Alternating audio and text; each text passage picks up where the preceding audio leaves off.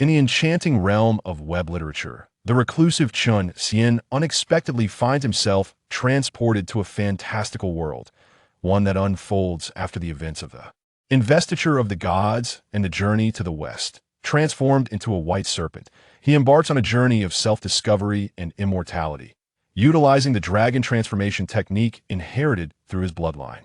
Chapter 1. Reborn as a Serpent. Nestled among the aquatic vegetation by the riverbank, Chen Xian gazes at the fish frolicking in the water. With his slender, snow-white serpentine form, adorned with intricate scales, he swiftly plunges into the depths, capturing a small fish with lightning speed. After swallowing his prey, he glides back to the shore. It has been some time since Chen Xian, once a modern youth well-versed in online novels, has adapted to his new existence as a serpent. Previously, the thought of consuming live fish would have repulsed him, however.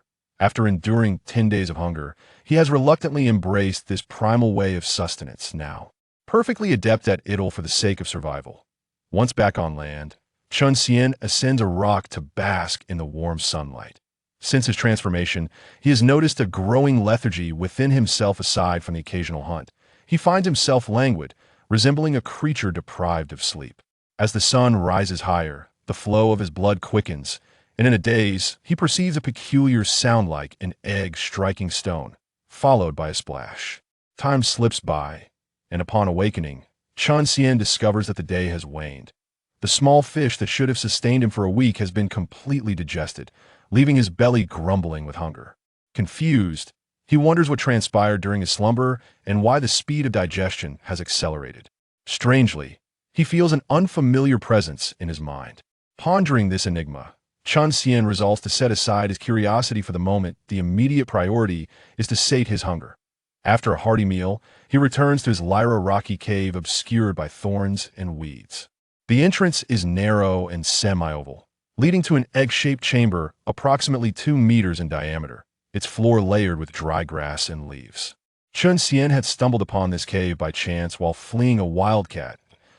In a moment of desperation, he had squeezed through a narrow crevice, and to his surprise, found this hidden refuge. After 3 days of gathering dry grass, the once cold stone chamber began to feel like home. Reclining on the grass, he reflects on the peculiar sensation he experienced during his sunbathing. What felt like a mere instant had, in reality, spanned 3 to 4 hours.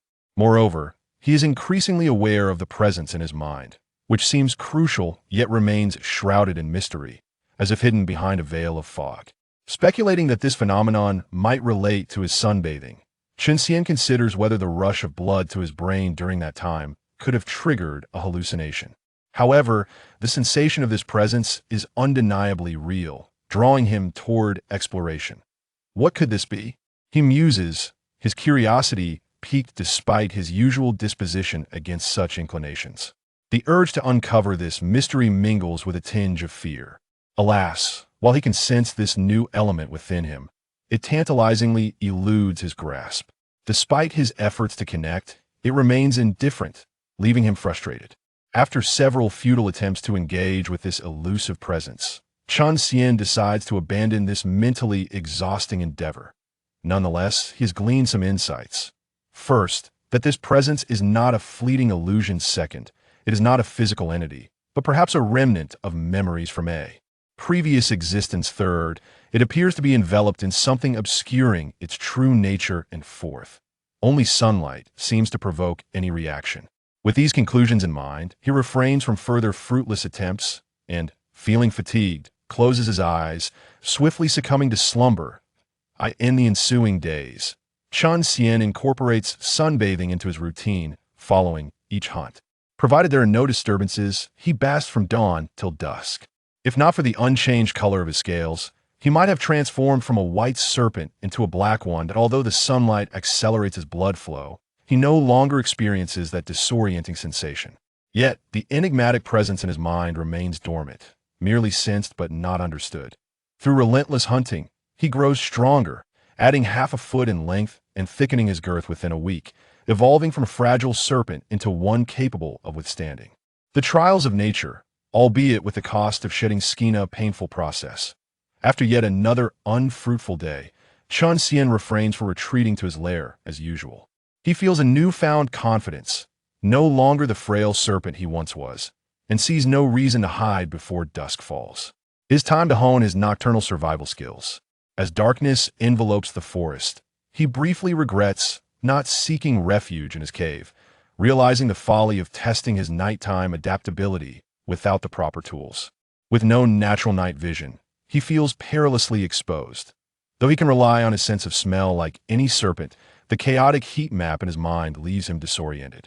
The sounds of the night forest strange calls of owls, the haunting howls of wolves, and the rustling of leaves create an eerie atmosphere. Having grown accustomed to these sounds, Chen Xian stares up at the stars, lost in thought. Though he possesses no knowledge of astronomy, he recognizes the Big Dipper. Gazing at the 7 stars that form a ladle, he speculates whether he remains on Earth or in a parallel universe, uncertain if he has traveled to the past or the future. Suddenly, a snapping branch jolts him from his reverie. Following the sound, he sees a shadow pouncing toward him. Without a moment's hesitation, he dodges to the side just in time. Meow! The shadow lands, revealing itself as a yellowish-brown wildcat. Chen Xian swiftly retreats, creating distance while raising his head and hissing, baring his sharp fangs in readiness for a confrontation. The wildcat, having missed its strike, circles him cautiously, searching for an opening, and thus a standoff between serpent and feline ensues. Chapter 2. The Transformation of Dragons. Although Chen Xian presented an aggressive facade, it was merely a display of bravado. Gazing at the mountain cat, whose sharp fangs glinted menacingly in the starlight and whose claws shone with a chilling brilliance. He would have fled had he not known that his speed was inferior to that of the feline. Now, he could only hope that his venomous fangs would intimidate his adversary into retreat. The mountain cat circled around Chen Xian, its emerald eyes shimmering with a ghostly light. Fixated on his vulnerable midsection, poised to strike at any moment. It occasionally lunged with its claws, only to retract them swiftly, as if wary of something. As the starlight waned and the cold dew settled silently, time passed inexorably, and the standoff between the cat and the serpent endured for approximately 15 minutes. Cats are notoriously impatient creatures, and soon enough, the mountain cat exhibited signs of agitation, emitting low, throaty growls. Clearly, its patience had worn thin, and an assault was imminent. The mountain cat crouched low, its hind legs coiled tightly, its tail erect like a steel rod, and with a guttural growl, it launched itself at Chen Xian. In a flurry of motion, Chen Xian barely had time to react, darting sideways while attempting to bite at the mountain cat.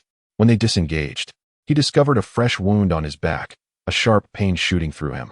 While he had only succeeded in snagging a mouthful of cat fur without inflicting any real damage. How vexing! This mountain cat was unexpectedly formidable. Chen Xian felt a surge of indignation, realizing that as a time traveler, he was being bullied by a mere mountain cat, an absurdity indeed. Before he could ponder further, the mountain cat struck again, this time more viciously, leaving 3 deep gashes from his abdomen to his tail, shedding scales in its wake.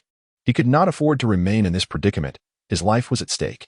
An idea struck him: cats are averse to water, and he recalled a pond nearby.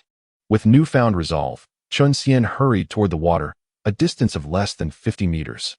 If he could sprint without caution, he could cover it in under 30 seconds.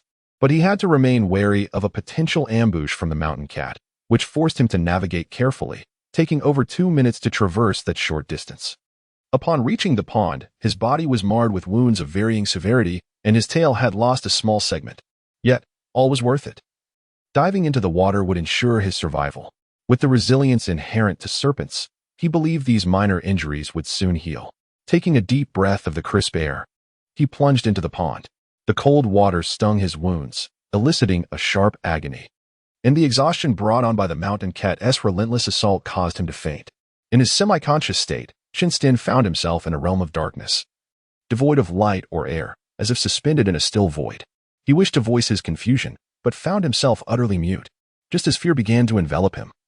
A glimmer of light appeared before him. Seizing upon it as a lifeline, he drew closer to the source. As he approached, he discerned that the luminous entity resembled a translucent mist, exuding a comforting warmth. Unconsciously, he extended his hand toward the light, and before he realized it, his palm made contact. A torrent of information surged into his mind, causing him excruciating pain as if his head might explode. Chen Xian, who had been unconscious, let out a pained cry, awakening from his stupor. Gritting his teeth against the searing pain, he focused on the sudden influx of knowledge that flooded his consciousness. Moments later, he found himself laughing uncontrollably, his hissing voice reverberating with a joyous undertone. If a master of Serpent language were present, they would have been astounded by the implications of his words, for he was exclaiming his intent to rise to greatness, declaring that if he did not marry 100 or 80 celestial maidens, he would be unworthy of the heavens' favor. Chen Xian was elated, realizing that his unexpected injury had awakened a lineage legacy, granting him access to a cultivation method known as the Dragon Transformation Technique. According to the outline of this technique, any serpent, python, or carp with a reverse scale was of the dragon lineage, capable of shedding their mundane form to become a true dragon, achieving celestial status and eternal life. The allure of immortality was enticing, but the prospect of transforming into a human form was enough to compel him, a creature weary of his serpentine existence, to strive relentlessly for mastery. However, this was not the optimal moment for cultivation. He needed to assess his injuries and thoroughly understand the dragon transformation technique to prepare for his journey ahead.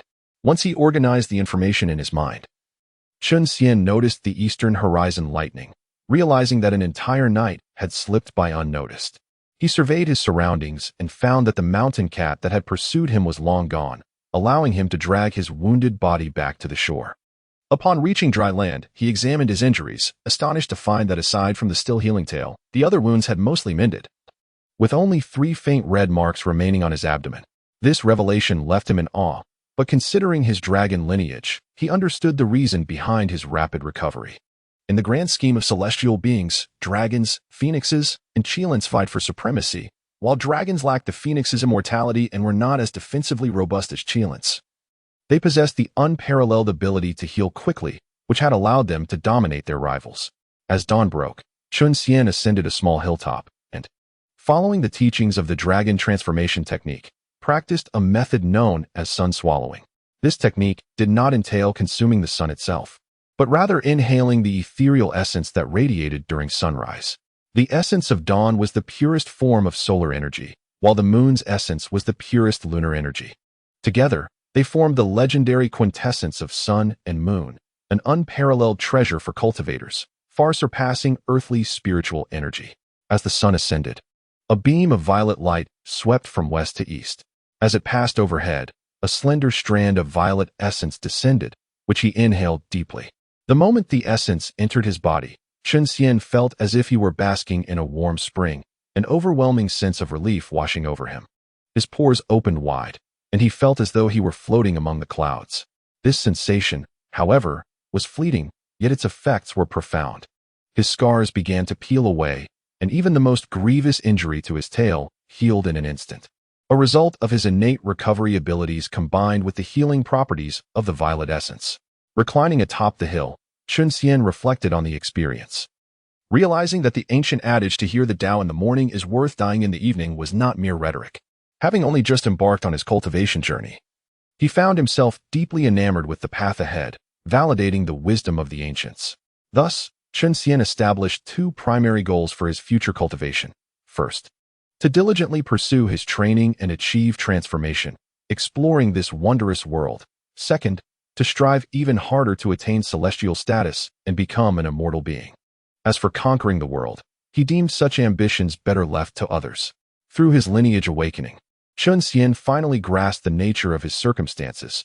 He had traversed into the celestial realm following the events of the investiture of the gods, a world that would later feature in the journey to the west, where the 4 continents would be ruled.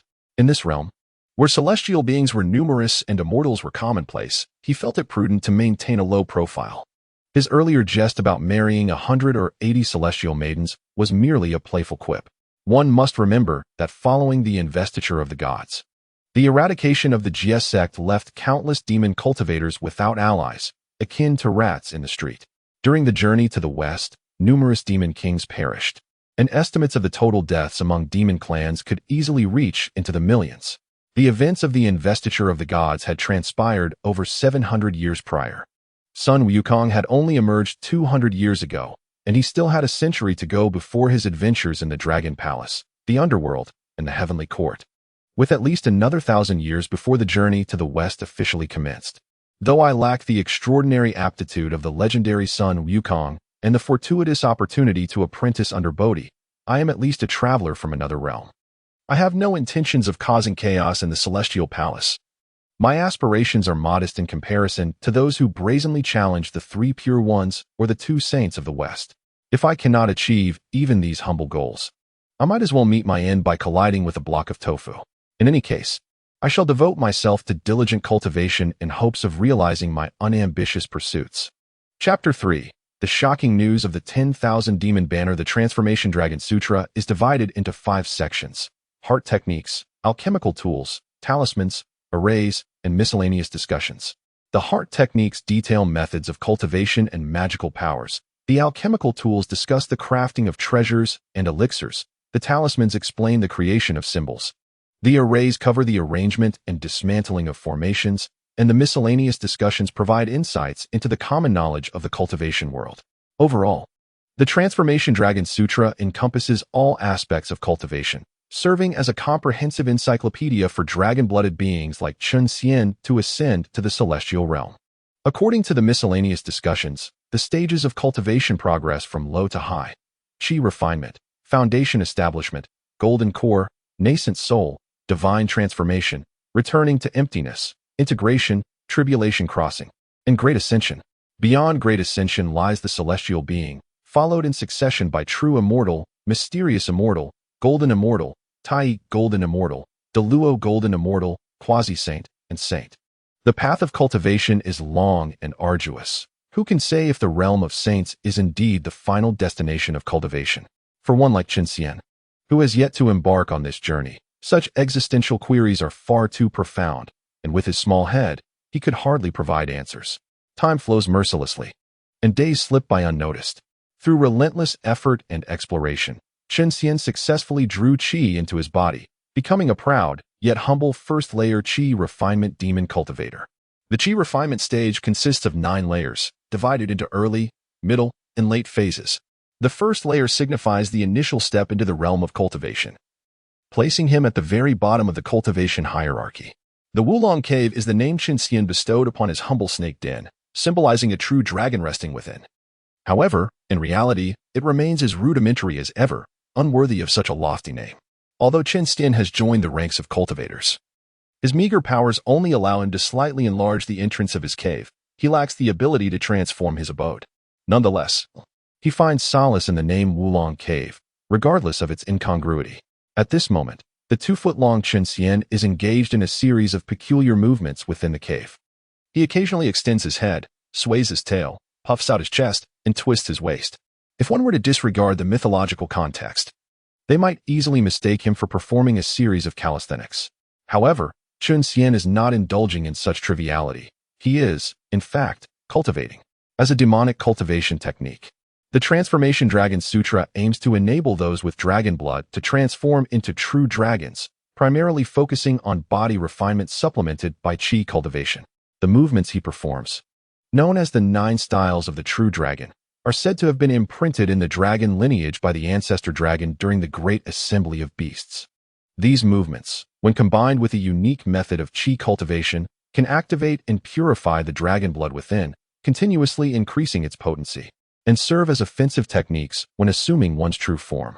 The 9 styles of the true dragon lack formal names, but if one were to assign names, they might be: the divine dragon reveals its head, the divine dragon probes its claws, the divine dragon swings its tail, the dragon roars to the heavens. The dragon travels the world, the flying dragon in the sky, the dragon swims the 4 seas, the dragon dives into the abyss, and the dragon and snake rise on land. While these 9 movements may seem simple, executing them is quite challenging. The essence of the 9 styles lies in the spirit, not the form, demanding the practitioner embody the essence of a dragon and exude a domineering aura. Unfortunately, for a reclusive young man like Chen Xian, embracing the ferocity of a dragon is a daunting task. Despite his inability to grasp the profundity of the 9 styles, his practice yields some results. First, his blood no longer feels cold, marking his evolution from a cold-blooded creature to a warm-blooded one. Second, his senses sharpen, with the most noticeable change being the increasing redness of his eyes. Finally, not only does his body grow rapidly, but his digestion also accelerates. After completing a set of the 9 styles, Chen Xian feels as though his bones are breaking, his body aches all over, and the constant need to circulate his qi leaves him mentally drained. He had intended to rest and recuperate, but a gnawing hunger prevents him from finding sleep. After resting on a patch of grass and feeling some recovery in his strength, Chen Xian crawls out of his snake den and wobbles toward the riverbank. At this time, the moon hangs high in the sky, and the mountains are shrouded in silence, save for the occasional howl of a wolf. Following the snake path he had carved through the terrain, he glides to the riverbank, encountering no animals along the way, not even the bobcat that often opposed him, which leaves him feeling somewhat disappointed. There would be no chance to avenge himself today. Silently slipping into the water, he deftly catches a palm-sized fish, successfully completing a hunt. From entering the water to finishing his meal, the entire process takes less than 3 seconds, a remarkable improvement over his previous luck-based hunting methods. Feeling invigorated after his meal, Chen Xian is in no rush to return to his cave. Instead, he decides to drift downstream, curious to see if there are humans nearby and how they live in the present day. As he approaches the lower reaches of the river, the channel widens, and the creatures inhabiting it grow larger. He even spots a 3-foot-long sturgeon battling a 2-foot-tall lobster. Their spiritual fluctuations indicate that they possess intelligence and understand cultivation. Adhering to the principle of avoiding unnecessary trouble, Chen Xian intends to bypass the conflict, but unexpectedly, the 2 creatures, who had been locked in combat, cease their struggle and converge on him. Just as Chen Xian assumes they bear ill intentions and prepares to flee, he receives a mental message from the lobster. "Hey, who are you? I haven't seen you before." Taken aback, Chen Xian thinks, "I could ask you the same. Why are you blocking my way?" However, recognizing their numerical advantage, he opts for caution and answers, "My name is Chen Xian, and it's a pleasure to meet you." Yet, he cannot communicate through mental transmission, which requires at least the 4th layer of qi refinement, so he merely hisses in response, unsure if they understand. To his surprise, the lobster seems to comprehend, emitting a series of strange sounds that he inexplicably understands. "Hello, I am Xiaoli," the lobster proclaims, waving its large pincers. "I am Xīyóu, the giant carp adds. What brings you two to obstruct my path?" Chen Xian inquires, attempting to remain calm despite his confusion. A crocodile demon at the Foundation establishment stage has appeared downstream, preying on passing spirits and claiming they are to be used for some 10,000 demon banner. "We believe it is not something good, so we fled upstream to warn you since we saw you heading downstream," the carp explains rapidly. The 10,000 demon banner.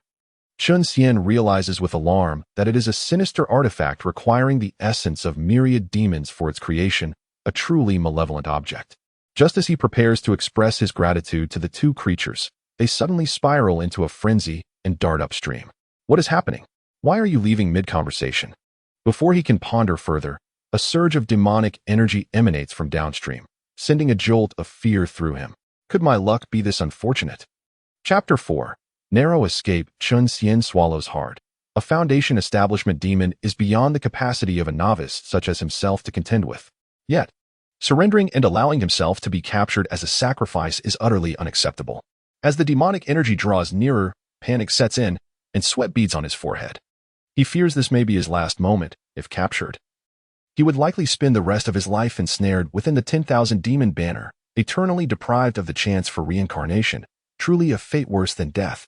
Running would undoubtedly be futile. With my meager speed, I am but a snail in their eyes.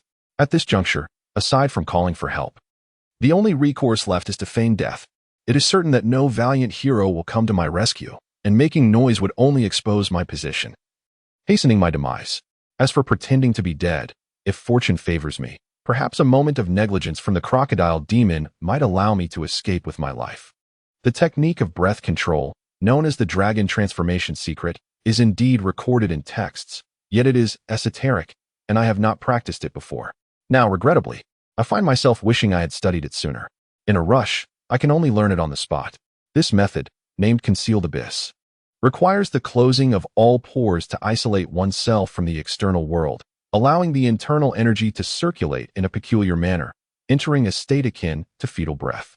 However, executing this is more challenging than it sounds. Merely closing my pores consumed considerable time, and before I could enter the fetal state, the aura of the demon had already reached above my head. Having done all that I could, I was left to fate. I looked up to see a mass of dark clouds approaching, within which was a robust man with a shining bald head and a sinister expression. Most strikingly, he had a long crocodile tail trailing behind him. If there were no unforeseen circumstances, this man was likely the foundational stage crocodile demon spoken of by the great carp and the giant lobster. He soared above the river, riding the demon wind, pausing above me for a few seconds before continuing upstream. When the crocodile demon hovered above, my heart nearly ceased to beat, and once it moved away, it resumed a frantic pace. I felt utterly drained, my body weak and my vision blurred, as if I had just engaged in a fierce battle with 10 ferocious women. I could muster no strength. After catching my breath, just as I prepared to ascend the bank, I noticed the river had turned crimson, countless small fish and shrimp corpses floating downstream, covering the surface. It seemed a conflict had erupted. I wondered if the great carp and the lobster could withstand it. Witnessing such a scene, I couldn't help but worry for the 2 demons who had previously given me a kind warning. Huh, you 2 stinky fish dare to challenge me? Now you know the might of the 10,000 demon banner. A boisterous laugh echoed from upstream, and I turned to see the robust man, transformed from the crocodile demon, brandishing a flag infused with demonic energy, howling to the heavens, his voice likely audible 10 miles away. Gazing at the flag in his hand, a chill enveloped me, as if I had plunged into an icy abyss. What a terrifying banner it was! The blood-red fabric was thick with ghostly figures, seemingly countless souls wailing in anguish. The flagpole, black and resembling a long spear, emitted an aura of death that shook the heart. More horrifyingly, within the swirling ghostly figures, I recognized 2 familiar silhouettes, the great carp and the lobster, their vibrant lives extinguished, their essence trapped within the 10,000 demon banner, condemned to eternal torment as long as the banner existed. How tragic! Though I am not a paragon of justice, I possess my own sense of right and wrong, and I find such acts of using souls to forge artifacts deeply abhorrent. Looking at the man's smug and grotesque face, I felt an urge to charge forward and kick him. However, the circumstances were grim, and all I could do was slink away, striving to preserve my life.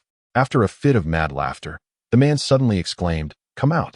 You must be tired from watching this show for so long. Let me help you stretch your limbs." My heart sank. I had been discovered. What misfortune! Yet, upon reflection, given this man's ruthless methods, had he truly realized my presence, he would have already summoned the 10,000 demon banner to seize my essence. Instead, he was likely attempting to bait me. If I foolishly revealed myself, would I merely become a source of amusement for him? Humph, if you want to come out, don't blame me for being impolite. After speaking, he waved the 10,000 demon banner, and countless ghostly figures surged forth from the flag, a chaotic amalgamation of flowers, birds, insects, and fish, as well as tigers, leopards, and wolves, filling a vast expanse. Well, who would have thought that a mere foundational stage demon could muster such a great display? Your 10,000 demon banner is nearing completion, isn't it? Let me see, 9,836, not bad at all. Why not present it to this Taoist as a gift? Amidst the swirling ghostly mist, a teasing voice emerged, and an elderly Taoist unexpectedly appeared within the encirclement of specters. Who is this bold fool, so brazen in his words? You wish to use the 10,000 demon banner to exchange for your life? The man roared in fury, shaking the banner vigorously, directing the souls toward the Taoist. Ah, you wretched creature, why can't you recognize a good heart? The 10,000 demon banner is a tool of calamity. Using it could invite misfortune. I have the intention of saving your life, yet you seek your own demise. Very well, I shall grant you your wish. The old Taoist produced a red-skinned gourd, releasing a stream of crimson mist from within. Those rushing demons, upon contact with this mist, melted away as swiftly as snow under the blazing sun. What a remarkable insight! Recognizing this soul-devouring blood mist, the Taoist did not press the advantage. The red mist enveloped the surroundings, forming a dense protective barrier. The man hoisted the 10,000 demon banner onto his shoulder and, with a stoic expression, inquired, "Are we still fighting?" After a brief silence, the Taoist replied, "Seeing you refining the 10,000 demon banner, I initially planned a sneak attack to seize it, but your vigilance caught me off guard. Hence, I shall take my leave for now." With that, he summoned the red-skinned gourd and ascended into the sky. Taking your leave? Does that imply you will return? The man pondered silently before soaring away on the 10,000 demon banner toward his lair. Observing their departure, I remained in place, contemplating for a long time. I had not anticipated that competition at the lower levels of this world would be so fierce. In the past, when reading Journey to the West, I had only seen lofty deities and monopolistic demon kings, never considering that this world was populated more by ordinary folk and lowly cultivators seeking immortality. As for beings like myself, we are but insignificant existences in the eyes of those exalted gods and demons, perhaps even less than ants, as ants can at least evoke some disdain, whereas I do not even register in their sight. Alas, I am still far too weak. With an indescribable sense of melancholy, I returned to my cave residence. Once back in the Wulong cave, I immediately immersed myself in cultivation. The events of the day had profoundly shaken me. Faced with danger, I had found myself utterly powerless. I must grow stronger, and ever stronger. While I devote myself to relentless training within my cave, the crocodile demon, upon returning to its watery abode, furrowed its brow. The 10,000 demon banner was nearly complete. Such an aberrant artifact would surely attract heavenly retribution upon its completion, and I would be severely weakened while protecting it. Just at this moment, a practitioner of the demonic path wielding soul-devouring blood mist had appeared. The situation seemed rather dire. Transforming back into the robust man, the crocodile demon stroked its bald head and resolved to seek assistance from its brethren. Though it felt somewhat shameful, it was certainly better than being slain and having its treasure taken.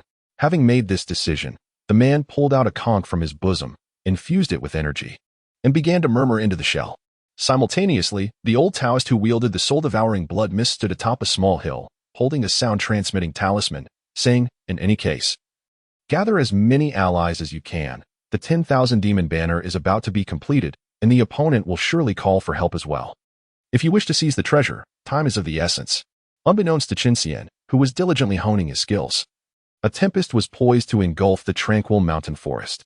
Chapter 5. The Great Battle of Demons and Monsters. More than 10 days had passed since the incident involving the banner of 10,000 demons. Through this period of arduous cultivation, Chen Xian had significantly progressed in his practice, achieving the second level of qi refinement. He had also mastered a few minor spells, such as the fireball and waterball techniques. Though they were more for show than practical use, they nonetheless signified his advancement, filling him with exhilaration. As for the remarkable achievement he had accomplished previously with the abyssal depths, Chen Xian had indeed dedicated considerable effort to it. Now able to summon and dismiss it at will, he was confident that even if he stood before the imposing figure of a Baldi, the latter would perceive him merely as an ordinary white serpent, rather than a serpent demon endowed with intelligence and cultivation.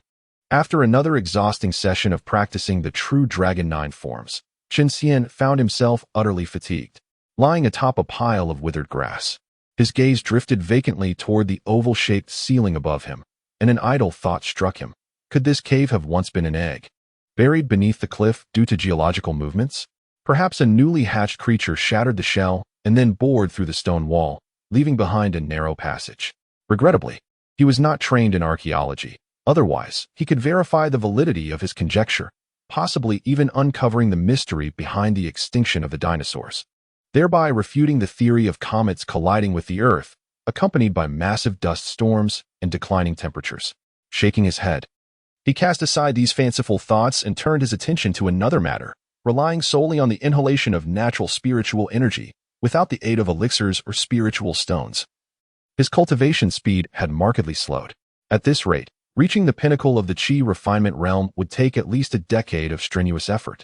According to his calculations, he needed to attain the golden core stage to shapeshift.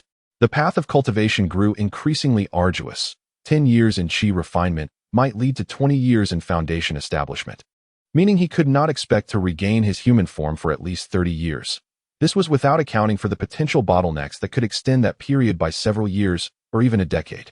Although Chen Xian was patient, 30 years felt interminable, and he feared he might lose his sanity in solitude, devoid of any companionship. Cultivation emphasizes the importance of companions, resources, and a suitable environment. Chen Xian realized that, apart from his skills, he lacked all three essential elements, rendering any hopes of achieving significant progress within a short time frame utterly illusory. At this moment, he found himself envying a certain monkey named Sun Wukong, who, even before his birth, had claimed dominion over the 10 continents and the blessed land of Flower and Fruit Mountain, coupled with the guidance of esteemed masters in his cultivation. He had even wreaked havoc in the heavenly palace, stealing peaches and elixirs, thereby possessing an abundance of companions, resources, and a favorable environment. It was no wonder that he achieved such immense renown, earning the title of Victorious Fighting Buddha, despite merely performing a monkey show before the deities of the three realms. Alas, the success of the Monkey King was not replicable. The lack of companions, resources, and a conducive environment loomed like three formidable mountains obstructing Chen Xian's path forward. Sighing, he could only harbor feelings of envy and resentment towards Sun Wukong.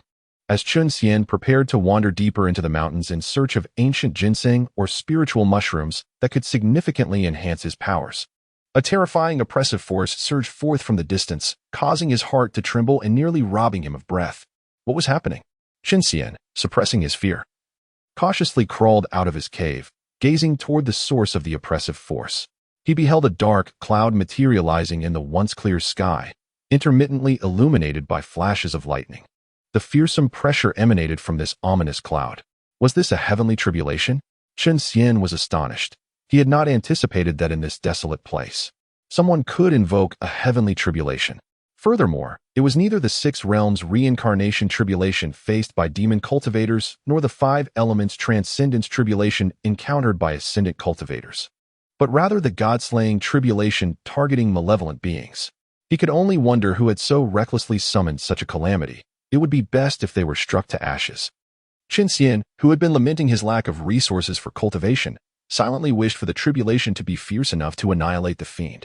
Determined to seize the opportunity, he resolved to approach the source of the tribulation while exerting his utmost to conceal his presence, channeling the abyssal depths to its limit as he made his way toward the heart of the storm.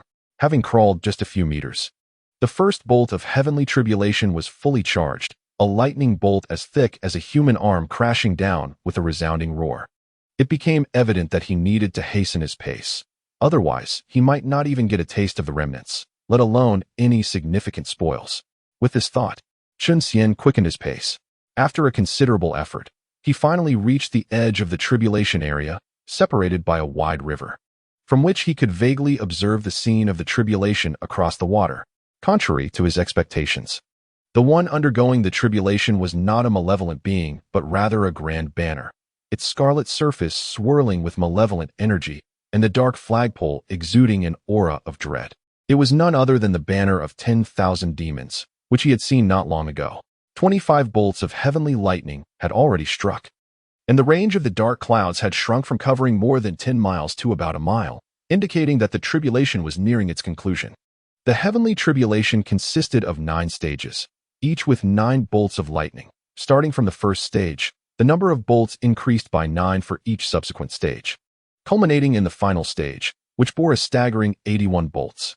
Reflecting on his knowledge of heavenly tribulations, Chen Xian deduced that the banner of 10,000 demons was likely facing the third stage of the tribulation. If such power was already evident in the third stage, he could scarcely imagine the sheer ferocity of the ultimate 9th stage. Disheartened to discover that the one undergoing the tribulation was not the anticipated malevolent being, but rather the banner of 10,000 demons, Chen Xian felt a wave of disappointment wash over him. Having approached with the hope of seizing an opportunity, he found that there were no benefits to gain, leaving him somewhat melancholic. As he gazed at the roiling clouds, he noticed the 26th bolt of heavenly lightning hesitating to descend. He mused whether 2 bolts might strike simultaneously, a rare occurrence indeed. Typically, the lightning would strike once, followed by a few minutes of silence before the next strike. Or in more brutal instances, the bolts would come in rapid succession without respite. The combination of multiple bolts was a sign of extreme malevolence, reserved only for the most wicked individuals or the most sinister artifacts, deserving of such royal treatment. After a tumultuous display, the clouds began to compress fiercely toward the center, ultimately forming a 10-meter square lightning pool. After brewing for over 10 minutes, a bolt as thick as a water barrel descended with blinding brilliance. Following this strike, the clouds dissipated as if exhausting their last vestiges of power, restoring the heavens to clarity. With a thunderous crash, Chen Xian felt a piercing pain in his eardrums, his blood surging within him. The true energy he had channeled into the abyssal depths suddenly spiraled out of control, wreaking havoc in his meridians. His vision darkened, and he fainted. When the storm clouds finally dispersed, the area surrounding the banner of 10,000 demons was now occupied by over a dozen figures in addition to the imposing figure of the Baldy, who had been infusing it with energy. These individuals appeared to be divided into 2 factions. One group, like the Baldy, sported crocodile tails, while the other comprised a cadre of black-robed Taoists with hawk-like faces, with a weary expression. The baldy holding the banner of 10,000 demons laughed heartily at a frail old man across from him, saying, "I knew you would come, you old rascal. I didn't expect you to bring so many reinforcements. Truly, you are no good." The old Taoist gazed greedily at the banner of 10,000 demons and declared, "Hand over the banner, and I shall spare your lives. Preposterous. You 5 Foundation establishment cultivators against our 6. I would like to see how you plan to spare us." The baldy replied disdainfully. Just as the old Taoist was about to retort, he was interrupted by a burly man with a scarred face, who impatiently exclaimed, "Why waste time with words? Let us all attack together." With that, he brandished a spiked club and charged at the baldy wielding the banner. The battle erupted, both sides selecting their opponents and clashing fiercely along the riverbank. The scarred-faced man fought valiantly, wielding his spiked club against both the baldy and a heavily armored warrior. Although the baldy was weakened from the tribulation, the scarred man managed to push both adversaries back, showcasing his formidable prowess. In the midst of a fierce battle among 11 foundation-building cultivators, the ground trembled as if it might split apart. With the clash of magical artifacts and spells creating a tempestuous scene, the battlefield expanded rapidly, centered around the opposite bank of the river, spreading chaos outward. When Chen Xian languidly awoke, he was taken aback to find 2 figures engaged in fierce combat before him. What had transpired? A sense of confusion washed over him, as he felt he had missed something significant. However, not allowing himself to ponder further, he noticed the intensity of the fighters' struggle escalating, and the aftershocks of their spells surged toward him. "Damn it," Chen Xian muttered under his breath, quickly ducking behind a rock the size of a millstone for cover. With a resounding crash, the rock shattered into countless fragments, and a dazed Chen Xian found himself thrust onto the battlefield. Chapter 6. The Monster Market. Chen Xian stared blankly at the 2 combatants, his mind a void. Had he not hidden behind the rock, he might have ended up as a mere casualty, rather than the rock itself. The 2 fighters, too engrossed in their clash, remained oblivious to this unwelcome spectator, continuing their fierce duel. Sensing the danger, Chen Xian discreetly suppressed his presence and silently crawled away from the treacherous area. Once atop a small hill, he glanced back down, witnessing a dozen individuals engaged in a brutal melee along the banks of the great river. Among them were 2 familiar figures, the bald man and the old Taoist priest. Yet, the one who captured his attention was a scarred-faced brute wielding a spiked club, renowned for his ferocity. The scarred man swung his club with abandon, disregarding the swirling specters around him, and, encased in an invisible barrier, forced the bald man and an armored foe to retreat in disarray. Just as Chen Xian focused on the scarred fighter, the latter let out a primal roar, his face flushed as if he had consumed a potent elixir, and his speed of attack surged dramatically. With a single swing, he sent the armored opponent flying, before turning to deliver a crushing blow to the bald man's head. The impact was catastrophic, as the bald man's skull shattered like a watermelon, resulting in instant death, his body collapsing into a headless crocodile carcass. The scarred man triumphantly picked up the Wanyao banner, exclaiming, "The prize is ours, retreat." He then produced a talisman from his robe, activated it, and sped away. The other black-clad Taoists, having similarly dispatched their opponents, followed suit, applying talismans and making their hasty exit. Old 4. The armored fighter, snapping back to reality, lamented the fate of the headless crocodile, whose brain had been splattered. He glared at the remaining fighters, declaring, "That guy just unleashed the little demon disintegration technique. He won't last long. Let's pursue him and avenge old 4. With that, he charged after the scarred man, followed by the remaining 4 demons. As these figures departed, the banks of the river returned to a semblance of tranquility, leaving only the scattered debris and the headless crocodile carcass to bear witness to the recent violence. Observing the transformed crocodile demon, Chen Xian sighed. Regardless of how formidable one may have been in life, in death they are merely a corpse. After this reflection, he approached the remains, pondering that if he did not search the body now, when would he? Waiting for the return of the deceased's brethren would only diminish his chances. He swiftly swam across the river, reaching the crocodile's carcass. Gazing at the 20-meter-long headless body, Chen Xian marveled at the sheer size of a foundation-building demon, which dwarfed him by a factor of 20.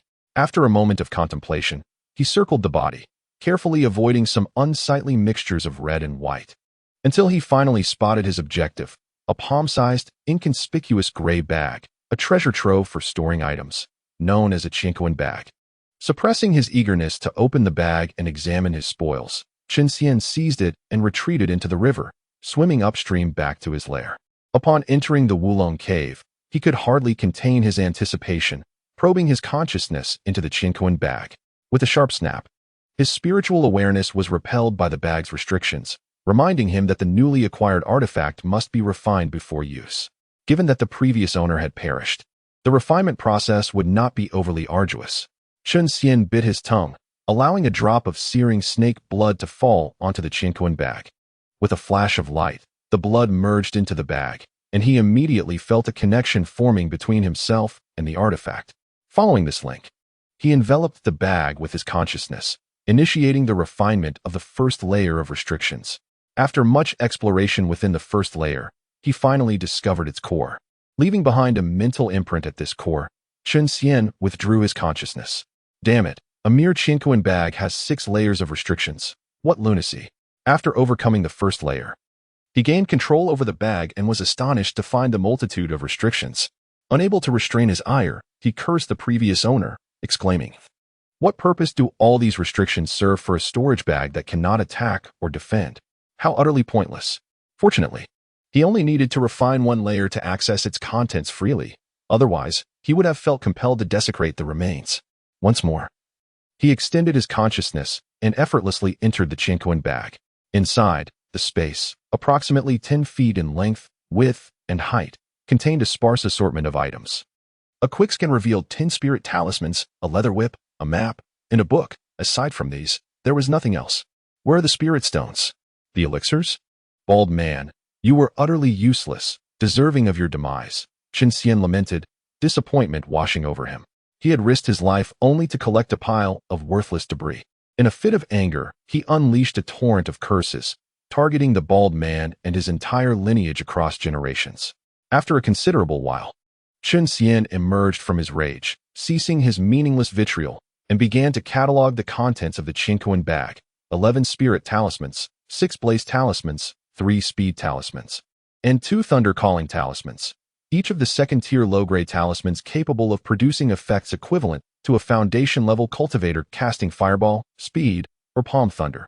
A premium 14-layer restricted leather whip, usable only by foundation-level cultivators. A distribution map of the monster market in Xīyóu, marked with countless red dots, and an unnamed cultivation technique containing the method to refine the Wan Yao banner.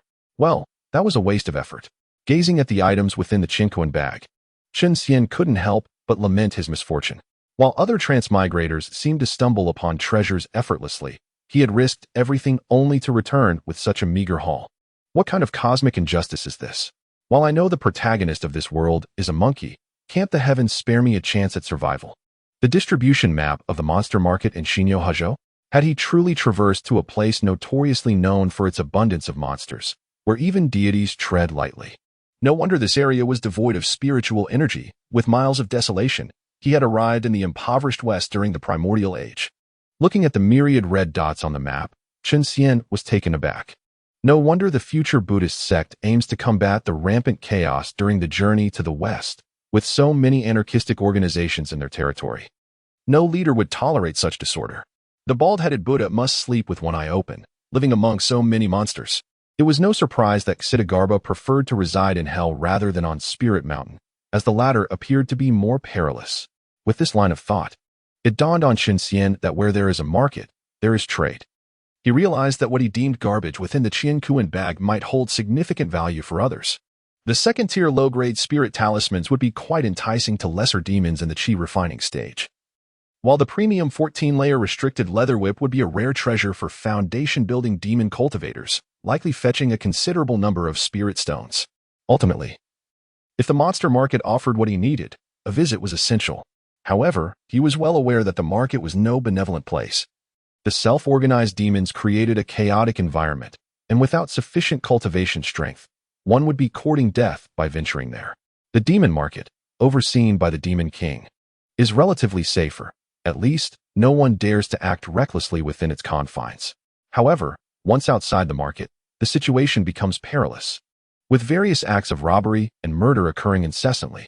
In short, the demon market is fraught with danger, and one must exercise caution when venturing there. Chen Xian pondered this and concluded that a visit to the demon market was indeed necessary, albeit not just yet. He resolved to wait until he reached the 4th level of qi refinement and had refined his horizontal bone to the point of being able to speak coherently. Otherwise, the constant hissing would likely invite derision from the demons. Time passed swiftly, and in the blink of an eye, 4 months had elapsed. Chen Xian successfully advanced to the 4th level of qi refinement and had refined his horizontal bone, additionally mastering 3 highly practical spells, the cloud body technique, which, upon activation, could exponentially increase his speed, the cloud concealment technique, a method of invisibility, succinctly designed for stealth, and the simplified version of the great transformation technique, capable of enlarging or shrinking oneself by tenfold. Although it lacked the grandeur of the original technique that allowed one to tower over the world, it required less cultivation and consumed minimal energy. In truth, even if presented with the original technique, Chen Xian, with his current 4th level qi refinement, would be unable to utilize it. With all preparations complete, Chen Xian crawled out of the Wulong cave and shouted towards the sky, "Demon market, I am coming." Chapter 7. The Battle of Deities. Chen Xian suffers as the sun dipped below the horizon. The gentle evening breeze swept through the expansive mountains, where crimson leaves danced in the air. The fragrance of osmanthus filled the atmosphere, refreshing the spirit, as Xīyóu had already entered deep autumn. On the rugged mountain path, a 4-foot-long white serpent, thick as an arm and with blood-red eyes, gazed thoughtfully at the oblique sunset. This was none other than Chen Xian, the serpent demon, who had just emerged from the Wulong cave and was en route to the demon market at Yinding Mountain. After deciding to visit the demon market, Chen Xian had chosen Yinding Mountain as his destination, the closest market with a demon king in charge. However, closest was relative to other markets with demon kings. In actuality, the distance from Wulong Cave to Yinding Mountain was far from short, spanning 3,000 miles in a straight line, not to mention the numerous mountains and rivers in between, making the actual journey no less than 10,000 miles. Now, having been on the road for over a month, while simultaneously practicing his cultivation, he had only traversed a third of the distance.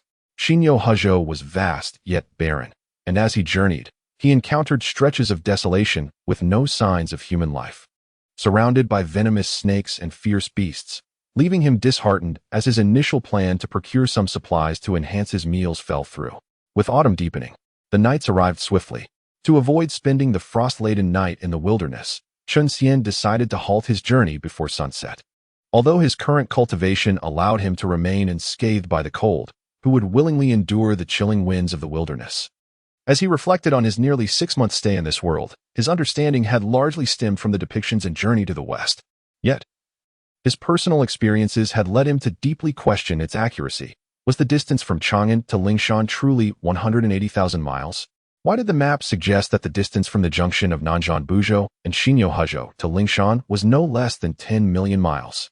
How could a mere mortal like Tang Xing traverse such distances in 14 years without modern transportation? The more he pondered, the more perplexed he became. Chen Xian decided to cease his speculations about the story of the journey, which contained numerous inconsistencies.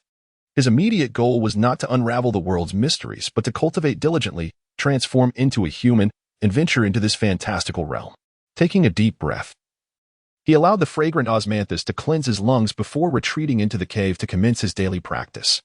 Having ascended to the 4th level of qi refinement for some time, he felt no pressing need for a breakthrough. His dantian felt like an abyss, incapable of being filled despite his efforts to absorb spiritual energy. This was also due to the thinness of the spiritual energy in the surroundings, even with continuous meditation. He found it challenging to gather a significant amount. As time passed slowly, feeling as if he had exhausted all the spiritual energy around him, Chen Xian opened his eyes, a fleeting glimmer of brilliance flashing in his blood-red pupils. Exhaling the stagnant energy from his chest, he surveyed the now darkened cave and suddenly felt a sense of aimlessness.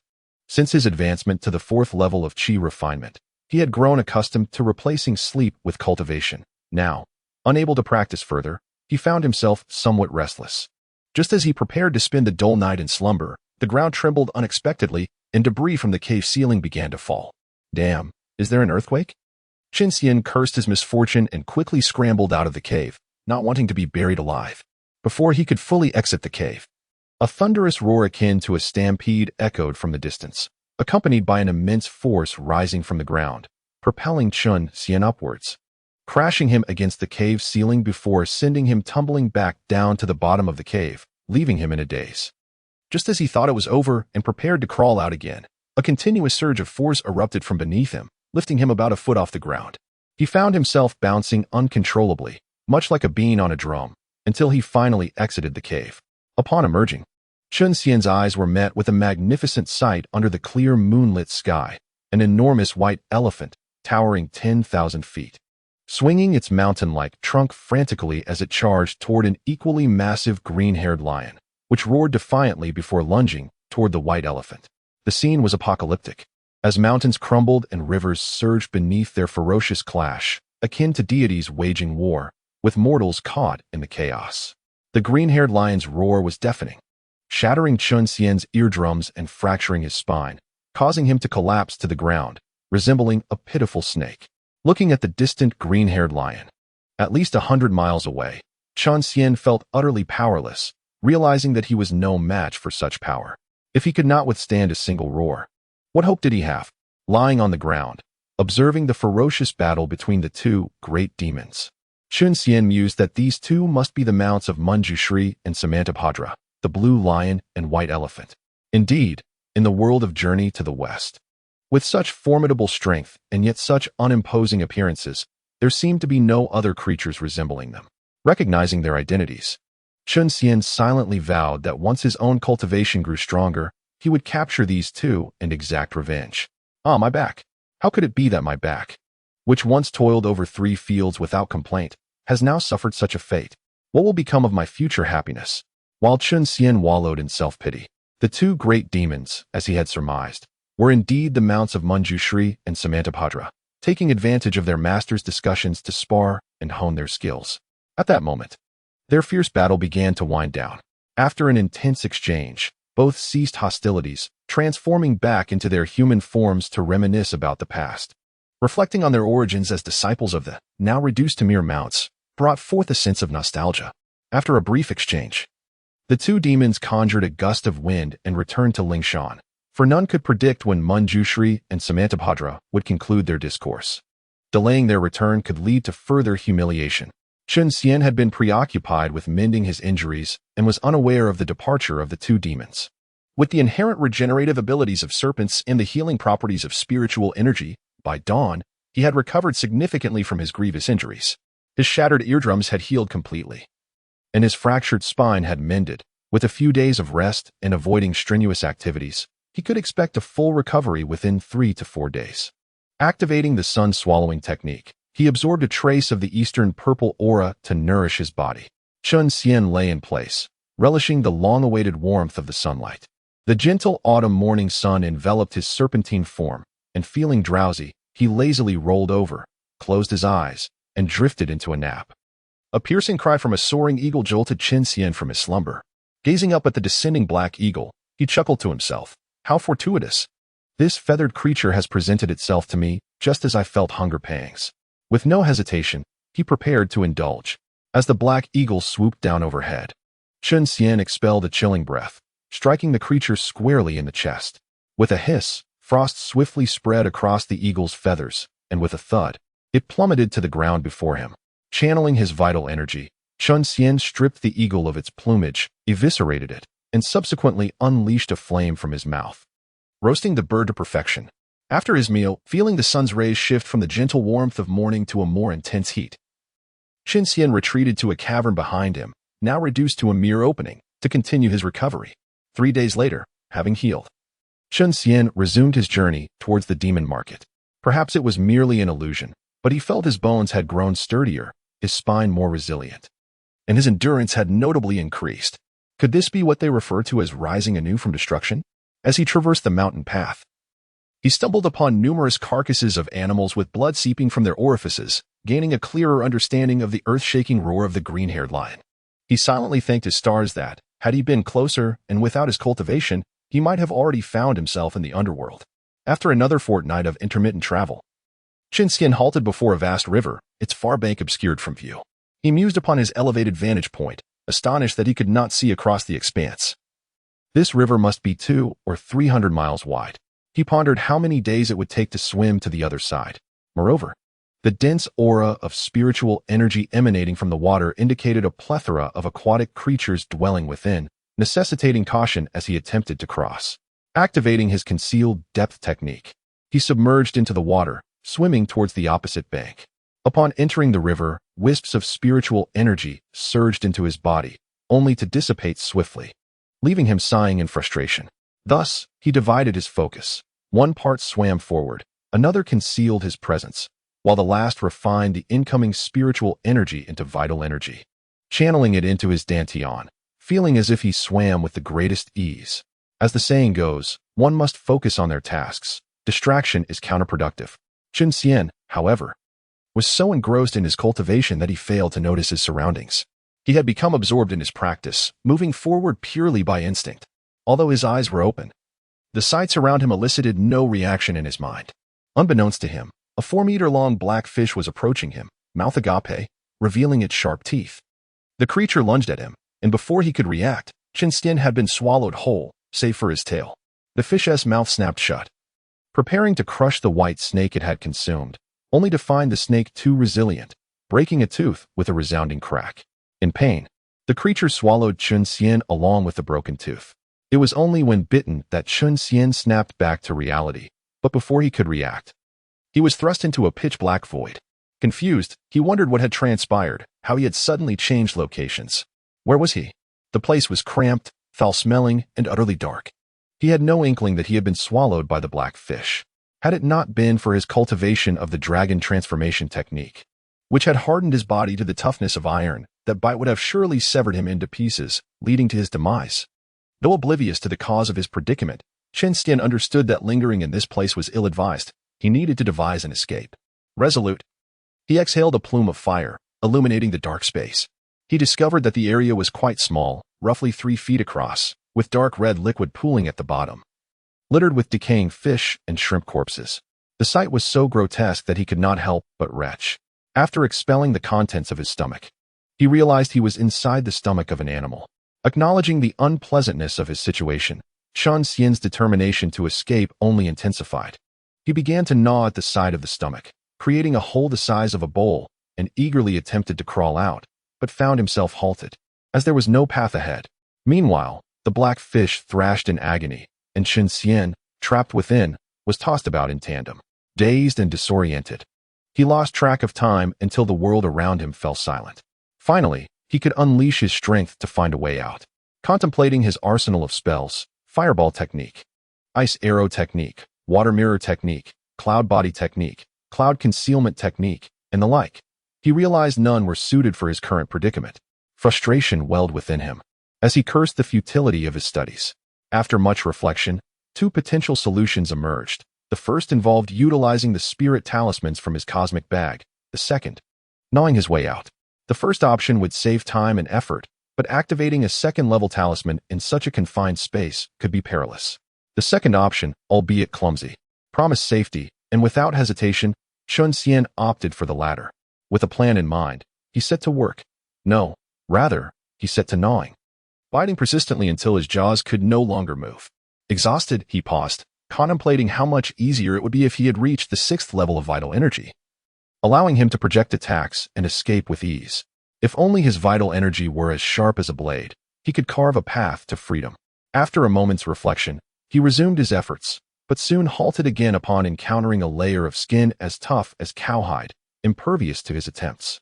Realizing he was nearing the end of his strength, he intensified his efforts, but despite his persistence, he could only scrape away a layer the size of a fingernail. With no other recourse, he resolved to employ his ultimate technique. In a moment of desperation, he unleashed a torrent of fire, alternating with ice, and finally shattered the confines of his prison, emerging from the belly of the black fish. Yet, before he could savor his newfound freedom, he was stunned by the scene before him. Had he merely escaped from the tiger's mouth only to enter the wolf's den? Surrounded by a dozen aquatic creatures resembling 2-meter-long catfish, Chen Xian found himself at a loss for words. His luck seemed unfathomable, though the creature's species eluded him. Their gaping mouths and sharp teeth made it evident they were carnivorous. However, Chen Xian remained unfazed. Having navigated life and death multiple times, this was but a trivial encounter. Employing the age-old strategy of retreat, he activated his cloud body technique, transforming into a gust of wind and swiftly maneuvering through the encirclement, escaping into the distance.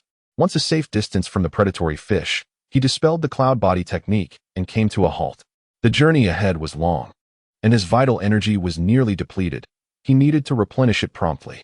After meandering along the riverbed, he paused before a pile of rocks, circling it several times before discovering a moderately sized cave. He slipped inside, curled up, and began absorbing the river's spiritual energy for his cultivation. The delicate essence of water flowed through Chen Xian's meridians like a cool spring, transforming into pure vital energy after circulating for a full cycle, merging into the vast sea of qi within his dantian. Not long after, he concluded his practice, invigorated not only by the restoration of his previously expended energy, but also by a slight advancement in his cultivation, bringing him a step closer to the 5th level of qi refinement. In just 2 days, the river goddess' birthday would arrive. Brother Shrimp, have you prepared a gift? Just as Chen Xian was about to embark on his journey once more, a sudden voice startled him, prompting him to quickly retreat back into the rocky cave. What to prepare? This fellow comes here every year just to collect some spirit stones. I don't have any left, so I might as well offer some fruits as a token gesture. Another voice chimed in, presumably that of Brother Bai. I plan to gift him a clock. The man referred to as Brother Bai stated. A clock? Are you out of your mind? Giving a clock as a birthday gift? You must be seeking death. The one seeking death is the river god, not me. Ever since he took office, he has been extorting the river's inhabitants. Who doesn't he harbor a deep-seated hatred for him? To be frank, I summoned you to discuss a significant matter. Let us unite and eliminate the river god. I would very much like to eliminate the river god, but with just the 2 of us at the Golden Core stage. How can we possibly defeat a Yuan-ing level river god? Who says it's just the 2 of us? I've already contacted the Golden Core cultivators in this river, and they are all willing to join forces. Even that cunning lad brought forth a vial of poison, claiming that even a Yuan-ing expert would suffer greatly from it. But what if we kill the river god, and the Celestial Court sends troops to exterminate us? You worry too much. Have you forgotten how this river god came to power?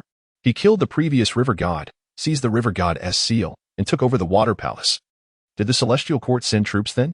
Given this, there is no reason to hesitate. Count me in. I knew you would agree. Come. Let us meet with a few old friends who have been awaiting your response. Once the outside was completely silent, Chen Xian stealthily emerged from the cave, feeling an urge to curse. Damn it, why can't they use their spiritual senses to communicate instead of speaking aloud? Do they want to be overheard and silenced, thereby showcasing their villainous nature? Luckily, I was vigilant. Had I not been operating my concealment technique, I could have been caught by those 2 fools. This place is not suitable for lingering. I must depart quickly. After leaving the treacherous rocky area, Chen Xian began to ponder. This Xīyóu is indeed chaotic.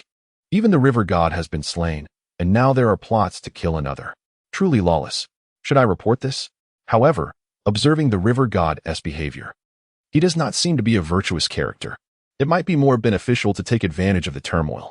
As the saying goes, when 2 tigers fight, one will be injured, and the other will fall. If I seize the opportunity to snatch the treasures of the fallen tiger, the injured one will likely be unable to pursue me. Yes, that shall be my course of action. The river goddess' birthday holds great potential. Chapter 9. The river goddess' birthday in the shadowy underwater world. Even on sunny days, the sky above is shrouded in gloom as if covered by dark clouds, which unsettles Chen Xian, accustomed to life on land. Yet, the underwater realm possesses unique landscapes and rare treasures unseen on land.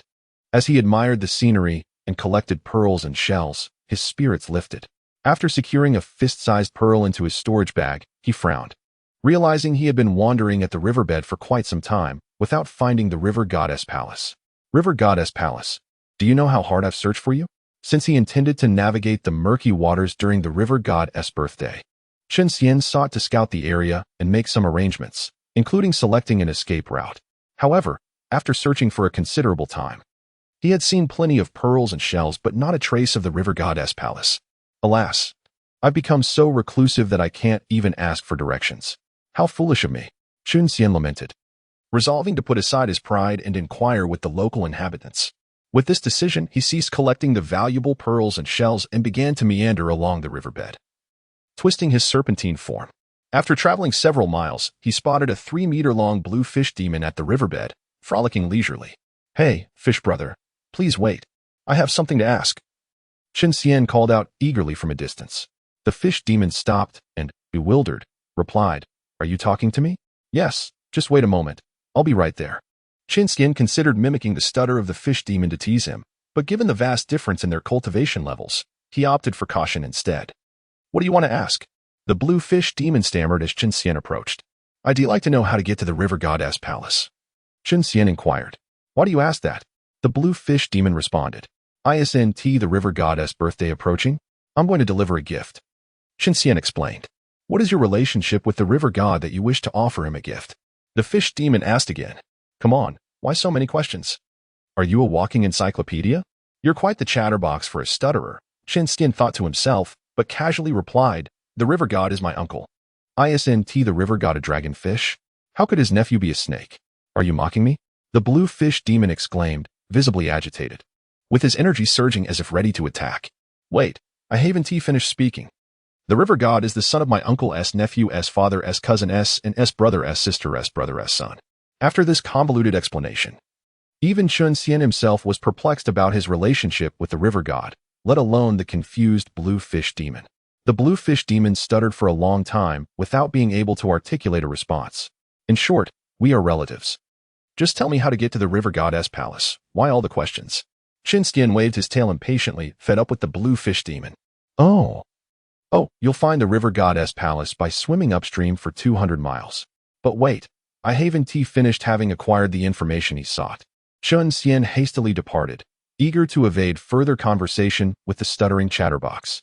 Following the directions given by the blue fish demon, he swam upstream for 3 to 4 hours, finally reaching the river goddess palace. From a distance, the palace appeared modest in size, roughly a square mile, yet it exuded exquisite craftsmanship: white jade walls, glazed tiles, bronze doors, and golden pillars. A translucent barrier held back the rushing river waters, giving it an ethereal aura from afar. In front of the main entrance stood a pair of jade chelants, guarded by 4 imposing crab generals. The plaque above read Western River Water Palace in gleaming gold letters. For Foundation establishment level giant crabs as guards. "This river god must be quite formidable," Chen Xian muttered, his brow furrowing. He had initially expected to encounter minor demons guarding the entrance, allowing him to slip and using his concealment technique, but instead, he faced formidable Foundation establishment demon cultivators. The disparity in their levels rendered his concealment technique ineffective, complicating matters. Fortunately, he had anticipated such a scenario and had prepared well in advance. Otherwise, he would have been utterly at a loss. Chen Xian felt a sense of pride at his foresight and cleverness. After circling the West River Water Palace several times, Chen Xian sought a secluded corner to cultivate. With only 2 days remaining until the river goddess' birthday, he could not afford to squander this precious time. Cultivation is akin to rowing against the current. One must either progress or regress, and there is no room for complacency. Every second of life must be seized to strive for excellence. The moments spent in cultivation seemed to pass with astonishing swiftness, and before he knew it, 2 days had slipped away without stirring a ripple in this dark, subterranean world. Of course, if ripples were to emerge from beneath the water, it would signify the formidable power of a typhoon. Today marks the 786th birthday of the West River God.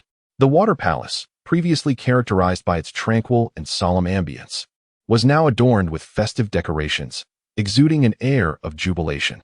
Since dawn, various water spirits had begun to arrive, each presenting their gifts before either departing or accompanying a half-transformed old turtle bearing a shell into the palace. Around the hour of shun, a white serpent exceeding 4 feet in length, with blood-red eyes, arrived at the Water Palace, carrying a gift box in its mouth.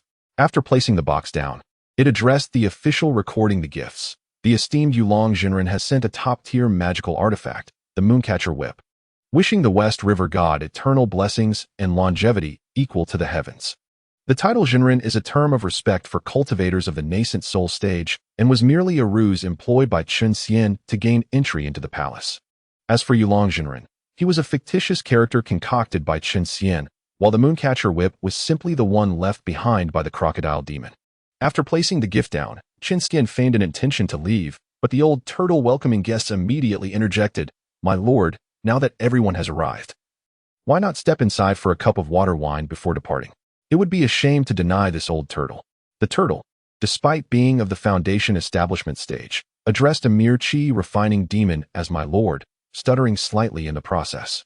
Chen Xian pretended to ponder for a moment before finally responding. Very well, since the Jinren did not specify a time to return, I shall impose upon you. Indeed. As the saying goes, a guest is a guest. Please, inside. The old turtle replied and led the way, while Chen Xian followed leisurely behind. Upon entering the water goddess palace, they arrived at a grand hall where the number of guests was modest, only about 100 or so. Primarily cultivators above the foundation establishment stage, alongside 6 or 7 others whose depths were indeterminate, likely golden core masters, which Chen Xian found unsurprising given his inability to discern their levels. As Chen Xian contemplated this, the old turtle guided him to the seat of honor. Addressing the middle-aged man seated there, "My lord, this is the messenger sent by Yulong Jinren to present a gift." Chen Xian immediately bowed low and proclaimed, "I am the humble demon Xiīyóu Bai, wishing the river god eternal blessings and longevity equal to the heavens." The West River god regarded him with an expression of inquiry. Jinren has traveled from the southern continent to establish a dojo near the West River. Upon learning of the river god's grand birthday, he intended to come personally to offer his congratulations, but an old friend unexpectedly visited, preventing his departure. Hence, he sent this humble demon to convey his gift as a token of goodwill. This hastily concocted tale had been meticulously prepared by Chen Xian over the past 2 days, and he spoke with confidence, hoping there were no flaws in his ruse. The West River god, appearing benevolent, replied, "Jinren is most considerate. Please convey my regards upon your return and inform him that I shall certainly visit him in a few days." Chen Xian, relieved that his deception had not been uncovered, assured him, "I shall not fail to deliver the river god's message." Internally, he mused how skilled he was becoming at weaving lies, yet felt no embarrassment. But of course, at present, he was in the form of a serpent, his face covered in scales. No one could discern his blush. "Minister Turtle, please arrange a seat for this young friend. The birthday banquet is about to commence, and we must not neglect our guests." The river god instructed the old turtle beside him. "Of course, it is my honor." The old turtle, or rather, Minister Turtle, promptly complied, addressing Chen Xian, "Esteemed guest, please follow me." After expressing his gratitude to the river god, Chen Xian followed Minister Turtle to a jade table where he found a commendable seat. Quite close to the main position, a place of considerable distinction, nearly on par with the golden core cultivators. Arrayed before him were various fruits that made Chen Xian's mouth water. Since his arrival in this world, he had not tasted delicious fruits for quite some time. The only fruits available had been bitter wild peaches and sour hawthorns. Now, with delectable offerings before him, how could he resist? However, to maintain the guise of a Jinren's envoy, he had to suppress his gluttonous urges, taking small bites instead. Just as he finished an apple, the West River god cleared his throat, drawing the attention of all present. Raising a cup of wine, he stood and proclaimed, "I am grateful to you all for taking the time from your busy schedules to attend my birthday banquet. Thus, I raise this cup to you all." The guests raised their cups in unison, and the West River god continued, "Now, I declare the banquet to commence." As his words fell, the sound of silk and bamboo instruments filled the air, and a group of fish maidens appeared to present splendid songs and dances, while the fish folk diligently served exquisite dishes. In an instant, the hall was filled with clinking cups and laughter, a scene of revelry. Chen Xian observed with a cold eye, internally scoffing at their pretentiousness, wondering how long they could maintain their charade. After satisfying his hunger and thirst, he turned to the Minister Turtle seated nearby, saying, "It is getting late. I must take my leave. Please kindly convey my gratitude to the river god for his hospitality. The banquet has scarcely begun. Dear guest, why the hurry to leave? Why not indulge in a few more cups?" Minister Turtle urged warmly. Chen Xian thought to himself, should he stay, he would be caught amidst the potential ensuing conflict between the golden core and nascent soul cultivators. Outwardly, he replied, "If I return late, the Jinren may take offense, and that would be difficult to explain." "In that case, allow this old one to see you off," Minister Turtle said, preparing to rise. No, there is no need. I am young and have already imposed upon you. I cannot trouble you further. Please remain seated. I shall depart on my own." Chen Xian, anxious that if the minister followed, it would hinder his plans to pilfer treasures, hastily spoke, not waiting for a response, and dashed out of the hall. Once outside, he noted that the minister had not followed, and he breathed a sigh of relief. Arriving at a corner of the corridor, he began to channel his technique, silently reciting incantations. A mist began to gather around him, enveloping his form. When the mist dissipated, both his presence and aura had vanished from the corridor. To be continued. Chapter 10. The heist. Simultaneously employing both the techniques of concealed abyss and cloud body, Chen Xian managed to obscure his form and mask his presence. This method, he devised, was a means of stealth, allowing him to remain undetected even when standing directly before an opponent, as long as their cultivation levels were not vastly different.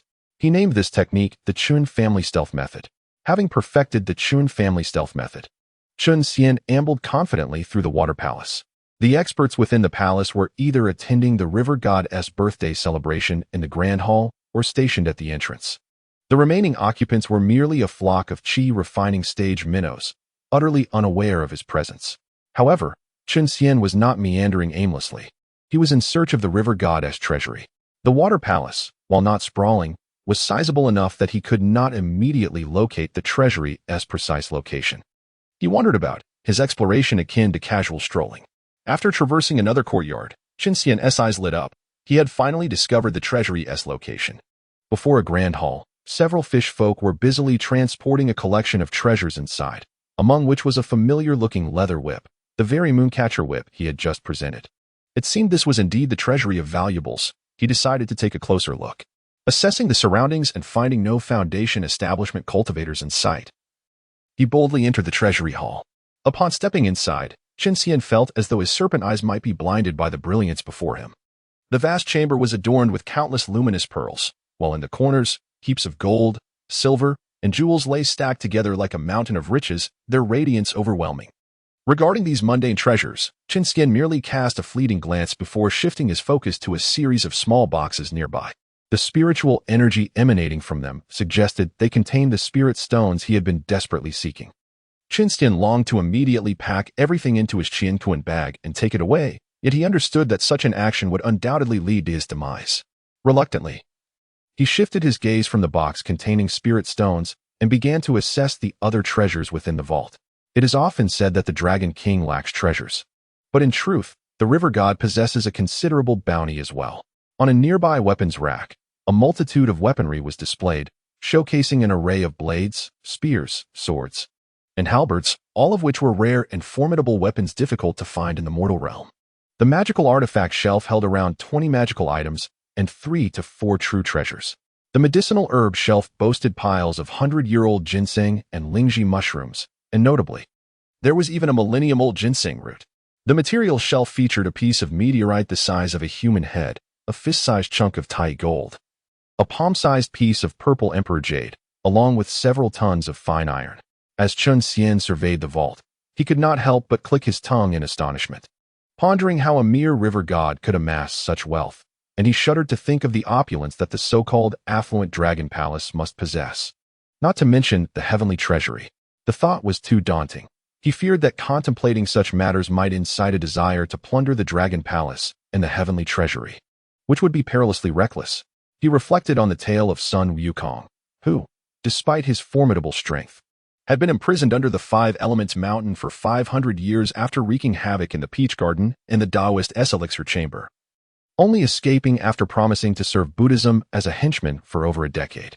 With no backing or powerful allies, he, a mere weakling, knew that any attempt to meddle with the heavenly treasury would surely lead to his obliteration, leaving not even a trace behind. After finishing his survey of the vault, Chen Xian stood quietly to the side, waiting for the few fishmen to finish their task and depart before he could commence his own plundering. The moments of waiting were excruciating, and within just a few minutes, he could no longer contain himself. Watching the sluggish fishmen, he felt an overwhelming urge to rush forward and beat them, exclaiming in frustration, "Are you here to chat, or to work? Can you hurry up? Don't you know I'm in a hurry?" Perhaps his silent prayers were answered, for the voice of the Turtle Prime Minister resonated from outside the grand hall, chastising the fishmen, "You useless lot, move faster. The vault's door cannot remain open for long. Are you not aware? If thieves arrive while the door is wide open, it's an invitation for robbery. Hurry up. Once the door is locked, I want to return to my drink." With the Turtle Prime Minister's supervision, the fishmen finally increased their pace. In just 3 to 4 minutes, the few items were swiftly moved inside. "Now let me check. If nothing is amiss, you may leave." the Turtle Prime Minister declared as he began to stride toward the vault. Upon hearing that the Prime Minister intended to enter, Chen Xian nearly fell to his knees. Cursing under his breath, "What is this? Wasn't he had said that once the door is locked, he would go drink? Why the hell is he coming in? Is he trying to catch me in the act?" As the sound of the approaching turtle-esque footsteps drew closer, Chen Xian felt a surge of panic, wishing desperately for a crack in the ground to slip through and evade this calamity. Then, a brilliant idea struck him. Trembling uncontrollably, he shrank down, his 4-foot-long frame diminishing to a mere 4-inch snake. After reducing his size, he slithered into a porcelain vase, coiling himself within. The Turtle Prime Minister circled the vault, and upon finding nothing amiss, he exited and locked the large door behind him, departing with a flourish. Once the sound of the Turtle Prime Minister's footsteps faded into the distance, Chen Xian cautiously emerged from the porcelain vessel. Upon exiting, his body expanded once again, returning to its original 4-foot length. That was close. Had the old turtle lingered for even a minute longer, I would have exhausted my vital energy and been unable to maintain my transformation, undoubtedly exposing myself. Gasping for breath, Chen Xian reflected on the harrowing moment, still filled with trepidation. After a brief recovery, he approached the box filled with spirit stones, opening it to reveal the neatly arranged stones within. He was tempted to laugh out loud, yet he restrained himself at the last moment, knowing this was not the time for mirth. Suppressing his excitement, Chen Xian estimated that each box contained approximately 100 spirit stones, with a total of 13 boxes, equating to 1,300 spirit stones. Each stone possessed enough spiritual energy for him to cultivate without pause for 10 days. Even as his cultivation advanced and the consumption of spirit stones accelerated, it was conservatively estimated that these stones would suffice for about a decade, certainly enough to reach the golden core realm. Having transferred the spirit stones along with the boxes into his Qinquan bag, Chen Xian held one in his mouth and began to restore his vital energy. Utilizing spirit stones for cultivation was exponentially more efficient than merely absorbing the spiritual energy from the heavens and earth. The moment he activated the transformation technique, a surge of spiritual energy erupted from the stone, creating a tempest within him.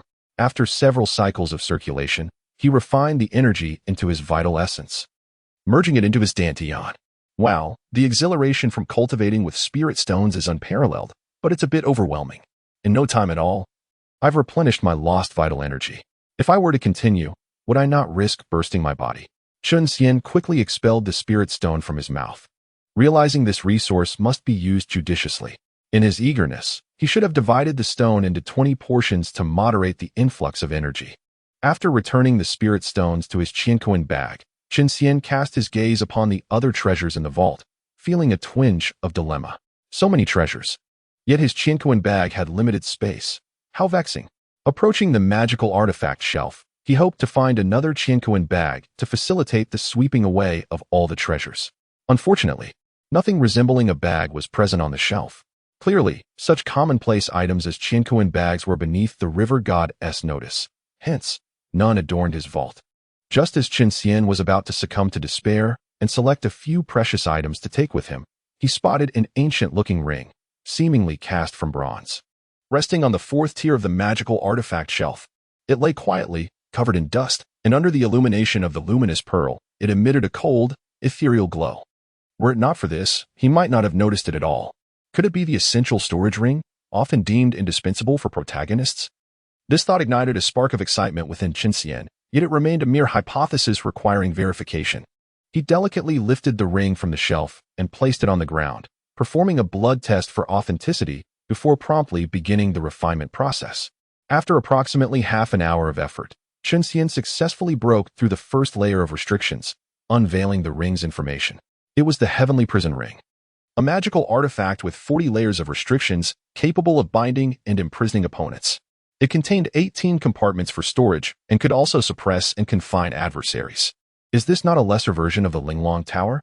Chen Xian mused, wondering if the creator of this ring was a fan of Li Jing. Lacking any semblance of creativity, Chen Xian had no interest in the suppression and confinement capabilities. A magical artifact with 40 layers of restrictions would only suffice to subdue those newly entering the Golden Core realm, utterly useless. No wonder it lay gathering dust in the river god's vault. Yet, considering its storage function, Chen Xian decided to spare the creator some critique. Acknowledging that it was still a magical artifact, Despite its primary function not being for storage, the space it provided was over 20 times larger than his current Qian bag, ample enough to accommodate the treasures within the Grand Hall.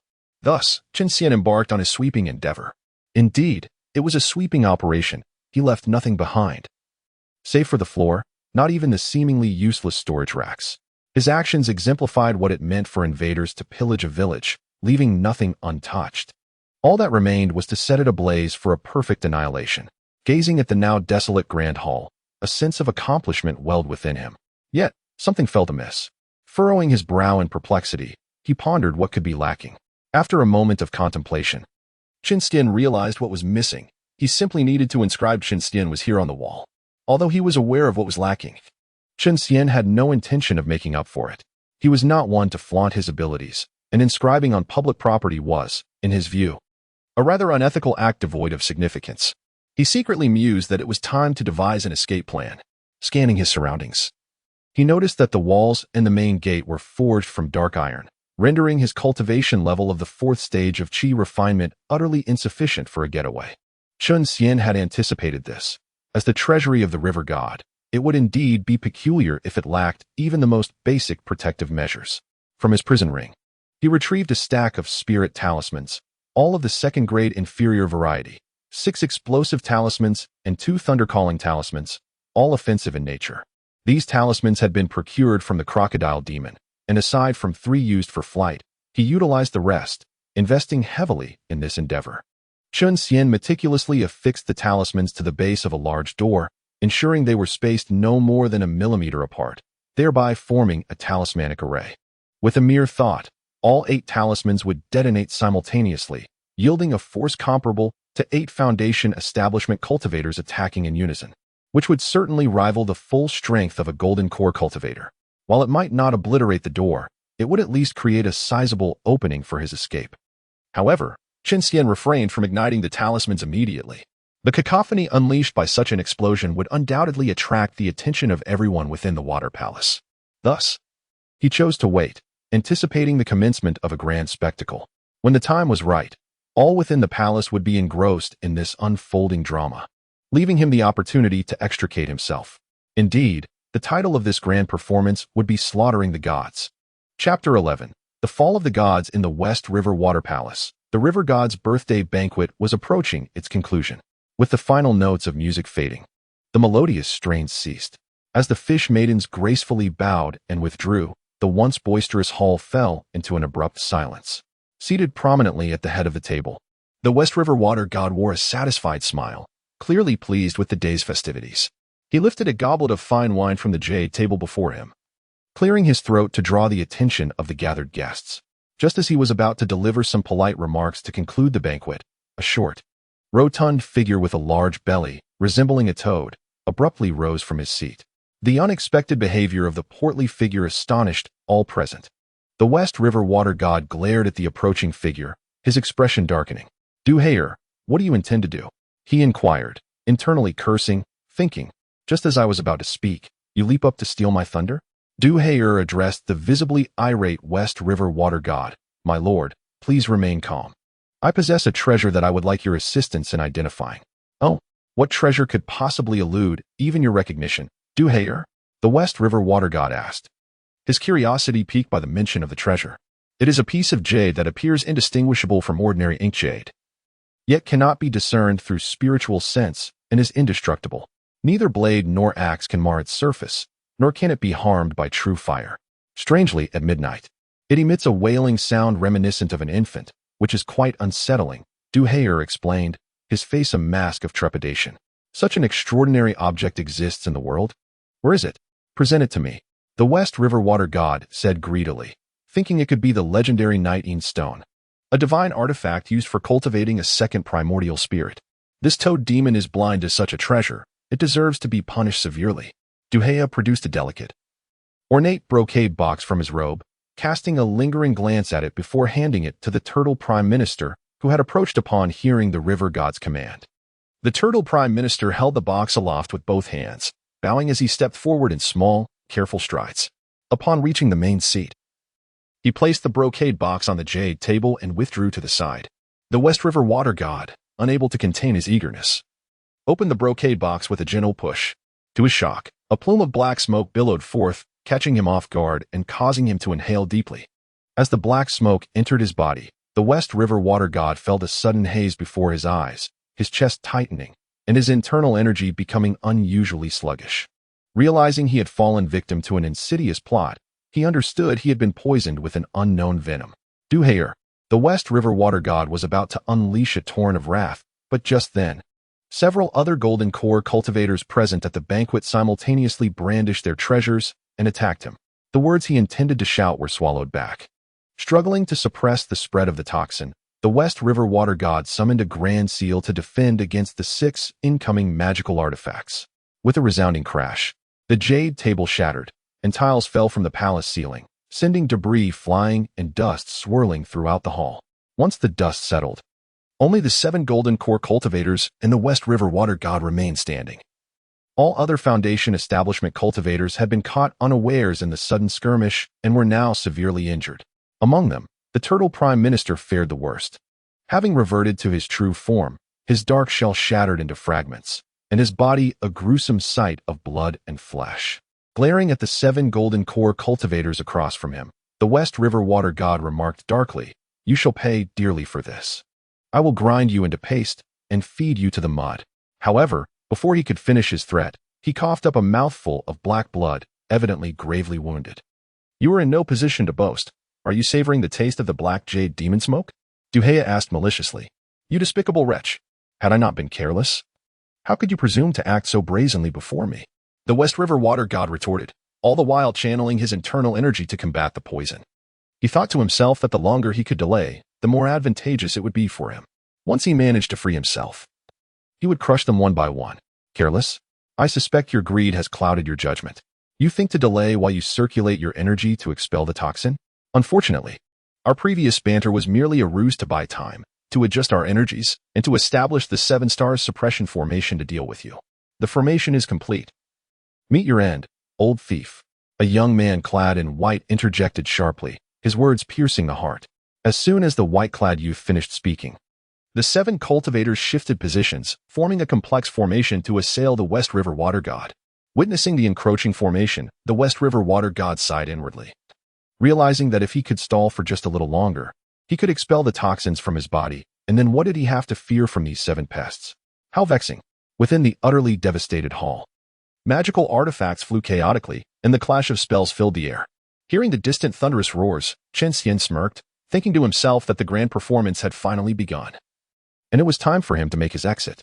With a mere thought, he detonated the spiritual marks affixed to the talismans. 8 talismans erupted in a dazzling display of light before exploding with a thunderous boom. With a resounding crash, the doorway was shrouded in billowing smoke, emitting scorching heat, and the dense fog obscured Chen Xian's view, leaving him unaware of the results of his strike. As the smoke began to clear, he quickly turned his gaze toward the entrance. To his astonishment, the dark iron door had sustained several cracks, and where the talismans had been affixed, a gaping hole was emitting black smoke, molten iron dripping down in glistening droplets, pooling into a puddle on the ground. Chen Xian clicked his tongue, marveling at the power unleashed. He had merely intended to create an opening in the door, yet the destruction had surpassed all expectations. Once the iron cooled and the temperature subsided, he cautiously crawled out of the treasury. Casting a backward glance, he chuckled sinisterly before making his departure. Following his previous path, Chen Xian returned to the grand hall where the banquet was held. He crouched behind the door, peering cautiously inside. The scene within was one of chaos. With flashes of blades and magical artifacts soaring through the air, a myriad of spells colliding in a dazzling display that momentarily left him dazed. After a while, he acclimated to the tumultuous spectacle and was able to discern the situation within. He observed the West River water god, now pale and beleaguered, encircled by the 7 golden core water demons from the earlier banquet, each unleashing a relentless assault upon him, leaving him in a state of utter disarray. Stripped of his former arrogance, the ground was strewn with rubble, and the foundation-building river demons attending the banquet transformed back to their original forms, desperately fleeing toward the hall's exit. Fish, shrimp, crabs, and various aquatic creatures darted past, leaving Chen Xian bewildered. After casting one last glance at the fierce battle within the hall, he too began to crawl toward the water's edge. For cultivators above the golden core stage, when trapped in dire straits, their preferred course of action was often self-detonation, taking their foes down with them into oblivion. The West River Water God, now poisoned and besieged by 7 golden core cultivators, faced inevitable defeat. Should he choose to self-destruct his nascent soul, it would spell certain doom for Chen Xian if he remained nearby. With no advantage to gain and the risk of losing his life, it was wiser to retreat. Upon reaching the entrance of the water mansion, Chen Xian noticed that the 4 foundation building crab demons guarding the door had vanished. Amused, he thought to himself how these sentinels had fled, lacking even a shred of professionalism. Exiting the West River Water Mansion, he swam vigorously toward the riverbank. The threat of a nascent soul explosion was grave. Being too close could reduce him to mere ashes in an instant. Once he surfaced, he cast another glance back at the West River Water Mansion, which now resembled a luminous pearl against the inky depths of the river, shimmering with a kaleidoscope of colors. The radiant hues were the result of spells and magical artifacts clashing, dazzling yet fraught with peril.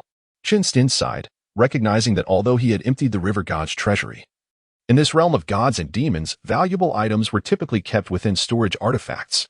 What remained in the treasury was merely scrap, regretful yet resolute. He reminded himself that greed was futile. He had already acquired enough, and should depart from this tumultuous place. With one last look at the West River Water Mansion, he turned away decisively. With the spirit stones secured, there was no need to visit the demon market, and he decided to retrace his steps homeward. Though the Wulong Cave had thin spiritual energy and was exceedingly cramped, returning after a month or two seemed less appealing than simply finding another location. Nevertheless, he chose to return, as it was the place he had first arrived in this world, his true homeland, while the Wulong Cave held profound significance for him. Thus, once he crawled out of the West River, he instinctively headed toward the Wulong Cave. Having traveled only a few miles, a thunderous explosion erupted from behind him. Reminiscent of thunderclaps and torpedo blasts, deep yet resoundingly loud, ringing in his ears. He then noticed the ground trembling beneath him, fissures cracking open. Turning back, he beheld the vast surface of the West River painted crimson. Countless fish and shrimp floated belly up in the surging blood waves, resembling a bubbling pot of spicy river delicacies. A towering crimson water column shot into the sky, akin to a celestial dragon. As the geyser subsided, Chen Xian surmised that the West River Water God had self-destructed. Such a commotion could only signify that, alas, among golden core and nascent soul cultivators, self-detonation had become a common recourse when cornered. Thankfully, he had the foresight to leave in time. Otherwise, he would have met his demise at the river's bottom, becoming a lifeless stick. The thought of being devoured by passing fish and reduced to excrement was disheartening, leaving a stench for eternity. Worse yet, he could have ended up without a complete body, reduced to mere ash. The path of cultivation was fraught with danger. Gazing at the tumultuous river, he reflected on the West River Water God, who had spent 800 years in cultivation, now lost in an instant. A lifetime of effort turned to naught. Chen Xian couldn't help but lament the harshness of the cultivation journey. Both tribulations of heaven and man were perilous. Aside from the dreaded heavenly tribulations, there were human tribulations as well. Heavenly tribulations, though daunting, came with a predictable schedule, allowing for preparation. In contrast, human tribulations lacked any discernible pattern. After all, humans were living beings. Unlike the rigid doctrines of heaven, the human heart was inscrutable and ever-changing. And those who brought about human tribulations were not necessarily enemies. They could be treasure seekers or simply those who found you displeasing. The timing of such tribulations was known only to those who intended harm, and naturally, they would ensure you remained unaware, which was the essence of their unpredictability. Statistically, cultivators perishing from human tribulations outnumbered those falling to heavenly tribulations by a staggering 10,000 to 1. After a moment of contemplation, Chen Xian resumed his journey. Whether facing heavenly or human tribulations, he had prepared himself for the challenges of cultivation from the very beginning. The death of the West River Water God merely served as a reminder. All he could wish for was that the tribulations would be gentle. He feared he might not endure their severity. As the sun set in a fiery hue, wild grass swayed in the breeze, and the scent of osmanthus wafted through the air, while crimson leaves danced around him. With mixed emotions, Chen Xian strode purposefully toward the horizon. Chapter 12. The sky was adorned with pale clouds, hinting at snow, while frost sculpted the red leaves on the ridge.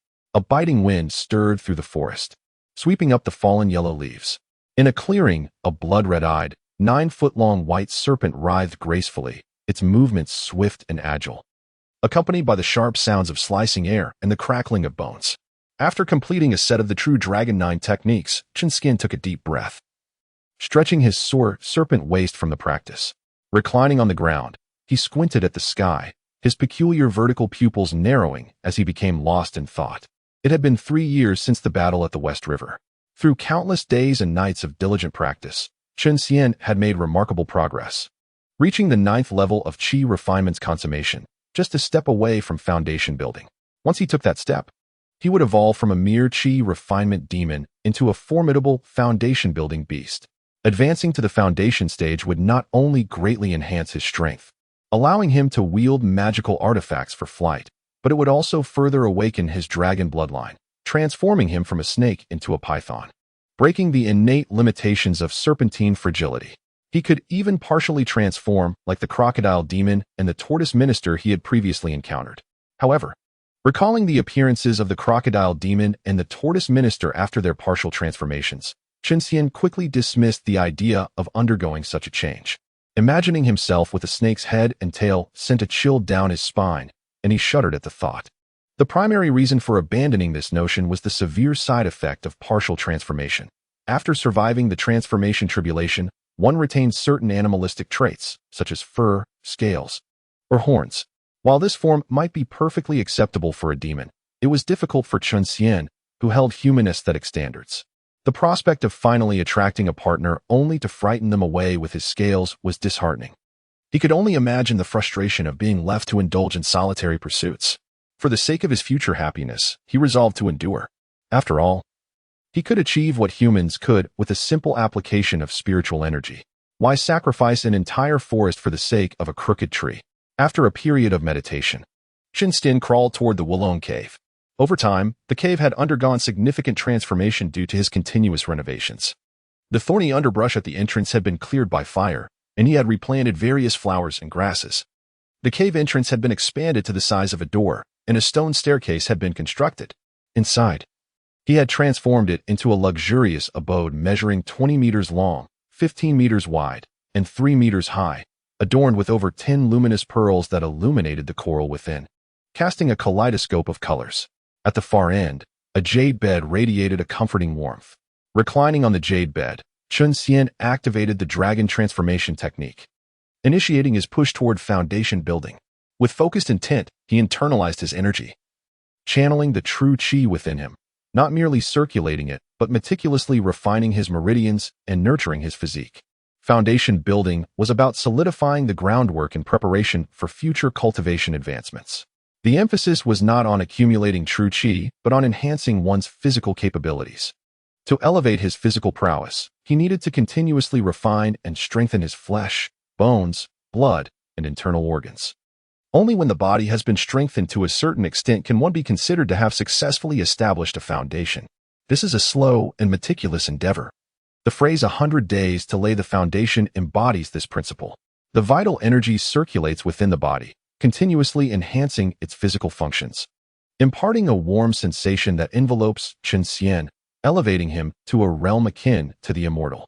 Once the vital energy within him is depleted, Chen Xian opens his eyes, assessing his physical state and discovering a slight enhancement. A smile graces his lips as he muses that the transformation into a dragon not only involves refining the energy, but also fortifying the body, making the foundation a comprehensive tempering process. Previously, he could lift a 300-pound boulder solely with his physical strength. He wonders how much his strength will increase post-foundation. Will it reach 500 or even 1,000 pounds? Such prospects are truly exhilarating. He retrieves a spirit stone from the prison bracelet to replenish the exhausted vital energy. After restoring it, he closes his eyes once more to repeat the previous exercise. Days meld into nights, and before long, 3 months have slipped away. The harsh winter quietly departs, making way for the gentle embrace of spring. Before the dragon's lair, flowers bloom in vibrant splendor. A white serpent, 3 feet long and as thick as a bowl, with blood-red eyes, lies among the blossoms, savoring a purple wildflower while basking in the warm sunlight, its scaly visage radiating sheer bliss. After 3 months of relentless training and the unyielding cleansing of his body with vital energy, Chen Xian finally advances to the foundational stage. He had anticipated that upon reaching this stage, his body would grow to a length of 10 feet, but the reality was quite the opposite. Under the refinement of vital energy, his form had diminished. Upon successfully establishing his foundation, he found himself reduced to a mere 3 feet, a size that was threefold smaller than before. Although his body had shrunk, it had become more resilient and robust, each cell seemingly imbued with life, brimming with vitality. Much like a piece of uncut jade, which, after masterful sculpting and the removal of impurities, transforms into a magnificent artifact, a true qualitative leap. After establishing his foundation, the vital energy metamorphoses from a gaseous state into a liquid form, the energy reservoir expanding threefold compared to before, allowing for the storage of greater quantities of vital energy. His meridians have grown more resilient, capable of supporting a greater flow of vital energy, thus enhancing the potency of his spells. A sharp cry of an eagle echoes from the heavens, prompting Chen Xian, who had been reclining among the flowers, to sit upright, warily fixating on the circling black eagle above. That accursed eagle demon has returned. Chen Xian feels a wave of resignation as he watches the persistent black eagle circling overhead. A month prior, when Chen Xian was merely a 9th-tier Qi cultivator, this black eagle, at the same cultivation level, had emerged from an unknown corner, demanding that Chen Xian vacate the dragon's lair. Naturally, Chen Xian would not acquiesce to such an unreasonable demand, and a confrontation ensued. Within the confines of the dragon's lair, the black eagle was unable to exploit its speed advantage and was left in a disheveled state after being bested by Chen Xian. However, once Chen Xian pursued it outside, seeking to capitalize on his victory, the tables turned dramatically, with him being forced to flee back into the lair for safety. After suffering defeat in the dragon's lair, the black eagle quickly adapted, leveraging its swiftness to swoop into the lair repeatedly, startling Chen Xian from his meditative state before departing. This relentless harassment severely hampered Chen Xian's training progress, extending what should have been a 3-day foundation establishment into 14 days due to the eagle's interference. Now that he had successfully established his foundation, Chen Xian intended to teach the black eagle a lesson. Yet, to his surprise, the eagle proved to be far more cunning than he had anticipated, choosing to avoid direct confrontation and instead persistently harass him, dropping excrement on him or startling him during his training. The eagle's behavior was reminiscent of an insatiable pest, unwilling to relent until it had driven him away. Life had become intolerable. Observing the black eagle as it soared away after another defecation, Chen Xian sighed inwardly. While he could tolerate the eagle's crude acts, its disruption of his training was a direct impediment to his transformation and longevity.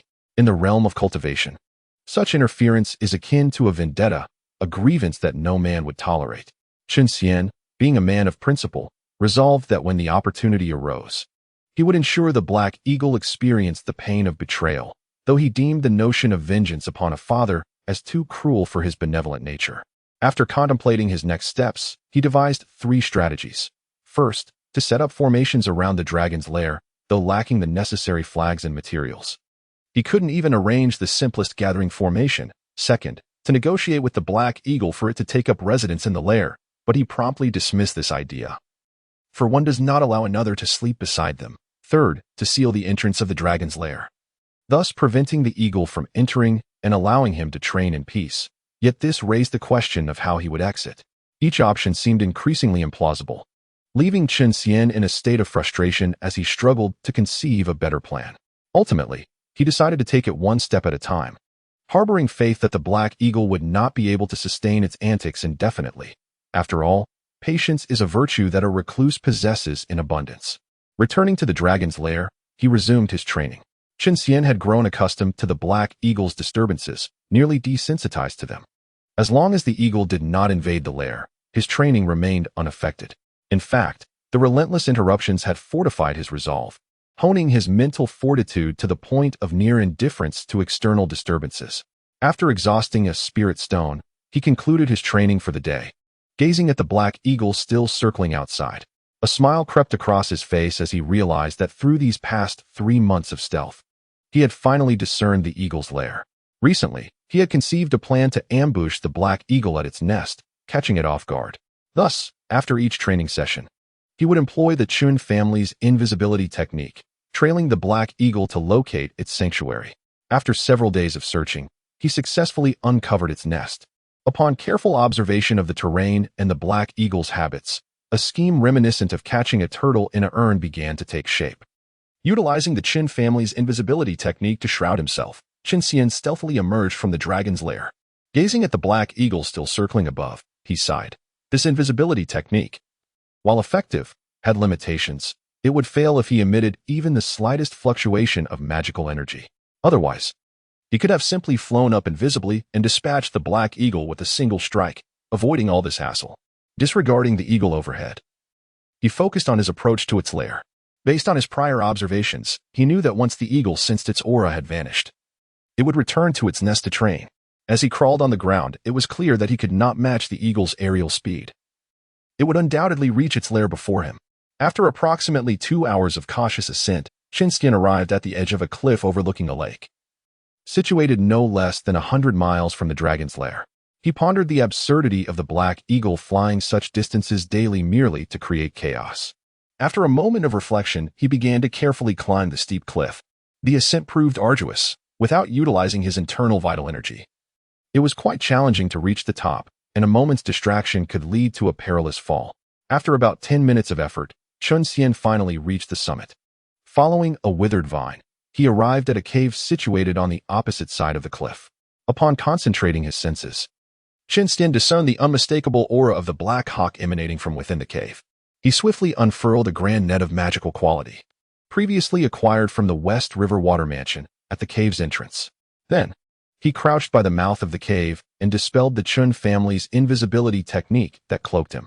Instantly, a formidable pressure, characteristic of a foundation-building cultivator, erupted within the cave, surging inward. Chapter 13. The Black Hawk acknowledges its master. Gazing at the golden net enveloping the cave entrance, Chen Xian mused that, despite the Black Hawk's wings, it would find it difficult to escape. My silk net is a mid-grade magical artifact fortified with 50 layers of restrictions. It can not only bind the foe, but also possesses an exceptionally strong adhesive quality. Let us see how you elude my grasp. After waiting for a considerable time, Chen Xian noticed that the Black Hawk had yet to emerge from the cave. Once again, he concentrated his senses and confirmed that the Black Hawk remained inside, which left him perplexed. I have unleashed my aura for quite a while. Why has this creature come forth to plead for mercy? Nevertheless, Chen Xian remained undeterred. There was only one exit, and he knew that the Black Hawk could not hold out indefinitely. All he needed to do was wait for it to fall into his trap. Suddenly, a shadow darted from the cave like a bolt of lightning, accompanied by a piercing cry of the hawk. Chen Xian immediately perked up, thinking that after waiting for over half an hour, the Black Hawk had finally decided to show itself. Focusing intently, he beheld the Black Hawk soaring toward him, extending a claw imbued with spiritual energy. Its paw was the size of a grinding wheel, and it bore down upon the silk net with fierce wind, aiming directly at Chen Xian behind the net. Seeing the Black Hawk's action, Chen Xian couldn't help but chuckle, thinking it a foolish bird. A magical artifact fortified with 50 layers of restrictions cannot be shaken by a mere lowly creature in the Qi refinement stage, even without the aid of spiritual power.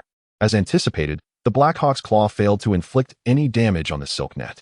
Exhausted of its spiritual energy, its claw became firmly stuck to the net, rendering it incapable of escape despite its frantic flapping. Observing the Black Hawk struggling helplessly, Chen Xian willed the silk net to constrict, ensnaring the creature within. With the Black Hawk caught, a sense of relief washed over Chen Xian, who decided to deal with it thoroughly. He chuckled and addressed the Black Hawk. Have you decided how you wish to meet your demise? Shall it be deep-fried or perhaps salted? Upon hearing this, the Black Hawk, towering at 2 meters, trembled and awkwardly replied, I surrender. Please don't kill me. Annoyed, Chen Xian thought, what nonsense. I was merely trying to frighten you. How could a benevolent soul like myself commit such an act of cruelty? I was only planning to scare you a little. At most, I might have considered a castration. Of course, he had to maintain the pretense. In a somber tone, he replied, I'm sorry, there is no such option. Since you find it difficult to choose, I, who am ever so helpful, shall assist you in making a selection. Alas, why am I so kind-hearted, always unable to tolerate the plight of others? Let me ponder how to help you decide. I do enjoy fried birds, so let us proceed with that. Pork is better suited for salting, to heighten the intimidation. Chen Xian retrieved a massive iron pot from his storage ring. Setting it up, he filled it with oil and added kindling beneath to ignite a flame. After completing this, He addressed the stunned Black Hawk with a gentle demeanor. Let me pluck your feathers first. Once the oil is hot, we shall commence frying. I must admit, this will be my first time frying a bird at the 9th level of Qi refinement. Perhaps I shall give it a quick dip in the oil before devouring it.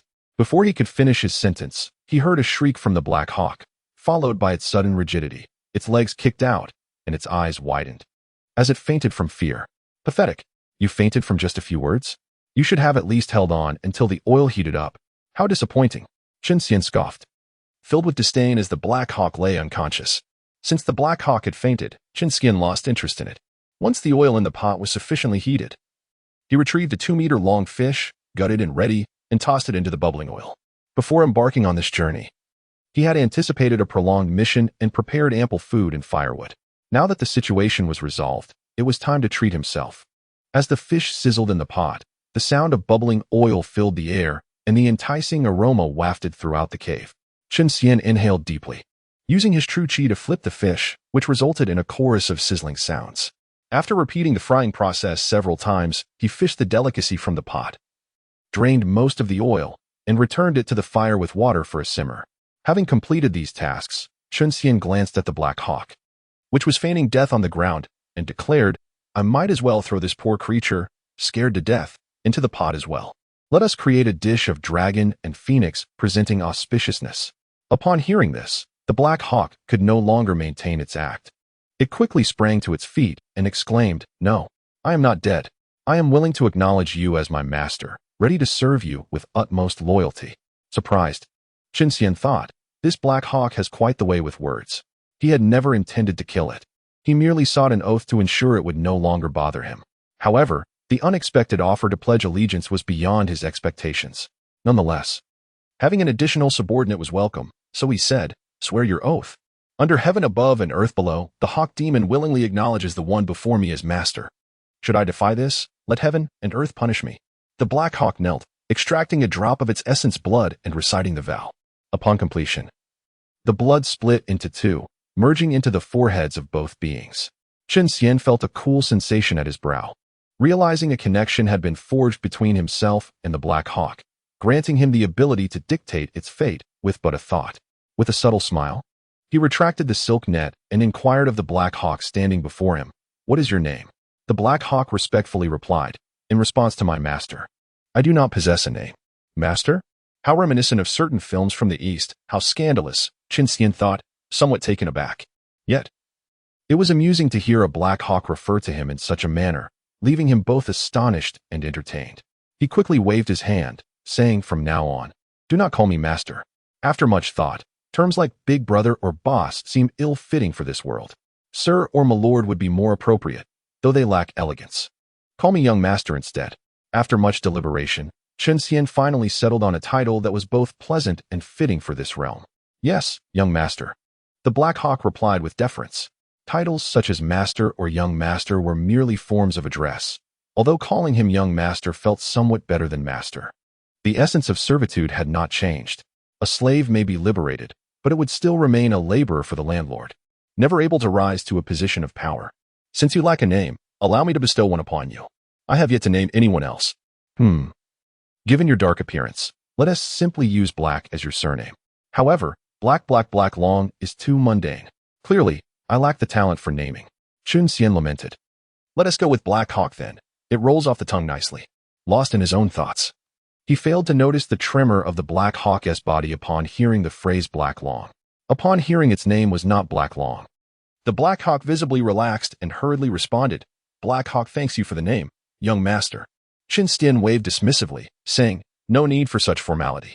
Now, why did you attempt to seize my dragoness lair? In response, the Black Hawk explained, Upon inadvertently entering, I was captivated by its resplendent splendor, reminiscent of the palaces described in ancestral memories, leading me to covet it for myself. The Black Hawk's response left Chen Xian utterly disheartened. My shabby cave is likened to a resplendent palace? This creature must be an isolated demon, having never seen the world beyond its confines. Contemplating this, his gaze toward the Black Hawk shifted, imbued with a sense of superiority akin to that of a city dweller observing a country bumpkin. The Black Hawk, feeling a twinge of unease under Chen Xian's gaze, hastily diverted the conversation, exclaiming, Young master, the fish and meat are ready. Almost forgetting, Chen Xian added, "Oh yes, there is still meat simmering in the pot. Come, Black Hawk, take this bowl. It shall be your designated vessel for meals from now on. Let us dine together." He retrieved 2 pots from the prison ring, filled them with meat, and handed one to the Black Hawk, declaring it his dedicated bowl. The Black Hawk gazed at the bowl before him and sighed dramatically. "Young master, this is a pot, not a bowl." After the 2 creatures finished their shared feast of fish and meat, Chen Xian, still craving more, beckoned to the Black Hawk. "Let us return to the dragon's nest." He turned and began to walk towards the cave's entrance. After just a few steps, he halted, glancing back at the Black Hawk, who was awkwardly balancing the pot above his head, and quizzically inquired, "Why are you carrying that pot? Could you not place it in your Xīyóu bag? How can you be so foolish?" With an innocent expression, the Black Hawk replied, "I do not possess a Xīyóu bag." "Goodness, you lack even a Xīyóu bag. A common item in the cultivation world. You truly are a disgrace among demon cultivators. No wonder you mistake a dilapidated hole for a palace. It seems you are utterly impoverished," Chen Xian thought, his expression darkening. He retrieved his own Xīyóu bag from the prison ring, contemplated for a moment, then added 100 spirit stones before handing it to the Black Hawk. "Take this, refine it, and place the pot inside. I have included 100 spirit stones. Once we reach the dragon's nest, focus on your cultivation. When you establish your foundation, I shall take you to a certain place." As time flowed swiftly by, half a year passed in the blink of an eye. Above the West River, a black hawk with a wingspan of 10 meters soared through the sky, carrying a 6-foot white serpent. This peculiar duo was none other than Chen Xian and the Black Hawk. Having learned from the persistent disturbances caused by the Black Hawk due to the lack of protective formations around the dragon's nest, Chen Xian resolved to set up a great protective array around it. However, lacking the materials, he planned to procure them from the demon market. He was determined to fortify his abode, ensuring that not even the most trivial of creatures could intrude upon his sanctuary. Since subduing the Black Hawk, Chen Xian had devoted himself to intense cultivation within the dragon's nest. Once the Black Hawk advanced to the foundation building stage, he could hardly contain his excitement and took the Black Hawk out of the cave, heading towards Yindang Mountain.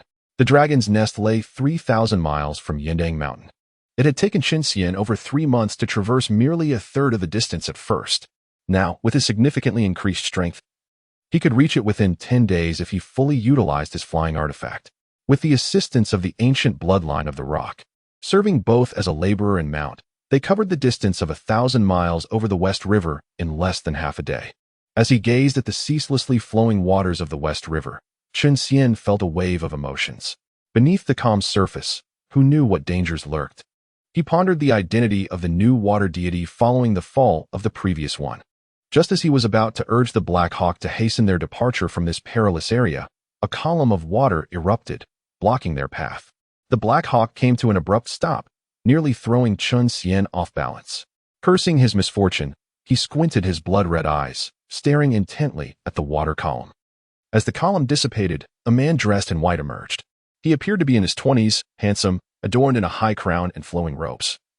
Resembling a learned scholar rather than a cultivator, Chen Xian regarded the man, feeling a sense of familiarity. After a moment's reflection, he recalled that this individual was one of the 7 golden core cultivators who had attacked the water deity during the previous river god's birthday celebration. Furrowing his brow, Chen Xian mused, given that the West River deity had self-destructed, how did this fellow manage to escape? Clearly, he possessed some degree of skill.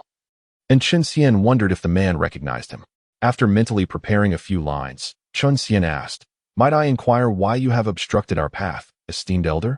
The white-clad man scrutinized Chen Xian, furrowing his brow in confusion, and queried, "Young friend, have we met before? Damn it, just when I thought I could avoid trouble." Chen Xian thought, relieved yet somewhat vexed that the man seemed merely puzzled and did not recognize him. It was disheartening to realize he was so unremarkable that a brief encounter in a crowd had rendered him unrecognizable. "Oh, esteemed elder, if you have indeed seen me. It is truly an honor for this little demon. Unfortunately, I lack the fortune to recall where we may have crossed paths. However, you still have yet to inform us why you have halted our journey," Chen Xian said. The white-clad man regarded Chen Xian with renewed curiosity before responding. "I am by Sun, the West River deity. There are water demons gathering in rebellion, causing unrest in the water mansion. I seek to raise troops to quell the insurrection. But my forces are few, hence I come seeking external aid." Seeing that you two young friends intend to cross the river, I extend an invitation for you to join the Water Mansion's righteous army and assist in subduing the traitors." His words, a mix of eloquence and simplicity, left Chen Xian with a headache, as it took him a while to grasp his meaning. He wanted them to act as cannon fodder. The notion of rebellious water demons was absurd. Was he not rebelling himself by assuming the role of the water deity? The rebellious water demons were likely the very monsters that had attacked the previous water deity alongside him. Without the suppression of the nascent soul cultivator, these golden cores were surely claiming territories for themselves, engaging in mutual strife for control. Realizing Bai Sun was merely seeking pawns, Chen Xian couldn't help but smirk internally. Feigning surprise, I was unaware the river deity had arrived. I apologize for not extending a proper welcome. Bai Sun waved dismissively. No matter.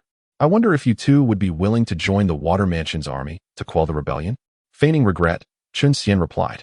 We would indeed like to contribute to the water deity's cause and establish a fine reputation. However, I received a spiritual talisman message just a few days ago indicating that my elder brother is gravely ill, and my father has commanded me to return post-haste. It is with great regret that I must decline your gracious invitation. Oh, I see. Then I shall take my leave. I wish your elder brother a swift recovery. Bai Sun responded with a polite demeanor. May the river deity travel safely, Chen Xian called after Bai Sun as he departed. Contemplating how adept he had become at fabricating tales, invoking a fictitious family member had prompted Bai Sun to retreat. Black Hawk, accelerate our pace. Aware of the precariousness of the situation, Chen Xian urged the Black Hawk onward. Yes, young master, the Black Hawk replied, flapping his wings vigorously, and within moments, they soared over the West River and towards the distant mountains. During their flight, the Black Hawk curiously inquired, Young master, is your eldest brother truly gravely ill? Why do I see you so unperturbed?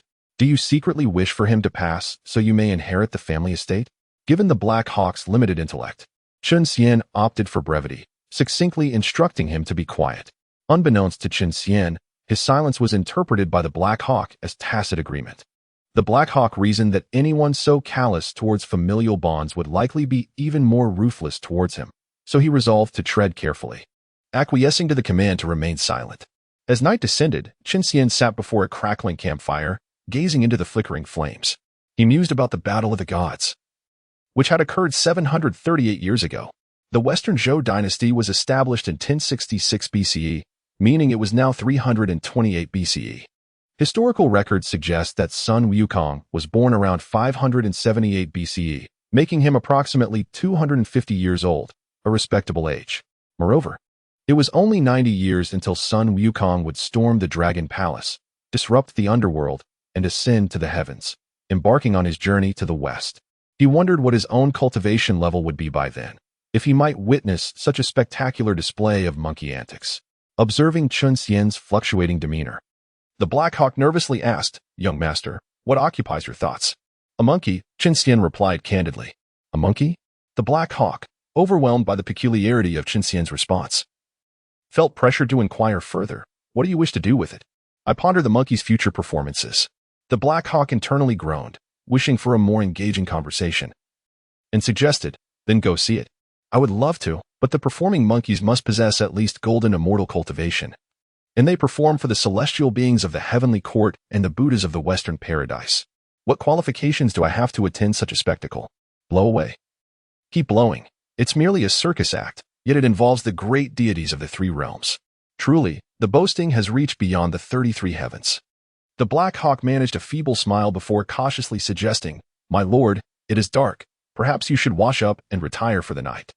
Chen Xian pondered the Black Hawk's words, suddenly realizing they sounded rather flirtatious, which ignited his anger. He soared into the air, swatting the Black Hawk across the face with his tail, and barked, Get lost. The Black Hawk, looking quite dejected, picked himself up from the ground, rubbing his painfully swollen face with a wing. My lord, could you refrain from such blows next time? It would tarnish my appearance after transformation. Get lost, Chen Xian replied, delivering another swat. How had he never noticed this creature's penchant for irritation before? Ugh, what was he saying? It should be asking for a beating. The following morning, Chen Xian mounted the Black Hawk, embarking on a new day of conquest, nay, a journey. Half a day later, he found himself at Mount Yindang. With a perplexed expression, he gazed down at the human settlement, wondering if he had indeed wandered astray. Wasn't Mount Yindang supposed to be a den of monsters? Shouldn't it be a mountain, rather than a human city? Had the demon king of Mount Yindang been vanquished by humans? My lord, there are so many people below. The Black Hawk's voice broke through Chen Xian's thoughts, rousing him from his contemplation. We have arrived at our destination. Let us descend, Chen Xian instructed. Yes, my lord. The Black Hawk responded, folding his wings and diving swiftly downward. As they descended, Chen Xian finally sensed the aura of demons within the city, realizing that humans and demons could coexist in such a peculiar manner. Such a bizarre scene could only be witnessed in places like Xīyóu, where monsters roamed freely while humans were as rare as pandas. The Black Hawk landed on a small hill just outside the city gates. Observing the comings and goings of pedestrians, a sense of nostalgia washed over Chen Xian. It had been 4 years since he had seen living beings. Wait. That thought seemed flawed. It appeared he hadn't seen a single corpse in those years either. Alas, never mind. He would enter the city first and sort things out later. As Chen Xian and the Black Hawk approached the city gate, the passers-by hardly glanced at them, clearly accustomed to such sights. Upon reaching the towering city wall, Chen Xian mused about the demon king of Mount Yindang being rather idle, with a transcendent being like him overseeing this place. What was the purpose of constructing such a high wall? Was it merely a waste of labor? After paying a toll of 20 copper coins to enter the city, Chen Xian and the Black Hawk stepped into the settlement known as Yanwang City. Strolling along the broad streets, Chen Xian observed the shops lining either side and the array of demons bustling about, utterly lost as to where to procure the materials he sought. Is there anything I can help you with? A middle-aged man's voice interrupted Chen Xian's observations. Following the sound, he noticed a man in his 40s with a horse-like face standing before him, gazing at him with earnest enthusiasm. Chen Xian thought to himself that he was fortunate to encounter a good person. Indeed, the people in this world seemed genuinely kind-hearted and eager to assist. However, that thought was swiftly shattered by the man's subsequent words. For directions, it will cost you 10 copper coins. To guide you, 30 copper coins. The man said with a disingenuous smile, reminiscent of a pushy insurance salesman. Chen Xian picked his jaw off the ground, retrieved a handful of copper coins, and, enveloping them in his true energy, tossed them to the greedily grinning middle-aged man. Take us to the best material shop in the city. Upon receiving the coins, the man beamed and said, Please follow me. He led Chen Xian and the Black Hawk through winding streets until they arrived at a 3-story wooden building named Treasure Pavilion.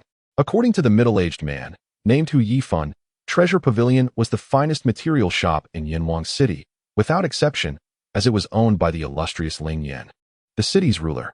The items within were said to be of the highest quality, with even artifacts crafted by Ling Yan himself available for consignment. Chen Xian disregarded the man's exaggerated claims and, after dismissing Xīyóu, confidently entered Treasure Pavilion with the Black Hawk. Upon stepping inside, Chen Xian was taken aback by the sight before him. From the outside, the first floor appeared to be no more than 200 square meters, yet upon entering, the space unexpectedly expanded 100-fold. My word, this is a technique of spatial folding that only celestial beings could master. It seemed that Xīyóu was not merely spinning tales. This place might indeed belong to Ling Yan. Chen Xian was momentarily astonished, but soon his attention was captivated by the dazzling array of items. After browsing the first floor, Chen Xian encountered a troubling realization. The prices were exorbitantly high. A 14-layered restricted artifact cost a staggering 100 spirit stones, while a mere 36-layered inferior flying sword commanded 3,000 spirit stones. Calculating in his mind, he concluded that to set up the formations he desired around Wulong Cave, he would need at least 10,000 spirit stones. Gazing into his wallet, he counted repeatedly, only to find 635 spirit stones. He was immediately disheartened. There simply wasn't enough money, and the gap was vast. Fortunately, prior to his arrival, he had learned from Xīyóu that Treasure Pavilion not only sold its own goods, but also purchased various spiritual materials, artifacts, and elixirs at low prices from the public. Otherwise, he would have been utterly lost. Chen Xian thought to himself, Am I truly on the path to selling my body to fund this endeavor? Perhaps I could sell the Black Hawk instead for a few spirit stones. With a newfound determination, he approached the flamboyantly dressed shopkeeper of Treasure Pavilion, pointing at the Black Hawk with his tail. Do you accept spirit companions here? Upon hearing this, the Black Hawk panicked, thinking, though my master may be unreliable, following him ensures I have food, drink, and spirit stones to aid my cultivation. If I were to be sold, where would I find another such master? Just as he prepared to voice his concerns, the shopkeeper's words soothed his anxiety. Why would we need spirit companions? We are beasts ourselves. We do not buy them. Chen Xian was quite frustrated. The foolish bird was unwanted even here. Looking at the Black Hawk, he felt even more vexed. Hey, Black Hawk, they don't want you. You should be angry, yet you seem as pleased as if you found a treasure. You are utterly hopeless. Since they had no use for pets, Chen Xian resigned himself to selling off his possessions. He needed to gather enough spirit stones, at least 10,000, to acquire the materials he desired.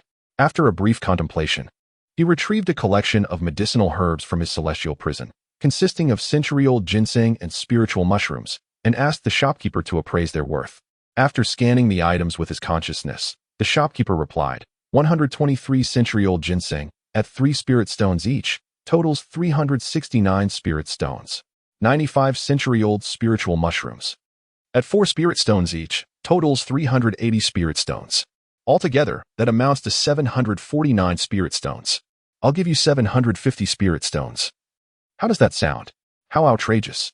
Selling for 6 spirit stones each, and you offer just 3? For the mushrooms, 9 spirit stones each, and you only give 4? There are no words to describe such extortion. Yet, under the circumstances, Chen Xian had no choice but to relent. Deal. Upon receiving the 750 spirit stones, he realized it was merely a drop in the bucket. He continued to dig into his celestial prison, selling treasures for spirit stones. Each item he relinquished felt like a knife slicing through his heart, darkening his expression further. Must you be so ruthless, shopkeeper? Why must everything I possess be belittled to the status of refuse in your eyes? Spare me a shred of dignity, or I might find myself selling a kidney. Continued in the next chapter, Chapter 15, the transformation of the soul. No matter how dark Chen Xian's expression became or how precious his possessions were, they always seemed to acquire some flaw in the shopkeeper's estimation, rendering them worthless. The exquisite artifact, bound by 18 layers of restrictions, unfortunately, was crafted by a novice alchemist, squandering an abundance of star iron, resulting in merely a superior grade item, despite the potential for a transcendent artifact. It appears a reforge is in order. After deducting the costs for reworking, remaking, and operational expenses, I can only offer a price of 150 spirit stones. Whether you choose to sell is entirely up to you. As for the transcendent artifact, restrained by 25 layers, it takes the form of a blade, which is rather uncommon and may struggle to find a buyer. Alas, I shall take a risk and propose 230 spirit stones. Act swiftly, lest I reconsider my offer. The 35-layered super-grade artifact, with just one more layer of restriction, could ascend to the status of a magical treasure. It is indeed a commendable piece, yet its age has dulled its spiritual radiance, necessitating prolonged nurturing before it can be utilized. My firm price stands at 300 spirit stones. If not sold, then so be it. Another transcendent artifact, this time a flying sword with 24 layers of restrictions, unfortunately has a dull edge, limiting its lethality, thus priced at 280 spirit stones. Following a grand clearance sale, apart from 3 magical treasures, Chen Xian's celestial prison bracelet was left with only fallen iron, Tai gold essence, and purple emperor jade, materials he intended to utilize for crafting his destiny artifact upon forming his golden core. Even the millennium ginseng, which he had cherished for years as a family heirloom, was sold for 900 spirit stones. Gazing at the now empty celestial prison bracelet, Chen Xian sighed, reflecting on the tales of shopaholics, yet never having heard of a bargain enthusiast. He had inadvertently liquidated his possessions at a pittance, truly befuddled. The shopkeeper, taking a breath, inquired, "Do you have anything else to sell? Are you kidding? I must have been bewitched to fall for your tricks. I forgot that in this demon market, I could simply set up a stall myself. Now that I've emptied my stock, do you dare to ask if I have more? Do you want me to bleed right here?" Of course, setting up a stall was a jest. It would be ludicrous to expect a socially awkward recluse like him to manage a stall, especially when he couldn't even afford to buy his own undergarments. The treasure pavilion may be a tad shady, but at least their prices were transparent, aside from being slightly overpriced on medicinal herbs. The other artifacts and divine weapons were merely 20% below market value, still within his tolerable range. Noticing Chen Xian's prolonged silence, the shopkeeper asked again, "Do you have any other items to sell?" Chen Xian shook his head, indicating he had none left. Selling more would indeed require sacrificing a kidney. He wondered if the treasure pavilion would be willing to buy. If so, for the sake of his future happiness. He might have to part with one of Black Hawk's kidneys, as the creature had two and Wooden Tea perished from losing one. The shopkeeper pointed to the abacus before him, stating, "The total value of your traded items amounts to 13,785 spirit stones. For convenience's sake, let us round it to 13,800. Chen Xian nodded and addressed the shopkeeper. "Before you get the spirit stones, could you assist me in checking how much this list will cost?" After taking the list, the shopkeeper diligently calculated for 3 to 4 minutes before pausing to inform Chen Xian, "The items on this list are priced at 9,630. However, if you purchase them, you may have them for 9,600 spirit stones." Chen Xian bowed slightly. "Could you kindly send someone to help me retrieve these items? It's my first visit, and I can't seem to find several of them." "Of course, this is our duty. How could it be a bother?" "Please wait a moment while I summon a servant," replied the shopkeeper, who then called over a strikingly handsome male fox demon, giving him a few instructions before handing over the list. The fox demon nodded to the shopkeeper and turned to leave. After the fox demon departed, the shopkeeper handed Chen Xian a bag, saying, "This contains 4,200 spirit stones. Please take care of it." Chen Xian accepted the bag, giving it a cursory glance before storing it in his celestial prison bracelet. Not wanting to disturb the busy shopkeeper, he turned to the dazed Black Hawk beside him. "What are you staring at? Snap out of it. We'll be leaving soon, and you'll embarrass me like this." Upon hearing this, Black Hawk immediately regained his composure, thinking, "Since my master possesses such treasures, why not ask for one?" Thus, he sweetly requested, "Master, do you have any treasures left? Please give me one to you." Chen Xian felt as though he had been doused with a bucket of ice water, a chill spreading from his heart to his entire being, causing goosebumps to rise. He swiftly flicked his tail, striking Black Hawk's face, and shouted, "Get lost." After some banter with Black Hawk, the previous attendant returned, presenting 3 bags to Chen Xian, stating in a monotonous tone, "Everything you requested is inside. Please check if anything is missing."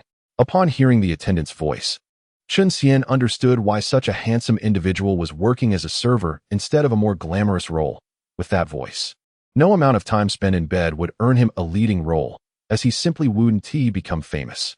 Upon receiving the bags, Chen Xian swept his consciousness over them, revealing a mountain of array materials inside. After verifying the contents, he thanked the attendant standing nearby. "Yes, everything is in order. Thank you."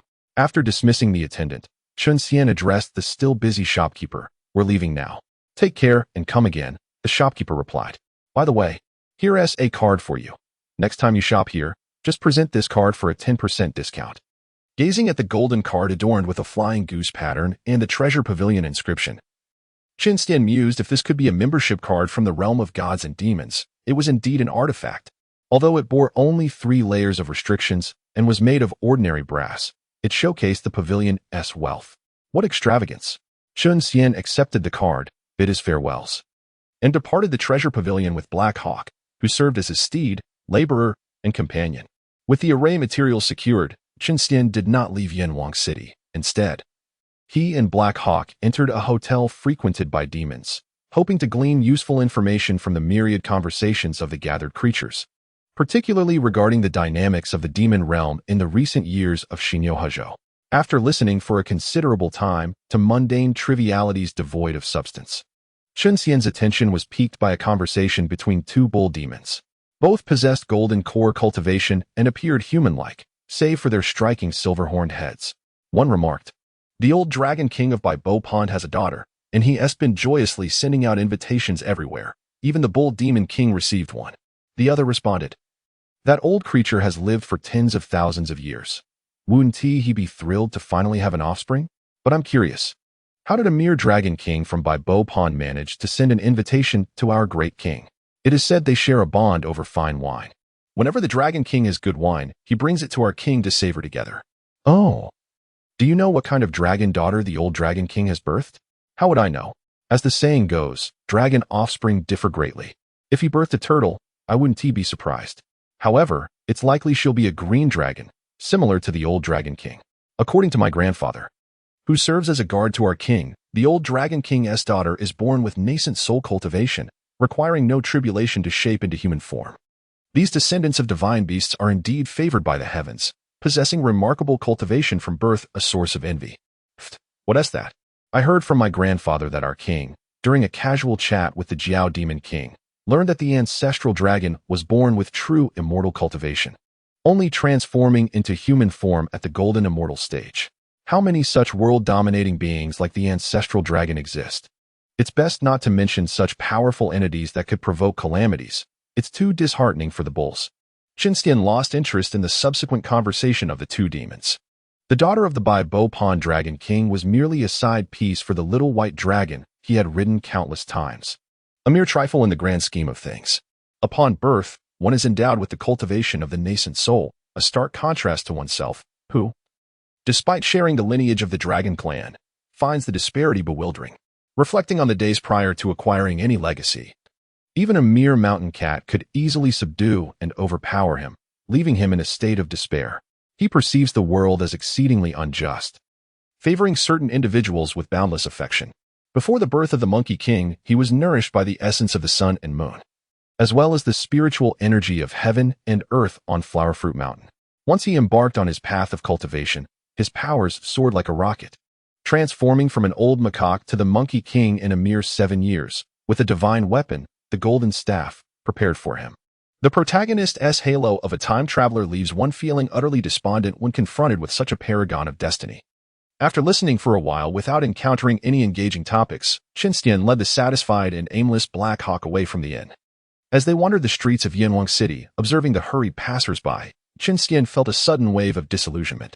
As a serpent demon, he found himself out of place amongst his former kind. Sighing, he contemplated the harsh reality he must face. The idea of starting anew was but an elusive dream. Once a demon, always a demon, and even if he were to ascend to immortality, he would merely become a demon immortal. What difference does it make if he transforms into a true dragon? In the eyes of humanity, he remains a serpent demon, leaning against the railing by a small river. Gazing at the 6-foot-long serpent with blood-red eyes reflected on the water's surface, Chen Xian took a deep breath. The ties to his former life had been severed. There was no need to dwell on the past. It was time to relinquish the human mindset and embrace his true nature as a demon. After reevaluating his values, he felt no lingering affection for Yinhuang City. Turning to the inquisitive Black Hawk, he said, "It is time for us to depart. While the world of humans may be fascinating, it does not belong to us." Reflecting on the aftermath of the journey to the west, when the demon clan fell from grace and became the targets of disdain, he realized that such harmony between humans and demons would likely never be witnessed again. The tales that followed often revolved around demons captivated by the mortal realm, falling for humans, only to be subdued by wandering priests and monks. With the story of Bai Suzhen and Su Xian serving as a prime example. With a heavy heart, Chen Xian and Black Hawk exited Yinhuang City. The setting sun cast long shadows, and the autumn breeze was brisk. Resting atop Black Hawk's back, Chen Xian gazed back at the city, filled with melancholy. Would he escape the calamity that was the journey to the west? Even if he survived, could he endure in a world where the demon race was marginalized under oppressive policies? Alas, sometimes, knowing too much becomes a torment. "Let us return home," Chen Xian declared. Black Hawk spread his wings and soared into the sky, gradually becoming a mere speck of dust against the horizon until he vanished from sight. As night fell and darkness enveloped the land, Chen Xian and Black Hawk had set up a campfire at the foot of a wind-sheltered cliff. Over the fire, a deer was roasting, its golden skin emanating an enticing aroma that made one's mouth water. Black Hawk tended to the grill, applying a dark brown seasoning evenly over the deer, enhancing its already rich fragrance. After several applications, he called out to Chen Xian, who was dozing by the fire. "Young master, the meat is ready."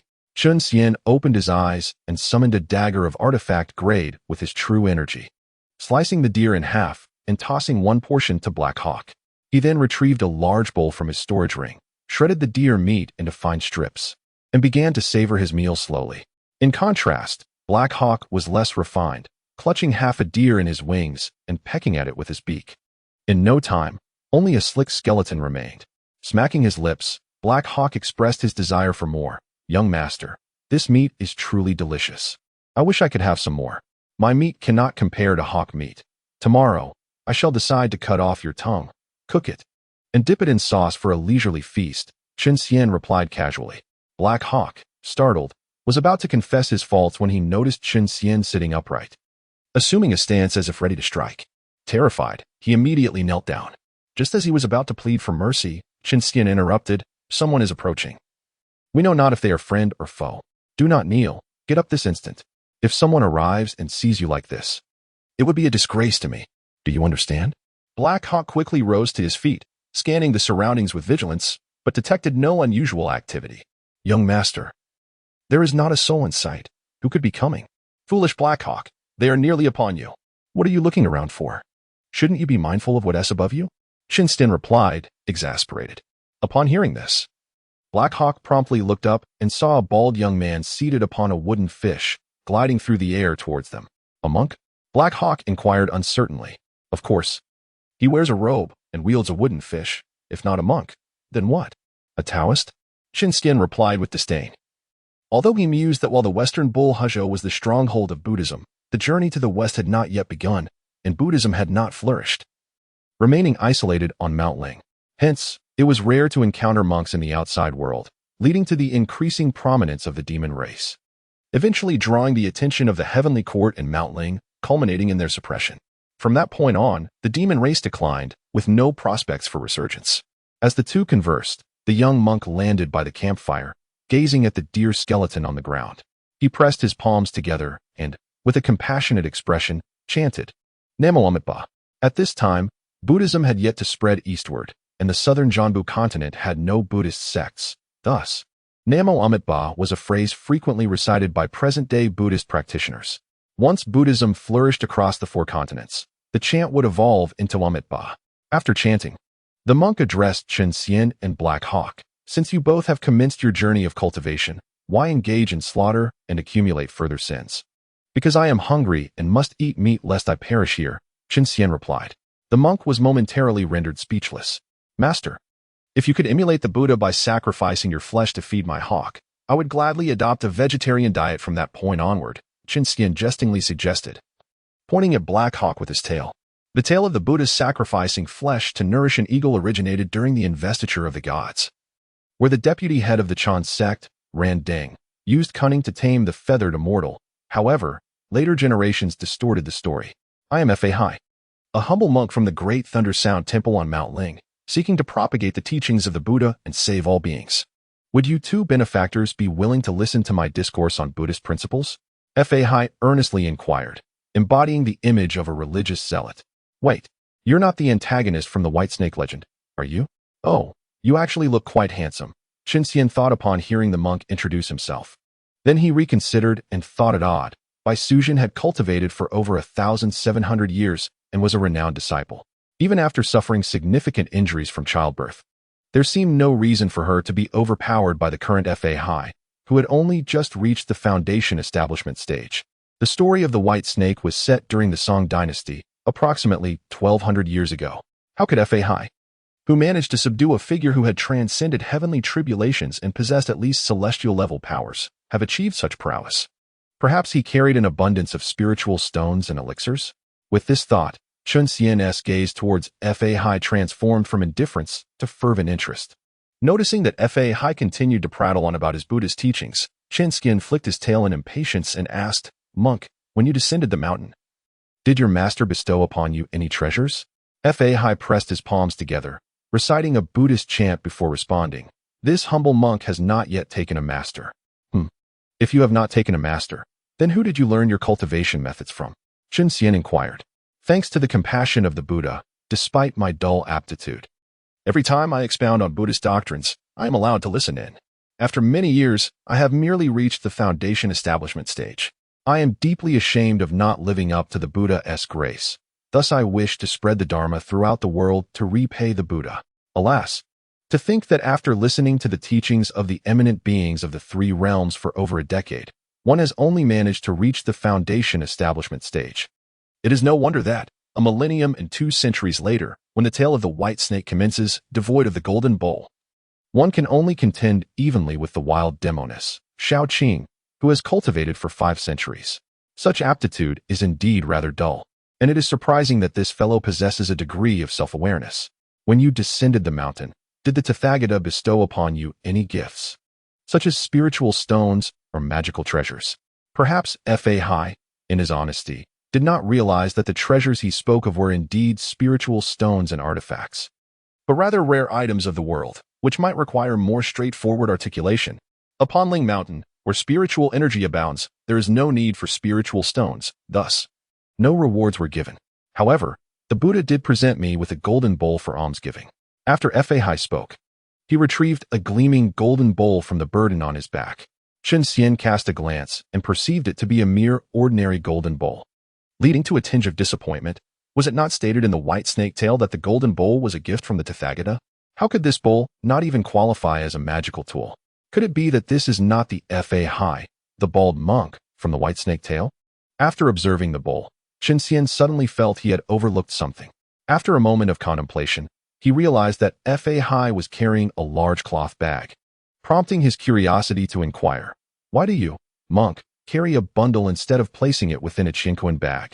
The novice monk aspired to emulate the ancient sages of the Buddhist sect, intending to live as an ascetic.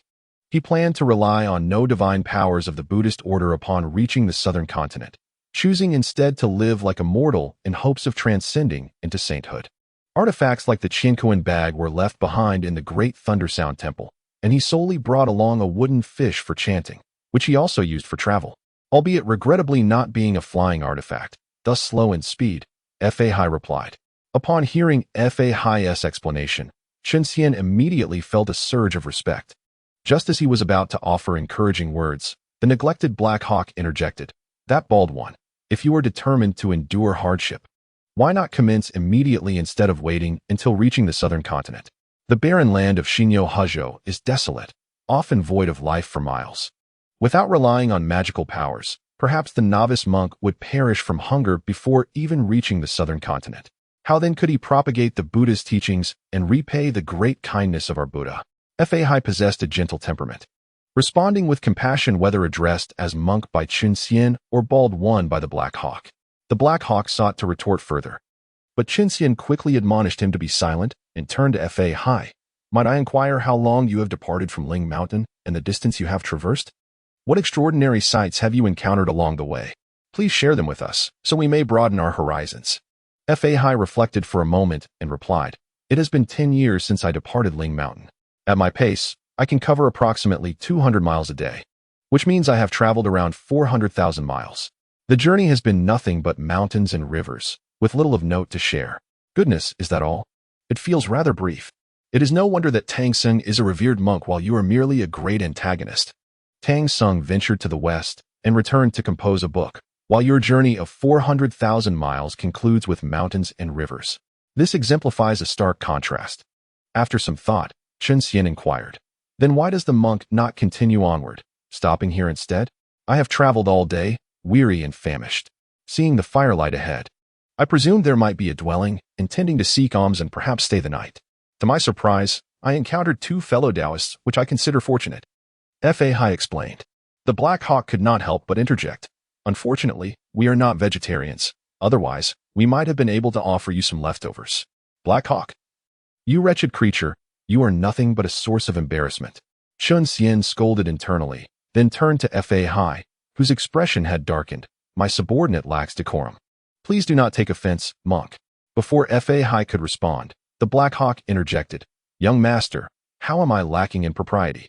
Did you not say that from this day forth, whenever we encounter human cultivators of similar prowess, we should find ways to instigate conflict and let them act first, allowing us to ambush them and seize treasures openly? I am merely following your orders. How does that make me impudent?" Upon hearing the Black Hawk's words, Fei, who was hastily taking flight with his wooden fish, changed color in alarm. Chen Xian used a technique he had honed over the years, executing a swift tail sweep that sent the Black Hawk tumbling to the ground, then berated him. "Are you a fool? Did you not hear me when I was probing him? This fellow is clearly a destitute wretch. What is there to steal? It would be better to engage him in conversation to pass the time.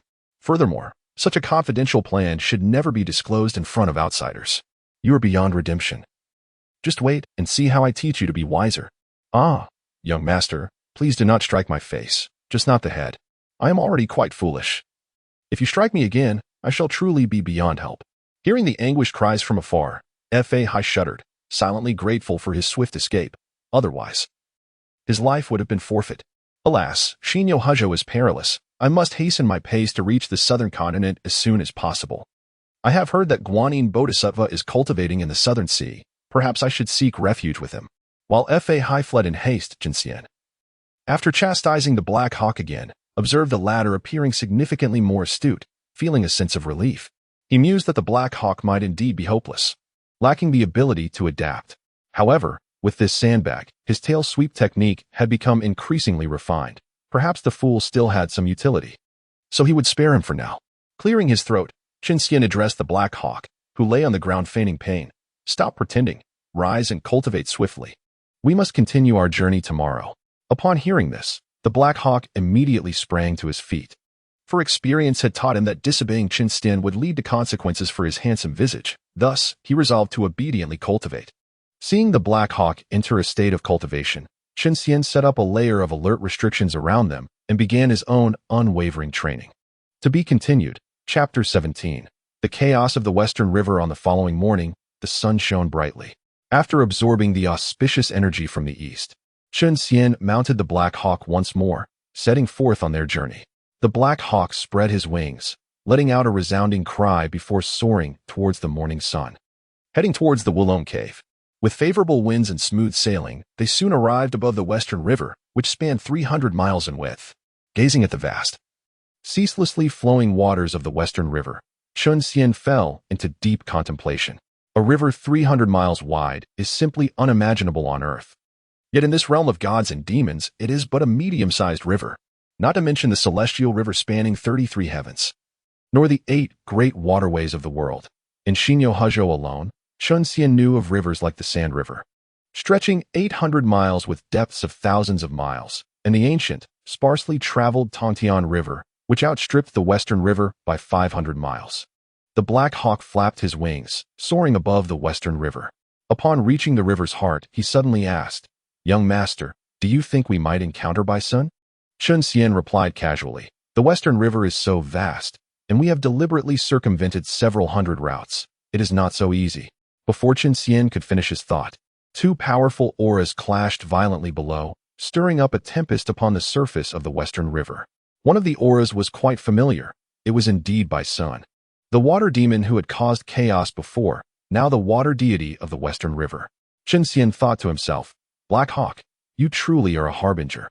How quickly your words have come to fruition. If you do not wish to be caught in the crossfire, then fly faster." Observing the situation below, it seemed Bison was engaged in a fierce battle with a river demon. From the aura emanating from both, they appeared evenly matched, and their conflict might well continue for some time, likely escalating from the water to the sky, then from the sky back to the earth, and so forth, until one side eventually yielded. Goodness, to think it has only been a day, and the situation in the Western River has escalated to this point, evolving into a royal confrontation. After urging the Black Hawk onward, Chen Xian could not help but ponder. The previous river deity had perished 3 to 4 years ago. These water demons have refrained from fighting before, yet now, as I pass, they choose to battle. Am I truly the fabled disaster star, bringing calamity wherever I go? While Chen Xian was lost in thought, a tremendous explosion erupted from the surface of the Western River. Chen Xian turned his gaze upon hearing a sound, only to behold a colossal white sturgeon, measuring 100 feet in length, engaged in a fierce aerial tussle with an equally immense crocodile. Both creatures soaring above the water's surface, clawing and biting at one another. It dawned upon him that Bison's true form was indeed that of a grand sturgeon, a name that rivaled his own in its magnificence. As he beheld the soaring sturgeon, a sense of kinship with a fellow hero arose within him. Yet, this sentiment of mutual admiration was short-lived, swiftly overshadowed by the explosive energy released amidst their battle, scattering his thoughts into disarray. Transforming back to their original forms indicated that the 2 creatures had summoned their full strength, ready to engage in a life-or-death struggle. After reaching the golden core stage, the true energy within a cultivator solidifies, and even a single strand possesses the capability to cleave through gold and jade. With both monsters unleashing their full power, their vital energies erupted in a chaotic display, darting in all directions. Among them, 3 waves of energy, each spanning over 10 feet wide, rushed toward Chen Xian and the Black Hawk. The speed of the true energy emanating from golden core cultivators was astonishingly swift. In the blink of an eye, the 3 waves were upon him. "Damn!" Chen Xian exclaimed, unable to contain his astonishment as he sensed the overwhelming force behind those waves of energy. If he were to be struck, it would surely result in severe injury or worse. Just as he managed to guide the Black Hawk to evade the three waves, more energy surged toward them. This is no longer safe in the sky. Black Hawk, do not resist. I shall withdraw you into my treasure. Chen Xian thought urgently. The skies had become perilous. It was best to seek refuge in the West River. With that, he summoned the heavenly prison ring, enclosing the Black Hawk within. Knowing its full combat prowess would not be realized in the water, as he descended rapidly, his body plummeting toward the West River, he executed a graceful dive. Resembling a white serpent plunging into the sea, submerging himself beneath the water's surface. As he prepared to swim to the opposite bank, a 3-meter-long catfish lunged at him. How dare this mere fish challenge me, a cultivator of the 9th stage? Chen Xian thought indignantly, delivering a powerful tail swipe that sent the audacious fish flying several meters away. Upon surveying his surroundings, he realized he had barely escaped one danger only to find himself ensnared in a quagmire. All around him swarmed an overwhelming multitude of aquatic creatures, likely numbering in the thousands. These formidable water spirits appeared to be divided into two factions, embroiled in a chaotic battle that churned the waters for miles around. Mud and blood mingled in the tumultuous depths, occasionally revealing the mangled corpses of fish and torn entrails, causing Chen Xian's skin to crawl and his stomach to churn. Both sides of the conflict had succumbed to a frenzied state, their eyes bloodshot with rage, surpassing even Chen Xian's own crimson gaze. Any creature not belonging to their ranks was instantly deemed an enemy, regardless of cultivation level, and would be mercilessly attacked. Their criteria for identifying allies rested not on kinship, but rather on the lingering aura of Golden Core masters, leading to a vicious cycle of death where only one would emerge alive. Witnessing the gruesome spectacle of dozens of catfish divided into factions, fighting for their lives while simultaneously attacking one another, Chen Xian felt as though he had become a mouse in the street, with every creature yearning to take a bite out of him. Initially, Chen Xian contemplated employing the Chen family's concealment technique to stealthily escape the mire. But in the chaotic battlefield, the chaotic spiritual energy disrupted his attempts. Within mere seconds, his concealment was shattered, revealing his presence. Thus, he was besieged by countless monsters, engaging him in a desperate battle. Employing the 9 techniques of the true dragon repeatedly, tail swipe, head thrust, claw strike, Chen Xian fought valiantly, but ultimately, he was overwhelmed by the sheer number and strength of his adversaries, succumbing to the depths of the river. Lying at the riverbed, he closed his eyes, ceased breathing, and activated his remaining true energy to operate the submerged abyss technique, feigning death. Fortunately, the raging combatants, lost in their frenzy, mistook his disappearance for death, neglecting to pursue the seemingly unscathed white serpent. After narrowly escaping a grim fate, Chen Xian lay motionless on the soft riverbed, gradually becoming aware of certain overlooked details.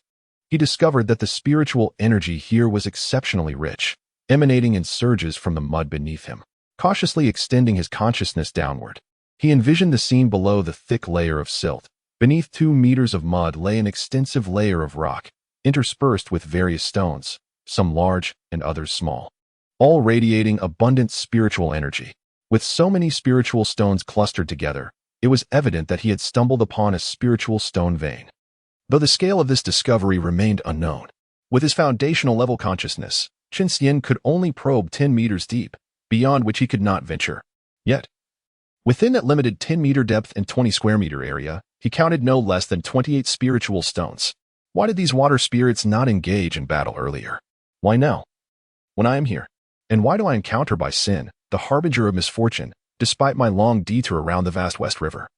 It seems this spiritual stone vein is the catalyst for all this chaos. Realizing the chain of events, Chen Xian found himself at a loss for words. Was it sheer luck that he inadvertently stumbled upon a spiritual stone vein? Unfortunately, this vein was already well known, with 2 golden core monsters aware of its existence. His fortune, it seemed, was as consistently unfortunate as ever. Chen Xian took a deep breath. The trials of this world had drained his patience, and he could no longer believe in the notion that traversers possess a protagonist's halo. He needed to devise a plan for escape, otherwise, he would surely perish when the 2 golden core monsters settled their scores and came to clean up the aftermath. Anxious thoughts raced through his mind, and soon an idea struck him. He cautiously opened one eye, observing that the conflict remained at a stalemate, with no monsters yet aware of his presence. Relaxing his body, he allowed himself to float to the surface, intending to drift away with the river's current, seeking to extricate himself from the battlefield. The West River was deep, with significant differences in the flow rates of the upper and lower layers. After floating for a minute, Chen Xian had only moved approximately 40 meters from his original position. Estimating the speed, he realized that to completely escape this battleground would take at least half an hour. Half an hour was ample time for the two great monsters to determine a victor. He needed to come up with a strategy, or he would find himself trapped. Chen Xian subtly flicked his tail, propelling himself upward by a meter before resuming his act of being lifeless, allowing the accelerated current to carry him downstream. A few minutes later, seeing that there were no water spirits within 10 meters of him, he swam upstream several more meters, causing the water's speed to increase tenfold, quickly distancing him from the chaotic waters. Just as he began to relax, preparing to swim freely into the distance, a cacophony of splashes erupted above him. He looked up to see a gigantic white sturgeon crashing into the river. Before he could process this, another equally massive crocodile appeared in his line of sight, causing a tumultuous clash upon entering the water. The two titanic creatures immediately began their fierce struggle, violently agitating the river's waters. Chen Xian was swept along by the turbulent currents, repeatedly colliding with the riverbed's boulders, leaving him dazed and disoriented. Amidst the chaos, he marveled at the absurdity of his situation. After enduring great hardship to escape the encirclement of monsters, he found himself in a predicament even worse than before. After tumbling through the surging waters for an indeterminate number of spins, Chen Xian noted that the raging currents had finally subsided. He emerged from the riverbed, gazing around in bewilderment, realizing he had no idea where the waters had carried him, nor could he discern the whereabouts of the two great monsters that had previously battled. After shaking his dazed head to discern the direction, Chen Xian immediately set off, swimming toward the riverbank. He had no desire to linger in the West River any longer. 2 hours later, on the lush eastern bank, a 6-foot-long red-eyed white serpent suddenly surged forth from the water. It was none other than Chen Xian, who had narrowly escaped death in the West River. After lying on the grass and panting for over a minute, he summoned the last remnants of his true energy to release the black eagle from the heavenly prison ring. Climbing onto its back, he promptly instructed the black eagle to take flight. Soaring high into the sky, Chen Xian turned back to gaze upon the West River. Through the heavy twilight, he seemed to glimpse, far off on the river's surface, two colossal beasts engaged in a fierce battle. Upon returning to the Wulong Cave, Chen Xian was relieved to find that the restrictions he had set before leaving were still in place. It appeared that in the days following his departure, no creature like the black eagle, known for raiding others' lairs, had made an appearance. Indeed, most monsters were reclusive, preferring to remain in their sanctuaries, while restless beings like the black eagle were but a rare exception. After lifting the restrictions, Chen Xian led the black eagle into the Wulong Cave. Once settled upon the jade bed, he retrieved a piece of silk, 4 feet long and 3 feet wide, adorned with intricate designs, and handed it to the black eagle. Observing the eagle's bewildered expression as it flipped through the silk, Chen Xian cleared his throat and said, "Black eagle, this is a blueprint I have drawn. Follow the instructions on it to modify the terrain surrounding the Wulong Cave. I intend to set up a formation." The black eagle stared at the chaotic patterns on the silk and felt its intellect falter. It asked Chen Xian, "My lord, what is this supposed to be?" Chen Xian, puzzled by the eagle's apparent lack of understanding, thought to himself, how could the black eagle be so dim-witted? The blueprint is written so clearly, yet it still cannot comprehend it. Perhaps I should simply send it away to avoid wasting my spiritual stones. However, considering the work that lay ahead, Chen Xian decided it would be prudent to keep the eagle as a laborer. He mused that if he were more skilled, he could directly arrange the formation without needing to alter the terrain. Unfortunately, he found himself forced to adapt the landscape according to the formation's requirements. Sighing, he realized that the black eagle was his only laborer, and he wondered how long it would take to complete the task. With a grunt, Chen Xian instructed, "First, lay the blueprint flat on the ground." Once the black eagle complied, Chen Xian continued, "Do you see the red dot in the center of the drawing? That represents our Wulong Cave. The inner circle is to remain untouched, so size it according to the blueprint. The outer circle indicates where you are to dig a pit of that size. I've marked the depth and diameter. If you cannot accomplish such a simple task, then you needn't return for spiritual stones. My lord, though this task seems straightforward, it will take at least 4 or 5 years to complete." The black eagle lamented, fearing it might perish from exhaustion before finishing. If it takes you 4 or 5 years to complete this in 3 months, then you should just leave. Chen Xian replied kindly, incredulous that the eagle would take so long for such simple work. My lord, truly, this is impossible. The soil above may be manageable, but the rock below is tough and heavy. How will I get it out? The black eagle cried out in despair. Are you a fool? Can't you use spells to break it into smaller pieces for easier transport? And as an eagle, why not enlist some digging mice to assist you? In any case, if you have not completed the work in 3 months, I will fry you in oil and eat you on a skewer. Chen Xian issued a stern ultimatum, then waved his tail dismissively at the black eagle, who wore a face of distress. Why are you still here? Go to work. Unless you wish to become a fried bird now. After dismissing the black eagle, Chen Xian took out the materials he had acquired from the Yin King and scattered them throughout the Wulong cave. Immediately, the extensively expanded cave was filled to the brim with the piled materials. Looking at the materials before him, Chen Xian wondered if he could refine them all within 3 months. Resolving to stop overthinking, he decided to begin with the simplest task of crafting formation flags. He selected a piece of dragon-patterned steel, about the size of a soccer ball, and exhaled a stream of true fire to envelop it, slowly refining it to remove impurities. Once the dragon-patterned steel melted into a mass of molten iron, Chen Xian continued to heat it for a quarter of an hour until its volume ceased to shrink. He then shaped it into a small iron rod, over a foot in length and the thickness of a thumb, and while it was still malleable, he engraved some runes upon it, which gradually formed a dragon-like appearance. When the small iron rod cooled, it had transformed into a magical artifact imbued with spiritual energy, emanating a faint azure glow and possessing 4 layers of restrictions. Chen Xian lamented that, as a foundational cultivator, his arduous efforts had only produced a mediocre artifact. To set up the Bai Hai Yulong formation, he needed a flagpole with at least 9 layers of restrictions. This one was merely a counterfeit of inferior quality and entirely unusable. Thus, he returned it to the furnace for recrafting. After numerous attempts, Chen Xian finally succeeded in forging an artifact with 9 layers of restrictions, barely meeting the requirements for the Bai Hai Yulong formation. With this initial success, the subsequent tasks became more manageable, and he crafted 4 more flagpoles, stopping only when his true energy was depleted. In a stroke of good fortune, he even managed to produce a flagpole with 10 layers of restrictions. As he surveyed the 5 small iron rods before him, Chen Xian stretched his sore neck, thinking to himself, alas, even a serpent cannot endure such a prolonged posture. After replenishing his true energy with spiritual stones, Chen Xian pressed on, continuing his previous work. After spending over 20 days, he had successfully forged a total of 365 flagpoles, of which 41 possessed 10 layers of restrictions, while the rest had 9 layers. Completing the flagpole crafting task. With the flagpoles finished, Chen Xian decided to take a day to rest and check on the progress of the Black Eagle's work. Curious if it had been slacking off. Exiting the Wulong cave, he was almost taken aback by the sight before him, resembling a bustling construction site. Hundreds of creatures, both avian and terrestrial, were hard at work, digging and transporting stones in a magnificent display. After observing the scene closely, Chen Xian realized these animals were sentient beasts, albeit minor ones of only the 3rd or 4th rank in cultivation, with none exceeding the 5th rank. Among them, monkey demons were the most prevalent, making up about 60% of the labor force, while avian creatures were the least represented, with only 2 or 3 circling above, serving as overseers. As Chen Xian searched among the throng of creatures, he noticed the absence of the black eagle, which puzzled him.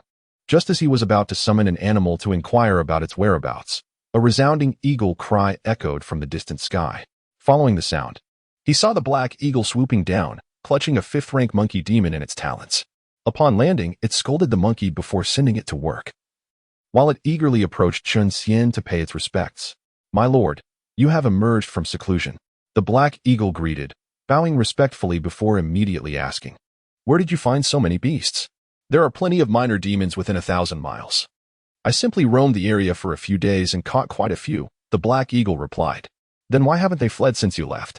Chen Xian wondered, intrigued by the beast's behavior. "Those that attempted to escape were caught and publicly torn apart by me, which deterred the others from trying to flee," the black eagle answered nonchalantly. "And what about those overseers?" Chen Xian pointed to the circling birds in the sky. "Those are my subordinates. In the future, if you command me to do something not too difficult, I will send them to assist," the black eagle explained. With an air of pride, Black Hawk spoke. while Chen Xian scrutinized him from head to toe. He mused that after his meticulous repairs, this fool had indeed become much wiser, now knowing to delegate tasks. There was no need to capture anyone anymore. It was best to remain low-key to avoid attracting trouble, since he had so many demon beasts to assist him. He should focus on his cultivation. Otherwise, once his subordinates surpassed him in strength, he would find himself serving them, Chen Xian said with a teasing smirk. Upon hearing this, Black Hawk, displaying his usual foolishness, replied, "Then, my lord, if I exceed your cultivation, will you become my subordinate? What do you think?" Chen Xian asked, his gaze icy. Under the chill of Chen Xian's stare, Black Hawk shivered and hurriedly replied, "My lord, I was merely jesting. I swear to never betray you. How could I possibly have you serve me? That would be a curse upon my longevity." Finding Black Hawk's antics tiresome, Chen Xian took a stroll around before returning to the Dragon Lion Cave to continue his work on artifact forging. After 3 months and 10 days of relentless effort, Chen Xian had successfully crafted 365 palm-sized azure dragon flags and a fist-sized dragon pearl that gleamed with a kaleidoscope of colors. The azure dragon flags were artifacts imbued with 9 layers of restrictions, and when combined with the previously made iron rods, they formed the array flags for the azure sea dragon array. The dragon pearl, on the other hand, was a formidable artifact with 11 layers of restrictions. Successfully forged only after over 30 failed attempts, it served as the eye of the formation. Of course, the dragon pearl he created was far from comparable to a true dragon pearl. In fact, without even achieving the golden core stage, he could not even produce a serpent pearl, let alone one that was infinitely superior. Nonetheless, this dragon pearl possessed unique qualities.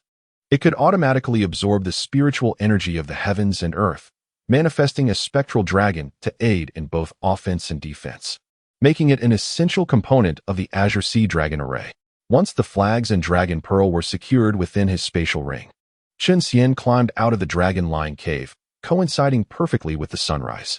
He took a deep breath as the sun rose above the horizon, drawing in a stream of violet energy. A warm sensation enveloped him, invigorating his spirit as the fatigue of recent days seemed to dissipate. Chen Xian surveyed the area, which bore the marks of a comet's impact, nodding in satisfaction. He thought to himself that while Black Hawk might be foolish, he was still capable of executing tasks well, provided they were clearly communicated. Summoning the slumbering Black Hawk from the cliff, he mounted him and circled the pit. After finding no oversights, Chen Xian retrieved the 365 array flags and positioned them at the bottom of the pit according to the celestial alignments. Using the flags to form a connection and channeling his true energy as a bridge, he established a tenuous link with the stars, allowing a faint starlight to be drawn down, enhancing the array's power. After placing the flags, Chen Xian drilled through a rock layer to bring forth a spring of clear water, allowing it to gradually fill the pit. 2 days later, the area surrounding the Dragon Lion Cave transformed into a small lake, submerging the previously excavated pit. Only then did Chen Xian place the dragon pearl at the heart of the formation and infused it with his true energy. After a dazzling burst of light, the dragon pearl vanished from sight. Gazing at the unchanged Dragon Lion Cave, Chen Xian felt a pang of frustration. He wondered if the formation had indeed failed. The text had clearly stated that when the array was successfully set, the dragon pearl would conceal itself. Its disappearance should indicate success, yet there was no sign of change. Black Hawk, fly to the top of the formation and take a look. To verify the formation's success, a small test subject was required, and Black Hawk seemed the perfect candidate. Black Hawk acknowledged the request, but instead directed a parrot basking in the sun on the cliff, saying, "Xīyóu, fly around the lake." The parrot named Xīyóu complied and soared toward the lake's surface. Chen Xian watched in disbelief at Black Hawk's authoritative demeanor, silently criticizing his pretentiousness. It seemed he would need to keep him in check to prevent any potential trouble. After his internal musings, Chen Xian turned his attention to Xīyóu, eager to learn if his array had been successfully established. If it had not, he feared he might suffer a heart-wrenching disappointment. He reflected on the sacrifices he made for this array, having spent his fortune on materials and narrowly escaping peril on his journey back, followed by 3 grueling months of labor. If he were to fail, it would be a grave misfortune indeed. Chapter 19. The beginning of the Golden Core as spring turned to autumn. 3 years slipped by unnoticed.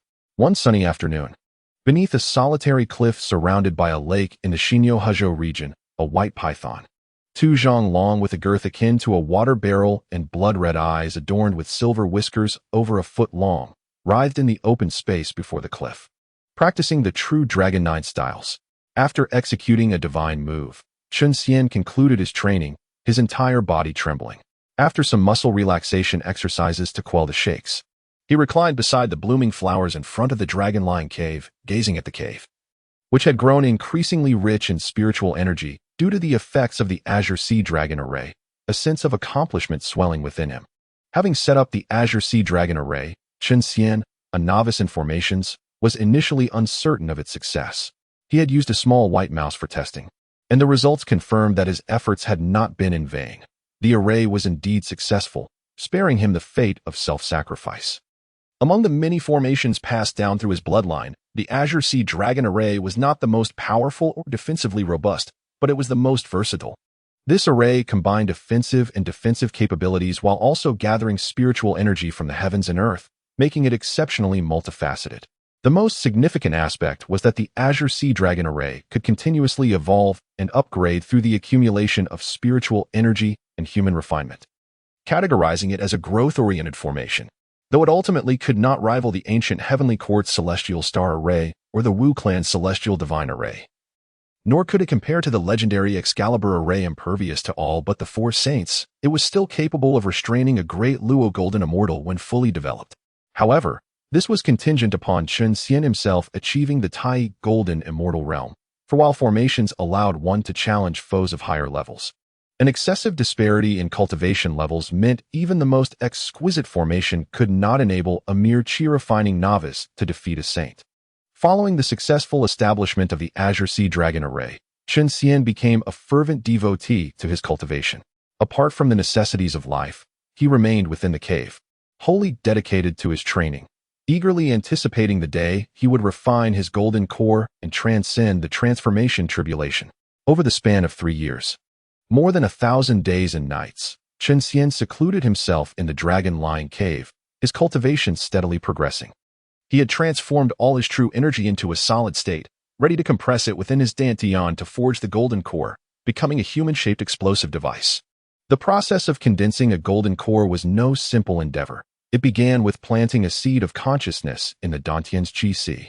Then, a portion of true energy would be compressed around this seed to form a virtual core, after which the real golden core could be formed. This required patience and meticulous effort. Finally, once the golden core was formed, it needed to be continually refined, rendering it smooth and lustrous, akin to a perfectly rounded pearl. To signify its completion, planting the seed of consciousness was essential for nurturing it with true energy at all times, ensuring that upon the core's fragmentation, it could successfully take form. The formation of the virtual core served as a prelude to the golden core. Without sufficient foreplay, the process would inevitably be painful, making this step crucial. The subsequent actual core formation, however, was considerably simpler. By applying increased force upon the virtual core, blossoming into fruition was merely a matter of time. The final refinement followed the advancement of the golden core, akin to the 9 transformations of the golden core, requiring the cultivator's core to undergo 9 rounds of refinement before it could shatter and give birth to a nascent soul. Chen Xian estimated that to condense the seed of consciousness, he would need to separate 1/10 of his soul's power from his essence. The method is not particularly difficult, however. One must wait until the soul has cultivated sufficiently before proceeding to the next stage of training. To replenish the missing soul power, given one's recovery speed, it will take at least 3 months. Afterward, to condense the illusory Dan, one must explore and determine the appropriate amount of true energy needed, which will take another month or so. Furthermore, compressing all of one's true energy into a golden Dan will require an additional month or 2. All things considered, to become a human bomb, it will take at least 5 months. The thought of becoming a golden Dan cultivator in 5 months filled Chen Xian with great joy. He proudly twirled the 2 newly grown long mustaches, which he jokingly referred to as dragon whiskers, though it might be more fitting to call them snake whiskers. With his snake whiskers raised, he addressed the idle Black Eagle, who was training his 2 newly acquired avian subordinates. Little Black, it has been 3 years. Why have you made no progress in your cultivation despite the spirit stones I provided? Surely, you haven't squandered them on frivolities, have you? My lord, you do me an injustice. I have not left the Wulong Cave for more than a day in these 3 years. With my strength, indulging would take at least 2 days to fully enjoy. How could I possibly do that? Black Eagle immediately defended himself. Chen Xian glanced at Black Eagle, whose body had grown to an impressive height of 10 feet, and chuckled lewdly. It's not that you couldn't indulge, but perhaps you simply can't find a suitable mate for your pursuits, right? By the way, how have you cultivated? Why is it that you only grow muscles and not wisdom? No, wait. It seems you only grow in size without any increase in cultivation level? My lord, I have previously informed you that my vaping battle body follows a physical cultivation path. The quantity of true energy is of little importance, Black Eagle replied impatiently, thinking to himself how ridiculous it was for his lord to always use him as a comparison whenever he made progress in his cultivation, as if seeking some sense of superiority. If you do not follow the Qi refining path, when will you be able to transform? Chen Xian inquired. When I fully awaken the bloodline of the rock within me and transform into the divine beast rock, Black Eagle said proudly, as if he had already achieved that transformation. To evolve from a mundane beast to a divine one, the bloodline concentration must reach 100%. Divine beasts are favored by the heavenly Tao and can naturally transform into a human form, much like the dragon maiden from the Baibo Pond, who possessed strength far surpassing Chen Xian from birth and could transform without facing heavenly tribulation. There is indeed a method in the dragon transformation technique that allows for transformation after becoming a true dragon. However, Chen Xian felt that if he were to take that path, he would likely need to wait 1,000 years to achieve transformation, which he found intolerable. Thus, he chose a cultivation method that balanced physical training. Do you not wish to transform into human form sooner? Chen Xian asked with curiosity. What is so great about transforming into human form? It is not as handsome as I am now. That frail appearance cannot showcase my strength. Black Eagle puffed out his chest and said narcissistically. Regarding the aesthetic preferences of the monsters, Chen Xian was at a loss for words. Male monsters considered robustness and power to be beautiful. Among the transformed male monsters Chen Xian had encountered, aside from Baisun and the fox demon from the treasure pavilion, the rest were all burly and robust figures. He had seen few female monsters, so he could not comment much, but the few he had seen were all stunningly beautiful, adorned in heavy makeup, showcasing their enchanting allure, which stirred Chen Xian's desires, making him wish to transform into a colorful wolf to teach these adorned female monsters a lesson. Then take your time to cultivate and become the rock sooner, Chen Xian thought, imagining how impressive it would be to have a divine beast as a mount. Riding out to attract admirers would surely have the same effect as driving a Rolls-Royce. Unaware of Chen Xian's mischievous thoughts, Black Eagle assumed he was being sincerely encouraged and immediately expressed his gratitude. I will certainly cultivate diligently and live up to your expectations, my lord. After encouraging Black Eagle, Chen Xian returned to the Wulong cave to continue his cultivation endeavors. Reclining on the somewhat cramped jade bed, Chen Xian calmed his mind and adjusted his state before immersing his consciousness entirely into the purple palace at his brow. In that pitch-black purple space, only a shadowy figure emitted a glow. This ethereal figure was none other than Chen Xian's soul. Chen Xian's soul was peculiar, resembling a humanoid creature with a snake's head and tail. The snake head was fierce, with a pair of bright red eyes and 2 silver whiskers. Its limbs, including a small member, were quite normal, indistinguishable from those of an ordinary person, except for the lack of clothing. The tail was not particularly unique, just a bit thinner and longer, covered in scales. Chen Xian manipulated his soul, forming a strange hand gesture, with his hands resembling 2 entwined venomous snakes, their heads facing inward and mouths wide open as if to bite him. With this motion, Chen Xian's soul quivered, and a transparent mist was drawn out. As this mist left his body, his soul became even more ethereal, resembling a wisp of smoke, ready to disperse at any moment. Ouch, that hurts. Chen Xian thought to himself. If separating one's soul was this painful, then the act of extracting a soul from an enemy must be excruciating. Tearing someone's soul apart. What kind of cruel person could commit such an act? After an overwhelming wave of pain, a feeling of exhaustion akin to overindulgence washed over him. Chen Xian felt dizzy. Although his eyes were open, all he saw was darkness. After an indeterminate amount of time, Chen Xian, who lay limply on the jade bed, finally sat up, his once vibrant red eyes now dull. Taking a deep breath, he focused his consciousness into the purple palace. He needed to quickly extract the separated soul power from the purple palace. Otherwise, if it returned to the soul, all his previous suffering would be in vain. Upon entering the purple palace with his consciousness, Chen Xian saw 2 luminous entities, a large one representing his soul, and a smaller one, the soul power he had separated. Which was his goal? Chen Xian enveloped the ball of soul power with his consciousness and pulled it out of the purple palace, guiding it through his meridians and into the qi sea of his dantian. Afterward, he compressed it with his consciousness until it shrank to the size of a sesame seed, unable to be compressed further. This step of condensing the spiritual seed was now complete. Once the spiritual seed was planted, a wave of intense fatigue washed over him, and Chen Xian could not help but yawn, closing his eyes and falling into a deep slumber. In the west Xīyóu, within the Wulong cave, Chen Xian suddenly opened his eyes, and a golden light flickered within his blood-red gaze. Upon closer inspection, one could see a golden sphere projected in each eye, occupying the place where his originally vertical pupils resided. After a few breaths, the projections faded, and his eyes returned to their previous state, resembling someone afflicted with red-eye disease. Taking a deep breath, Chen Xian stretched his slightly sore snake-like body and remarked, "After 5 months, I have finally refined the Golden Dan."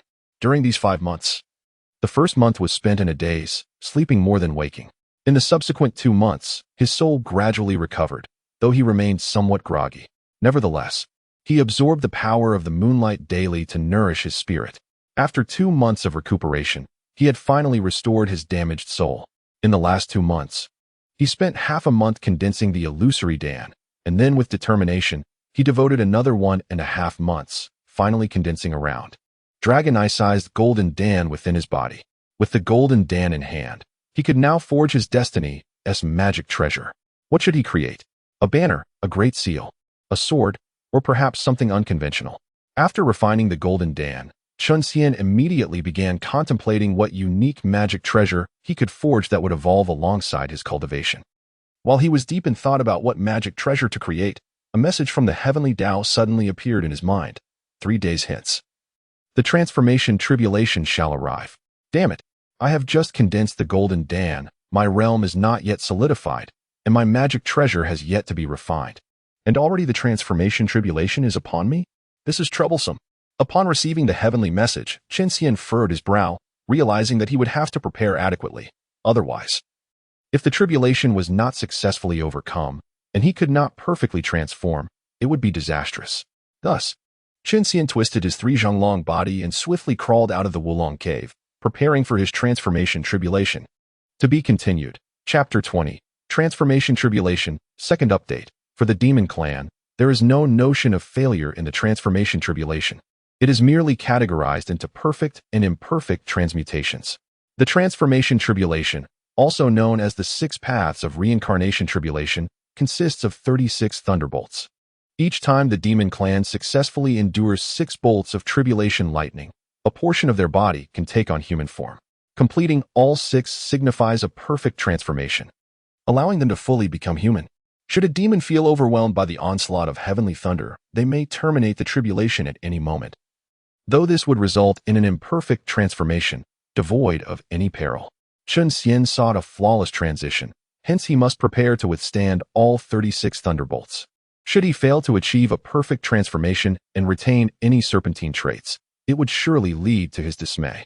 To ensure a flawless metamorphosis, Chen Xian indeed required some preparations, such as crafting spirit talismans and acquiring magical artifacts. As for formations, they were out of the question. Formations harness the power of heaven and earth, while the tribulation embodies the will of the heavens. If the heavenly tribulation were to strike, would it bind itself before delivering the blow?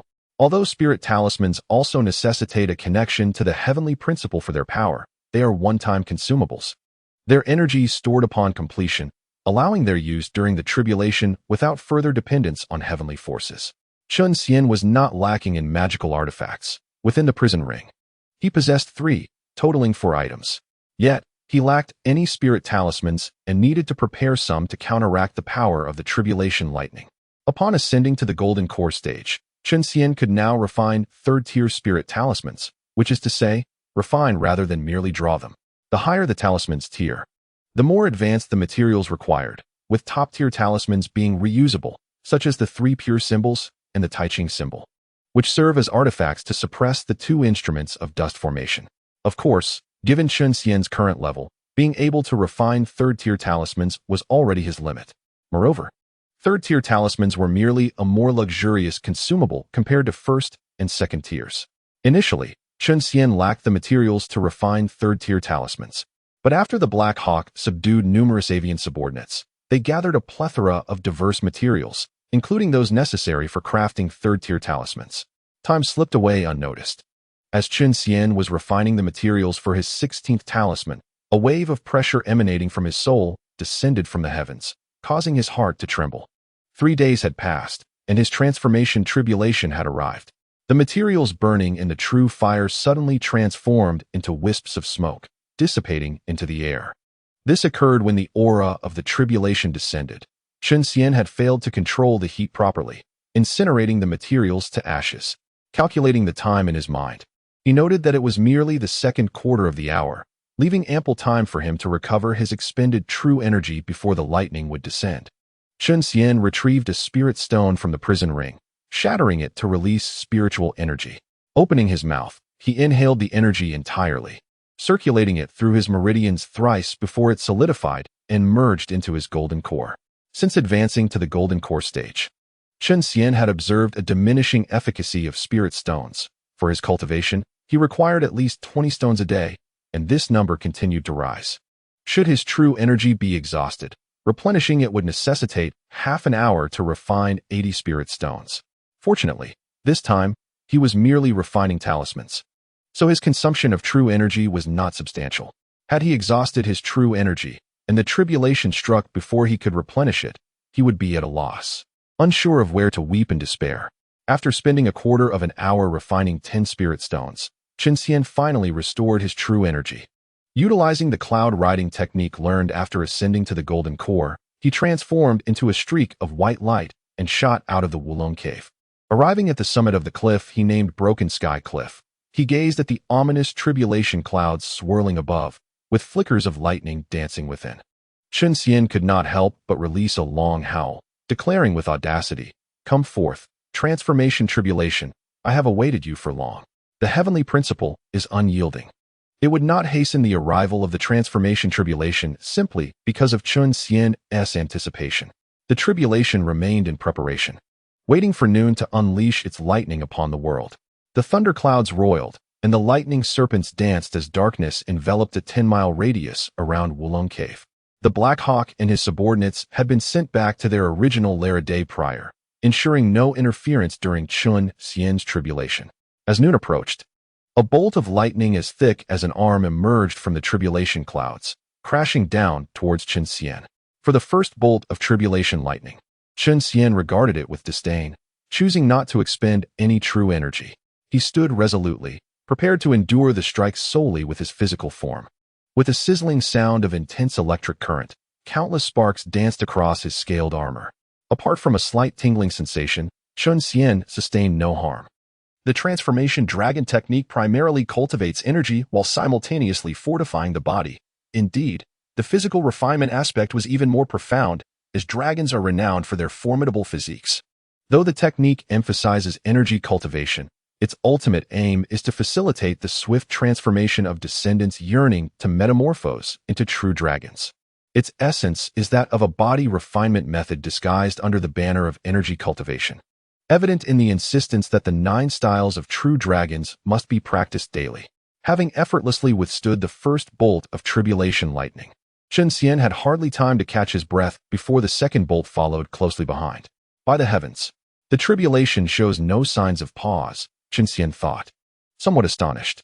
Typically, there is a 2 to 3 minute interval between each bolt, but in this instance, the second descended immediately after the first was dispelled, a rare occurrence indeed.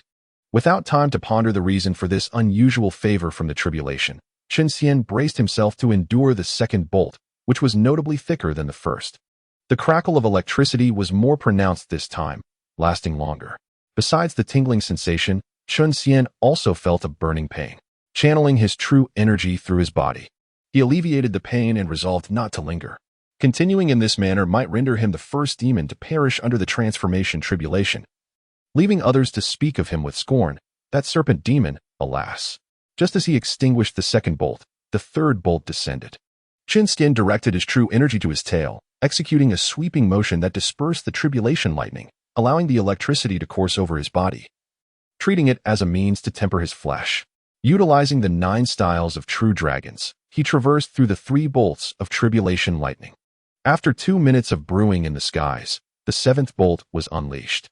Gazing at the seventh bolt, which was twice the thickness of the sixth, Chen Xian furrowed his brow and increased the flow of true energy in his technique.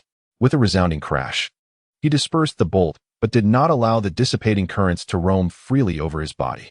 Instead, he carefully enveloped himself with true energy, meticulously absorbing the residual energy into his body to refine his physique. As he extinguished the seventh bolt, the eighth bolt promptly followed. Thus, Chen Xian successfully endured 13 bolts of tribulation lightning, consuming 30% of his true energy. It was time to employ spirit talismans to mitigate the power of the lightning and restore his true energy. Chen Xian retrieved 15 talismans and about 20 spirit stones from the prison ring. Once the 14th bolt struck, he unleashed a red and a blue talisman. The red talisman transformed into a vermilion bird, soaring toward the descending bolt, while the blue talisman morphed into a large blue bell, enveloping Chen Xian within its protective shell. Upon releasing the talismans, Chen Xian immediately shattered a spirit stone to absorb its energy and replenish his true energy. After exhausting the talismans, the tribulation had unleashed 20 bolts, and Chen Xian's true energy had returned to 90%. It seemed that refraining from using magical artifacts was no longer an option. Gazing at the second bolt, which was as thick as a water vat, Chen Xian summoned the silken net and a grand seal from the prison ring. He invoked the treasure, known as the Taishan seal, and charged toward the lightning. With a tremendous roar, the calamity thunder scattered in all directions, and the Taishan seal flew back. Relying on the Taishan seal, Chen Xian managed to disperse 8 bolts of calamity thunder, finally allowing some stray lightning to strike him. For these elusive remnants, Chen Xian did not even utilize his true energy, allowing them to dart about his body at will. After shattering 2 more bolts of calamity thunder with the Taishan seal, the 31st bolt descended. With a thunderous crash, the Taishan seal rebounded and struck Chen Xian's handsome, serpentine face, followed by a surge of powerful electricity surging into his body. A plume of black smoke erupted from Chen Xian, and the air became fragrant with the scent of roasted meat. Once the electric light dissipated, a massive black python with red eyes appeared in its place. Chen Xian expelled a cloud of black smoke from his mouth, shaking his body as the ash fell away, revealing white scales beneath. Before he could express any thoughts, the 32nd bolt of calamity thunder descended once more. This time, after summoning the Taishan seal, Chen Xian also invoked a silk net above his head, planning to employ a dual defense. With this double insurance, he effortlessly blocked the subsequent 2 bolts of calamity thunder.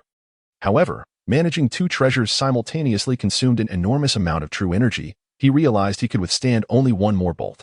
The final bolt promised to be the most formidable, and he found it difficult to resist. With a thunderous crash, the 35th bolt of calamity thunder struck. Chen Xian expended all his remaining true energy to summon both treasures. Yet he could not block them all.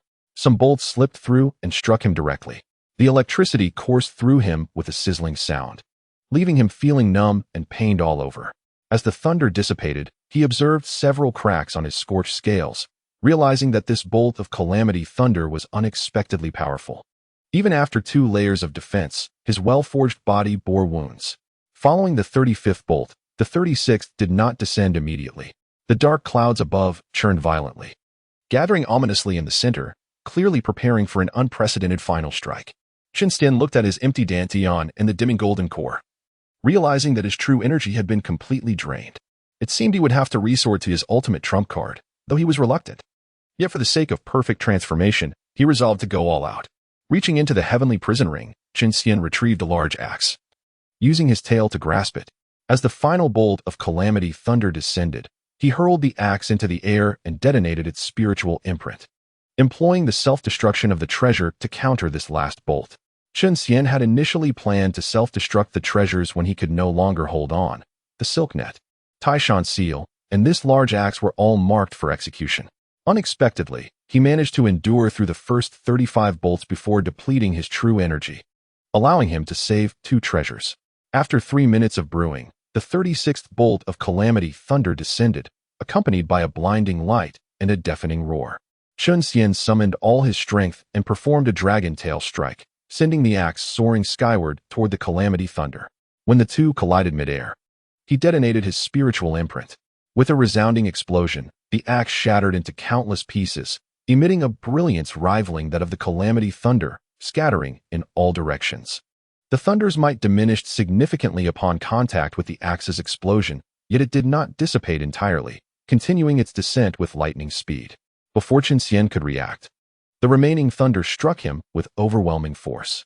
A tremendous, unyielding power crashed upon him, forcing him to the ground.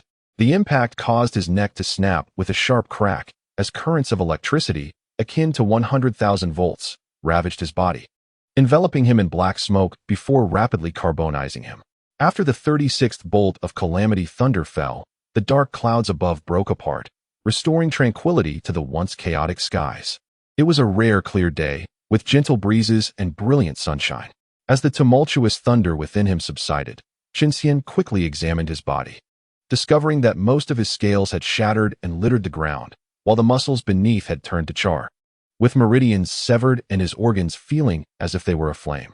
As he contemplated how long it would take for such severe injuries to heal, a continuous influx of spiritual energy surged into his body, rapidly mending his devastated form.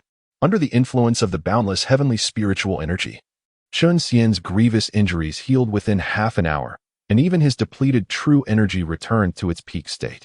When the influx of spiritual energy ceased, a radiant beam descended from the heavens, enveloping Chen Xian. As the rainbow light surrounded him, Chen Xian felt his body undergo uncontrollable distortions, followed by radical transformations. His scales shed, and his venomous fangs fell from his mouth. In the blink of an eye, he transformed into human form. Chen Xian cast a water mirror spell before him and beheld his transformed visage, waist-length hair cascading untamed, dancing in the wind, and a strikingly beautiful face that bore an androgynous quality, complemented by smooth, fair skin resembling that of a woman.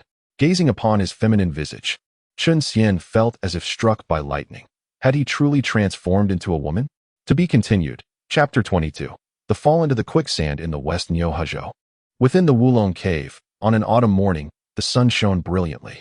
Golden rays filtered through the glazed skylight at the cave's summit, casting a shimmering glow upon a mound of copper as large as a small mountain. Standing before the pile of copper, Chen Xian found that the golden light illuminated his delicate yet handsome face, adding a touch of heroism, making him appear less effeminate. He picked up a fist-sized chunk of copper, weighing approximately 4 to 5 pounds, and mused that the quality of this copper was indeed 10 times that of ordinary bronze. Such a small piece weighed so much. After setting the copper down, Chen Xian retrieved a 3-meter-tall black iron furnace adorned with the bagua pattern from his heavenly prison ring. Removing the furnace lid, he filled it with over 1,000 pounds of copper. After securing the lid tightly, he pressed his right hand against the furnace wall, channeling his true energy into it continuously. A surge of purple flames erupted from the furnace, rising vigorously within as it melted the copper inside. Once the copper had completely liquefied, Chen Xian increased the flow of true energy, causing the purple flames to intensify significantly.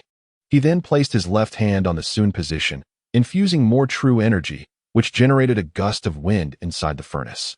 As is said, fire borrows strength from the wind. With this wind stirring the flames, the fire blazed even hotter, engulfing the molten copper. After refining through the night, the copper liquid in the furnace had shrunk 100-fold, leaving only a pool of purple liquid the size of a fist suspended within. Gradually reducing the flow of true energy, the temperature in the furnace began to drop, and the purple liquid solidified into a sphere the size of a ping-pong ball. Chen Xian beckoned, and the furnace lid flew off, gently landing on the ground, while the purple sphere floated out, landing in his hand. To think that 1,000 pounds of copper yielded only this small amount of imperial copper, it was indeed no easy feat. Gazing at the copper ball in his hand, Chen Xian could not help but reflect. The essence is concentrated, and this small piece of imperial copper weighs 10 pounds.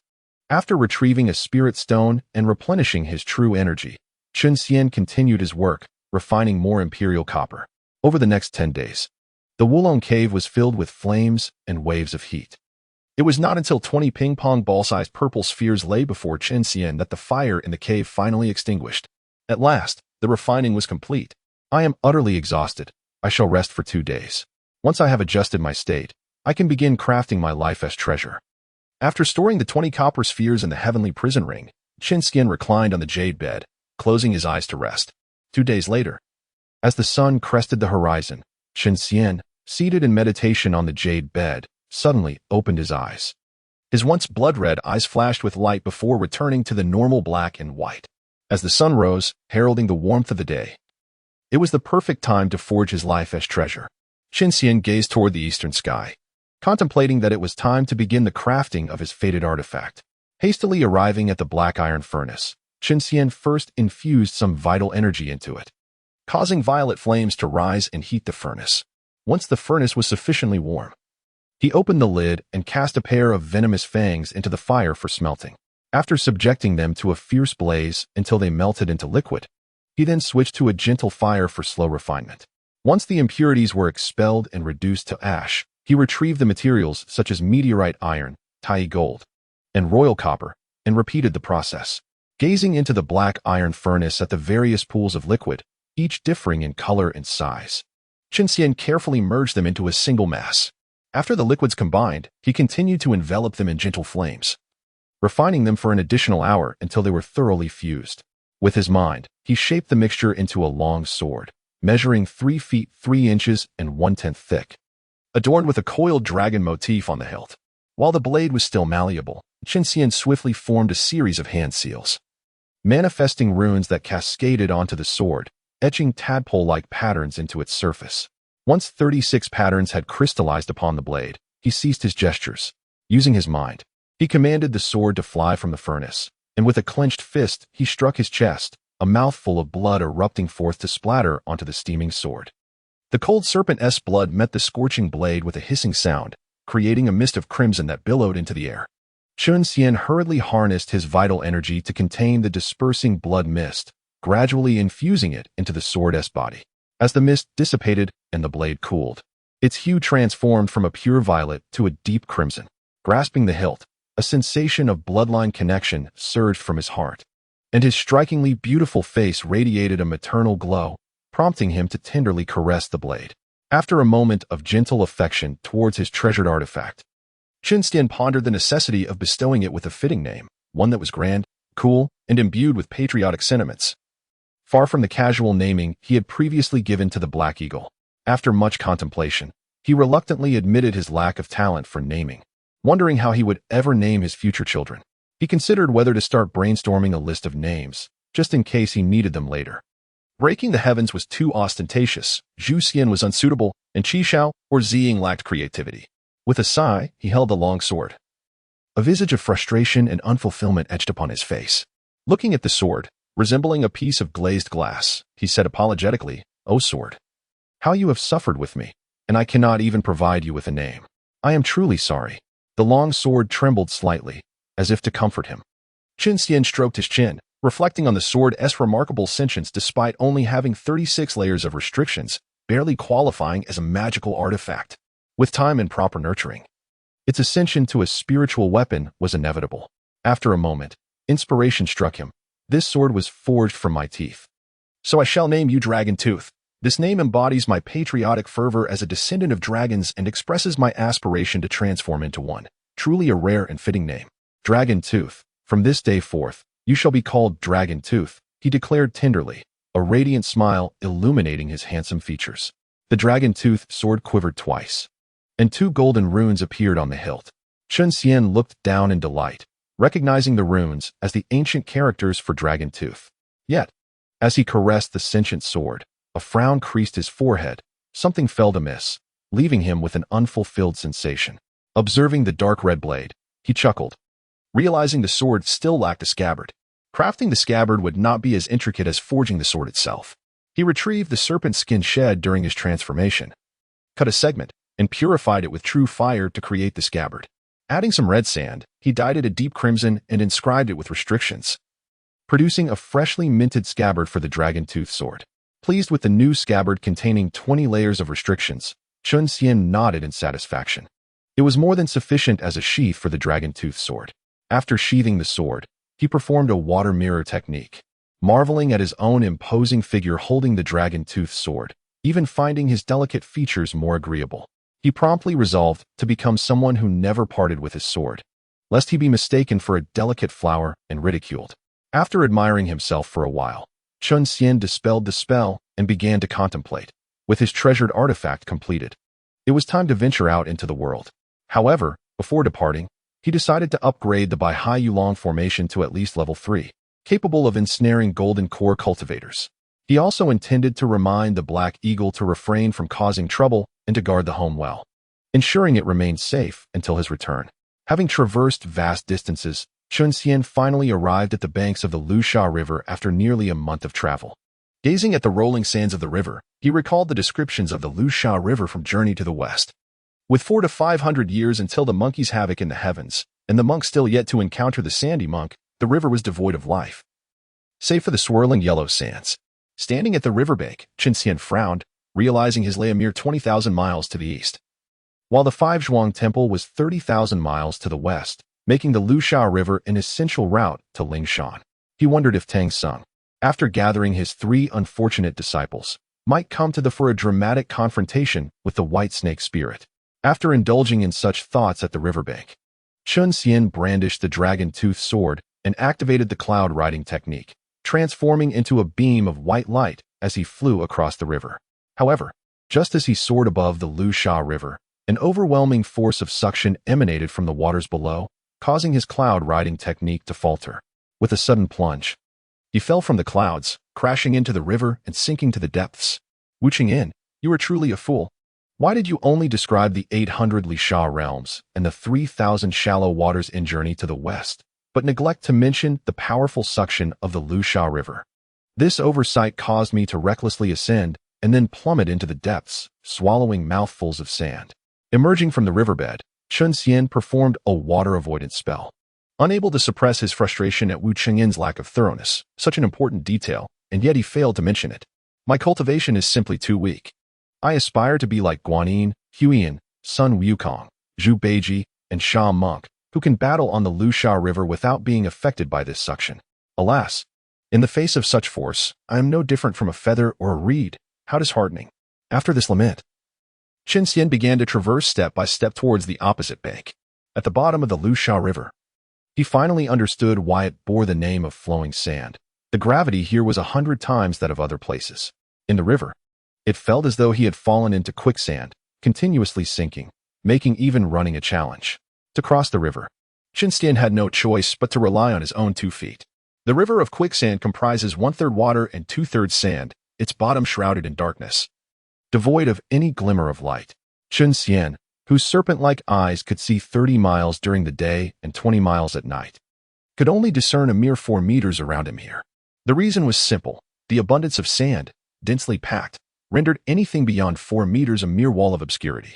In desperation, he released his consciousness to probe the surroundings, yet even that was severely constrained. His normally expansive awareness, capable of enveloping a 10-mile radius, was now limited to a mere 3 miles.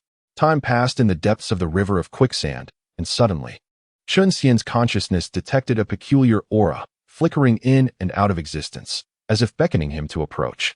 Curiosity piqued, he followed this ethereal call. Traversing 2 or 3 miles to its source, a submerged stone forest formed by a chaotic pile of rocks. The very essence that had summoned him emanated from within this disordered assemblage.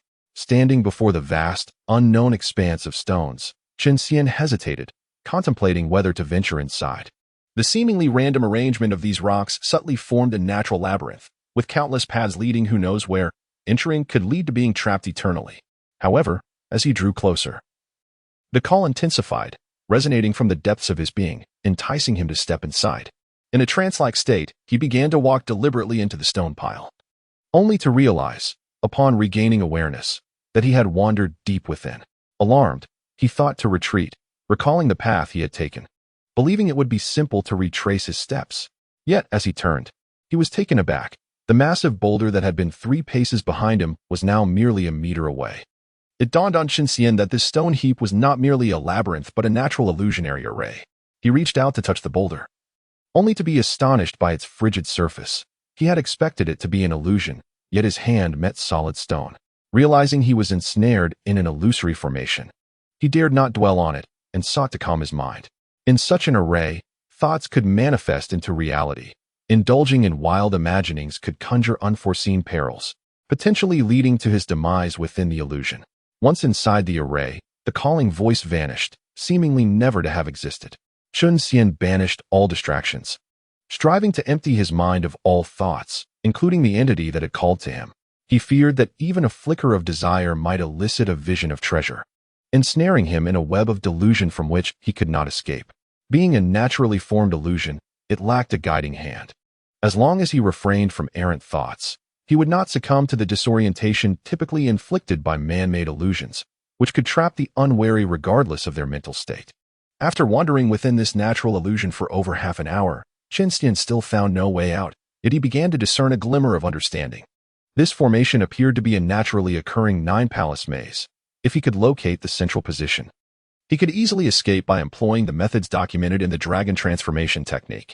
The 9 positions were designated as 1 for Kan, 2 for Kuan, 3 for Zhen, 4 for Sun, 5 for the center, 6 for Qian, 7 for Dui, 8 for Zhen, and 9 for Li. Mapped out in a grid to observe the movements of celestial bodies. Chen Xian reasoned that having entered from the west, he was positioned at Zhen to reach the center. He need only proceed eastward. Yet, after traversing the vast expanse of stones for what felt like an eternity, he still had not reached the center.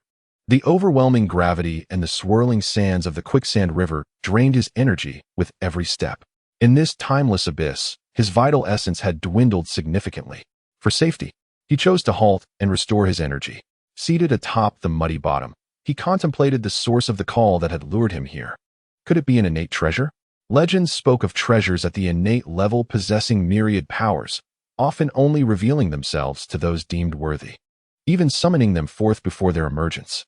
However, Chen Xian was aware that such notions were merely fanciful. Typically, when innate treasures surfaced, they radiated brilliant light, drawing the strongest among the worthy to claim them. The concept of deserving individuals was but a jest. In a world filled with deities and spirits, strength dictated who would seize the treasure. Once his energy was replenished, Chen Xian resumed his journey through the mire. Though the natural maze lacked a master, it still possessed the power to disorient and lead astray. He moved cautiously, pausing frequently to recalibrate his bearings. After navigating around an obstructive boulder, he recalibrated his position and realized he was not far from the center. A sigh of relief escaped him. Had he not miscalculated his position previously, he would have reached the center 10 days prior. Recollecting the dire consequences of his earlier miscalculation, he felt a surge of frustration. He had nearly met his demise after 3 grueling days of searching, only to mistakenly believe he had found the center. The maze, in its cunning nature, had conjured an illusory center, leading him to believe he had escaped. In his delusion of having exited the maze, his defenses lowered. He dreamt of seeking companionship with beautiful female spirits once he emerged from the river of quicksand. The moment this thought crystallized, the illusion manifested, causing him to envision himself climbing out of the river and encountering several enchanting female spirits. Yet, these alluring figures swiftly transformed into skeletal forms, lunging towards him. Stricken with terror, Chen Xian managed to cleave the skeletal beauties in half with his dragon-toothed sword, only to ponder whether an elder would soon appear. Realizing he could not remain in such a place, he resolved to escape, only for the insidious illusion to conjure a nascent soul practitioner before him, claiming to be the vengeful master of the slain female spirits. In that moment of terror, Chen Xian found himself on the verge of losing control, engaging in a fierce battle with the imagined nascent soul practitioner. As defeat loomed, he contemplated a self-destructive act, wishing to perish alongside the illusionary foe. In a final desperate act, he lunged at the nascent soul figure, preparing to self-destruct when his dragon-toothed sword suddenly vibrated violently, slipping from his grasp and inflicting a grievous wound upon his arm. This abrupt turn of events jolted him back to reality, revealing that he had merely embraced a piece of rotting wood at the river's bottom, not a nascent soul practitioner. Cold sweat cascaded down his brow as he realized he had nearly perished alongside a mere log. Had he detonated his essence, he would have become a footnote in history, one of the most ignoble deaths. Looking at the skeletal beauties, he found them to be nothing more than a few stubborn stones from the riverbed. Upon reflecting on the near encounter he had with a few jagged stones, he felt an overwhelming sense of despair, as if love would forever elude him. Emerging from the illusion, Chen Xian calculated the time and was astonished to realize he had spent 10 days within that realm. Surprised yet increasingly vigilant, he tended to the wounds on his arm and caressed the sharp blade of the dragon-toothed sword, expressing his gratitude. "O sword, I owe my life to you. Without you, my fate would have been sealed here." The sword trembled slightly in response. After sheathing the dragon-toothed sword, He continued his journey toward the central position of the Grand Formation. Upon reaching it once more, he lamented his earlier miscalculations and vowed to exercise utmost caution, promising himself never to repeat the same mistakes. After verifying the accuracy of his calculations, Chen Xian closed his eyes and charged toward a towering stone 3 zhang high. As he approached, he did not falter but collided directly with it. Contrary to his expectations of injury, upon impact, he transformed into a ripple and passed through. When he opened his eyes again, he found himself in a distinct space devoid of mud, water, or the peculiar gravity he had previously encountered. It seemed to exist independently of the quicksand river. After a brief moment of confusion, Chen Xian quickly regained his composure. Realizing he had arrived at his destination, the heart of the Great Formation.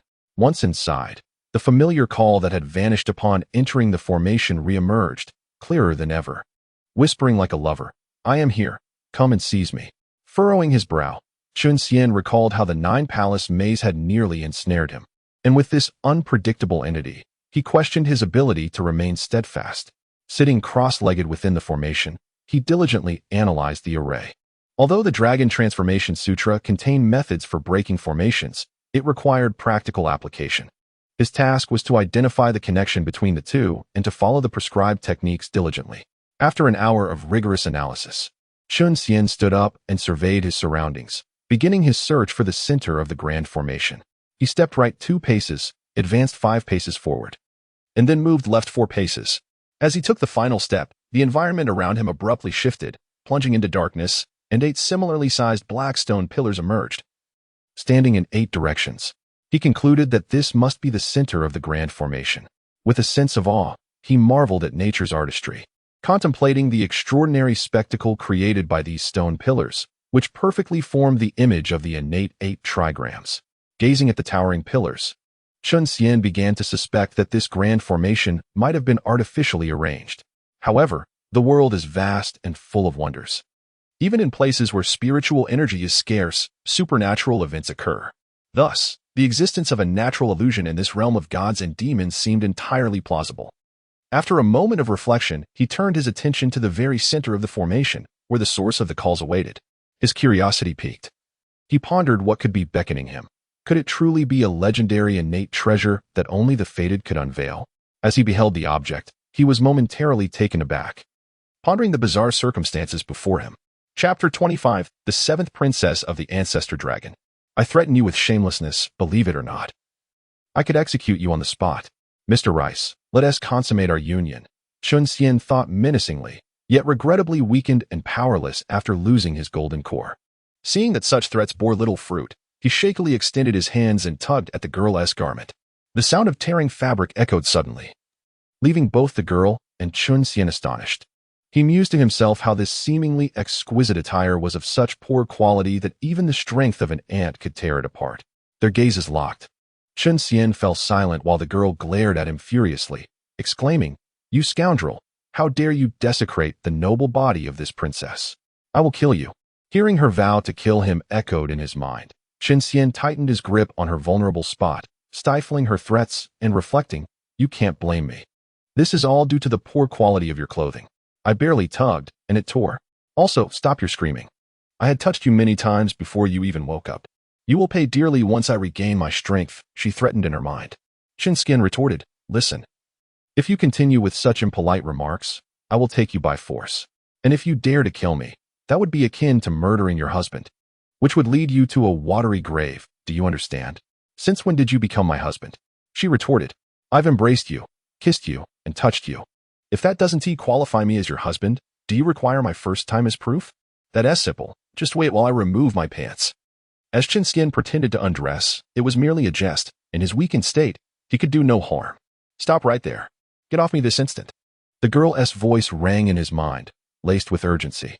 Pausing his actions, he gently caressed her delicate face and thought, "Even in your urgency, your voice is enchanting. If you plead earnestly, I might just relent. How dare you ask me to plead? Such audacity." She shot back, "I possess no courage of a dog but the audacity of a snake. Be mindful of your situation. I could easily make you cry for mercy," he warned, silencing her with a mental retort. The girl seemed poised to retaliate, yet she remained silent, glaring at him with fiery eyes. Realizing that a tangible demonstration was necessary to illustrate the gravity of her predicament, Chen Xian reached his left hand between her legs, gently caressing her. "Stop. I beg you. Please get off me." The girl finally softened, using the word beg. "Now you're being reasonable. However, when you say that, could you please suppress your fierce gaze?" Chen Xian affirmed her change in demeanor while setting new conditions. "Please, get off me," she implored, her tone filled with desperation, though internally she seethed with resentment. Vowing vengeance upon him once she regained her strength. Gazing into her tearful eyes, Chen Xian's heart softened, deciding to cease his teasing. He stroked her face and inquired, "After conversing for so long, I still don't know your name." "My name is Xīyóu," she replied calmly. "Xīyóu, what a rather pedestrian name. Wait, you bear the surname Xīyóu? Are you of the Dragon clan?" Chen Xian remarked, initially critiquing her name before being struck by realization. The surname Xīyóu belonged to the royal lineage of the dragons. In this realm of deities and demons, only the royal family of the Dragon clan bore that name, and mortals adopting it would face dire consequences. "I am the 7th princess of the ancestor dragon. Of course, I am of the Dragon clan. You better get off me at once, or I will command my father to have you executed by slow slicing," she declared with a haughty demeanor. Chen Xian, irritated by her arrogance, thought bitterly, "The ancestor dragon has been dead for billions of years. How could you threaten me with execution? You dare to curse the emperor? Do you believe this palace will extract your soul and light the sky lanterns?" Alhonger fumed in Chen Xian's mind. Chen Xian felt a tinge of confusion. The ancestor dragon had perished billions of years ago, yet Alhonger seemed oblivious. This realization sparked a flicker of pity for the orphaned child within him. As he contemplated his words, he was abruptly interrupted by Alhonger's anguished roar. "Do not say another word. I refuse to believe you." Chen Xian rubbed his nose. Realizing he had forgotten that this young girl possessed the ability to read minds, complicating his attempts at comfort. "This palace requires no consolation from you. Kindly remove yourself from my presence at once." Alhonger's icy tone echoed in Chen Xian's mind. Reflecting on her words, he lamented, "I too wish to distance myself from you, but you cling to me so tightly. How can I possibly extricate myself? I am unable to move at all. How could I possibly be clinging to you? It is you, shamelessly sprawled across me, who dares to place the blame." Alhonger retorted, her fury palpable. "I speak only the truth. You summon me to you with your lips, stealing my essence in the process. If you doubt my words, simply inspect your own abdomen with your formidable divine consciousness. My essence resides there." Chen Xian hastily explained in his mind. He was shameless, but not without integrity. There was a stark difference between shamelessness and utter lack of dignity. While the epitaph of the shameless might bear the word noble, what could one inscribe on the grave of the utterly disgraceful? As his thoughts settled, silence enveloped his mind. Were it not for their lips still firmly pressed together, he might have doubted if Alhonger's voice was merely a figment of his imagination. "Lady Honger, might I trouble you to return my essence?" he weakly inquired in his mind. After a lengthy pause, with no response, he altered his address. "Sister Honger, could you kindly return my essence?" Still, there was no reply. He tried several titles in succession: Little Sister Honger, Pretty Honger, Princess Honger, Honger, Little Miss, Auntie, Grand Aunt. After numerous attempts met with silence, he resolved to employ his ultimate tactic. He suddenly reached toward Alhonger's vital area, and after a brief contact, he declared in his mind, "If you do not relinquish my essence, I may have to explore further." Realizing that perhaps this threat lacked sufficient weight, given their prior encounter, he added, "Should you refuse to return it, I shall take advantage of you. Can you sink any lower? If you do not wish to reclaim your essence, then go ahead and touch me. Dare to try?" Alhonger finally spoke up. "What must I do to persuade you to return my essence?" Chen Xian mused. Bewildered by how quickly the tables had turned, he had transitioned from holding the power to being ensnared. "I will borrow your essence for a time. If you wish to reclaim it, then kindly remain silent. Speak another profane word, and I shall ensure your demise upon returning it." Alhonger coldly declared in his mind. At her words, Chen Xian felt a chill wash over him, instinctively tightening his legs. Yet, upon reflection, something felt amiss. Why does this girl threaten my life yet promise to return my essence? Chen Xian adhered to a saying, "No one offers kindness without wanting something in return." He suspected Alhonger harbored some ulterior motive, which explained her willingness to engage with him so intimately and her apparent generosity in returning his essence. If she had a request, perhaps it was time for her to offer herself as a devoted servant to warm his bed. "I have no request of you. My awakening depends upon your essence, which connects our fates. Should you perish, so too shall I. Thus, I have spared your life. Of course, as long as you remain alive, being crippled matters little. Losing an organ, such as your manhood, is hardly significant, Ao ominously conveyed to Chen Xian, emphasizing her threat with clear intent. Chen Xian thought, if you castrate me, will you live in solitude? It seems you truly wish to rid yourself of your wickedness. Conveniently, I am in need of a servant to carry my chamber pot. You shall suffice, Ao responded. Chen Xian playfully caressed Ao form, and amid her protests, he declared, your threats are futile. Should you dare to harm me, I will take you along to the afterlife, destined to be star-crossed lovers. Though born in different times, we shall die together. Dream on, even in death. I will not allow this shameless rogue to tarnish my purity. Ao retorted fiercely. Alas, Honger, it appears you harbor many misconceptions about me. I am, in truth, a noble spirit, dedicated to establishing an oasis for all female cultivators, whom I believe deserve equality in this world dominated by patriarchal norms. I have even named it, the Paradise Lost. Honger, why not join me in this noble endeavor? Humph. Your Paradise Lost is merely a rebranding of your harem. Do you think me naive? How dare you attempt to deceive me? Ao scoffed, dripping with scorn. I never intended for Paradise Lost to be a harem. How could you know my thoughts? Chen Xian mused in annoyance. Your devious intentions are as transparent as glass. Even my little toe can see through them, Ao replied. By the way, Honger, are you truly one of the 7 princesses of the Ancestor Dragon? How is it that you remain unaware of the Ancestor Dragon's demise? Seeking to alleviate the awkwardness, Chen Xian opted for trivial conversation. After a long silence, when Chen Xian thought she would not respond, a sorrowful voice suddenly resonated in his mind. Years ago, I inadvertently ingested a poisonous herb, succumbing to a strange toxin that eroded my very essence, rendering even the act of reincarnation impossible. My father, the Emperor, possessed no antidote but consulted an oracle, which revealed that my life force lay in the future. However, given my condition, I could only endure for a year at most. Thus, my father discovered a form of weak water and devised a formation to seal me within a crystal coffin, awaiting a cure. Alas, he could not foresee that I would be eternally cut off from the world. You assert that the formation outside is not a natural occurrence, but one laid by the Ancestor Dragon. Yet, the skill of my father-in-law in arranging formations seems rather mediocre. Even I, a practitioner of the Golden Core, can navigate in and out with ease. He hardly deserves his illustrious reputation, Chen Xian pondered. You know nothing. This formation was established by my father, with me as its focal point. Only he or one capable of awakening me may enter. Should anyone else attempt to enter without my assistance, even a Grand Luo Golden Immortal would find it impossible to escape, Ao indignantly retorted. Clearly displeased with Chen Xian's doubts about the Ancestor Dragon's capabilities, oblivious to the fact that he was taking advantage of her. Oh, so this means that my father-in-law believes I am your true match, having approved of our union long ago. Honger, do consider yielding to me. Chen Xian mused inwardly. Noticing Ao silence, he exclaimed in his mind, your silence speaks volumes. I shall take it as consent. Henceforth, I shall refer to you as my wife. And you must remember to call me your husband. Are you finished? Can you grant this palace a moment's peace? Ao voice echoed with impatience in Chen Xian's mind. My concern for my beloved is not merely due to her sorrow upon hearing the unfortunate news regarding her father. I am attempting to engage you in conversation to alleviate the gloom. Why do you not appreciate my efforts? Chen Xian mused. Thank you, but I require no such diversion. Furthermore, could you refrain from incessantly referring to me as my lady or your father?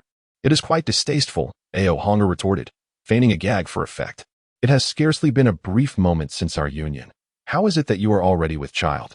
As the mother of our child, you must be gentle with me, for the well-being of our offspring is at stake. Chen Xian continued to indulge in his shameless thoughts. If you wish for me to cease my prattling and allow you to meditate, you must silence me at once, Ao urgently conveyed in his mind. Terrified of this unabashed rogue. This matter is not pressing, my dear. Do you think we might continue embracing each other until our child is born? What do you suppose the gender will be, and what name shall we bestow upon our little one? Chen Xian pondered internally, noticing Ao prolonged silence. He lost interest in conversation, placing his hands in a warm, comfortable position before closing his eyes to doze off. Without his golden core, He found himself not only more emotionally charged but also more susceptible to slumber, reminiscent of when he first arrived in this world, becoming a lethargic creature, merely waiting for sustenance. Cradling his beloved and inhaling her fragrant presence, Chen Xian soon drifted into a deep slumber, lost in dreams of amorous encounters. His peaceful rest, however, was abruptly interrupted by Ao Honger's furious cries echoing in his mind. Chen Xian, you scoundrel! You sleep like a dead pig while your hands roam indiscriminately. Wake up this instant and remove your hands. After enduring half an hour of Ao Honger's relentless bombardment in his mind, Chen Xian reluctantly ended his dreamlike dalliance and opened his eyes in a daze. Upon doing so, he was met with Ao Honger's fiery gaze and her flushed cheeks. Why do you shout so? You have disturbed my pleasant reverie. You owe me for this. Chen Xian thought. You impertinent fool. Look at what you have done. Ao Honger shouted angrily in his mind. Chen Xian, despite his thick skin, felt a flush of embarrassment. However, being a seasoned individual, he quickly regained his composure, withdrew his hands, and calmly addressed her. Honger, I sincerely apologize for my actions, but do not worry, I shall take responsibility. After all, we are to be parents now. It is nothing of grave concern. A piercing scream resonated in Chen Xian's mind, sending a jolt of energy through him, causing his head to spin. In retaliation, he pinched Ao Honger's sensitive spot, prompting her to cease her outcry. What is the meaning of this ruckus? I have yet to take advantage of you. I swear I shall end your life, she declared fiercely. In the shadowy bottom of the flowing sand river, within the array set by the ancestral dragon, Chen Xian spent his time, except while sleeping, teasing Ao Honger, thus finding a peculiar joy in their interactions. However, blissful moments are fleeting. Upon awakening for the fourth time, as he prepared to amuse Ao Honger once more, his golden core unexpectedly flew from her mouth, returning to his abdomen. Before he could express his elation at reclaiming his golden core, a sudden pain shot through him, and before he could cry out, he felt a kick to his abdomen. He was propelled out of the crystal coffin, his body straightened, and he flew backward until he collided with a stone pillar, coming to an abrupt halt. A sharp crack echoed in the silent array space as Chen Xian realized, at the moment of impact, that his left shoulder had broken. Such a resilient bone, forged through countless trials, had fractured. Ao Honger's kick must have been extraordinarily powerful. With a pained expression, Chen Xian bent over, clutching his groin with one hand while allowing the other to hang limply at his side, a rather dismal sight. He looked up at the crimson-clad girl standing in the crystal coffin, his face etched with sorrow. My lady, your strike was rather severe. If you have damaged my vital essence, how shall you enjoy a life of happiness? Do you intend to rely on cucumbers for sustenance? After adjusting her attire, Ao Honger, with her impressive figure on full display, looked down upon Chen Xian from her elevated position and, in a melodious voice, remarked, I have yet to perform a castration myself. The dragon maidens who once served me said that one merely needs to remove the trousers and sever the source below. I wonder how true that is. What say you? Chen Xian? Chen Xian felt an intensified pain and, after a few moments of awkward massage, replied sheepishly, My lady. Refer to me as the seventh princess. Should you dare to speak out of turn again, I shall not hesitate to carry out that procedure. Ao Honger declared icily. How could you treat your savior in such a manner? I have shown you kindness, yet you repay it with disdain. Chen Xian retorted, indignant. Humph, you, a lecherous scoundrel, have repaid my kindness with your actions these past few days. Ao Honger exclaimed in ire, recalling Chen Xian's behavior with disgust. A mere drop of kindness deserves a fountain of gratitude. I saved your life, and yet you are not willing to serve me in return? I am, after all, a benevolent soul who cannot bear to see you, a delicate lady, suffering. I offer you the position of my wife to spare you hardships. Yet you fail to express gratitude. Chen Xian lamented. I have merely kissed you a few times and touched you, and you seem to feel slighted because I did not claim your virtue then. I intended for us to engage in mutual affection, yet you were as stiff as a log. I had no choice but to remain atop you, limited in our options. Do not be embarrassed. I have already released my essence within you, so in a sense, you are already mine. As he continued to speak passionately, Chen Xian noticed Ao Honger's silence and looked up, bewildered. To his shock, the once floating crystal coffin had vanished, along with Ao Honger herself. It dawned on him that his heartfelt declarations were lost to the air, with the intended recipient failing to hear a single word. Chen Xian suddenly felt a profound sense of melancholy, akin to expressing one's heart to the moon. only to find it illuminating a drain instead. What a thin-skinned girl. She leaves without bidding her husband farewell, he sighed, as he prepared to mend his injured shoulder with his right hand and circulate his energy for healing. He was startled by a sudden alteration within his golden core. Has it truly reached the 9th transformation so swiftly? Could it be that my golden core sought out that girl for dual cultivation? Chen Xian pondered in astonishment, struggling to comprehend why his golden core had ascended from its 1st to its 9th transformation in such a brief period. Now just a step away from breaking into an infant state. His only explanation was the notion of dual cultivation. Unbeknownst to Chen Xian, his golden core had indeed undergone a dual cultivation, not with Xīyóu, but rather with the substantial orb residing within her, more accurately described as a dragon pearl. After all, only humans can engage in dual cultivation, whereas his golden core could only interact with the dragon pearl within Xīyóu. Regarding Xīyóu's departure, Chen Xian felt no remorse, for she relied on his golden core to awaken and remained connected to his essence to survive. Hence, she would never stray too far from him, lest she sever their bond and risk her own life. Chen Xian firmly believed that no intelligent life would easily abandon its existence. Moreover, if Xīyóu were to consider death, she would undoubtedly seek to eliminate herself to find peace. The fact that she had not taken that fatal step indicated her desire to continue living. Chen Xian mused that one day he would compel Xīyóu to kneel upon his bed and serenade him, especially after she had the audacity to leave without a word. How could he allow such insubordination to go unaddressed? Xīyóu needed to be connected to his essence to survive, and Chen Xian speculated that this was not merely due to his handsome appearance, but primarily because he was a time traveler. According to the Great Tao, the universe's law encompasses 50, with heaven's manifestation being only 49. The time traveler, being that one who escapes, is thus unbound by the laws of heaven. It was only through their connection that Xīyóu could evade heavenly retribution and be resurrected. After all, in billions of years, amidst the countless handsome beings in the primordial world, why was he the only one capable of penetrating the array set by the ancestral dragon to awaken the lifeless Xīyóu? After standing beneath the 8 stone pillars for a while, Chen Xian called out to the surrounding area, Xīyóu, I know you are nearby. Listen well, one day, I shall have you kneel on my bed and sing for me with that enchanting voice of yours. With a series of lewd chuckles, he strode toward the pile of rocks. Without Xīyóu as the focal point, the chaotic stones no longer formed an inescapable array for even a great Luo golden immortal. They had simply become a straightforward maze. Now, with his cultivation at the 9th transformation of the golden core, Chen Xian easily released his divine sense, covering a radius of 4 miles even at the riverbed of the shifting sands, which was known to suppress one's spiritual awareness. He effortlessly made his way out. Once Chen Xian had departed from the rocky heap, a ripple emerged at the center of the 8 stone pillars, and the previously vanished Xīyóu suddenly materialized. With a frosty expression, she glared at the direction Chen Xian had taken, gritting her teeth in resentment. If it weren't for the necessity of being connected to your essence to survive, I would have torn you to pieces. That wretched scoundrel dared to desecrate my presence. I must teach you a lesson. Standing there, Xīyóu pondered how to punish Chen Xian, and an exquisite idea soon struck her. With a charming smile, she transformed into a radiant beam and sped off in pursuit of Chen Xian. Chapter 27. Ambush at Huangfeng Ridge after 10 days of travel. Chen Xian emerged from the river of shifting sands, riding the clouds eastward.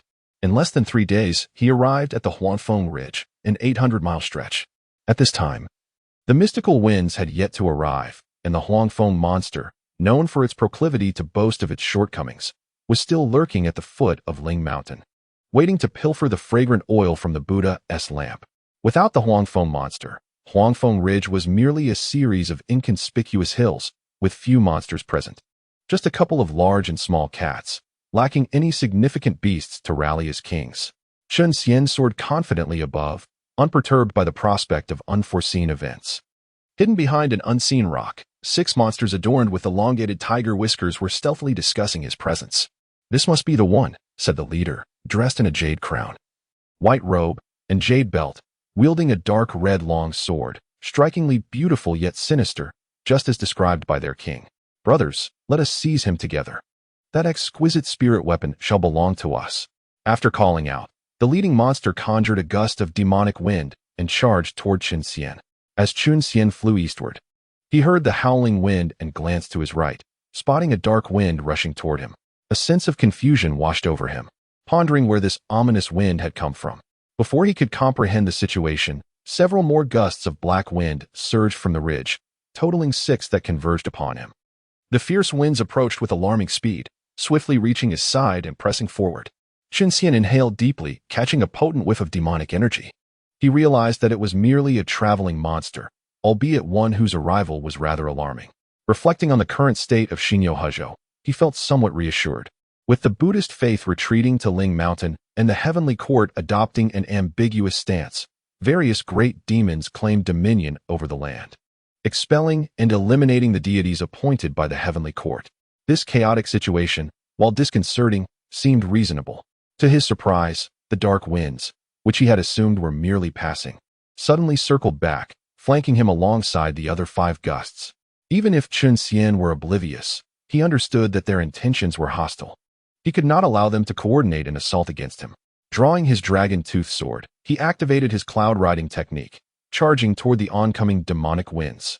With a sharp sound, Chen Xian unsheathed the dragon-tooth sword, gripping the hilt tightly and aiming it skyward as his true energy surged, continuously infusing into the sword.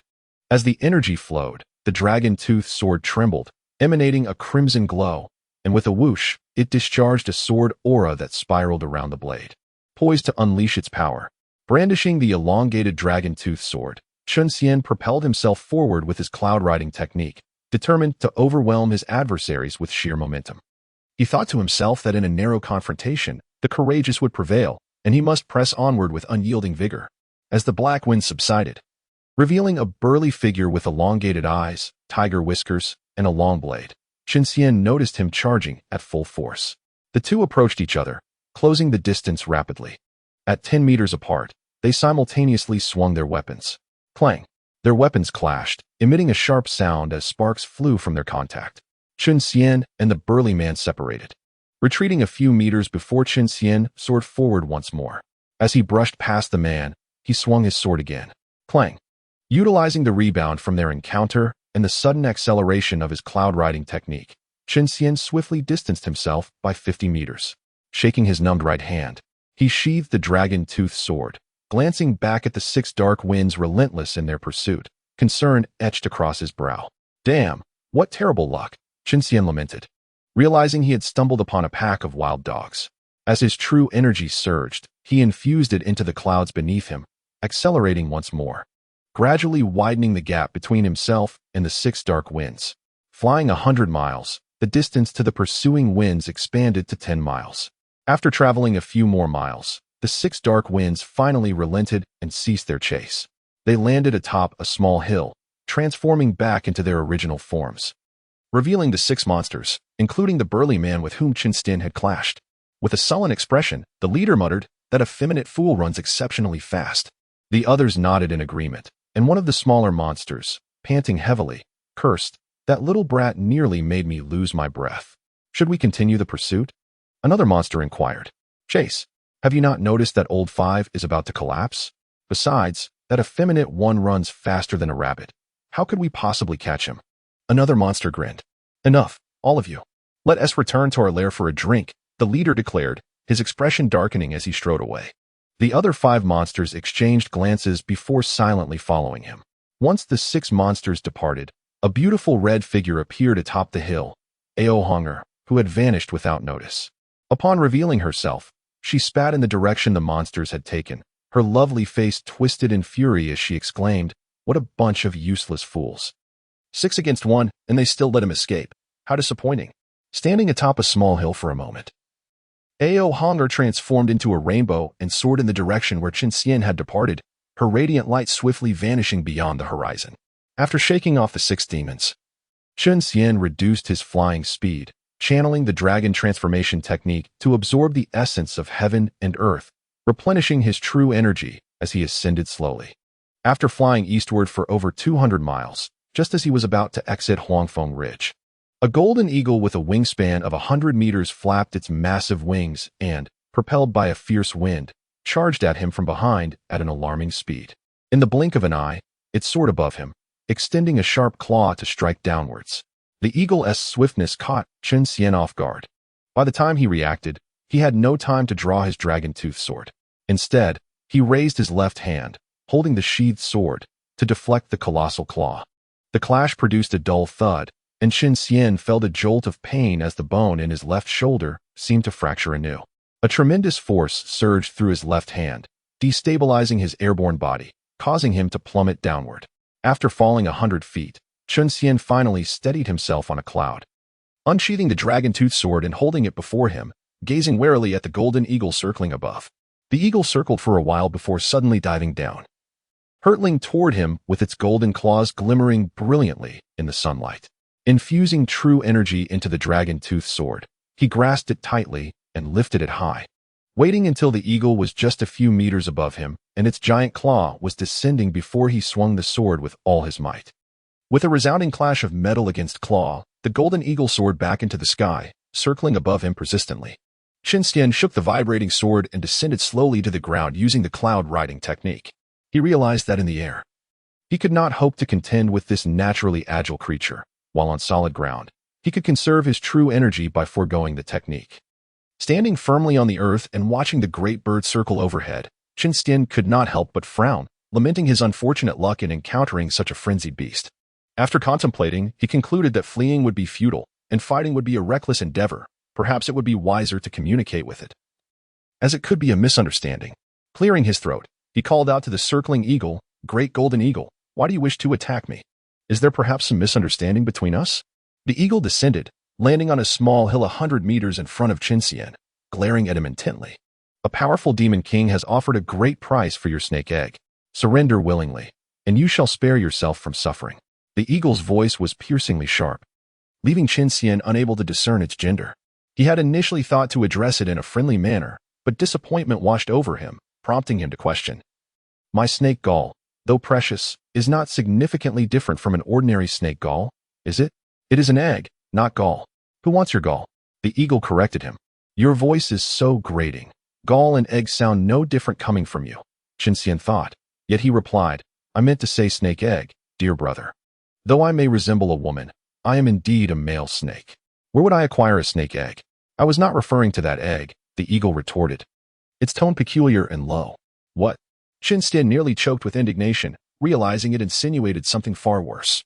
Understanding who hired the eagle and why his day had turned sour, he bellowed, "Ao Honger, come out here this instant." His voice echoed, yet no response came. The eagle on the hill was startled. Its feathers bristled as it glared at Chen Xian, exclaiming, "You brat, why are you shouting? You scared me." Chen Xian looked at the eagle in confusion. Could this be a female bird? No wonder it was acting strangely. It turns out to be a female demon. "Ahem, dear Miss Golden Eagle. May I ask if the one who paid you to retrieve my snake egg is a girl in red? You must not trust anything she says. That little trickster is a master of deceit. When she took my first time, she promised to take responsibility, yet vanished without a trace, leaving me heartbroken." Chen Xian feigned a sorrowful expression, yet inwardly he cursed, "You, Ao, how dare you scheme against me? Just wait until I settle the score with you." The golden eagle remained fixed on Chen Xian, unfazed by his words. Once he finished speaking, it interjected, "Now that you are done, hand over the egg yourself, or I will take it by force." Chen Xian was at a loss for words. How could this great bird lack understanding of the situation?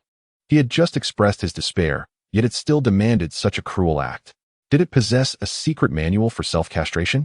Determined to pursue shamelessness to its end, he cleared his throat and, after gathering his emotions, spoke with utmost sincerity, "Elegant Miss Golden Eagle, why do you not believe my words?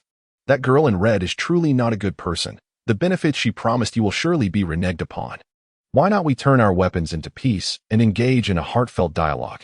Please consider supporting my endeavors." Chapter 29. The Painted Skin Ahem. Xīyóu is a nice name, Chen Xian insincerely complimented before shifting the conversation. "Xīyóu, how do you propose I deal with you?" Xīyóu trembled slightly, her complexion paling, yet she remained silent. She thought to herself, with this shameless lecher, apart from self-detonating her golden core to preserve her purity, do I have any other options? Resolutely, she focused her mind on her dantian, preparing to detonate her golden core in a bid to perish alongside Chen Xian.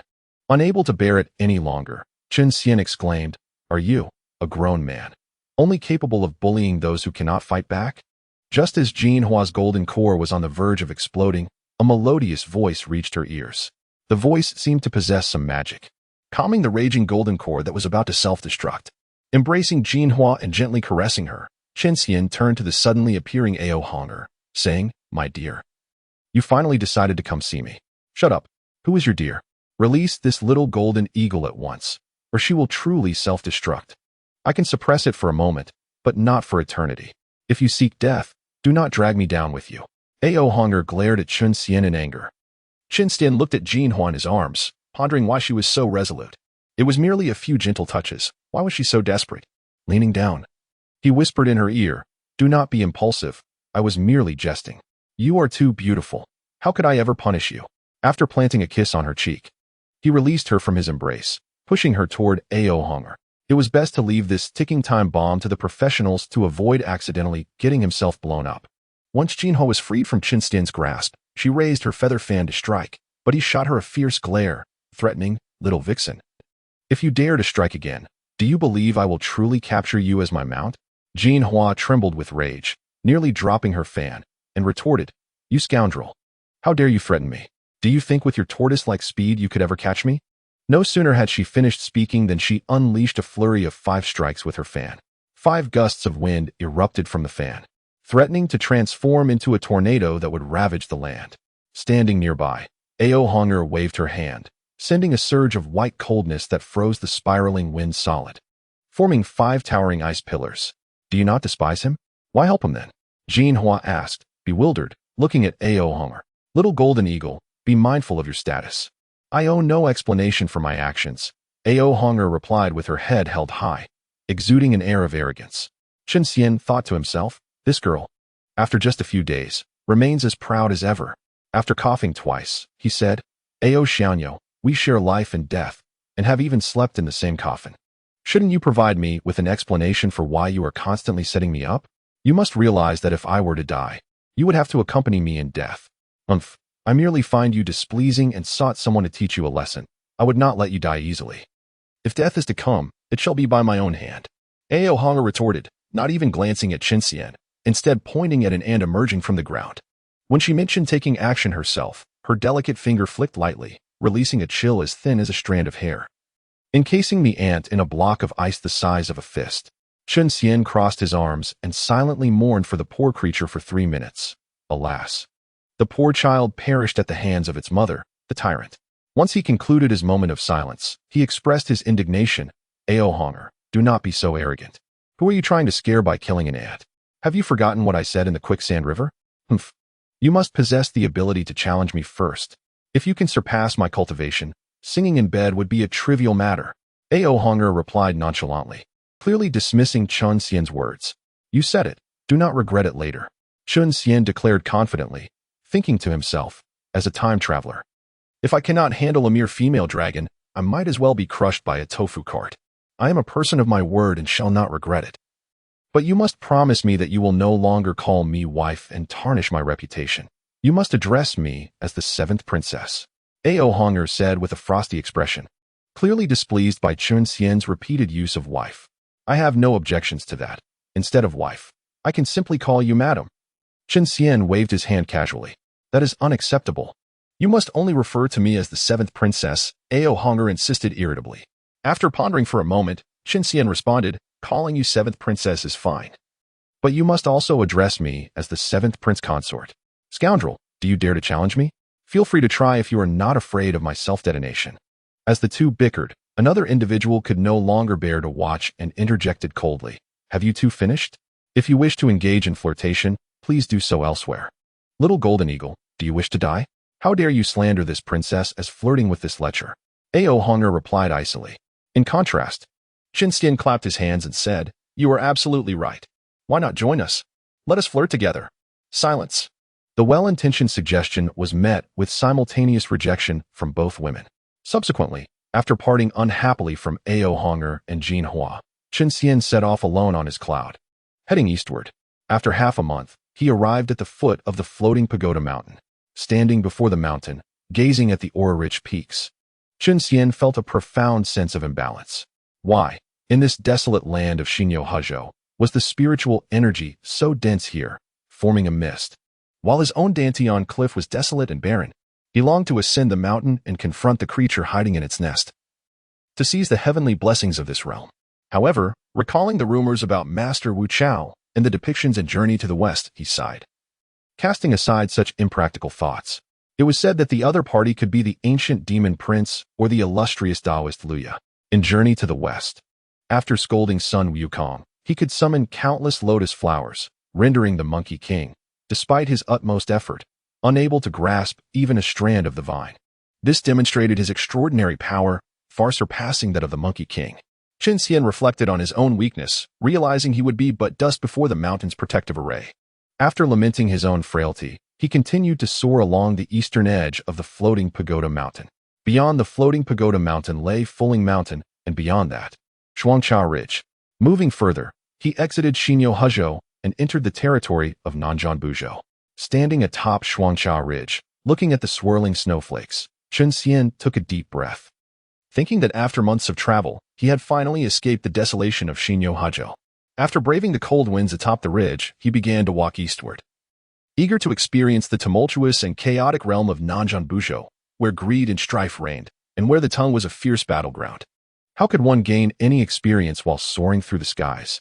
Just as he reached the foot of the mountain, faint cries for help echoed from a distance, seemingly the voice of a young woman.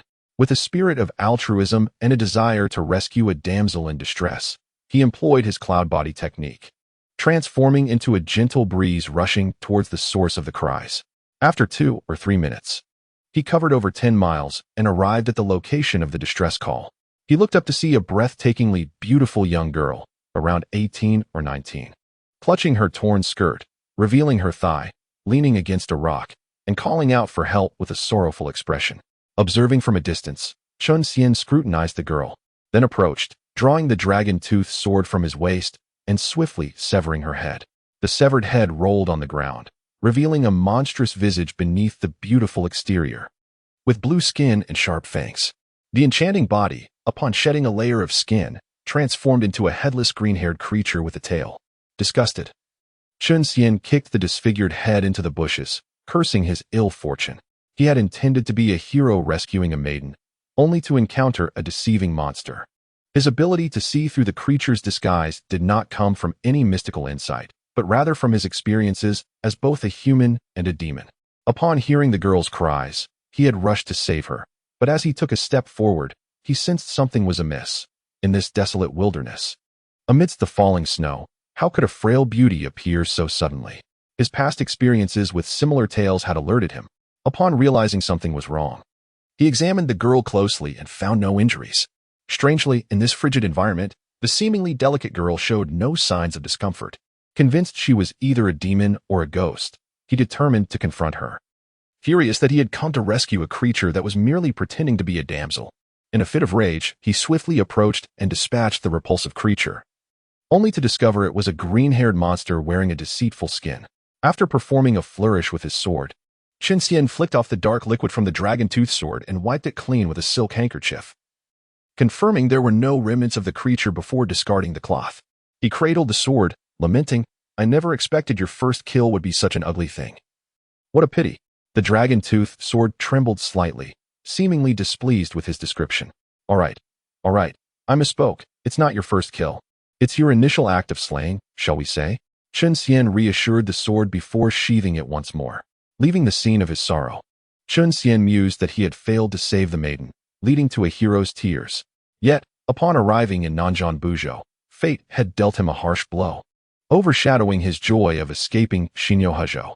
In the realm of cultivation within the southern Jianbu continent, the tranquility one might envision seems to be a mere illusion. Chapter 30. Fellow Taoist, please wait. At the western frontier of the Qin Kingdom, in an unnamed small valley, a colossal python measuring over 30 zhang, with crimson eyes and silver whiskers, relentlessly struck the rocky cliffs with its head, akin to a locomotive, while emitting a bellowing roar reminiscent of a cow's mooing or an elephant's trumpet. Transforming back into his true form, Chen Xian let out a mighty roar, elevating his serpent head high before crashing it down upon a 10 zhang high rocky hill. With a resounding crash, the stone pinnacle, which had been battered countless times by Chen Xian, let out a mournful wail before shattering into a multitude of rocks of varying sizes, tumbling to the ground. Upon witnessing the rock's fragmentation, Chen Xian, with his blood-red eye swirling, sought out a larger rock formation and continued his assault with head and tail. Once more, the serene valley, which had only recently regained its peace, was filled with the sounds of crashing and clashing. After departing from the Shuangchao Ridge, Chen Xian had traversed nearly a month on foot to reach the borders of the Qin Kingdom. Just as he was about to enter the realm for exploration, a sudden scorching heat enveloped his body, causing his black and white irises to redden, and patches of scales began to sprout on his skin, as if he were about to reveal his true form. With no time to ponder the cause and to avoid alarming the soldiers and civilians of the Qin border, which would lead to unnecessary trouble, he swiftly employed the cloud riding technique and took to the skies, flying westward. After barely 100 miles, he could no longer maintain his human form and instantly transformed back into his true shape. Once he manifested his 30-zhang-long python body, Chen Xian sought refuge in a secluded valley surrounded by mountains, plunging into its depths. Upon landing, he realized his forehead was afflicted by an unbearable itch, akin to the worst skin ailment.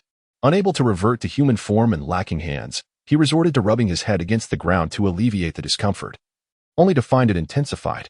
In desperation, Chen Xian began to ram his head against trees and stones, seeking relief through pain from the deep-seated itch. Gradually, he succumbed to a frenzied state, mindlessly crashing about. In the midst of this turmoil, Chen Xian was perplexed by the bizarre condition of his forehead. As a cultivator at the 9th transformation of the Golden Core stage, he should be immune to ailments. So why was his forehead plagued by such an insatiable itch?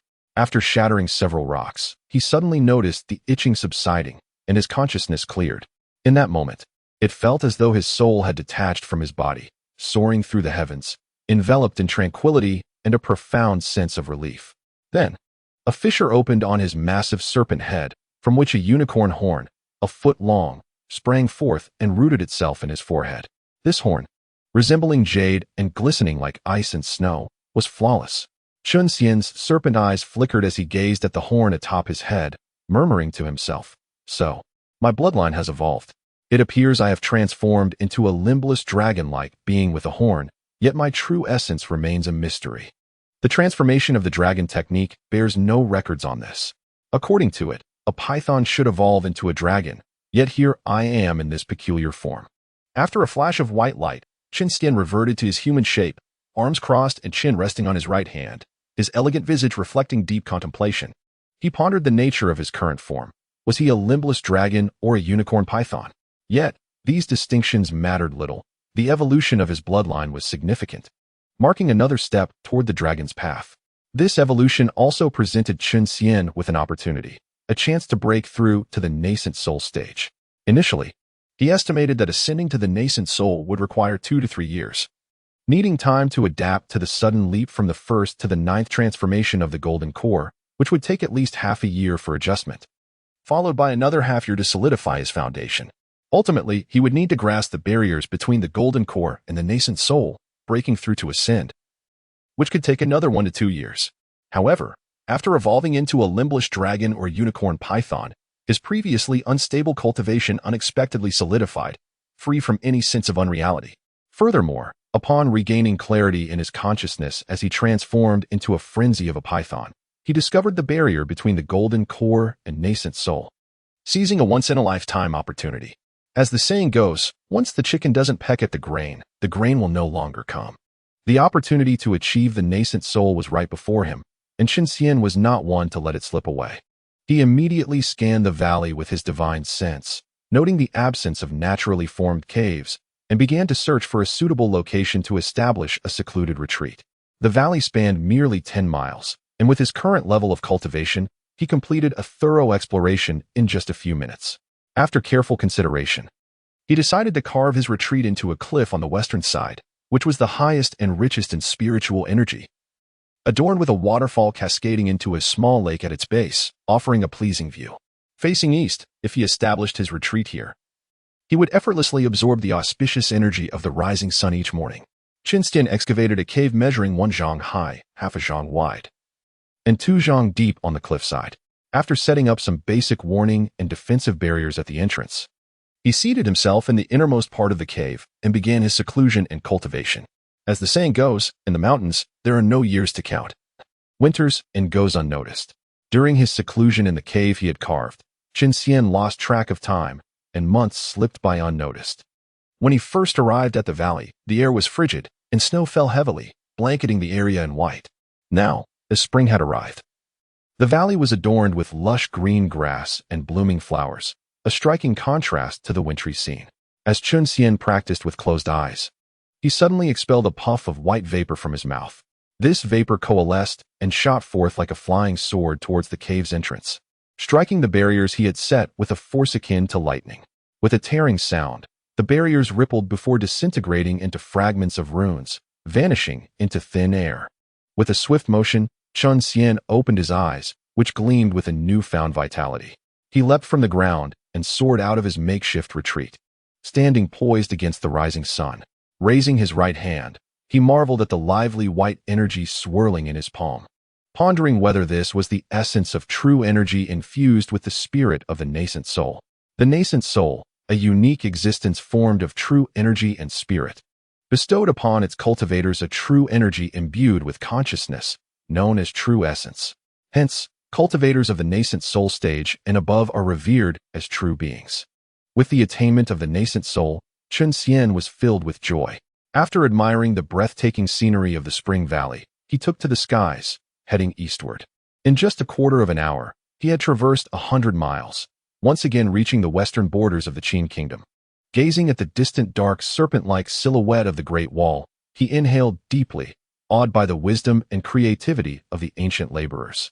It was unfathomable to him how, over 2,000 years ago, in a time when productivity was nearly primitive, the Qin kingdom managed to construct such an extensive wall amidst the wild mountains and desolate lands.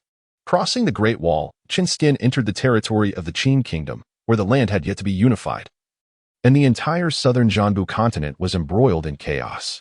As he journeyed through various villages, he encountered mainly the elderly, children, and women, with few young men present, as they were either conscripted into military service or subjected to forced labor.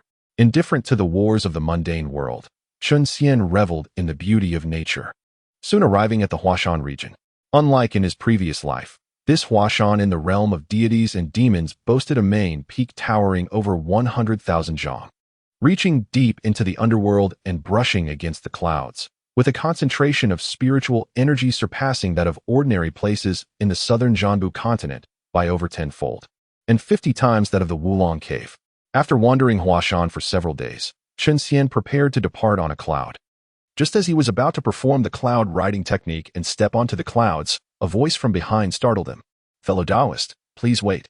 The words left Chen Xian feeling fragmented, his heart hanging in suspense.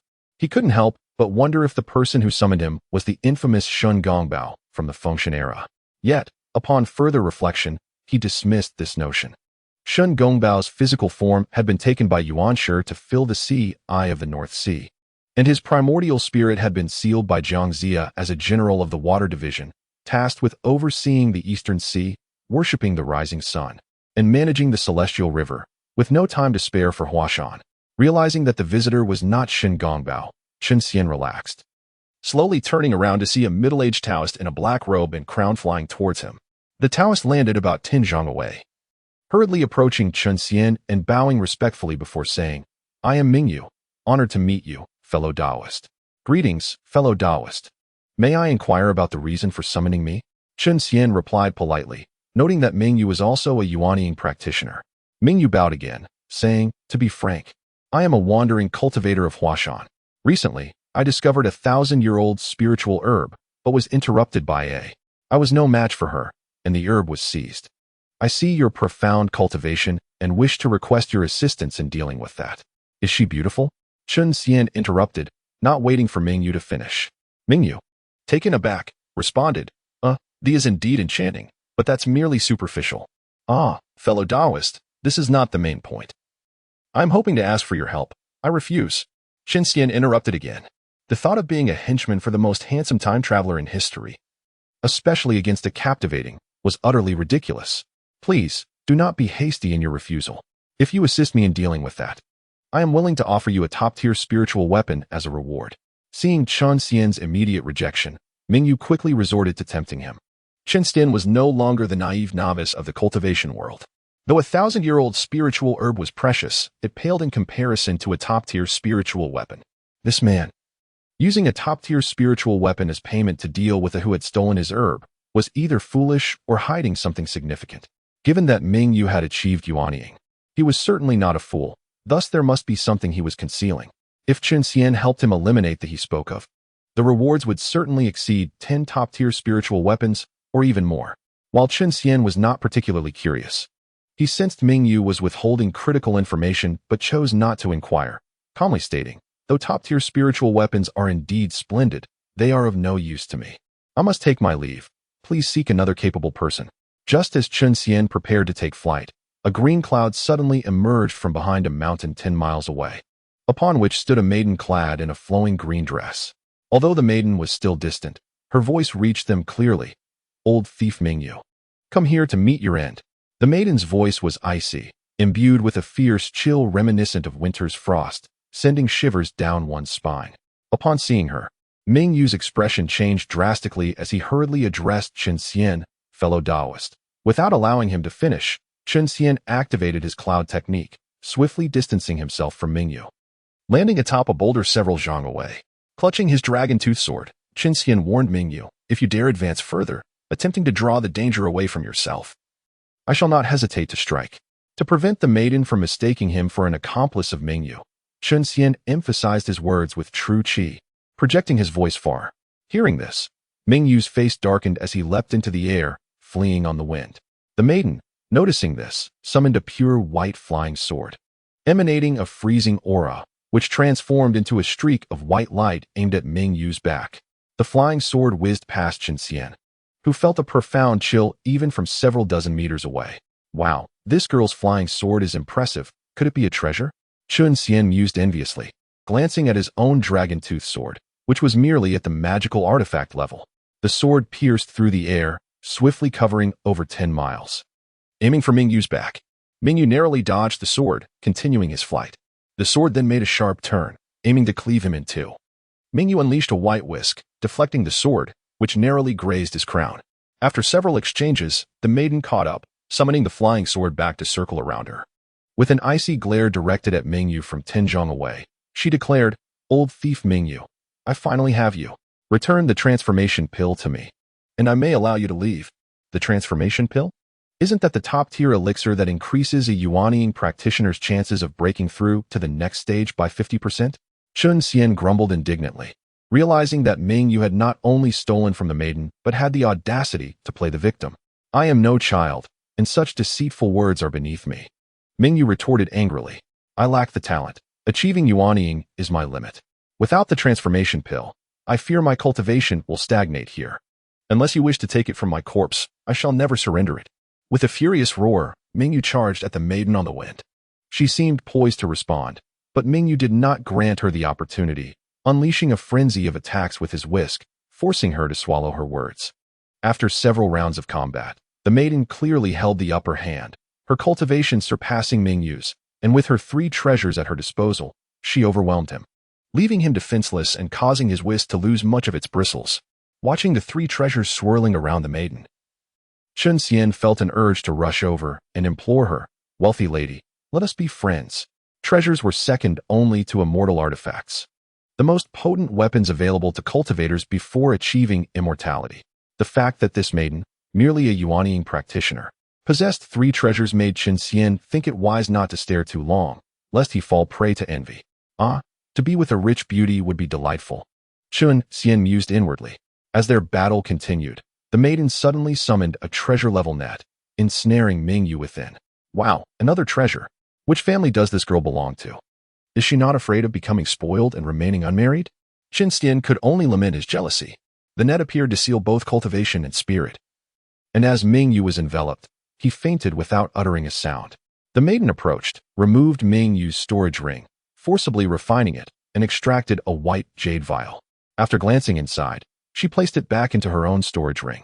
Chen Xian speculated that it might indeed be the transformation pill, utterly perplexed as to how Mingyu had managed to seize it from her. Could it be that Mingyu is a peculiar individual, who, After deceiving a young maiden's affections, absconded with her belongings, only to be pursued relentlessly by the enraged girl? Upon capturing Mingyu, Chen Xian swiftly flew to her side and said to the maiden, who gazed at him with curiosity, my lady, shall we become friends? Who are you? She inquired. Perhaps buoyed by her success in capturing Mingyu, her tone was unexpectedly gentle, a stark contrast to her earlier icy demeanor. I am Yulongzi, a humble man of the Chen family, with the single character Xian as my name. In a gesture of sincerity, Chen Xian even revealed his Taoist title. You hardly seem like a Taoist, the maiden remarked, her curiosity piqued. That is because I have yet to formally ordain as a Taoist. Chen Xian intended to inquire about her name and origins, but she interrupted him with yet another question. Then why do you refer to yourself as a humble man? That is because I admire the Taoist three purities. And why do you not ordain? She pressed, maintaining her inquisitive nature, just as Chen Xian was about to respond. He suddenly realized the absurdity. Why should he answer her every question? Was it merely because she was a wealthy and beautiful lady that he felt compelled to please her? With a huff, Chen Xian let out a sound through his nose and teased. That is because I cannot bear to part from you. Intending, he had meant to suggest that he wished to share a life with her, but was again interrupted as she blinked her large eyes and gazed intently at him, asking, why can't you bear to part from me? Ah, beautiful maiden, can we not enjoy a pleasant conversation? Chen Xian thought to himself, then replied, it is because I have yet to learn your name. My name is Yang Chan. Now that you know it, will you go ordain as a Taoist? She asked once more, her curiosity unabated. Could Yang Chan be the sister of Erlang Shen Yang Jian, the future three holy mothers, the protagonist of the Lotus Lantern? But that cannot be, as the investiture of the gods occurred over 7 centuries ago, and her brother has become a renowned warrior of the three realms. How could his sister possibly only be a Yuan cultivator? Perhaps it is a coincidence of names? After hearing her name, Chen Xian's heart swelled with confusion. Oh, now that I know your esteemed name, I suddenly feel reluctant to ordain, Chen Xian said with an ambiguous smile directed at Yang Chan. Why so? She continued to probe. Lady Chan, with beauty as radiant as a flower, I wish to be your protector, guarding you day and night, he jested. If you are to be my protector. I happen to be going on a long journey, and I was worried that the flowers in my cave would be neglected. Could I trouble you to help care for them? She asked. Chen Xian gazed at her innocent face and, sensing her sincerity, felt a twinge of guilt. How could he tease such a pure maiden?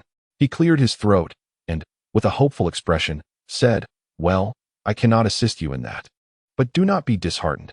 Is there not a free laborer available here? Yang Chan looked around, puzzled. Where is this laborer you speak of? I do not see anyone. Chen Xian pointed to Mingyu, ensnared in the net. There, that fellow is a ready-made laborer. But he is a villain. What if he wreaks havoc in my cave? Yang Chan expressed her concerns. Let him swear an oath of loyalty, and that should suffice, Chen Xian replied, feeling defeated. After parting ways with Yang Chan, Chen Xian turned southward, planning to explore the land of Shu. Qiqing Mountain is the birthplace of Taoism, and soon there will arise a lady Bai. Walame is destined to become the illustrious stronghold of the Shu Mountain Sword sect. How could he miss the chance to witness them before their rise? As he traversed the desolate Shu road, Chen Xian felt a sense of melancholy. Why must he be so kind? Yang Chan seemed so innocent, surely easy to deceive. Even a fool like Mingyu managed to trick her into giving away a transformation elixir. If he were to make a move, he could undoubtedly gain both wealth and beauty. Alas, he lamented his own kindness. Why not extend his wicked hands? Now he was left to journey alone, without even a warm bed companion. My lady, come forth for a chat. Chen Xian called out neurotically to the surroundings. His voice echoed far but received no reply, save for startled birds taking flight. He rubbed his nose, realizing that since parting ways with Ao Xiaonyou at Shuangcha Ridge, no matter how he called out, she would not respond.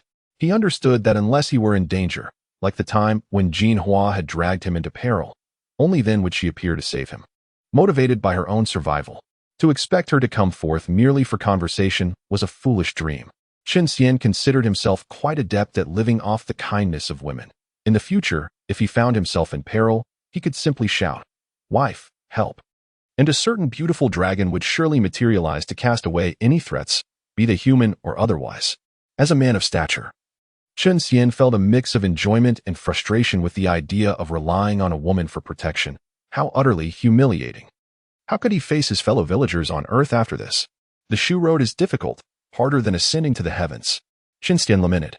Then effortlessly vaulted over a towering boulder, finding no challenge in the task. Upon reaching a high mountain, he gazed southward, only to see an expanse of verdant hills and lush forests, with no sight of the future Sichuan Basin or the meandering Yangtze River. The world is vast. Even though Chen Xian traveled 100 miles a day since entering the land of Shu, he had spent 2 months traversing the mountains and had yet to reach the basin or see the Yangtze. What is that? Just as Chen Xian was lost in thought, a beam of purple and azure light shot skyward. Could it be the emergence of a primordial artifact? Alas, his power was too feeble, otherwise he would have sought the treasure.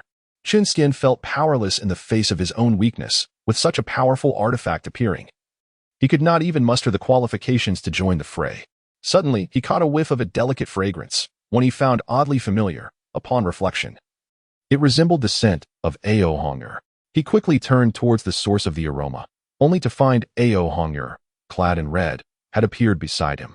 Nearly 3 meters away, lost in contemplation as she stared at the ascending light, silent. "My lady," Chen Xian began, but before he could finish, Xīyóu Hong'er seized him by the collar and whisked him toward the direction of the light. To be continued. Chapter 32. The abandoned calculations. Xīyóu Hong'er's speed was astonishing, covering vast distances in an instant. Chen Xian, being lifted by her collar, felt the world spin around him, struggling to catch his breath. He quickly communicated telepathically, "My lady, could you be a bit gentler?"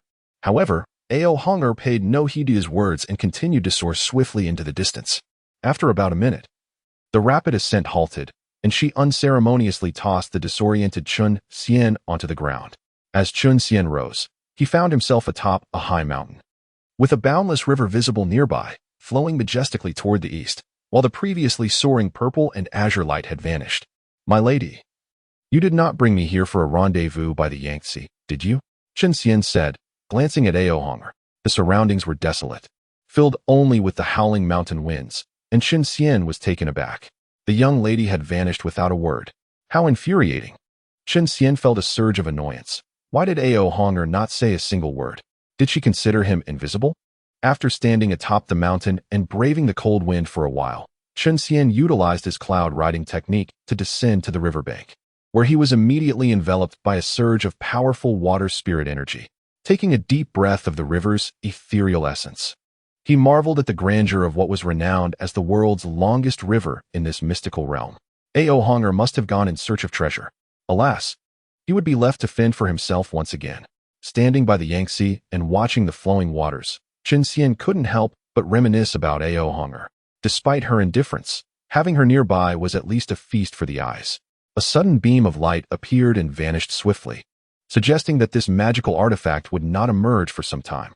Perhaps it would only make its grand entrance after gathering a host of formidable beings. Alas, one could only wonder which powerful deity would be destined to claim this treasure in the end. With a sigh, Chen Xian prepared to ride the clouds away. Boom! The tranquil surface of the river erupted into a column of water as a 100-foot-long black serpent rose into the air, lunging toward Chen Xian on the shore. "What the hell? Why do I keep encountering these mindless monsters?" Chen Xian muttered under his breath. Activating the dragon's flight technique, he swiftly maneuvered 100 meters away, creating a safe distance before addressing the serpent. "Why do you attack me?" The black serpent responded with a long, resounding roar, swinging its powerful tail toward Chen Xian. Ignoring his question entirely, Chen Xian leaped lightly, evading the sweeping tail, and was about to engage the serpent in further conversation when it suddenly twisted its body, aiming its large maw at him.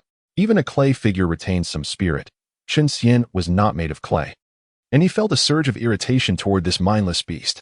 With a swift kick of his right foot, he struck the serpent's lower jaw, using the momentum to vault onto its head. Gripping its horns firmly, he steadied himself and raised his right foot, stomping down with great force. Thud! Chen Xian felt a jolt in his foot, pondering the creature's remarkably hard head. Could it have practiced some form of iron skull technique?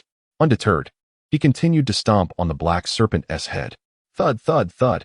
Chen Xian mused with delight on the exhilaration of being atop another head.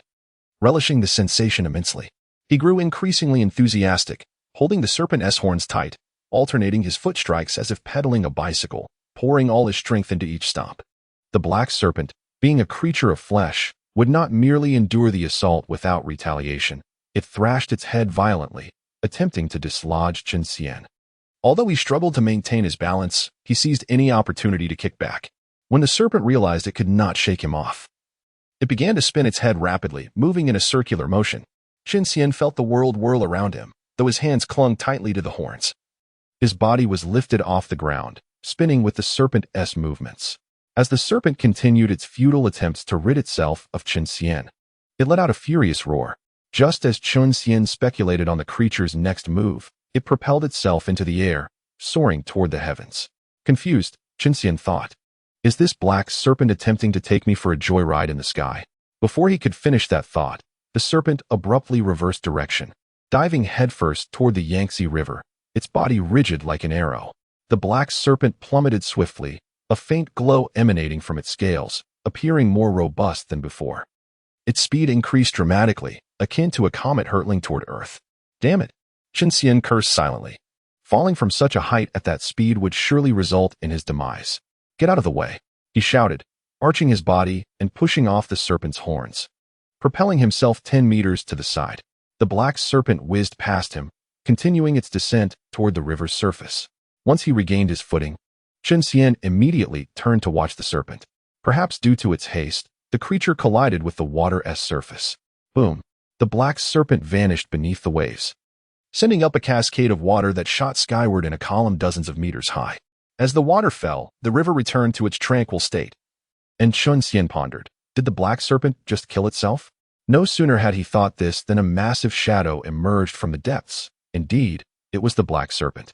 Chen Xian had expected it to burst forth from the water and engage him in a fierce battle, but instead, it merely thrashed about, creating waves. Oh, so it's a mad serpent, likely having lost control during its training. Observing the serpent's frenzied antics, Chen Xian felt a twinge of regret for having fought with a lunatic. It was quite embarrassing. Shaking his head, he prepared to depart on his cloud, but suddenly halted. Realizing that if the black serpent were to perish in its madness, he could seize the opportunity to collect its remains. The corpse of a serpent was indeed valuable. Serpent blood and flesh were not only nutritious, but also useful for alchemy. Its bones could be utilized in crafting tools, reminiscent of the legendary golden serpent scissors, which were forged from the remains of 2 golden serpents born at the dawn of creation. Although this black serpent's cultivation was merely at the infant stage, far beneath that of the 2 celestial gold serpents, it was still a worthy prize for someone of his modest abilities. With this thought, Chen Xian's gaze shifted toward the serpent. A living, thrashing serpent in the water transformed in his eyes into a collection of materials: horns, scales, hide, bones, teeth, and sinews. Blinking rapidly, he dispelled the illusions and focused intently on the black serpent, waiting for it to take its last breath so he could dive in and claim his prize before anyone else could. Alas, if only you were a female serpent. Perhaps I would have spared your life. But you are male, so it is best you transform into materials, Chen Xian remarked, his expression tinged with reluctance. After wreaking havoc in the river for nearly half an hour, the black serpent finally surged onto the shore, lifting its head to the sky and unleashing a thunderous roar. Is that the divine dragon from the 9 forms of true dragons, the one that sings through the heavens? Chen Xian mused, surprised. It was no wonder the black serpent had gone mad. Even in such a state, it did not forget to practice the true dragon's 9 techniques. Once ashore, the serpent transformed into a destructive force, sweeping its tail and snapping dozens of large trees in half, uprooting them with a roll of its body. After rampaging for 10 minutes, the serpent finally appeared exhausted, collapsing onto the ground in a weakened state, gasping for breath. Just as Chen Xian thought the creature was on the verge of death, he noticed its aura gradually strengthening, with scales shedding and its hide splitting open in several places. Damn it, this black serpent is shedding its skin. What a wasted anticipation. Chen Xian felt a pang of disappointment, contemplating whether he should seize the moment while the serpent was vulnerable to strike it down. Shaking his head, he dismissed the thought. Although he was not a paragon of virtue, he prided himself on his kindness. How could he commit such an act of opportunism and wanton slaughter? What if the creature self-destructed, summoning a partner for rescue? That would be terribly embarrassing. Just as he prepared to depart, a voice echoed in his mind, a young man's voice. "Friend, please protect me. I invite you to my abode for a humble drink, allowing me to repay your kindness." Chen Xian paused, reflecting on how pure-hearted the black serpent seemed, unaware of the treachery that lurked in the hearts of men. Here he was, waiting to collect its remains. Yet it regarded him as a guardian. Wait a moment, How can I describe myself as treacherous? I should be seen as kind, beautiful, and generous. Clearing his throat, Chen Xian declared with righteous fervor, helping others is my motto. There is no need for thanks. As for the drink, simply provide me with a top-tier spiritual artifact. The black serpent fell silent, and Chen Xian speculated that it might find his request for a spiritual artifact too trivial to offer as a gesture of gratitude. Oh, being as kind as I am, I suppose I shall reluctantly ask for a few more items to ease its burden. Just as he was about to speak again, he witnessed the black serpent completing its transformation, morphing into a valiant youth clad in black armor. As the youth approached, he saluted Chen Xian, saying, I am Moro. Honored to meet you, friend. Returning the greeting, Chen Xian replied, I am Chen Xian, pleased to make your acquaintance. Earlier, when I asked for a top-tier spiritual artifact, you did not agree. Was it that you found my request too modest and felt embarrassed to comply? I understand. Feel free to bestow upon me a few more items. Moro's expression twitched slightly before he responded, Friend, you jest. As a mere river demon at the infant stage, I possess no top-tier spiritual artifacts. Please forgive me. I am known for my playful nature. Since you have no further matters to attend to, I shall take my leave. Perhaps we may meet again in the future. Chen Xian said, his face betraying no embarrassment, his heart untroubled. My abode is not far from here. I sincerely invite you to visit. So I may offer you a drink and express my hospitality, Imo Luo earnestly urged. Seeing Imo Luo's warm invitation, Chen Xian thought to himself that he had nothing pressing to occupy his time and was rather bored. Engaging in conversation with this seemingly kind-hearted individual could be beneficial. Perhaps after establishing rapport, he might find some unexpected assistance. Thus, he replied, I am honored by your generous invitation and shall impose upon you. Imo Luo quickly waved his hand, saying, You are too kind. Please follow me. Identifying herself as a water spirit, her dwelling was naturally submerged beneath the waves. As Chen Xian followed her into the Yangtze River, they traveled downstream for a quarter of an hour before arriving at a magnificent underwater palace. Gazing upon the opulent residence, submerged 1,000 fathoms beneath the surface and rivaling the grandeur of the West River water goddess abode, Chen Xian felt a twinge of embarrassment. As a fellow nascent soul cultivator, he couldn't help but compare it to his own rather modest Longwang cave, which could only be described as humble. Upon entering her underwater palace, Missouri Luo promptly instructed several servants to bring forth fruits and teas, summoning fish maidens to entertain with song and dance. Sitting within the palace, surrounded by the graceful movements of the fish maidens and the delicacies laid before him, Chen Xian was abruptly reminded of the West River Water Palace, and he sighed. Time indeed slips away, and the past can only be reminisced. Imo Luo, seated beside him, paused in surprise and asked, What prompts your sudden reflection? Is my hospitality lacking? Chen Xian waved his hand dismissively, chuckling, You misunderstand. I merely recalled certain past events reminiscent of this scene, and a moment of sentimentality arose. Oh, what past events could provoke such feelings? Might you share them with me? Imo Luo inquired with curiosity. Some memories are better left unspoken. Let us instead discuss amusing tales. I have recently arrived in the southern Zhuanbu continent and wish to inquire about the local circumstances, particularly any notable individuals or matters requiring caution. As for those requiring special attention, I have always cultivated in solitude within my palace, so I am afraid I cannot provide any assistance in that regard, Imo Luo lamented. Chen Xian thought to himself, another recluse, but it was merely a diversion from the topic, and he had not expected to glean anything useful from her. He smiled gently. No need to concern yourself. I was merely making casual inquiries. The two engaged in idle chatter for a while longer until a group of fish maidens arrived with food and drink. Chen Xian and Imo Luo reveled in the music and dance, exchanging cups and enjoying each other's company, the atmosphere vibrant and jovial, leading them to call each other brothers. After several rounds of drinks and a sumptuous feast, Chen Xian rose to take his leave. Despite Imo Luo's persistent entreaties, he ultimately escorted Chen Xian out of the palace. Standing before the underwater residence, Chen Xian addressed Imo Luo, saying farewell is inevitable, my friend. Let us part ways here. Should you have the time, do visit me at Duantian Cliff in the western Nyoha continent. Imo Luo gazed at Chen Xian with reluctance, her eyes filled with emotion, saying, Meeting you feels as though we are long-lost friends. As we part today, I wonder when we shall meet again? Chen Xian felt a chill run down his spine, a shiver of discomfort prickling his skin. He had thought his earlier gesture rather excessive, but compared to Imo Luo's heartfelt display, he felt woefully inadequate. To dispel any misconceptions regarding his intentions, he said to Mo Luo, "By the way, I jested about my earlier comment. If you have any sisters, perhaps you could consider marrying one to me, and we could forge a familial bond." To his surprise, Mo Luo responded with a look of regret, "Alas, I am but a wild spirit, having lived alone since gaining sentience, with no relatives to speak of. Otherwise, I would gladly form such a connection with you." Coughing slightly, Chen Xian nearly choked on his own words. "Mo Luo, I was merely joking. You need not take it so earnestly. Speaking of which, isn't Mo Luo a name of a nation? What a clever choice. Perhaps we should rename the Black Eagle to something more auspicious, like Eagle of Good Fortune. It sounds rather splendid."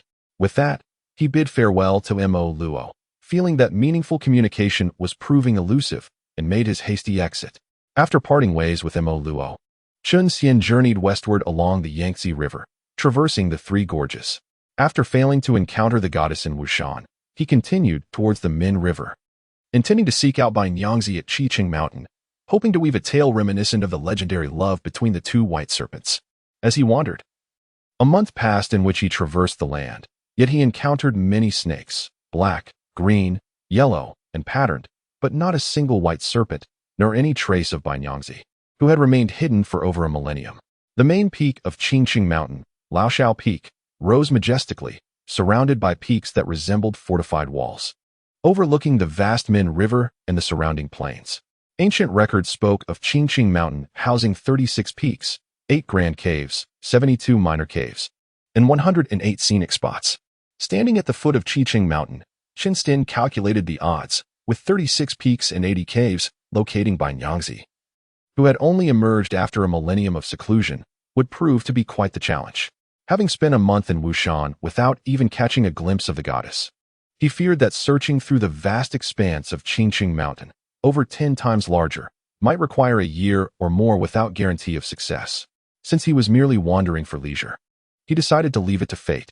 Embracing the spirit sword, Dragon Tooth, which had been nurtured with his true energy and blood, and enhanced with the recently acquired Thunderstone, he strolled leisurely into Qingqing Mountain. Renowned for its tranquil beauty, Qingqing Mountain ranks 5th among the 10 great caves of Taoism. Upon entering, Chen Xian felt as if he had stepped into a serene, primordial forest. Even in the heat of summer, the mountain remained refreshingly cool. The air was filled with the sounds of birds singing, cicadas chirping, cranes soaring, and herds of deer roaming, a scene of ethereal splendor. After a month of exploration, Chen Xian had seen numerous snakes, yet not a single white serpent, nor any sign of Yangtze. At the foot of Laoshao Peak, a chilling pond exuded dense white mist, home to several small fish, their bodies gleaming and translucent, swimming joyfully. Seated on a smooth azure stone 3 paces from the pond, Chen Xian observed the small fish, feeling as though he were a dog attempting to bite a hedgehog, an analogy that may not be entirely fitting, but conveyed the sentiment nonetheless. According to the miscellaneous records of the transformation of the Dragon Sutra, these fish, known as ice carvings, fed on cold energy and existed only within the unfreezing, absolute cold springs. Although they lacked intelligence and were not formidable, they thrived in a pond accessible only to golden immortals. Consuming ice-carving fish not only increased one's lifespan by a millennium, but also conferred immunity to ice-based spells below the level of golden immortals. However, the pond's frigid temperature acted as a barrier, akin to the quills of a hedgehog, preventing Chen Xian from reaching the ice-carving fish, leaving him to lament from afar. With his current cultivation, approaching within 10 paces would subject him to the biting cold, and within a mere meter, he would be frozen solid, potentially becoming a 1,000-year monument at the pond's edge. The treasure lay tantalizingly close, yet how could he obtain it? Furrowing his brow, Chen Xian contemplated the formidable cold of the pond, which froze anything that approached, including true energy. It was indeed a troublesome predicament. After reviewing the descriptions of the pond and the ice-carving fish in the transformation of the Dragon Sutra, he discovered a possible method, though it was rather impractical. A fishing rod fashioned from a millennium-old ice crystal, with a line of millennium-old cold silkworm silk, a hook of millennium-old profound ice, and bait made from the petals of a millennium-old snow lotus, would allow one to fish for ice-carving fish, shielding the user from the cold. Chen Xian glanced at the items within the heavenly prison ring, rendered speechless. Ice crystals, cold silkworm threads, profound ice, and snow lotus, all present, albeit aged by centuries. Perhaps I could attempt a simplified fishing rod, he mused silently. Directly crafting a rod from these ancient materials would surely falter against the chilling embrace of the cold pool. However, if I were to refine them into a magical artifact and imbue it with a cold-resisting formation, it might withstand the frigid air when plunged into the cold pool. Yet, the bait is lacking. It is likely to freeze into shards before even nearing the pool, making it impossible to catch the ice-sculpted fish. After careful contemplation, Chen Xian resigned himself to learning from the elder Jiang. Let those who are willing take the bait. Observing the avant-garde design of the fishing rod before him, he nodded in satisfaction, feeling a swell of pride in his ability to transform the mundane into the extraordinary. This rod not only mirrored the design and functionality of modern fishing rods, but was also a magical artifact adorned with 28 layers of cold-resisting prohibitions. The 4 radiating hooks would, upon the slightest intent from him, swiftly converge to ensnare any unsuspecting prey. Though the cold pool could freeze all tangible things, it posed no hindrance to thoughts, which exist in a realm between the real and the ethereal, allowing him to control the hooks. With a vigorous flick, he cast the hooks deep into the cold pool and, like an old monk in meditation, settled cross-legged upon the blue stone, practicing his techniques while awaiting a bite. Without the 1,000-year-old snow lotus flower as bait, the ice sculptures seemed disinterested in the hooks, swirling aimlessly in the cold pool without drawing near. After half an hour, Chen Xian reeled in the hooks, not due to a fish biting, but because he feared that his painstakingly crafted rod might be ruined if left too long. Exhaling a breath of true fire, he dispelled the cold from the hooks, allowing them to cool before casting them back into the cold pool. Fortune favors the diligent. After 3 days, a lone ice-sculpted fish finally swam beneath the hooks. With a mere thought, the 4 hooks swiftly converged, capturing the unfortunate fish, their sharp tips embedding deeply into its body, securing it firmly. With a hearty laugh, before the ice-sculpted fish could struggle, Chen Xian flicked the rod, sending it soaring out of the cold pool in an arc. However, due to his exuberance, he miscalculated the force, and instead of landing in his outstretched hands, the fish flew over his head, landing in the bushes behind him. Chen Xian glanced at his outstretched left hand, disdain evident on his face. Can't even catch a fish. And yet I speak of the nascent soul's hand? After scolding his left hand, he discarded the fishing rod and hurried towards the bushes to retrieve the ice-sculpted fish. Much like the ginseng fruit, if left too long, its efficacy would diminish, and even its taste would deteriorate. After searching the bushes for a moment, he found himself holding an empty hook, bewildered as he exclaimed, "Where's the ice-sculpted fish? Did it perhaps burrow into the ground like the ginseng fruit?" A series of tinkling, bell-like laughter reached his ears, causing Chen Xian to pause in surprise. Following the sound, he spotted a stunning young woman in white, seemingly in her 20s, holding her belly and laughing heartily not far from him. Staring at the woman, he murmured, still in shock, "I clearly caught a fish. How did it transform into a beauty? Wasn't it said that ice-sculpted fish lack intelligence? How did it take shape? Could she be a mermaid from a mythic realm? Haha. Of course, I consumed your fish. How could you not realize that? You're quite the fool." The young woman giggled, her laughter causing her to sway. "You ate my fish. Quickly spit it out," Chen Xian exclaimed, extending his hand in a fit of anger. "What you expect to be returned is surely filthy. Are you certain you could still eat it?" she asked curiously. Chen Xian was taken aback, realizing in his rage he had uttered such a foolish statement. He glanced at the woman in white, acknowledging her beauty, and thought perhaps he could let her repay him in kind. Cough, cough, he cleared his throat. "My lady, having consumed something so precious of mine, should you not offer some form of compensation? I am not greedy. All I ask is for you to marry me." "Marry you? Sure. In your next life, I shall be your bride," the woman replied playfully, enveloped in white light as she flew away into the distance. Chen Xian prepared to pursue her on his cloud, but halted, contemplating that there were still more than 10 ice-sculpted fish in the cold pool. Why should he be so petty, risking his illustrious image to make things difficult for himself? Thus, he called out to the retreating woman, "My lady, do not flee. It was merely a fish. I hardly hold it against you. At least tell me your name. Remember well, my name is—" The voice of the white-clad woman echoed from afar. "What did you say? I didn't catch that." Chen Xian was about to inquire further, but saw her vanish beyond a mountain peak. "Damn, I've been played." Chen Xian realized she had no intention of revealing her name. It was all a jest.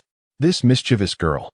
Chen Xian felt a mix of annoyance and amusement, realizing that as a time traveler, he had been toyed with by someone from the past. a truly embarrassing defeat.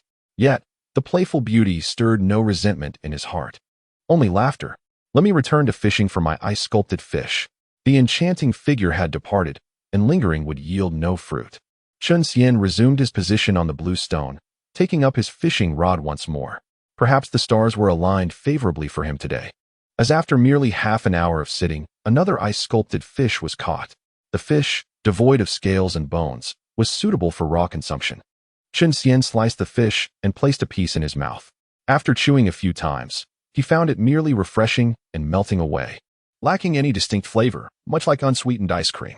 Having consumed one ice-sculpted fish, Chen Xian turned to leave, realizing that eating more would not enhance its efficacy. Nor was there any delightful taste to savor. He preferred to leave some opportunities for future generations, engaging in an act of kindness. He thought to himself, as virtuous as I am, how could I indulge in such a laborious task with no benefit? Upon ascending the ancient Xiaofeng peak, Chen Xian was momentarily taken aback, pondering whether he was favored by fate, destined for romantic encounters. Just after parting with the white-clad beauty, he unexpectedly encountered yet another innocent young woman. Miss Yang, we are indeed fated to meet again so soon. Gazing at the green-skirted maiden sitting atop an ancient pine tree, mesmerized by the setting sun, Chen Xian's heart stirred. Contemplating that he had initially hesitated to pursue her, yet she now approached him willingly. Was this what they referred to as the heavens rewarding those who do not take what is granted? Ah, it's you. How come you are here? Yang Chan exclaimed, jumping down from the pine tree, her face alight with surprise. I enjoy wandering through scenic locales, and Qingqing Mountain is renowned for its beauty, being one of the Taoist fifth cave heavens. Naturally, I am drawn here by its fame. You mentioned visiting family. How did you end up here? Do you have relatives practicing here in Qingqing Mountain? Could you introduce me? Chen Xian inquired, intending to take a roundabout approach through Yang Chan's relatives. Oh, so you are here out of admiration for the mountain. I do not have family in Qingqing Mountain, but my second brother lives nearby. However, he is rather serious and dull, and his residence is quite uninteresting. Given your love for exploration, it would be best to avoid visiting him to spare yourself disappointment. Yang Chan responded, Miss Yang, we are already friends. Your brother is like my own. How could I not pay him a visit while in the vicinity? Chen Xian took advantage of Yang Chan, knowing full well her innocence would render her oblivious to his intentions. With her head bowed, Yang Chan pondered for a moment before responding, All right then, you are the first male friend I have. It would be good to introduce you to my second brother. So he won't keep insisting that I'm just a child with only female friends. How splendid, Miss Yang. Perhaps we should alter our forms of address. It feels rather distant for me to continually call you Miss Yang. How about I call you Chaner instead? Chen Xian thought it prudent to establish a more intimate manner of address, hoping to give her family the impression that their relationship was more than ordinary, thus facilitating a closer bond. That sounds fine. My friends often call me that. But how should I address you? I've always referred to you as you, which feels rather impolite. She replied, You may call me Brother Chen, he suggested, though internally he mused that husband would be a more fitting title. Then please, Brother Chen, follow me. I will take you to meet my second brother, who lives not far from here, by the Min River. After a moment's hesitation, she finally managed to address him as Brother Chen. Then lead the way, Chaner, he replied with a suggestive smile, silently promising to make a good impression on his future brother-in-law. As they flew westward, Chen Xian found himself in a familiar place, Mount Dujianjian, which appeared to be vastly larger than he remembered from his previous life. Upon arrival, he felt a twinge of uncertainty. Wait a moment. Are we heading towards the entrance of the river god? He inquired, recognizing the significance of the location. Yes, how did you know? Yang Chan asked, her curiosity piqued.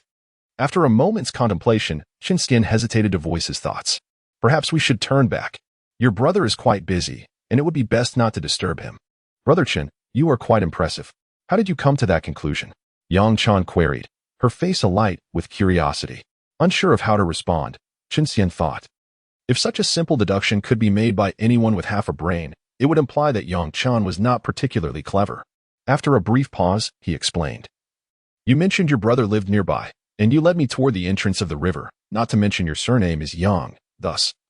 I boldly assumed your brother must be Yang Erlang. Upon realizing Yang Chan was the sister of Yang Jian, Chen Xian felt a wave of confusion. How could siblings born of the same parents differ so greatly? Chaner, may I inquire how old you are? He asked. I am 18 years old, and I am already an adult, she declared proudly. 18? That does not quite add up. he thought. Indeed. The investiture of the gods does not mention Yang Jian having a sister, suggesting she was born later, but the time span seemed excessive.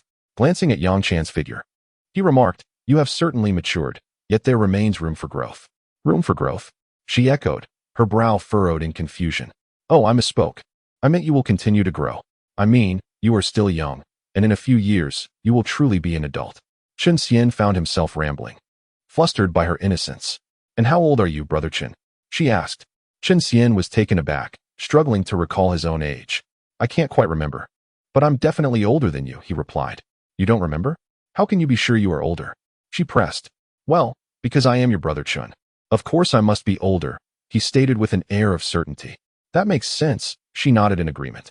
Observing Yang Chan, Chen Xian thought it peculiar that she would accept such a flimsy explanation. It indicated a rather flawed reasoning, reminiscent of her mother, who had foolishly married a mortal. "Brother Chen, why are you staring at me?" "We have arrived," she said, feeling somewhat self-conscious under his gaze. Chen Xian noted her blush and thought it amusing that a prolonged gaze could make her shy. However, now that they were in the territory of Erlangshan, he refrained from teasing her further. After a brief moment of contemplation, he pointed to the towering mountains obscured by mist and asked, "Are we going in there?" "Indeed. There are numerous formations and restrictions within. Stay close to me and do not wander off," Yang Chan advised, treating him as if he were a child. Taking a deep breath, Chen Xian declared, "Let us proceed." He thought to himself, though Erlangshan was formidable as a time traveler, he could not afford to show fear. After all, if he could subdue ancient beings like the Dragon Ancestor and the Seven Princesses, what was a mere younger generation to him? As they entered the formation and navigated for about 10 minutes, Chen Xian's surroundings brightened, revealing a military camp. The white tents stretched for miles, and soldiers clad in gleaming silver armor were diligently training. With a quick glance, he noted the camp's strategic layout and the disciplined demeanor of the soldiers, which struck him with an overwhelming sense of awe. 1,200 grasshead gods. Surely there must be over 1,000 men here. Could it be that there are 12,000 grasshead gods, only to be reduced by 9/10 by Wu Qingyan? How disheartening it is to realize that I, a time traveler, am outmatched even by these rank-and-file soldiers. Chen Xian had expected Yang Chan to lead him to the central military tent, but instead, she guided him several miles to a mansion marked by the golden characters Yang Mansion. "Greetings, Third Miss." Two attendants in blue greeted Yang Chan respectfully as they approached, while Chen Xian was met with indifference. Watching the servants with disbelief, he thought, "Goodness, even the gatekeepers possess greater cultivation than I do. What a blow to my pride." Yang Chan nodded and inquired, "Has my second brother returned from the camp?" "Second master has just returned and is currently in his study reviewing documents," one of the attendants eagerly replied. Nodding, Yang Chan turned to the disheartened Chen Xian and said, "Brother Chen, let us go inside." "Very well," he replied, following her into the Yang Mansion. After passing through 2 courtyards, they arrived at a tranquil garden filled with bamboo. Upon entering, Yang Chan called out, "Second brother, I am back, and I have brought a friend to meet you." She dashed toward a closed door with exuberance. "Such a ruckus. How many times must I remind you to walk quietly? Have you forgotten again?" A voice of reprimand echoed as the door swung open, revealing a strikingly handsome young man with a serious demeanor, none other than Erlangshan, Yang Jian. Perhaps due to being at home, Yang Jian was not clad in armor nor wielding his famed 3-edged spear. Rather, he wore a loose black robe, with his hair casually tied back with a white ribbon. Chen Xian, however, could not fully appreciate his striking features or the aura he exuded. Comparing himself to Yang Jian, Chen Xian noted that while he might appear more handsome, the latter possessed an indescribable quality, an ethereal presence that raised the question, was this what people referred to as the aura of the divine? However, Chen Xian, priding himself as a time traveler, believed his disposition to be remarkably unique, particularly in his unabashed nature. He immediately rushed forward, embracing the thigh of Erlangshan, and pleaded, "O great deity, I seek your patronage. I implore you for your protection." Upon hearing this, Yang Jian offered a faint smile, lifted his foot, and with a swift motion, sent Chen Xian tumbling into a bookshelf, subsequently tossing him a ticket emblazoned with 2 gleaming golden characters, recommendation. The contents within the parentheses are purely fantastical. To learn what transpires next, please refer to the subsequent chapter. To be continued. Chapter 35, Disturbing the Monkey's Nest. Chen Xian, self-proclaimed as a time traveler. considered his aura to be distinctively extraordinary, notably in his unparalleled shamelessness. He stepped forward, bowed to Yang Jian, and stated, "Brother, I am Chen Xian, a dear friend of Chan'er. After encountering her on Qingqing Mountain, I learned that my brother resides nearby. Thus, I asked her to introduce us. Little did I expect that my brother would be the illustrious Erlangshan. How fortunate am I?" Yang Jian's three eyes fixated upon Chen Xian, causing an eerie sensation to crawl up his spine. Before Yang Jian could utter a word, Yang Chan, who was holding on to him, spoke up. "Big brother Chen is a good person. He wishes to be a protector of flowers, and even helped me find a laborer to tend to the flowers in my cave. Otherwise, I wouldn't have been able to come to see you, brother." Upon hearing Yang Chan's words, Chen Xian felt an overwhelming urge to bang his head against a wall. "Little girl, are you trying to get me killed?"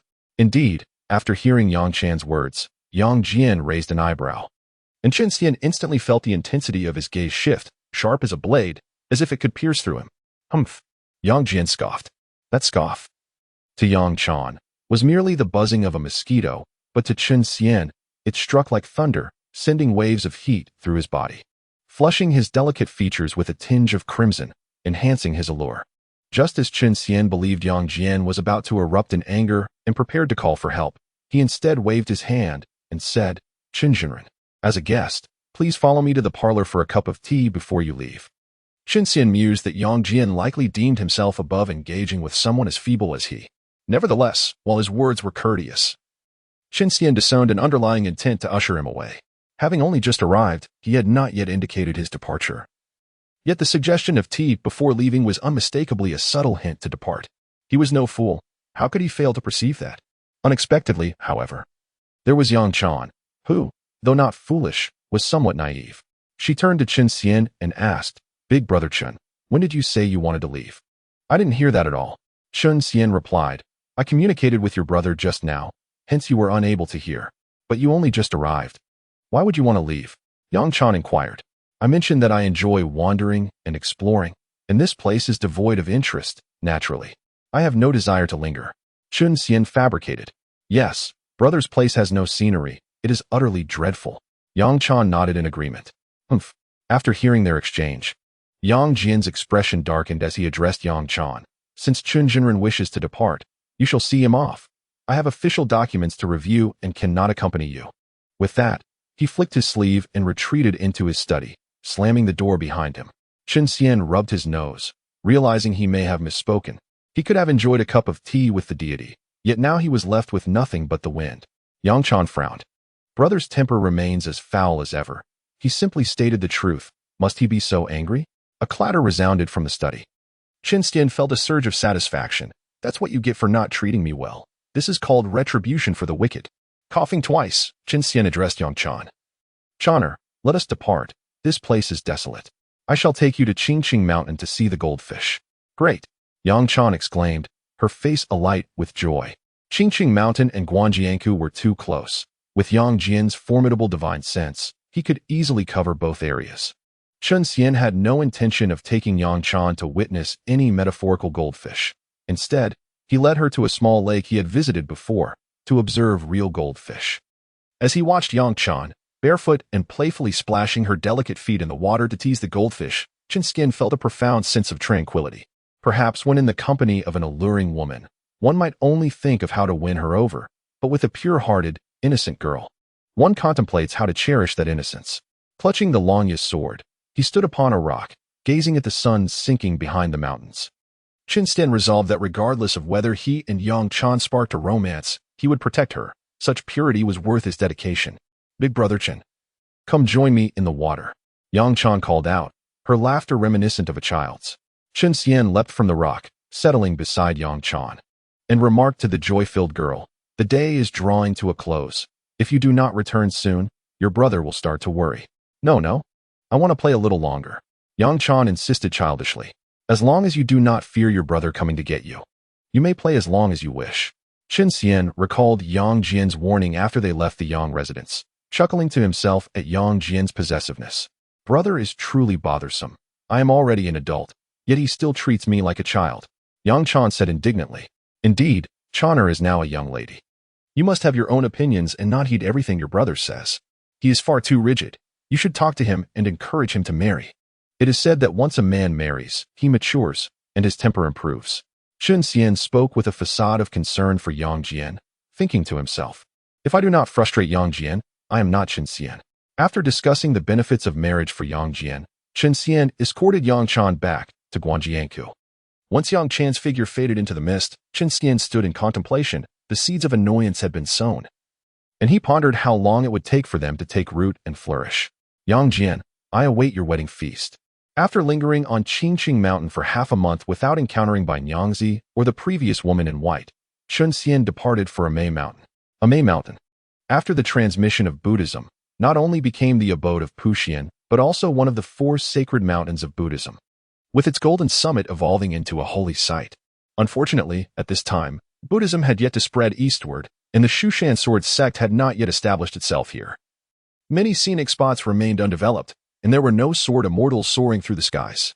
On Earth, Amei Mountain was filled with monasteries and monks, along with some fearless monkeys.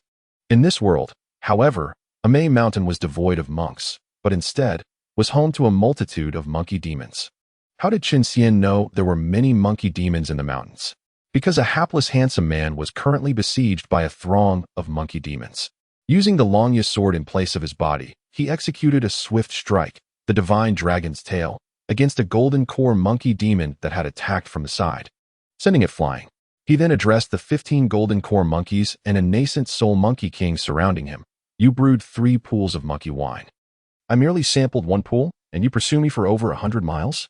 Moreover, drinking harms the body. For your safety, I have shouldered 1/3 of the damage on your behalf.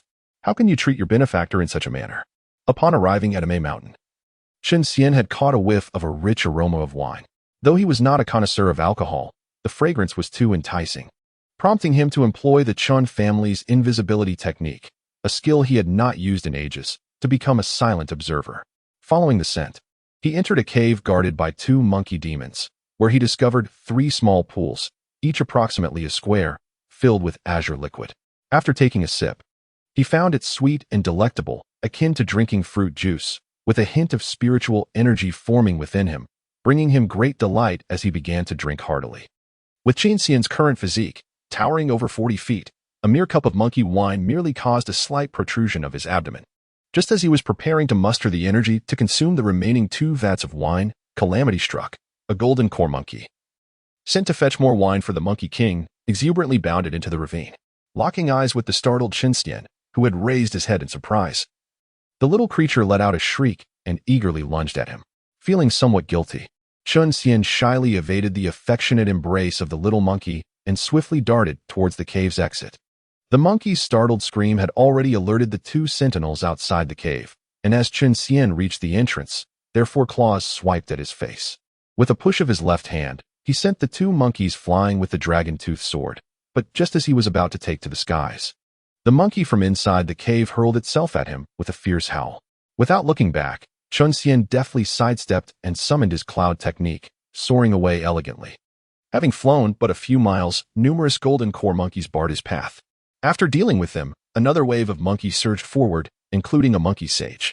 Adhering to the principle that it is better to resolve enmities than to deepen them, Chen Xian wished to avoid conflict with this group of monkeys, for such actions would surely diminish his dignity. Thus, he chose to retreat while fighting, refraining from using lethal force, even leaving his dragon-toothed sword sheathed. He vowed upon his own integrity that this was due to his benevolent nature, unwilling to bear the guilt of harming small creatures, rather than a weakness for being soft-hearted. However, humans may lack the intent to harm, but beasts possess the inclination to do so. The pack of monkeys, having stolen the wine, entered a frenzy, pursuing Chen Xian for 100 miles until they finally encircled him. Yet, these monkey demons, lacking divine heritage and formidable bloodlines, were not particularly strong, and, without decent magical artifacts, he found it relatively easy to manage them. Yet, their small stature allowed them to incessantly scratch at his handsome face and his most sensitive areas, causing great annoyance that compelled him to speak up for peace. Upon hearing Chen Xian's remarks about stealing from others and yet posing as benefactors, the Monkey King, possessing the cultivation of the nascent soul, turned as red as its behind, not from excitement, but from anger. It bellowed, "Despicable! Shameless! Children, attack together!" Following their leader's command, the monkeys surged forward, their furry paws reaching from all directions, employing a barrage of crude tactics, stealing fruit, clawing faces, assaulting chests, urinating, and spitting, raising a protective shield of true energy. Chen Xian kept the swarm of monkeys at bay, frowning as he advised, "It is better to resolve enmities than to deepen them. Chasing me is futile. The goods are already consumed. If you want them back, you will have to wait until tomorrow when they can be returned," he suggested. "Or perhaps you would prefer to come back tomorrow." The monkeys, however, paid no heed, battering his protective shield like rabid dogs. Even the nascent soul monkey king joined the fray. Chen Xian pondered that such an endless entanglement was untenable. They were not beautiful maidens, but rather a horde of furry creatures devoid of any aesthetic appeal. It would be best to part ways swiftly to avoid any misunderstandings about his relationship with them. With this thought in mind, Chen Xian resolved to teach these troublesome monkeys a lesson to dissuade their persistent pursuit. Using an intricate footwork technique, he darted swiftly among the throng of monkeys, executing the dragon swimming through the world technique. The dragon-toothed sword danced in the air, striking the belligerent monkeys and sending them flying. Watching a group of monkeys rolling on the ground, clutching their bellies in pain, Chen Xian chuckled and prepared to take flight. "How dare you, thief? After stealing, you still have the audacity to strike? Leave your life behind." A furious roar echoed from afar, and Chen Xian, momentarily blinded, found himself face to face with a towering gray-furred monkey. Realizing he had disturbed a monkey-esque nest, having struck a golden core monkey, only to now confront a nascent soul monkey, and soon to be followed by a god transformation monkey, he lamented the misfortune that seemed to plague him. Chapter 36. The outburst of the bald monkey. The picturesque Amei mountain, perpetually shrouded in mist and gentle rain, served as the backdrop as Chen Xian adjusted his slightly damp hair, facing the formidable gray-furred monkey of god transformation level. He felt no trepidation. Such a creature, lacking divine lineage and reliant solely on self-taught magical skills, despite its superior cultivation, was not beyond his capacity to defeat. Moreover, with the unwavering support of his strong girlfriend, Ao Hongher, he regarded the creature with disdain, quipping, as the ancients say, "After dealing with a minor foe, the major one appears." Yet here you are, the elder, brazenly revealing yourself. With your rotund figure, do you believe I want to turn you into braised monkey meat or steamed monkey brain? The gray-furred monkey, incensed, was rendered speechless, its naturally dark face deepening in anger. Gripping a black iron rod, it leapt high, aiming to smash it upon Chen Xian's head. Chen Xian, observing the lack of finesse in the swing but the immense force behind it, feared that evading might reveal a flaw for the monkey to exploit. Thus, he raised his dragon-toothed sword to parry the blow. With a resounding clash, Chen Xian felt a jolt in his left hand, and cracks spiderwebbed across the rocks beneath his feet. Surprised, he realized that although the monkey's origins were unimpressive, its strength was considerable. It appeared that being high in cultivation had its advantages. He resolved to avoid direct confrontation, opting instead for a more strategic approach. Stepping back, he lowered his left hand, causing the gray-furred monkey to instinctively lower its body. Seizing the moment, he lifted his right foot and kicked at its face. With an unexpected impact, Chen Xian was astonished. His intention was merely to compel it to retreat, yet he had struck true. How weak must this god transformation monkey be? Watching it fly backward, clutching its face, he mused, "Surely, you won't have the face to retaliate now." Yet he hoped it would refrain from summoning a void-returning monkey. He feared he might not withstand such a challenge. Monkeys, however, do not share human sensibilities. While a human might require time to recover their pride after a blow, a monkey is unencumbered by such concerns. Chen Xian's kick completely enraged the gray-furred monkey, propelling it into a frenzy as it began to attack him like a whirlwind. Wielding the dragon-toothed sword, Chen Xian deftly parried the barrage of strikes raining down upon him. He wondered if he had been too merciful, allowing this gray-furred monkey, well aware of its disadvantage, to snarl at him. With this thought igniting his ire, Chen Xian once again sent the gray-furred monkey sprawling. Before it could charge once more, he drew the dragon-toothed sword and charged at it with determination. The sword, crackling with purple lightning, enveloped the gray-furred monkey in a dazzling display, swirling around it for several breaths before being returned to its sheath. As a gust of mountain wind swept through, the gray-furred monkey, now paralyzed with fear, finally stirred. As it moved, tufts of its gray fur cascaded down, blown away by the breeze. Chen Xian gazed at the now nearly naked monkey, with only a patch of fur remaining to cover its modesty, nodding in satisfaction, proud of his artistry. He mused that if this creation were to be exhibited, it would undoubtedly win a golden award for its sheer ingenuity. The enraged bald monkey beat its chest like a gorilla, rising inch by inch until it transformed into a 20-foot-tall, hairless giant. My goodness, is this a simian titan standing atop an iron tower? Chen Xian thought, bemused by the monkey's grotesque transformation. Yet, the sight of its bare form was truly appalling. The hairless giant thumped its chest and let out a thunderous roar before bringing a massive foot down upon Chen Xian, accompanied by a tempestuous wind. With a resounding crash, dust billowed, but Chen Xian had already leaped back several dozen meters, landing atop a towering cliff of stone, gazing down at the pursuing giant. Oh, great monkey, when was the last time you washed your feet? That foot odor could knock a person out from miles away. With a thunderous roar, Chen Xian responded to the challenge with an even greater bellow, accompanied by a hand the size of a dustpan. The hairless giant's palm slammed down upon the cliff, shattering it into countless fragments. Chen Xian, utilizing the massive hairless primate's hand as leverage, leaped onto its shoulder and delivered a powerful kick to its neck. Feeling as though he had struck a steel plate, the hairless giant showed no reaction, prompting Chen Xian to leap onto its head and stomp down with significant force. As his foot made contact with the giant's bald head, the once formidable beast immediately buckled, collapsing to its knees against the cliff. You dare to compare your strength with me, a descendant of the dragon, the mightiest among the three divine beasts? Even without transforming into my true form, crushing you would be as effortless as squashing an ant, Chen Xian declared proudly, yet his right foot trembled as it pressed firmly against the giant's head. He realized that despite employing a powerful technique, he could only force the creature to kneel rather than flatten it entirely. Such was the strength of a transformation stage cultivator. Even this relatively weak wild demon proved to be more formidable than he had anticipated.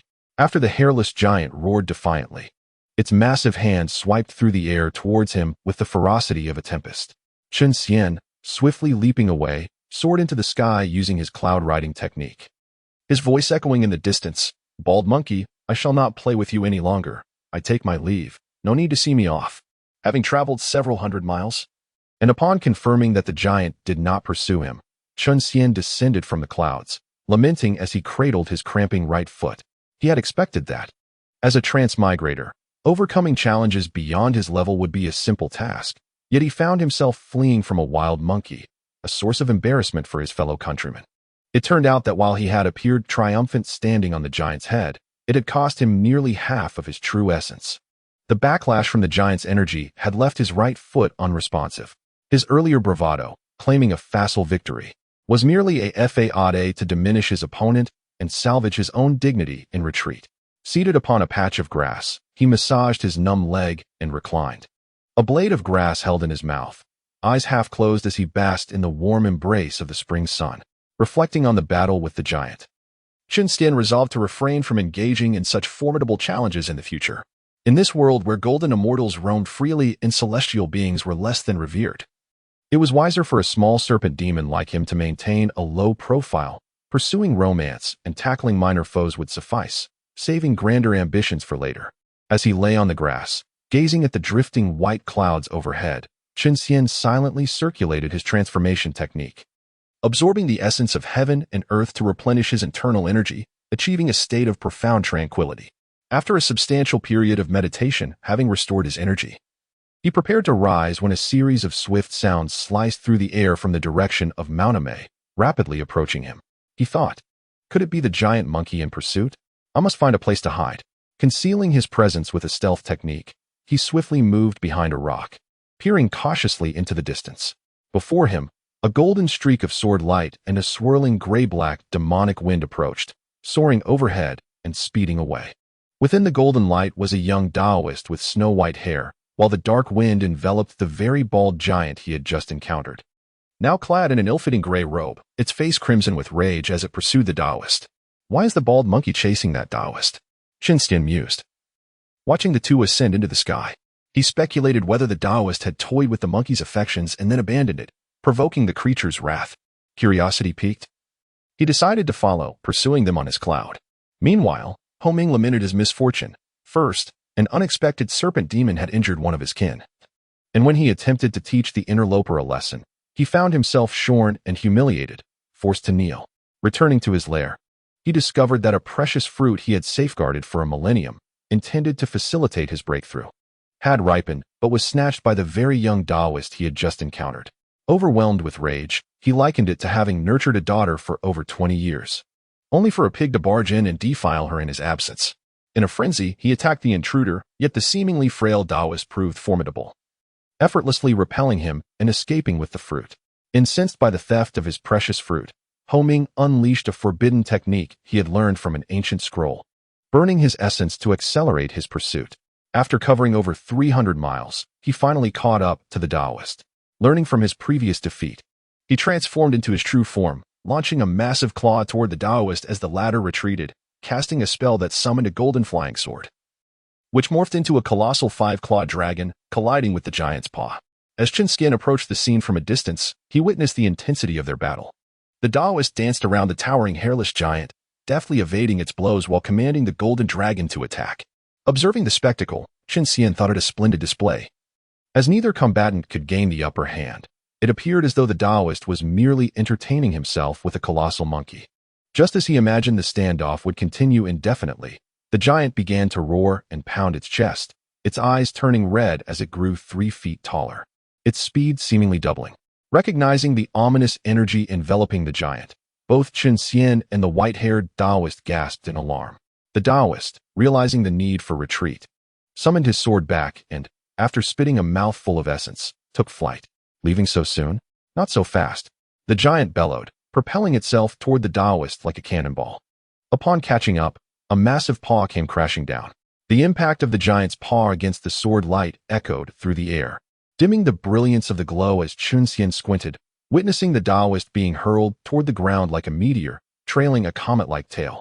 With a thunderous crash, the sword light struck the earth, raising a cloud of dust as the ground trembled beneath the force of the impact. The scattered dust obscured Chen Xian's vision, preventing him from discernibly observing the Taoist's condition.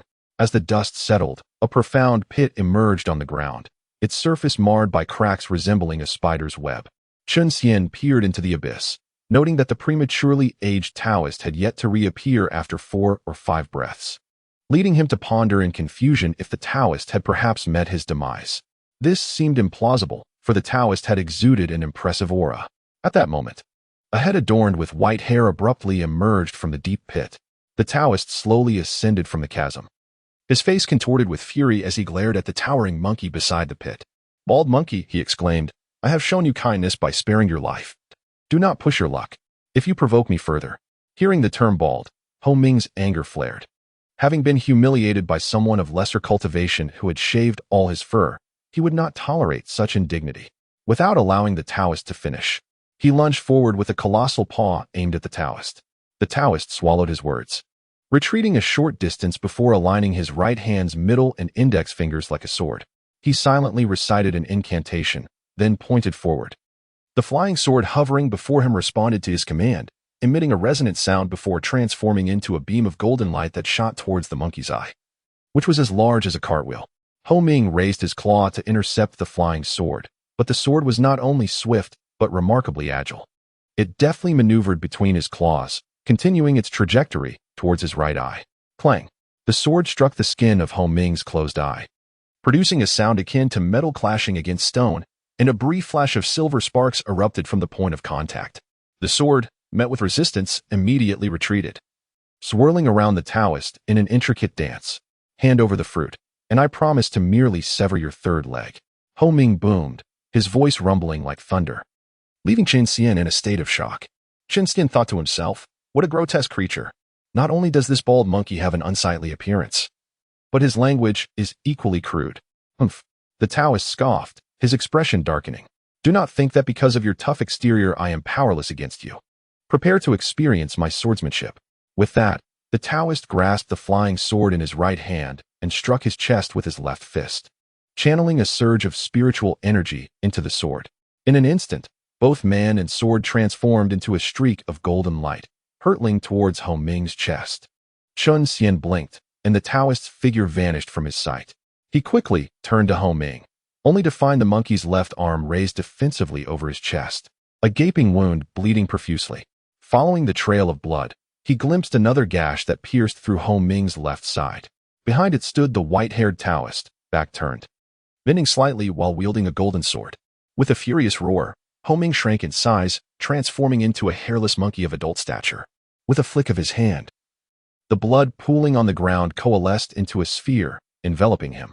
He murmured an incantation, boundless bloodlight, and in an instant, became a streak of crimson light racing towards a main mountain, vanishing from sight in the blink of an eye.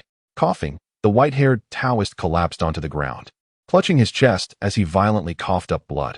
Both sides have suffered. Fate truly favors me, Chen Xian thought, elated, as he leaped towards the Taoist, declaring, a robbery. Hand over your storage ring, and I assure you, I will not break your third leg. I meant to say, I promise to only rob you of wealth, not of life or honor. Despicable. The white-haired Taoist spat angrily, mentally commanding the fallen flying sword to soar towards Chen Xian. Chen Xian raised his right hand, trapping the soaring sword between his index and middle fingers, reflecting a desperate attempt. Observing the trembling sword caught between his fingers, Chen Xian contemplated and retrieved a ghostly talisman from his storage ring, affixing it to the sword. After emitting a mournful cry, the sword ceased its tremors. After stowing the sword in his storage ring, he extended his right hand towards the Taoist. His fair palm emanated a soft golden glow under the sunlight, resembling a divine hand seeking alms. Thank you for your cooperation. The sword has been secured. Now, please hand over your storage pouch as well. The Taoist managed to utter a single word before expelling a mouthful of crimson blood. His eyes fluttered shut, and with a final push, he collapsed to the ground. Chen Xian checked for a pulse beneath his nose, relieved to find that he still breathed. He sighed, realizing the Taoist had merely fainted, not perished. It appears this fellow's cultivation is still lacking, to be so overwhelmed by material possessions. Chen Xian mused, deciding to make light of the situation. Since the Taoist was unwilling to surrender his storage ring voluntarily, Chen Xian resolved to take matters into his own hands. He forcibly removed the storage ring from the Taoist's finger, erasing any traces of the Taoist's imprint before tossing it into his storage ring. Gazing at the unconscious Taoist, Chen Xian furrowed his brow, deliberating whether to eliminate him to prevent future retribution. After much contemplation, he dismissed the tempting yet final notion, reasoning, how could one as benevolent as I harm a defenseless individual? Such an act would bring no satisfaction. After some thought, he retrieved paper and ink from his storage ring, inscribing, Dear friend, your inability to part with worldly possessions clearly indicates your cultivation is lacking. I encourage you to strive for improvement. I have faith in you. He concluded with a cheerful smiley face. Once the ink dried, Chen Xian affixed the note to the Taoist's forehead, ensuring it would be the first thing he saw upon awakening. He then summoned a cloud and soared eastward. After flying 1,000 miles on his cloud, Chen Xian descended into a picturesque, tree-lined valley. Settling by a pond beneath a waterfall, he retrieved a small, red fruit from the pilfered storage ring. Gazing at the vibrant fruit, its enticing aroma wafting through the air, Chen Xian could not resist swallowing hard before placing it in his mouth and gently biting down. As the skin ruptured, juice cascaded down his throat, igniting a warm sensation that rapidly spread throughout his body, causing his pores to open wide and rendering him uncontrollably shuddering with delight. However, this euphoric sensation was fleeting as the juice settled in his belly. It transformed into searing magma. Chen Xian felt as if he had consumed not a delectable fruit, but rather a volcano on the verge of eruption. His complexion flushed red. Dense white mist enveloped him as his form suddenly shrank. The skin exposed to the air became wrinkled, transforming him from a handsome man into a withered corpse. A surge of potent spiritual energy erupted from his abdomen, causing his diminished body to expand until he morphed into a towering giant. Again, the white mist enveloped him, and his form began to shrink once more. This cycle repeated 3 times before he could no longer withstand the overwhelming force of the medicinal energy. Revealing his true form, a colossal serpent measuring 40 zhang, adorned with a single horn and silver whiskers. Its blood-red eyes glaring at the sky as it let out a thunderous roar. Now in his true form, Chen Xian lashed his powerful tail, striking the pond before him, creating a profound crater. Water mixed with mud splashed into the air as the pond's clear water rushed into the newly formed pit, creating a whirlpool. With each strike of his tail, he intensified the churning of the water, expanding the pond from a mere few zhang to a small lake nearly 50 zhang wide. With him at the center, lying within this lake, Chen Xian thrashed and whipped his tail, stirring the murky waters into a frenzy, churning the sediment into a tumultuous storm. An indescribable pain engulfed his body, rendering him disoriented, as if his blood were boiling and threatening to burst forth. With a powerful roar, his massive serpent form soared into the air. Unable to contain the agony, he bellowed, his contorted body straightening as he endured the tumultuous transformation. Suddenly, Chen Xian realized that the scales on his body were peeling away, revealing cracked skin beneath, with countless fissures covering him. The majestic dragon roar was replaced by a piercing hiss, and Chen Xian felt himself on the verge of fainting from the pain. As the snake's skin completely shed and new skin was about to form, his gigantic serpent body suddenly tensed like a drawn bow, sprouting 4 legs, each adorned with 3 curved claws. With his head held high, he emitted a feeble dragon roar that transformed into a robust dragon-like cry. Chen Xian regained his human form. And where a ferocious serpent demon once thrived above the murky lake, a handsome man now stood. Perhaps due to his transformation into a flood dragon and the shedding of his serpentine form. Chen Xian's originally unmatched yet ominously beautiful face remained unchanged, but had lost its ethereal quality, becoming more masculine. After taking a deep breath, Chen Xian landed atop the cliff where the waterfall cascaded, gazing down into the valley, a surge of ambition swelling within him. Having advanced to the middle stage of the nascent soul realm within just a year, his cultivation had remarkably progressed from initial to great perfection, poised for a breakthrough into the later stage at any moment. Given the speed of his cultivation, he mused that in less than a decade, he could ascend to celestial status, and in a century, he could overpower Xīyóu, and in a millennium, attain sainthood. Alas, such thoughts were mere fantasies. The path of cultivation grew increasingly arduous, and without a century to solidify his Tao heart, he could not hope to survive the heavenly tribulation. For when the tribulation descended, the formless and shadowy demons of the heart would follow its scent to the mortal realm, delivering their blessings to the aspiring immortal. If the cultivator were unworthy, it would be unfortunate. Lost in the world of heart demons, he would surely be reduced to ashes by the thunder of calamity, his spirit extinguished. As for attaining sainthood, such aspirations were mere daydreams. Since the dawn of creation, as the primordial being Pangu opened the heavens and the earth, the chaos shattered into the 4 continents. And through 3 great calamities over countless epochs, aside from Hongjun and his 6 fortunate disciples who received the primordial purple energy, who else had achieved sainthood? Chen Xian did not believe he could surpass those ancient sages who self-realized their cultivation methods. Reflecting on the protagonist of this farcical tale, he completely relinquished any thoughts of attaining sainthood. Sighing, he resolved to take it 1 step at a time, setting 3 short to mid-term goals. First, to become an immortal. Second, to conquer. And third, to achieve sainthood. Though he might never attain the latter, he felt it necessary to maintain his ambition. Otherwise, after subjugating Xīyóu, he would lose all motivation to progress. No sooner had he completed his grand aspirations than the heavens trembled. Chen Xian thought to himself, could it be that his bold proclamations had stirred the celestial realm, prompting divine recognition to assist him in achieving sainthood? With a thunderous roar resonating deep within his soul, Chen Xian was momentarily stunned. Upon regaining his senses, he gazed at the soaring purple-blue light pillar in the west, tears silently streaming down his face. Damn it. I misinterpreted the situation. To be continued. Chapter 38. The arrival of enemies. The earth quaked, and the purple-blue light pillar soared into the heavens, alarming the most striking time traveler. The handsome Yulong Chen Xian. He ascended on a cloud, shielding his eyes with his hand as he looked westward. The light pillar was not too far from him, merely 300 miles away. With the emergence of a preeminent treasure, the gods of the 3 realms were gathering. It was indeed the moment for them to showcase their strengths and make a hasty retreat. Observing the myriad streams of colorful light racing towards him, trailing long tails of fire, Chen Xian thought to himself, the earlier bravado of aspiring for sainthood had already fled beyond the 33 heavens. A cold scoff echoed beside him, and without needing to guess, Chen Xian knew the source of the voice. He turned to see Xīyóu, clad in red, hovering 3 zhang away, gazing at the light pillar. Before he could speak, she instructed him to stay nearby, and then transformed into a rainbow, darting towards the light pillar. Rubbing his nose, Chen Xian couldn't help but chuckle. This little girl either refrains from speaking to me, or when she does, she fails to acknowledge my presence. How disrespectful to the most handsome time traveler in history. The fact that Xīyóu could venture so far from him signified that his aura could still envelop her even 300 miles away. leading him to believe he was indeed unmatched. Descending from the clouds back into the valley, Chen Xian couldn't help but worry about Xīyóu.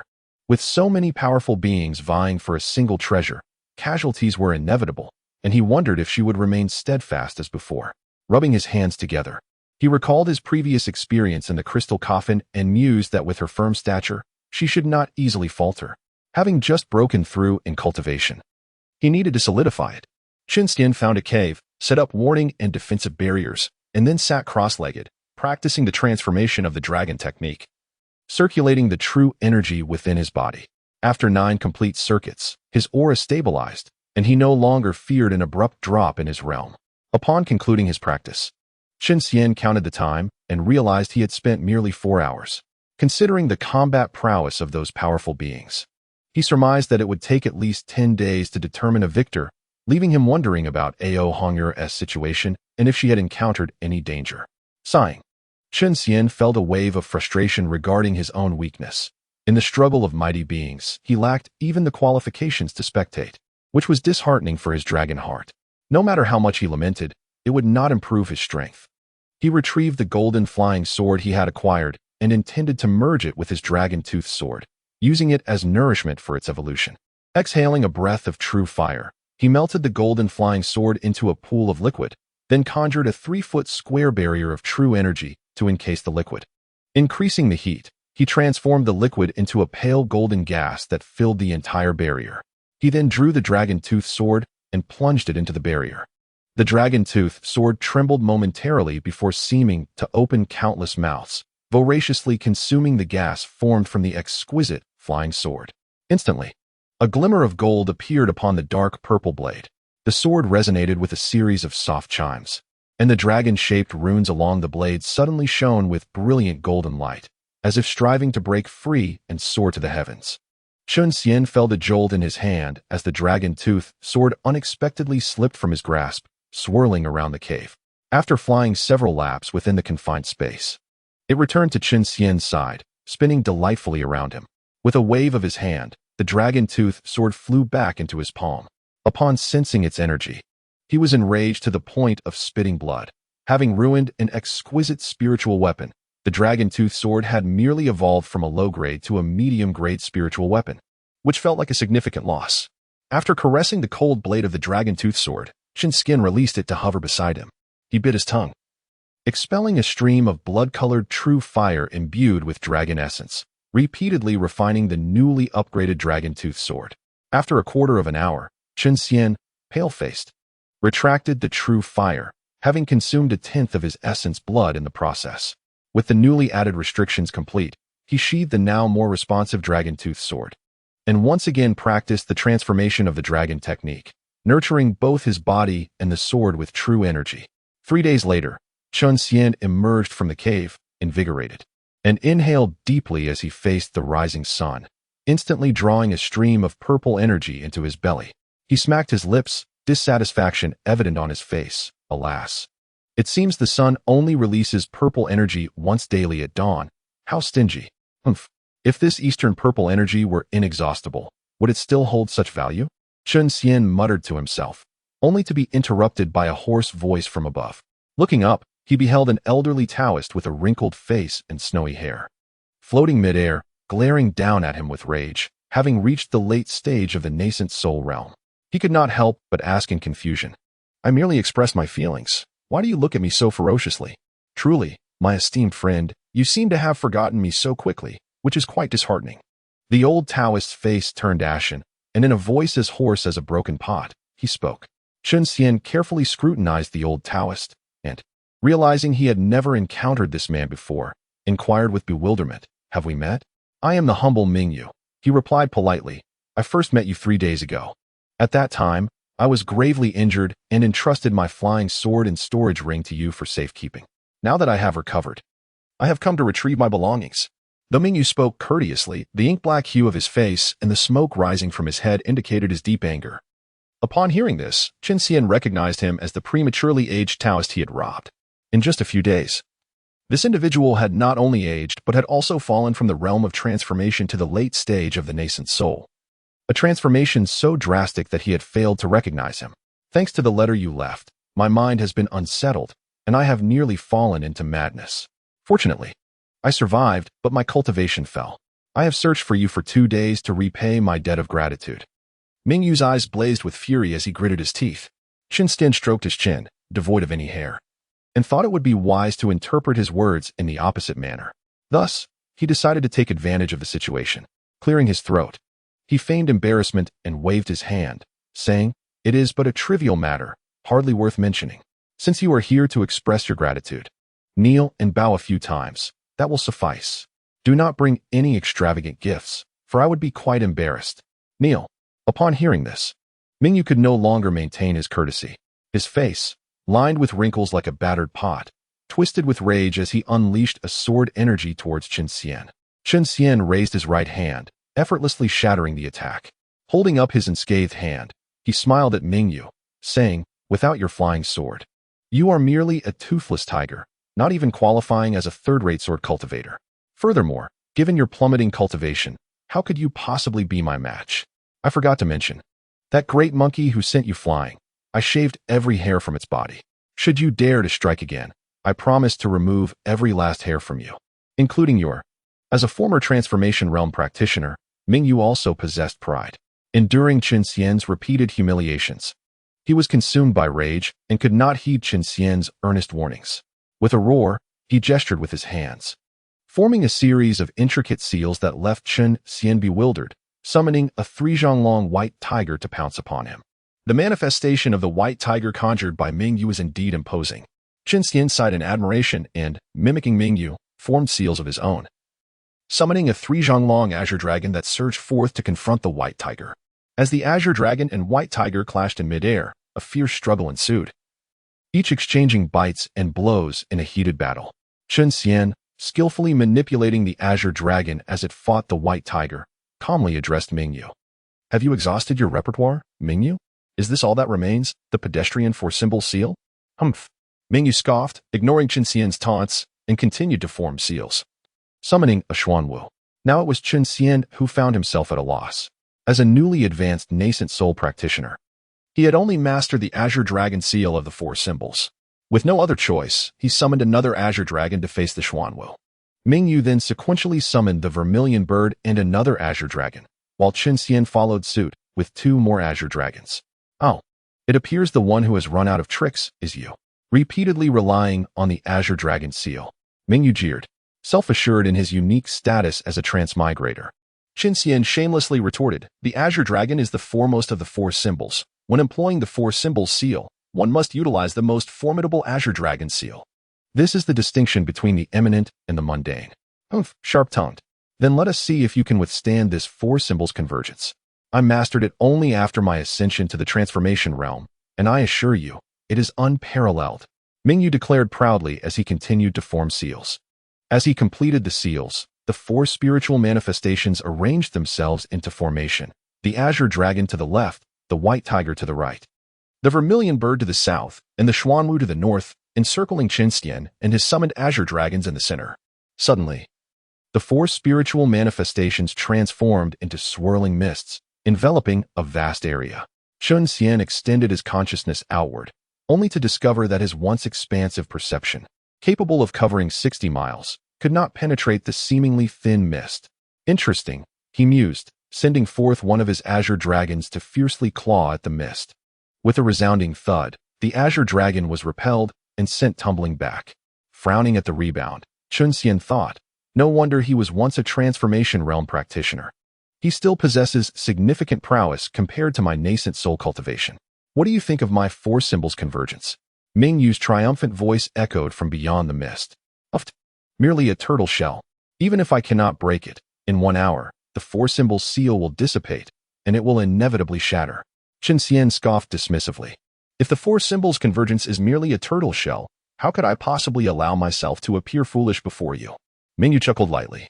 No sooner had Mingyu spoken than the surrounding mist churned, and a 9-zhang white tiger erupted forth, its maw wide open as it lunged towards Chen Xian. Chen Xian commanded his azure dragons to charge toward the impending threat before retreating, silently lamenting, "What on earth? Has it been fed concentrated feed? How could it grow so quickly?" The white tiger landed with a thud, swiftly dispatching 2 azure dragons with its claws, devouring one with its massive jaws, and sweeping its tail to scatter another. In mere moments, Chen Xian's azure dragon army was utterly decimated. Chen Xian felt no surprise at the outcome, after all. The two sides were not even in the same weight class, akin to 4 3-year-olds facing off against a 9-year-old. Such a defeat was to be expected. After annihilating the 4 azure dragons, the white tiger let out a deafening roar, charging toward Chen Xian with the force of a tempest. Watching the fierce white tiger approach, Chen Xian could not help but sigh inwardly, lamenting the fact that it was not a real tiger. Otherwise, he would not only acquire a fine tiger skin but also enjoy a sumptuous meal of tiger meat, with its bones serving as potent ingredients for invigorating wine. With a moment of reflection, he grasped the dragon tooth sword, pulling it forth with determination. To be continued in Chapter 39, Struck by Lightning, Part 2. With a final sigh, Chen Xian gripped the dragon tooth sword, pulling it with all his might. A 10-zhang-long sword energy erupted from the blade, instantly cleaving through the manifestation of the white tiger, rendering it in 2 halves. As the white tiger manifestation approached within a zhang of Chen Xian, its form suddenly stiffened, transforming into a shower of starlight that scattered into the ether. Holding the dragon tooth sword, Chen Xian was filled with a surge of heroism, feeling as though with this sword in hand, he could conquer the world. He burst into mad laughter, addressing Mingyu, who was concealed within the mist. For Symbol's Convergence, what a grand title. Too bad it does not live up to its name. Merely a trifle. Ah, my friend, you are too hasty. This is merely an appetizer. The true feast is yet to arrive. Mingyu replied with a sinister smile. As Mingyu's words faded, the 4 spiritual manifestations appeared simultaneously, each towering around 9 zhang in height. This is unscientific. Chen Xian exclaimed in disbelief as he beheld the re-emergence of the white tiger manifestation he had just shattered. Is it strange? I neglected to inform you that my 4 symbols convergence is actually a simplified version of the 4 symbols array. As long as I continuously infuse it with true essence, within the hour that the 4 symbol seal persists, it can generate an endless supply of spiritual manifestations. Mingyu's voice drifted through the mist, and Chen Xian could clearly discern his smugness. What are you so proud of? If you were truly that formidable, why didn't you use it against the bald monkey? Was it not your turtle shell that failed to shield you? Fearing the destruction of the foundation of the 4 symbol seal, rendering the formation unable to restrain even the bald monkey, you believe you can confine me? I can only say, you are exceedingly naive. After tidying up the 4 spiritual law forms, Chen Xian spoke with disdain. Yet he discovered a flaw in this technique during his conversation with Mingyu. Since it is a formation, breaking the foundation, the mist formed by the 4 symbol seal would naturally allow one to escape. The naive one is not me, but you, my friend. Just because that bald monkey could dispel the mist transformed from the 4 symbol seal does not mean you can as well. As Mingyu spoke, he increased his output of true energy, and in the mist-enshrouded space, 8 4 spiritual law forms suddenly appeared. Well, let us see about that. After Chen Xian uttered these words, he moved with the sword, swiftly unleashing 8 strikes, scattering the 8 4 spiritual law forms, before new forms could be generated. He gripped the dragon tooth sword tightly, channeling all of his true energy into it, and struck fiercely. Boom! A sword energy, 100 zhang long and 10 zhang wide, surged forth from the dragon tooth sword, crashing into the mist with a thunderous sound. The sword energy and the thin mist clashed momentarily, producing a sound that sent chills down the spine, as the seemingly intangible mist caved in like iron, yet it was not pierced. It steadfastly resisted the sword energy. Seeing this strike fail to breach the turtle shell, Chen Xian withdrew the true energy he had infused into the dragon tooth sword, and the magnificent sword energy dissipated. Observing the slowly repairing mist, Chen Xian sighed inwardly, with Mingyu's true essence supporting it. The mist transformed from the 4 symbol seal was even harder than the turtle shell. It seemed that this fellow had not lived his years in vain. After the mist restored, another 8 4 spiritual law forms emerged. Chen Xian raised an eyebrow, feeling great disdain for Mingyu's shameless tactic of infinite summoning. These summoned beasts were weak yet endless, merely cannon fodder meant to exhaust the enemy, while he had to expend his own mana to eliminate them, which was truly infuriating. Chen Xian thought to himself, considering the strength of that turtle shell, even revealing its true form would likely be futile. It would be better to just drag it out, as this grand move would dissipate after an hour. Not worth the trouble. With a plan in mind, Chen Xian sheathed his sword and began to wander within this small space. Regarding the 4 spiritual law forms, he would avoid them if possible. If avoidance was not an option, he would use his formidable legs to kick them away. Though he couldn't shatter them, he could conserve mana and buy time. An hour passed swiftly, and Chen Xian gazed at the slowly dissipating 4 spiritual law forms and the mist, which melted away like snow under the blazing sun, comparable to a divine turtle shell. He laughed heartily. Old Taoist, how's that? Your turtle shell cannot confine me. He hoped for their continued efforts. I'm counting on you. Boom. Before Chen Xian could finish his words, a lightning bolt, as thick as a water tank, struck down upon him, silencing his words. Hiss. The electric energy coursing through Chen Xian's body crackled incessantly, leaving him feeling numb, his hair erupting and standing on end, emitting wisps of black smoke. Once the numbness subsided, Chen Xian looked up at Mingyu, only to see that beside him stood a middle-aged Taoist, dressed similarly, radiating the aura of thunder. He surmised that the heavenly lightning that struck him must have been conjured by this individual, likely a fellow disciple of Mingyu, either a senior brother or a junior brother, as his cultivation level was at the god transformation stage, on par with Mingyu's previous level. Chen Xian lamented that Mingyu was indeed not honorable. Aside from summoning countless beasts, he had also summoned an army. Chen Xian felt a pang of despair. A mere Yuan-ing cultivator like Mingyu was already enough trouble, and now there was a god transformation cultivator. Where are you, my dear wife? Come save me. Though troubled, he could not show weakness. He sneered, 2 bold fellows, resorting to underhanded tactics. What sect do you belong to? State your name, so I may seek your master for an explanation. Snake demon, do not spout nonsense. Mingyu reprimanded angrily. Alas, poor child, your cultivation has declined. And it seems your eyesight has too. You cannot even recognize that I have not been a snake demon for quite some time. How pitiful. Chen Xian observed Mingyu with sympathy.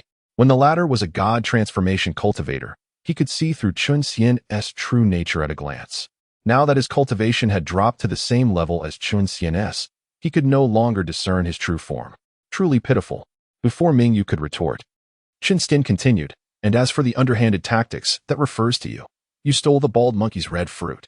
Do not think I am unaware. And regarding the ambush, that pertains to this fellow. He struck without any warning. Is that not an underhanded tactic? Greetings, fellow Taoist. I am Ming Yin, senior brother to Mingyu. The middle-aged Taoist said with a smile, bowing to Chen Xian. Ming Yin, I have heard of your wise sayings. Chen Xian returned the bow, pursing his lips. I am Yu Longzi, honored to meet you, esteemed one. May I inquire where your heavenly abode lies? We are from the Kunlun Mountain, Jade Void Palace. Boy, if you are wise, surrender quietly. Before Ming Yin could speak, Mingyu interjected with a brazen expression. Ah, so you are disciples of the sage. My apologies for the oversight. Chen Xian feigned ignorance, inwardly thinking, so they are the prideful disciples of the Yuanshi sect. It seems I must pull out all the stops now. Good, now that you know, surrender quickly, lest my senior brother take your life. Mingyu declared arrogantly. This is truly a misunderstanding, akin to the floods sweeping through the Dragon King Temple, a family failing to recognize one another.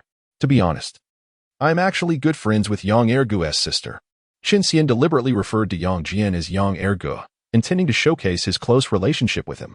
At the level of the Erlang god, one had reached a state where merely mentioning his name could invoke a response. Should anyone dare to exploit his name for deceit, divine retribution would surely strike them down. As it is said, above one's head, there are deities. The names of the gods should not be mentioned lightly. Typically, they are referred to by their titles rather than their names. For instance, the Jade Emperor is called Hao Tian, the Emperor of Thunder is known as Lei Zhenzi, and the Emperor of the Purple Veil is referred to as Boei Cao. However, when people mention them, they often use titles like Jade Emperor, Thunder God, or Purple Veil, as Chen Xian did by naming both the first and last names, proving he indeed knew Yang Jian's sister.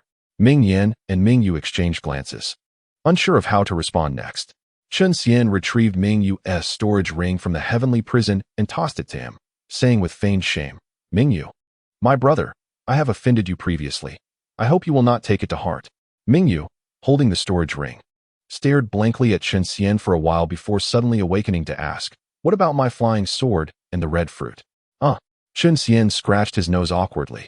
The red fruit was eaten by me, and the flying sword transformed into golden energy and dissipated. After saying this, Chen Xian touched the dragon-toothed sword at his waist. Inwardly reflecting on how thin his skin was, He spoke a lie without even turning red. Just as Mingyu was about to speak, Mingyan pulled him back and said gently, "So you are acquainted with Master Yang, a fellow traveler indeed. On July 7th of this year, we will be electing a new sect leader at Kunlun. We invite all fellow travelers to attend as witnesses. Here is the invitation. I hope you will accept it. My master, Tian Huan, is one of the candidates for the leadership position, and I hope you will support him." Chen Xian took the invitation, glanced at it casually, then stored it in the heavenly prison, asking Mingyan, who looked expectantly at him, "Are there many beauties in the Jade Void Palace?" Mingyan, Mingyu. As the saying goes, the older the ginger, the spicier it is. After a momentary pause, Mingyan smiled and replied, "When the time comes, you shall see for yourself." This remark piqued Chen Xian's interest, and he uncertainly inquired, "Is it really true?" Mingyan chuckled, evading the question, "When you attend, you may bring a friend or two. I shall certainly introduce you to several fellow travelers." Chen Xian pondered why he did not simply suggest bringing along Yang Jian's sister. Instead, he had to beat around the bush, leaving her in a state of anxious anticipation. Sighing, he decided to be straightforward. Clearing his throat, he remarked, "Miss Yang is so innocent and carefree. If she ventures to Kunlun Mountain, she might find it rather dull. I hope you can arrange for some lovely companions to keep her entertained." Mingyan, after casting a meaningful glance at Chen Xian, replied with deliberation, "Rest assured, I will ensure ample female disciples are present to entertain Miss Yang. You shall be fully satisfied." Feeling a flutter of excitement, Chen Xian wore a face that seemed to declare, "Who dares to stop me?" After bidding farewell to Ming Yin and his companion, he concealed his earlier demeanor, contemplating with a bittersweet expression, "On the 7th day of the 7th month, the meeting of the cowherd and weaver girl should not prove difficult for me to arrange with the naive Yang Chan. However, if Yang Jian, that sister Khan, discovers that I am using his name to rally support by leveraging his sister's popularity, I wonder if he would not skewer me alive. Alas, I shall take one step at a time." Fortunately, the tale of the cowherd and the weaver girl has yet to unfold. Otherwise, on that fateful day, Yang Jian, being the sister Khan that he is, would undoubtedly keep a watchful eye on Yang Chan. If I dared to approach her, I would surely face dire consequences.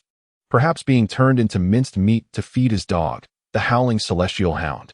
After mulling over this, Chen Xian resolved to invite Yang Chan on an excursion to Kunlun, as such an opportunity to visit the sage's abode was too rare to miss. Achoo! At the Yang residence in Guanjinku, a sleek black dog suddenly sneezed, exclaiming in human speech, "Which scoundrel is cursing me?" Bang! The howling celestial hound received a gentle tap on the head from a delicate hand, causing it to grimace in pain. Yang Chan, donned in a green dress, pointed accusingly at its nose, "Big Black, no foul language," with tears streaming down its face. The howling celestial hound lamented, "Little master, I am the howling celestial hound, not Big Black." Yang Chan huffed in displeasure. "What a dreadful name my second brother has given you. It's utterly unappealing. I prefer to call you Big Black." The howling celestial hound whimpered softly, thinking, "Master, please return soon. I cannot bear this alone." "Big Black, when do you think my second brother will return? I wish to introduce him to a good friend," Yang Chan asked, her expression tinged with regret. The howling celestial hound blinked its eyes, pondering if perhaps its master was intentionally avoiding her under the pretense of treasure hunting. "Why did he not bring me along?" "Big Black, I am asking you a question," Yang Chan asserted, delivering another light tap on the hound's head. "Awoo." The howling celestial hound howled in despair, reluctantly muttering, "I do not know." Sighing, Yang Chan remarked, "This place is truly dull. The only entertainment is this silly dog." She tugged at the hound's ear. "I am not a silly dog. I am the howling celestial hound," it silently protested, enduring the girl's playful torment with a sense of tragic resignation. After toying with the howling celestial hound for a while, Yang Chan grew bored again and suggested, "Big Black, let us go out for a stroll." "Awoo." Master said that during his absence, little master must stay at home. The hound's protest was swiftly met with another tap on the head. Ultimately, Yang Chan dragged the howling celestial hound out of Guanjinku with a sturdy iron chain. Continued, Chapter 40. Dog walking. After nearly a month of cultivation in that tranquil valley, Chen Xian was growing increasingly impatient when he suddenly heard the voice of Ao Honger. "You may leave." The abruptness of her statement took Chen Xian by surprise. After a moment of realization, he inferred that she must have returned from treasure hunting. So he inquired, "Did you acquire the treasure?" Silence ensued, only the sound of the wind whispering in his ears. Chen Xian suddenly felt ignored by the female dragon once more, and irritation bubbled within him. This girl was showing a distinct lack of respect for the most handsome traverser in history, prompting him to mock. So much for the princess of the ancestral dragon. She cannot even best a few younger generations. At her age of several billion years, she has become a disgrace to her lineage. She should rather call herself the princess of the ancestral worm to save face. Before he could finish his thought, Chen Xian abruptly halted, regretting his words. How could he speak so disrespectfully to a lady? I apologize. I misspoke just now. As a man, one must know when to bend and when to stand firm. If wrong, one must have the courage to admit it. He promptly offered his apology. Ao Hong'er did not respond, and Chen Xian did not find it surprising. Since she was unwilling to converse, why should he make a fool of himself? Though he longed to press his warm cheek against her cold shoulder. He needed her consent for that. After a brief moment of self-reflection regarding his shameless thoughts, Chen Xian departed the valley he had inhabited for so long. As he sat drowsily beneath a large tree, a large black dog suddenly charged out from behind, baring its teeth and barking furiously at him. Blinking awake in a daze, he gave the dog's head a light tap and grumbled, "Stop barking. If you keep it up, I will turn you into a hot pot." "Oh, whoa. How dare you hit the head of the howling celestial hound? You must not want to live." The hound, speaking human language, bewildered Chen Xian, who gazed at it in astonishment. "I am the howling celestial hound, not a dog," it exclaimed with indignation, thinking to itself how it had been mistaken for a mere dog so frequently lately. "Howling celestial hound," Chen Xian echoed, suddenly awakening to reality. He quickly inquired, "Are you the dog of Erlingshin?" "I told you, I am the howling celestial hound, not a dog." The hound replied, tears in its eyes. "If you're Erlingshin's dog, then is he nearby?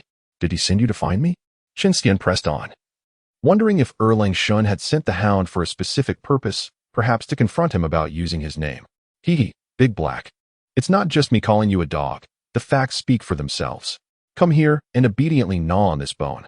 A melodious voice rang out, and Chen Xian turned to see Yang Chan, clad in a green dress, joyfully running towards him with a large bone in hand. "Oh, woo!"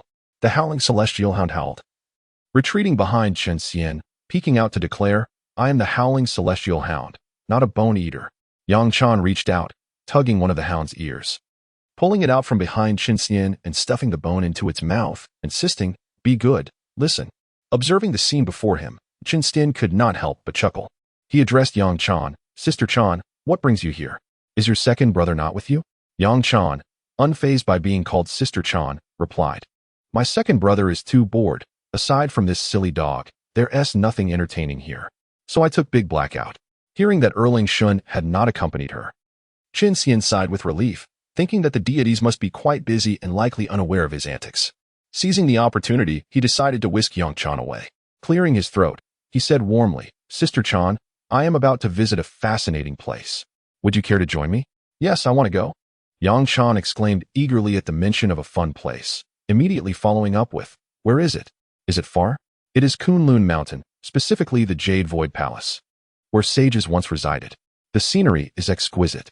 In 4 months, they will be electing a new master, and many will attend, which means plenty of delicious food." Chen Xian thought that the allure of beautiful sights, delicious food, and lively events would surely captivate the naive girl. "Is Kunlun Mountain far from here?" Yang Chan asked, her face displaying hesitation. "Not at all. From here, it conveniently passes by Mount Hua. You have been away for so long. It is time to check on your garden. Are you not worried that Mingyu might be slacking off and not taking good care of your flowers and plants?" Chen Xian chuckled at the thought of Mingyu, realizing that those with such a title were rarely trustworthy. After much persuasion from Chen Xian, Yang Chan finally agreed to accompany him to Kunlun Mountain. With a wave of her hand, she retrieved a shiny silver chain and fastened it around the howling celestial hound's neck, declaring, "Big Black, let us set off." As Chen Xian conversed and laughed with Yang Chan, observing the disgruntled and stubbornly unyielding hound of heaven, he felt a profound sense of ease, as if he had shed some burdensome shackles.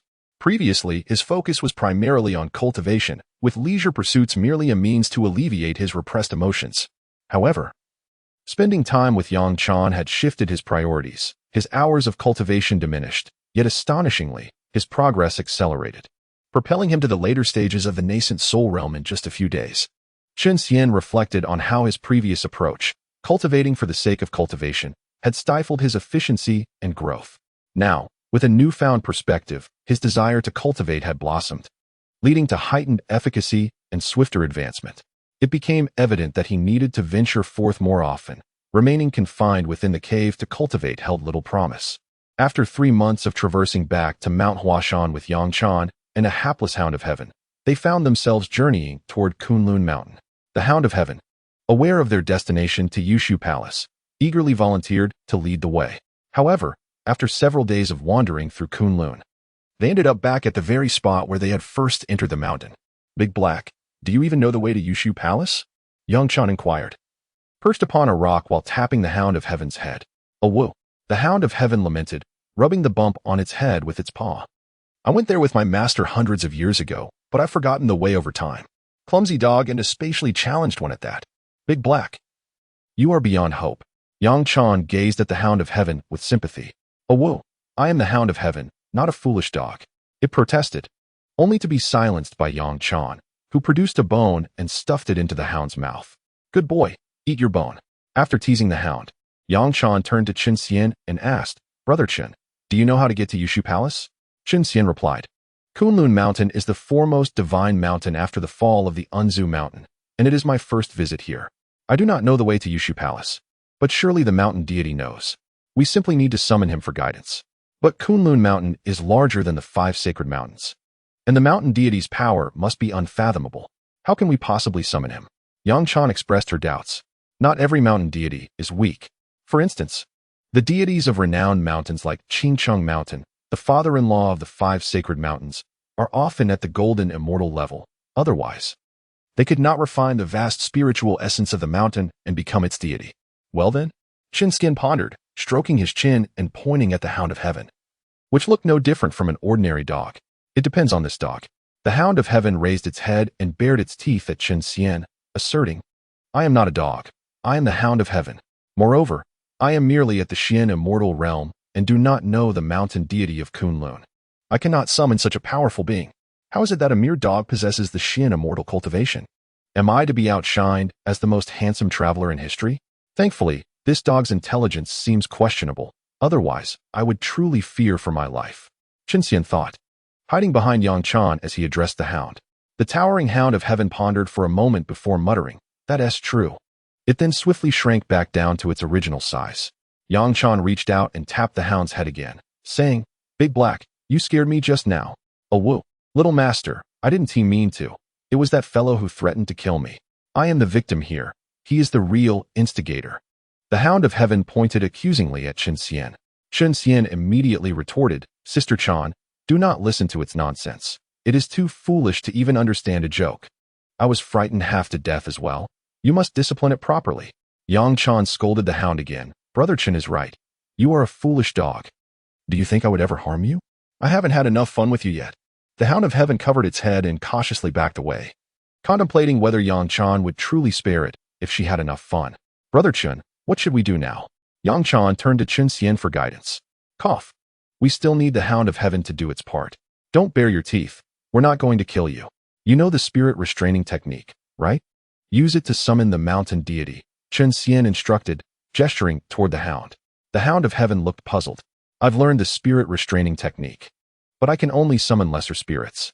Summoning a deity like the mountain god of Kunlun is beyond my capability. It could provoke them. What if they enjoy dog meat and decide to feast on me? You are so foolish. The Kunlun mountain deity would certainly not dare to eat you. Chen Xian replied. Why not? Both Yang Chan and the Hound of Heaven queried in unison. Chen Xian, feeling a headache coming on, glanced at Yang Chan, thinking that her intellect was barely above that of the Hound. How could they not grasp such a simple concept?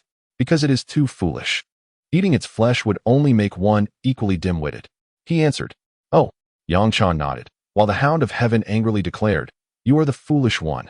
My spirit restraining technique cannot summon the Kunlun mountain deity. You definitely can. If you don't believe me, then try.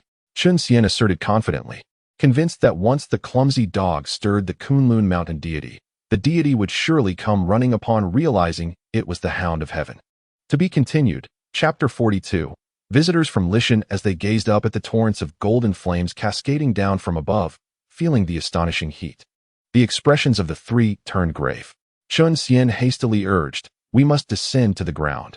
In midair, we are no match for this beast. Once they landed, The golden flames pursued them relentlessly.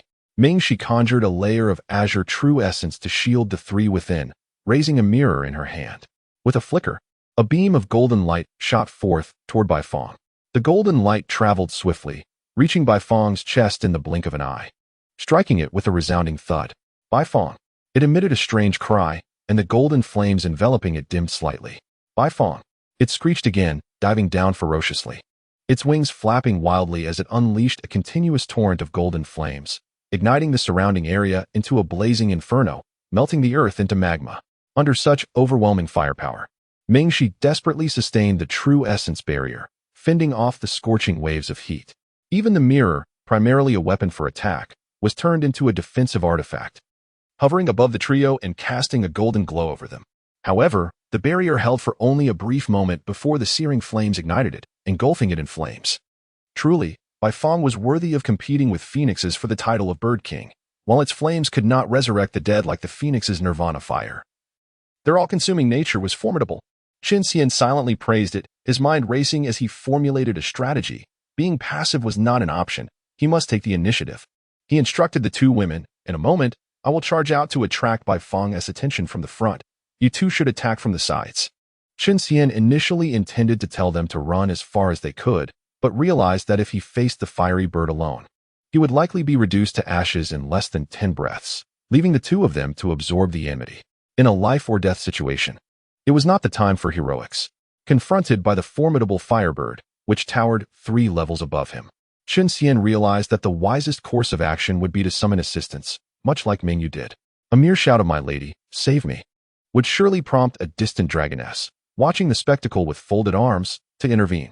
However, such an act would be utterly humiliating, and for the sake of his dignity, he resolved to act foolishly. Without waiting for the consent of the two women, Chen Xian drew forth the dragon-toothed sword, summoned a protective barrier of true qi, and charged forth from the protective glow of the Mingxi copper mirror, emerging into the golden sea of flames. Only when he found himself enveloped by the inferno did Chen Xian comprehend the true ferocity of the Baifeng flames. In but a breath's time, the barrier he had forged was ignited. Yet that fleeting moment was sufficient for him to escape the fiery onslaught. With a swift motion, he traversed 100 zhang, freeing himself from the blaze. Scanning the area, he spotted Baifeng to his right front and unleashed a 10 zhang long sword qi toward it, swiftly following with his body in a lethal advance.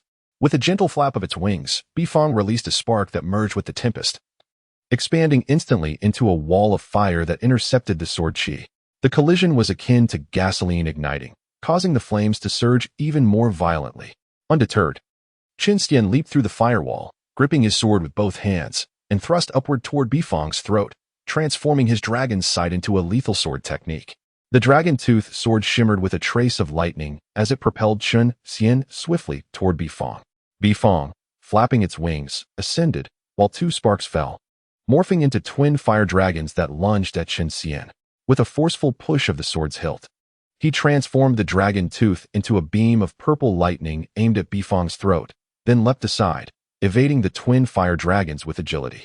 The fire dragons crashed to the ground, producing a thunderous explosion that left 2 craters several meters wide, bubbling with crimson magma. Observing the dragon tooth sword still hurtling toward it, Baifeng swatted it away with a wing, just as it prepared to retaliate against Chen Xian. A green flying sword without a hilt shot toward its eyes. Summoning back the dragon-tooth sword, Chen Xian conveyed to Yang Chan and Mingxi, who had emerged from the flames. This firebird excels at area damage spells and is not adept in direct combat. I will engage it to keep it occupied. You two should spread out and attack, lest you be taken down in one fell swoop. After giving his instructions, Chen Xian brandished the dragon-tooth sword, donned in a flowing white robe, and with fervor charged toward Baifeng, engaging in a ferocious melee. Chen Xian's close-range harassment, complemented by Yang Chan and Mingxi's long-range strikes, temporarily held back the formidable sorcerer. Yet, as Chen Xian gazed at his singed hair and the ashen remnants clinging to his white robe, he felt a wave of embarrassment. His once handsome visage now resembled that of a charred pot bottom.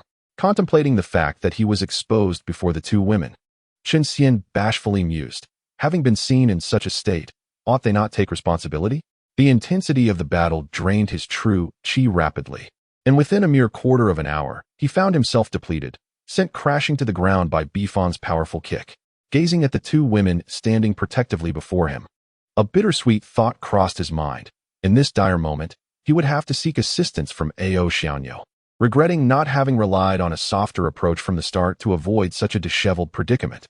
As he prepared to call for help from the distant dragoness, a cacophony of sounds resembling both canine barks and wolf howls echoed through the air, and soon a towering black dog bounded into view, leaping to subdue Bifong beneath its weight. "It's the He, Brother Chen, Sister Mingxi, we are saved," Yang Chan exclaimed excitedly, clapping her hands as she and Mingxi helped Chen Xian to his feet. "Ahem, could you two please turn around?" Chen Xian coughed, drawing their attention. "Oh." The two women's faces flushed crimson, and they promptly turned away from him. Summoning a water dragon, Chen Xian washed away the grime from his body, retrieved a fresh white robe from his spatial ring, and restored his appearance as a dashing young man. A mischievous smile graced his lips as he addressed the women with their backs turned. "Since you have seen my body, you must take responsibility and marry me." The two women gasped in unison, their faces turning an even deeper shade of red. "How should we deal with this one?" The oblivious He, the large dog, inquired. Breaking the tension in the air, Yang Chan, a kind-hearted and somewhat indecisive soul, hesitated, her doe-like eyes glancing at Chen Xian. Chen Xian contemplated that while Bifong did not compare to the ancient celestial being of the heavens, it possessed pure blood and substantial cultivation. Slaying it would be a waste. Instead, he could allow Yang Chan to keep it as a pet. Clearing his throat, Chen Xian said to Yang Chan, "Sister Chan, this firebird is quite adorable. Why not make it your pet? It would surely be more entertaining than that clumsy hound of heaven." Under the imposing prowess of the hound of heaven, Bifong had no choice but to submit to Yang Chan, shrinking down to the size of a sparrow before reluctantly perching on her shoulder. Yang Chan held Bifong by its single leg, tilting it before her eyes, and after a few shakes, exclaimed, "Wow, it really only has one leg." Chen Xian stared in disbelief. "Were you just checking to see if it was missing a leg?" Yang Chan nodded. "Yes, I thought it originally had two." Chen Xian was dumbfounded, but after a moment's thought suggested, "Since it is your pet now, why not give it a name? Isn't it called Bifong?" Yang Chan replied, puzzled. Chen Xian responded, "Mingxi, Sister Chan, this one-legged creature is referred to as Bifong in general, but it would be best to give it a name unique to it." "Oh." Yang Chan nodded, as if beginning to understand, and after a moment's thought declared, "Since it's so yellow, let us call it Xiao Huang Huang." Chen Xian could only express his feelings with 5 words: very good, very powerful. With Xiao Huang Huang now in her possession, Yang Chan's demeanor toward the Hound of Heaven shifted dramatically. She waved her hand, dismissing it to the side. "Stay away, don't scare my Xiao Huang Huang." The Hound of Heaven, shedding tears, retreated, lamenting its misfortune in encountering fickle affections. Once Bifong was settled, accompanied by the formidable Hound of Heaven clearing the path, the trio successfully arrived at the place Mingxi had mentioned, where snow lotus flowers bloomed in abundance. Chen Xian also took advantage of the ride, resting upon Mingxi's lap, on the auspicious cloud, silently recovering his true qi. Before him stretched an endless expanse of towering snow-capped mountains, blanketed in pure white snow from mid-slope to summit. Within a valley of over 10 miles, countless pale pink snow lotus flowers blossomed. The contrast of white snow and pink flowers, combined with the playful frolicking of 2 beautiful women amidst the blooms, left Chen Xian feeling intoxicated. However, this reverie was abruptly shattered by a voice inquiring, "Who is Yang Chan?" The question reverberated through the air, displacing the tranquil atmosphere with a surge of excitement. The speaker was a woman of unfathomable cultivation, and her elusiveness was such that even without casting any spells, Chen Xian could not discern her features, akin to his inability to see Ao Hong Er clearly upon her awakening. Yet, he was acutely aware that she was an unparalleled beauty, deduced from her flawless physique. Characterized by long, shapely legs and a perfectly sculpted posterior, each movement captivating all who beheld her, causing Chen Xian's heart to race and breath to quicken, leaving him at a loss for words. Yang Chan, glancing curiously at the woman, inquired, "I am Yang Chan. What business does my sister have with me?" "I am Kai Lin, the eldest disciple of the revered Master Li Shan, sent by my teacher to escort my junior sister back to the mountain for her cultivation." The woman's voice was soft and melodious, stirring a sense of intrigue within Chen Xian. "I do not know Master Li Shan," Yang Chan exclaimed, a look of confusion adorning her face. After a moment of contemplation, Chen Xian recalled the illustrious figure of Master Li Shan in the classic tale Journey to the West. After assembling 3 unfortunate disciples, this deity, alongside Guanyin, Wenxu, and Pu Xian, orchestrated a grand spectacle known as the Four Saints testing Zen hearts. They transformed the 3 bodhisattvas into women, demanding they call themselves mother, while subjecting Zhu Beiji to a night of cold winds suspended from a tree.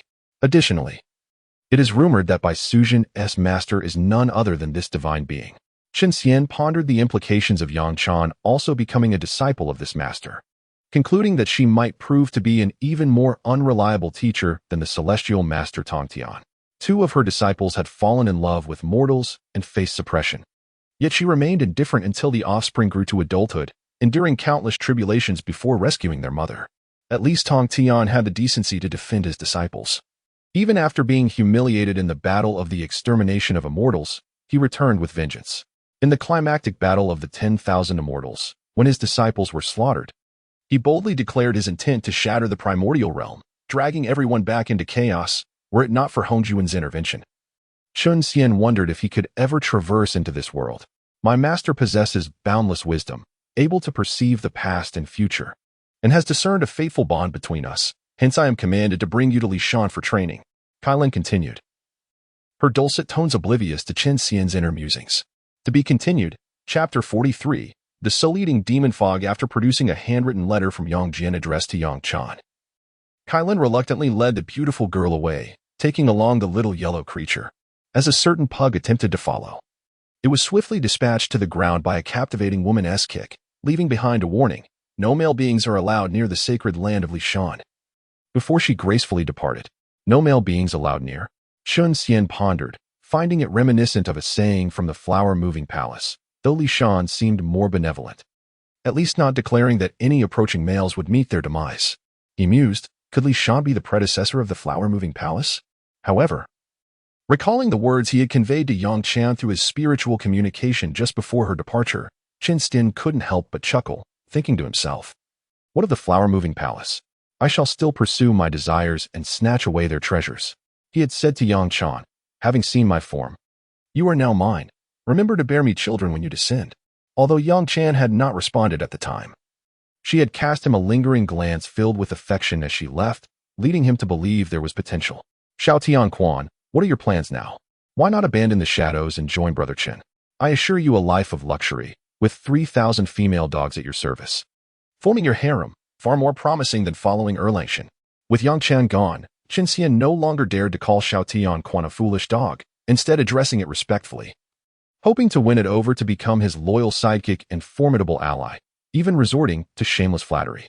Xiao Quan regarded Chen Xian with disdain, lifted its hind leg, and marked its territory before striding away, leaving behind an elegant silhouette of a black dog.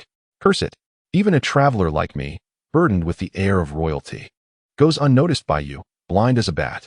Chen Xian muttered under his breath, secretly relieved that his previous remarks had been made through private communication.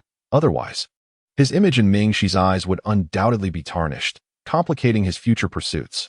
What is that dog doing? Ming Shi inquired, her brow furrowed in confusion. Such creatures delineate their territory with urine.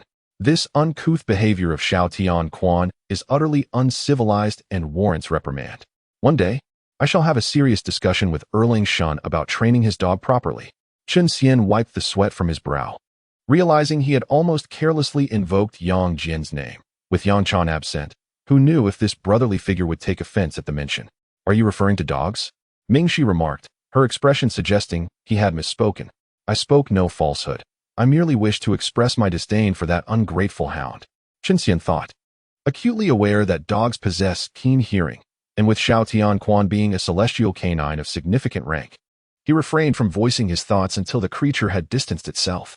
With a subtle smile, Chen Xian boldly took Ming Shi's delicate hand, gazing at her tenderly.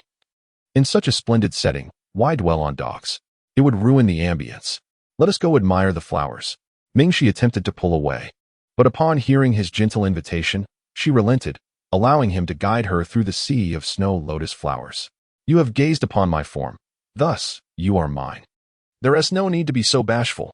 This line, reminiscent of his earlier words to Yang Chan, elicited a similarly profound reaction, leading Chen Xian to marvel at the nature of ancient women.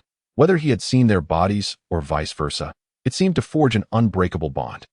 He wondered if he should also expose himself to Ao Honger, thinking it might yield a similar result, but upon remembering she was a dragon and not a human, he dismissed the whimsical notion. Only women of traditional and kind-hearted disposition like Yang Chan and Ming Shi would harbor such sentiments. A woman of a more fierce temperament would surely retaliate violently. However, he mused, as a dragon, he possessed 5 legs, and thus it would be more accurate to think of it as breaking his 5th limb. As he held Ming Shi's hand amidst the snow lotus blossoms, he showered her with sweet words, and after 3 days of earnest efforts, he was finally granted permission to plant a kiss upon her delicate cheek. As for her lips and more intimate encounters, a traditional woman like Ming Shi, who had devoted years to austere cultivation within the Jade Void Palace, would not allow such liberties until they had formally declared their union before her master. Sister Ming Shi, let us return to the Jade Void Palace. I wish to pay my respects to your master and discuss our affair, Chen Xian urged eagerly. Ming Shi regarded him with a discerning gaze, a hint of contempt in her expression. You think I am unaware of your intentions? It seems your primary aim is to discuss our relationship, with the visit to my master as merely an afterthought. Chen Xian chuckled awkwardly, teasing, so your thoughts align with mine. What are we waiting for? Let us seek out your master and lay everything bare, allowing him to decide our fates. How dare you? You wish to make a beast of burden out of me, Ming Shi exclaimed, pinching Chen Xian's ear. Indeed. Then let us go see him, and I shall toil for you, ensuring your fields flourish. Chen Xian replied with a grin. However, no matter how he coaxed and pleaded, Ming Shi remained too bashful to accompany him back to the Jade Void Palace to meet her master. After spinning his thoughts around a few times, Chen Xian devised a plan and said to Ming Shi, Sister Ming Shi, in half a month, the election for the new sect leader will commence. Shouldn't we return early to help gather votes for your master? Yunfeng, being inferior to his master Yunjiangxi, could not single-handedly determine the choice for the new sect leader. It required collaboration with the 2 deputy leaders, the 10 elders, and a legendary crane said to have been ridden by both the primordial and Jiang Ziya, all participating in a collective vote. Thus, it was entirely normal to rally support and gather votes before the elections began. Gathering votes is not my concern. Those aspiring to be the next sect leader will be scrambling to secure their own support, Ming Shi retorted with a hint of sarcasm. Oh, no wonder that fellow Ming Yin is so enthusiastic. It seems he aims to seize the position once his master ascends. Chen Xian inwardly cursed for a moment before saying to Ming Shi, even if we do not rally votes, we should at least cheer for the old man. Just then, a thunderous roar erupted from the east, interrupting Ming Shi's words. The 2 exchanged glances and simultaneously leaped into the air, gazing toward the east. It appears that nothing is amiss, Ming Shi remarked, frowning. Chen Xian also frowned, gazing quizzically at the unchanged landscape to the east. Another sudden, deafening explosion reverberated, causing the snow on the mountain to cascade down in a tumultuous avalanche. After ascending to a certain height, watching the snow tumble down like a cataclysm, Chen Xian lamented. The wrath of heaven is unfathomable. In the face of such natural disasters, even celestial beings would likely perish under the relentless might of nature. Ming Shi remained silent, her expression grave as she regarded the snow-capped peaks, now transformed beyond recognition. Boom, boom, boom, an unending cacophony echoed, no longer confined to the east, but resonating from all directions. Strangely, the sources of the sounds bore no forewarning, as if conjured from thin air. Should we venture closer to investigate? Chen Xian inquired, grasping Ming Shi's hand.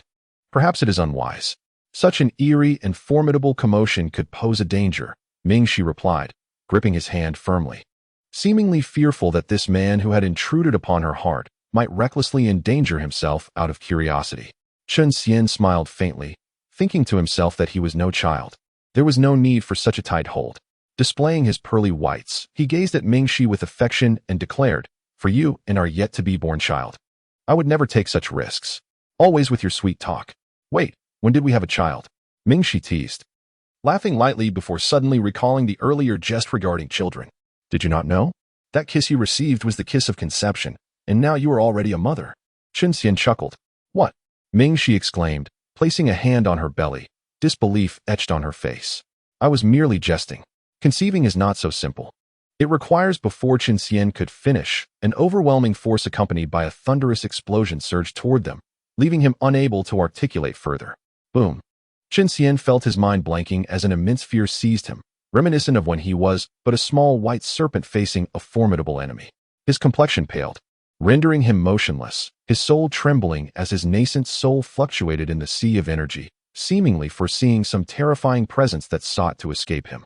He struggled to steady his mind and quickly glanced at Ming Shi, only to find her in a similar state, her face ashen and her body trembling. Boom! The terrifying aura dissipated like a receding tide after a thunderous roar. Yet before Chen Xian and Ming Shi could exhale in relief, an inky black mist surged from all directions. Soul-devouring demonic mist.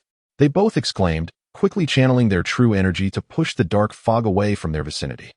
The very name of the soul-devouring mist foretells its nature. It is said to have been discovered by the ancient master of demonic arts, Ming He, on an ancient battlefield, a creature capable of consuming souls. After extensive study, he created a magic capable of devouring souls, naming it the soul-devouring mist. This mist can corrupt the true spirit of even the most powerful beings, and if one becomes too enshrouded, even a great Luo golden immortal would face disintegration, leaving behind an undamaged corporeal form, which Ming He would then use to forge formidable undead puppets. Later, upon creating the Xīyóu clan and becoming their leader, he passed this technique onto them. As Chen Xian beheld the overwhelming soul-devouring mist surrounding them, a chill crept over him. With such a grand display, who could tell if an ancient demon had returned? He silently pondered whether Xīyóu could remain steadfast and defeat the demon, rescuing the prince from the clutches of darkness. The mist writhed, emitting eerie, ghastly sounds akin to a cacophony of spirits. Chen Xian felt relieved that, despite the terrifying scale of the demonic energy, it did not advance toward them but rather dissipated quickly like snow under the blazing sun. It appears that no demon has emerged. Perhaps a sealed demon's lair has collapsed. Releasing the trapped demonic energy, Ming Shi remarked upon witnessing the change in the mist. A sealed lair? Chen Xian furrowed his brow, finding no mention of such in the Dragon Transformation Sutra, and looked at Ming Shi with curiosity. A sealed lair is a space created by a powerful being, a private domain exclusive to its creator. Such beings may cultivate within, grow spiritual herbs, and raise rare beasts, yet must rely on the larger world for spiritual energy. Unlike the smaller worlds created by saints that can draw energy from chaos. As a disciple of a saint, Ming Shi not only possessed beauty but also knowledge that surpassed the ordinary. She promptly provided an answer to Chen Xian's query. Chen Xian silently commended her insight and stood shoulder to shoulder with Ming Shi, both observing the shifting surroundings. Once the soul-devouring mist had completely vanished, they discovered that the landscape had undergone a dramatic transformation. Chapter 44. The Sealed Lair and Skeleton Soldiers. After the soul-devouring mist completely dissipated, the two noticed that their surroundings had drastically changed. Before them lay not the picturesque Kunlun Mountains, but a realm shrouded in darkness. The sky was overcast, devoid of the vastness found outside. The earth bore no rivers or lakes, no flora or fauna, only a desolate silence, barren and lifeless, as if no creature existed besides themselves and Ming Shi. We may have been drawn into the sealed lair, Ming Shi whispered, scanning their surroundings. How do we escape? Chen Xian mused, recognizing that this environment was far from suitable for a romantic rendezvous, and it would be best to leave promptly. This lair is on the brink of collapse. We must locate the exit quickly, for if the lair crumbles, its terrifying destructive force could tear us to shreds. Ming Shi exclaimed, her face filled with urgency. Is it truly that dire? Chen Xian questioned, skepticism lacing his tone. Ming Shi disregarded her shyness, grasping Chen Xian's hand and summoning a cloud to soar above, scanning the area as she spoke. Though this lair is not a world in itself, it is still a realm. When it meets destruction, it will be akin to the heavens collapsing and the earth shattering. With our cultivation, we might. Although Ming Shi did not finish her sentence, Chen Xian understood the implication, that their survival was not guaranteed. He tightened his grip on her hand and gently reassured her, do not fret, we shall search together. Even if we cannot find a way out, when the heavens fall, I shall bear the weight for you. Upon hearing Chen Xian's words, Ming Shi, though still anxious, felt a measure of calmness wash over her. She turned her gaze toward Chen Xian's bright eyes and spoke earnestly. If we cannot escape, meeting you before death would leave me with no regrets. Do not speak such foolishness. Until the very last moment, we must not give up. Do not forget, you have yet to bear my children. What was meant as a comforting remark from Chen Xian turned into playful banter. In the past, Ming Shi would have responded with shyness, but now, in the face of danger, she resolutely declared, if we truly escape, I would gladly bear you as many children as you desire. Then, how long do you think this lair can last? Chen Xian inquired with a furrowed brow, despite the light-hearted teasing. Matters of life and death were not to be trifled with. It should last for another 2 days. But the exit of a sealed lair is often hidden in a very obscure location. With just 2 days, it is Ming. She hesitated, her words trailing off. There's always a way out. A wise person once told me I would die at the hands of a woman, so this is merely a minor inconvenience. Chen Xian feigned nonchalance, his eyes scanning the surroundings for any suspicious signs. Which scoundrel foretold your fate? Tell me, and I shall go ruin his career. Ming Shi retorted, equally vigilant as she searched the area. What the esteemed figure is called, I cannot say. However, he is known by the moniker soon to meet death. Chen Xian casually replied, Humph. At least he possesses a modicum of self-awareness. Following this, the conversation devolved into a series of insipid exchanges, merely serving to dispel the unease that lingered in their hearts. Chen Xian pondered the dire predicament he found himself in. The absence of Ao hunger suggested that she might be unable to enter this secret realm, leaving him to rely solely on himself. Could it be that Lishan Laomu foresaw this location would undergo a transformation and thus took Yang Chan away, neglecting to offer him a warning? Despite being the father of Yang Chan's future child?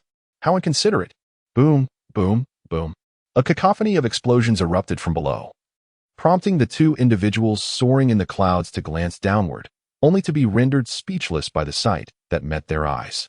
Beneath the earth, countless armored skeletons emerged, densely packed and stretching for dozens of miles.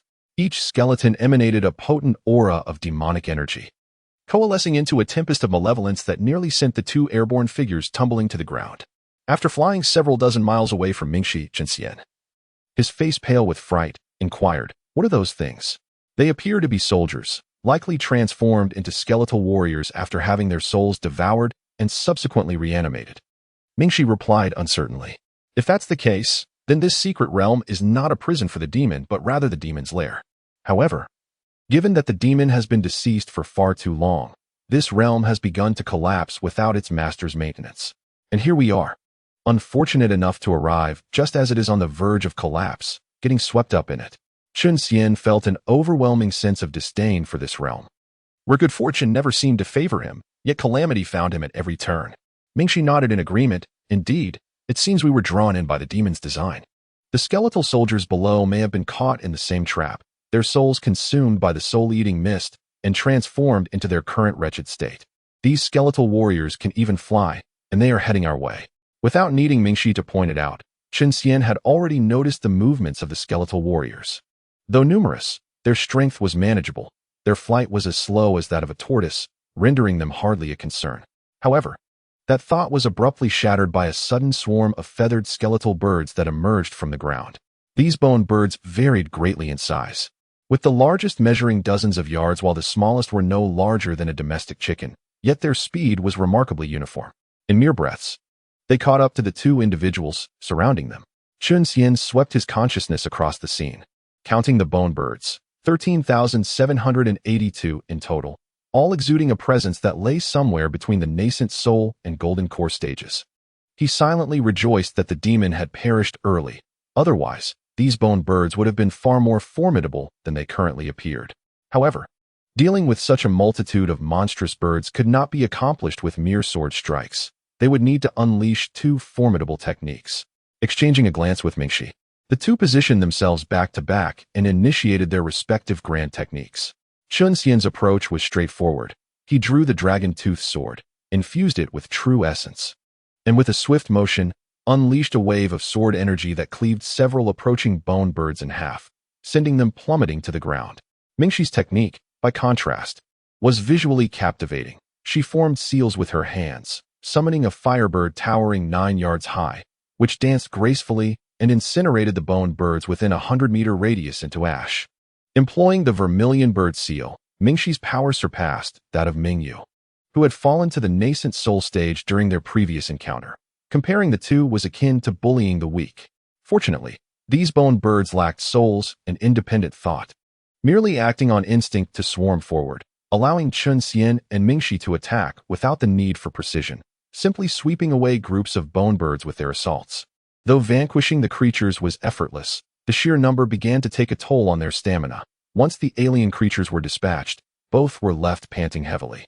Yet, upon their victory, they discovered that the skeletal soldiers had closed in from all sides, both above and below. Chen Xian gazed at the well-equipped skeletal soldiers, cavalry, infantry, and archers, all arranged in perfect formation, and mused that these soldiers must have once formed a formidable force. Even in death, they maintained the instinct to align themselves orderly. It seems these soldiers belonged to the Xīyóu tribe, who once followed the great shaman Xīyóu in hunting the Central Plains. If it weren't for the support of the Chan sect and the Celestial Court, Xianyuan Huangdi might not have secured the title of emperor, Mingxi remarked solemnly. That makes sense. Chen Xian nodded, realizing that these soldiers possessed cultivation due to their lineage as Xīyóu warriors, capable of contending with heavenly soldiers. Even after millions of years, they still retained golden core cultivation. With a sharp sound piercing the air, the archers at the rear of the formation unleashed a volley of arrows imbued with dark, demonic energy. The arrow struck against the true essence barrier the two had erected, dissipating into a cloud of malevolent energy with a series of puffs. Too many ants can take down an elephant. We need to break through quickly. Chen Xian urged Mingxi, feeling the reserves of his true essence dwindle rapidly. Agreed, Mingxi replied. And together they selected a direction, commanding the vermilion bird to merge with Chen Xian's sword energy as they charged forward. The skeletal soldiers were clad in armor, far tougher than the bone birds, and Chen Xian could no longer sweep through them effortlessly. Although his sword energy appeared formidable, its strength was now dispersed. Against these steel-clad foes, it was insufficient. Chen Xian concentrated the sword energy, compressing it to a foot in size, and swung it at the necks of several skeletons before him. With a series of metallic clangs, 6 skeletal heads separated from their bodies, tumbling to the ground below. Mingxi followed closely behind, directing 4 fiery vermilion birds, and together they carved a bloody path through the ranks of skeletal soldiers, while battling and flying. The two fought for several minutes before finally breaking free from the encirclement, gasping for breath as they distanced themselves from the skeletal army. After flying for a quarter of an hour, Chen Xian came to a halt, glancing at his left hand, which had been struck by a skeletal soldier. The darkening skin, now tainted by demonic energy, betrayed the absence of sensation. He sighed, grateful for the slow speed of the skeletal soldiers. Otherwise, he would surely have met his end. Mingxi, noticing his blackened left hand as she came to a stop beside him, furrowed her brow and said, "We must expel the demonic energy quickly, or else your arm will be rendered useless." With that, she placed her delicate hand upon Chen Xian's left shoulder, channeling a surge of true essence into his arm, gradually forcing the demonic energy out of the wound. Hiss! Chen Xian gasped as the demonic energy, akin to morphine, numbed him upon impact. He felt nothing when struck, but now, as it was being extracted, each bit he expelled felt like a steel needle piercing his skin. His complexion paled as he gritted his teeth against the excruciating pain, his skin trembling as beads of sweat poured from his forehead, cascading down his cheeks and soaking his attire. Once the demonic energy was fully expelled, Chen Xian exhaled a sigh of relief, leaning against Mingxi as if drained of all strength. Mingxi steadied him with a gentle touch and asked with concern, "Are you all right?" Chen Xian mustered the effort to straighten himself, his voice hoarse as he replied, "Do not worry, I am fine. We've wasted enough time with those decayed bones. We must find the exit swiftly." Mingxi furrowed her brow in thought and said, "This secret realm is vast. Searching aimlessly like before will yield no results. We need a clear direction." "Then which direction should we pursue?" Chen Xian inquired. Mingxi retrieved a compass from her storage ring, gazing at the spinning needle with a sigh. "Alas, I am not proficient in divination. Otherwise, I could discern where our path of fortune lies. Now, we can only rely on this celestial artifact, the heavenly mechanism compass, hoping it will illuminate our path to survival." In the treatise on the art of divination, there exists a method known as knocking the heavens, which Chen Xian had once studied. However, its complexity rendered it incomprehensible, akin to deciphering an ancient scripture. After 2 days of fruitless endeavor, he resolutely abandoned his attempts. Observing the compass needle spinning incessantly, he inquired, "How can it indicate direction if it keeps turning?" Mingxi, fixated on the rotating compass needle, replied, "In this secret realm, the overwhelming demonic energy has likely compromised its function." "What shall we do then?" Chen Xian asked. "We can only resort to a blood sacrifice," Mingxi said with a resigned expression. Chen Xian was aware that a blood sacrifice could amplify the artifact's power. Blocking Mingxi, who was poised to draw her own blood, he smiled and said, "Allow me to handle this. Such a beautiful hand, I could never bear to let it be harmed." With that, he unsheathed the dragon-toothed sword and made a small incision on his wrist, pressing it against the compass. A force emanated from the compass, and he felt his blood flow out like a stream. After absorbing approximately 4 or 5 liters of his pale yellow blood, the needle finally ceased its frantic spinning and pointed directly behind them. After sealing his wound, Chen Xian sighed with relief, secretly grateful that his true form was that of a lengthy white dragon. Had he been in human form, he pondered whether he would have become a mere shell after losing such a quantity of blood. Upon observing the direction indicated by the needle, Chen Xian furrowed his brow and said to Mingxi, "Isn't that the direction of the skeletal warriors? Could it be that they are guardians conjured by some malevolent entity, protecting the exit of this secret realm? It seems that this fiend must have numerous enemies. Otherwise, they wouldn't have stationed such an array of puppets at their doorstep. This poses a significant problem," Chen Xian stated gravely. "With over 500,000 soldiers stationed there, breaching their defenses will be exceedingly difficult." Yet, he followed up with a fierce determination. "Nevertheless, even if it is a dragon's den or a tiger's lair, we shall venture forth. After all, they are merely a heap of bones." Mingxi nodded resolutely. The skeletal warriors were sluggish, emerging only when living beings drew near. Upon returning to the site of their previous encounter, they found the skeletal warriors had retreated underground to rest. However, as they soared through the air, 10 miles from the skeletal army's territory, the ground erupted with a roar as the warriors re-emerged from below. Leveraging their speed, the two circled around the vast encampment while the skeletal warriors were still ascending. "That must be the exit of the secret realm." Chen Xian pointed towards a stone door atop a high platform at the center of the skeletal army. "Indeed, it resembles the descriptions of the Kunlun secret realm my master provided," Mingxi affirmed with a nod. As a swarm of demonic arrows descended upon them like a plague of locusts, they summoned a protective barrier of true essence and, after fending off a wave, hastily flew away. Once they had evaded the skeletal warriors, they landed atop a pitch-black mountain, observing the skeletal soldiers who, unable to sense their presence, retreated underground in silence. To reach the exit, they must traverse through the ranks of over 500,000 skeletal warriors, a task akin to besieging a fortress. Previously, only a fraction of the skeletal army had engaged them and inflicted injuries upon Chen Xian. Now, facing the entirety of the skeletal forces, it would be impossible to emerge unscathed. Suddenly, the secret realm trembled, a deafening explosion resonating as the gray sky cracked open like a spider's web. While the earth convulsed as if an earthquake had struck, the mountain beneath them split apart, collapsing into the abyss. Soaring into the air, they gazed upon the apocalyptic scene unfolding within the secret realm. "We have little time left," Mingxi remarked solemnly. "We must depart swiftly, or we shall be reduced to dust along with this realm." Without needing her to elaborate, Chen Xian understood the gravity of the situation. He stroked the dragon-toothed sword at his side and retrieved a handful of spirit talismans from his storage ring, boasting to Mingxi, "Fortunately, I have a penchant for collecting such volatile items. They shall serve us well now." He possessed 132 talismans, all of the 4th-grade lower-tier offensive variety, mostly fire-type, with a few lightning and ice types, each capable of delivering a strike equivalent to the initial stage of the nascent soul. Most were acquired through nefarious means. A handful purchased at the demon market, and 6 of them he had crafted himself. Mingxi smiled and produced a dozen talismans and 3 shimmering thunder beads from her own storage ring, saying, "Such items are a staple for any cultivator. Though my supply is limited, I am not entirely without, so do refrain from flaunting." Chen Xian sheepishly touched his nose, pointing to the 3 bright silver thunder beads. "Aren't these from your sect's Thunderbolt Master? If he were to hear your words, he would surely make your life miserable. Such ignorance. These are from the Heavenly Thunder Master. Not mere thunder." Mingxi snapped indignantly. "If I were to become incapacitated, would you take care of me for eternity, Sister Mingxi?" Chen Xian teased. "Humph.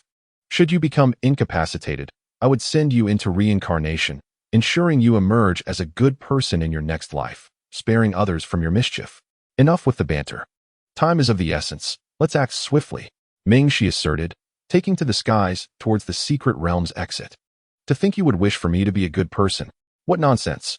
This is hardly the time for such trivialities. Once we escape this wretched place, I shall teach you a lesson." Chen Xian grumbled, chasing after Mingxi, who was already heading towards the skeletal army. As they neared the skeletal army's encampment, approximately 10 miles away, the skeletal warriors sensed their presence and emerged in formation, launching themselves into the air towards the two. when they were about 5 miles apart. The skeletal archers unleashed a volley of demonic arrows, raining down upon them, withstanding the relentless barrage after 3 waves as they approached within 2 miles of the skeletal cavalry. Ming-Shi hurled a heavenly Thundermaster bead. Boom! The bead soared into the midst of the skeletal cavalry, erupting in a blinding flash before detonating with a sound rivaling true thunder. As the brilliance subsided, Chen Xian beheld a half-mile-wide void in the ranks of the skeletal army. Ming-Shi followed suit, launching the remaining 2 beads, devastating a significant portion of the skeletal forces. After expending the 3 thunder beads, the 2 finally clashed with the skeletal cavalry. Summoning their protective barrier, they endured the assault of the skeletal army, depleting all their talismans as they advanced 10 miles. Vanquishing over 50,000 skeletal cavalrymen, leaving only 20 miles to the secret realm's exit. Caw, caw, caw. For towering, 9 young crimson phoenixes circled around them, scattering the approaching skeletal cavalry as they shielded the pair towards the exit. However, after flying 3 miles, the 4 phoenixes were overwhelmed by a barrage of attacks, erupting into 4 conflagrations that vanished without a trace. Without the aid of spiritual talismans, an endless tide of skeletal cavalry surged forth, leaving the 2 unable to calmly form seals and summon new manifestations of the 4 spirits. They could only rely on their individual prowess.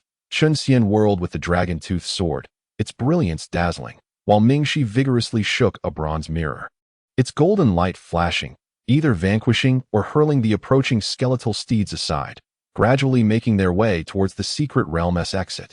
As the saying goes, 2 fists cannot contend with 4 hands. Thus, faced with such a relentless assault of fearless skeletons, casualties were inevitable. Although neither had met their demise, injuries were sustained. Given her superior cultivation, Ming-Shi merely suffered a minor scratch from a magical arrow shot by a skeletal archer, while Chen Xian fared far worse, receiving a spear thrust from a skeletal knight directly to his chest. Had it not been for his toughened flesh, the spear would have pierced him through and through. While it did not completely penetrate, it sank an inch into his body, the chilling magical energy flooding in and significantly slowing his movements. After expelling the malevolent energy, Chen Xian, in a fit of rage, transformed, unleashing a powerful dragon-esque roar that momentarily stunned the skeletal warriors.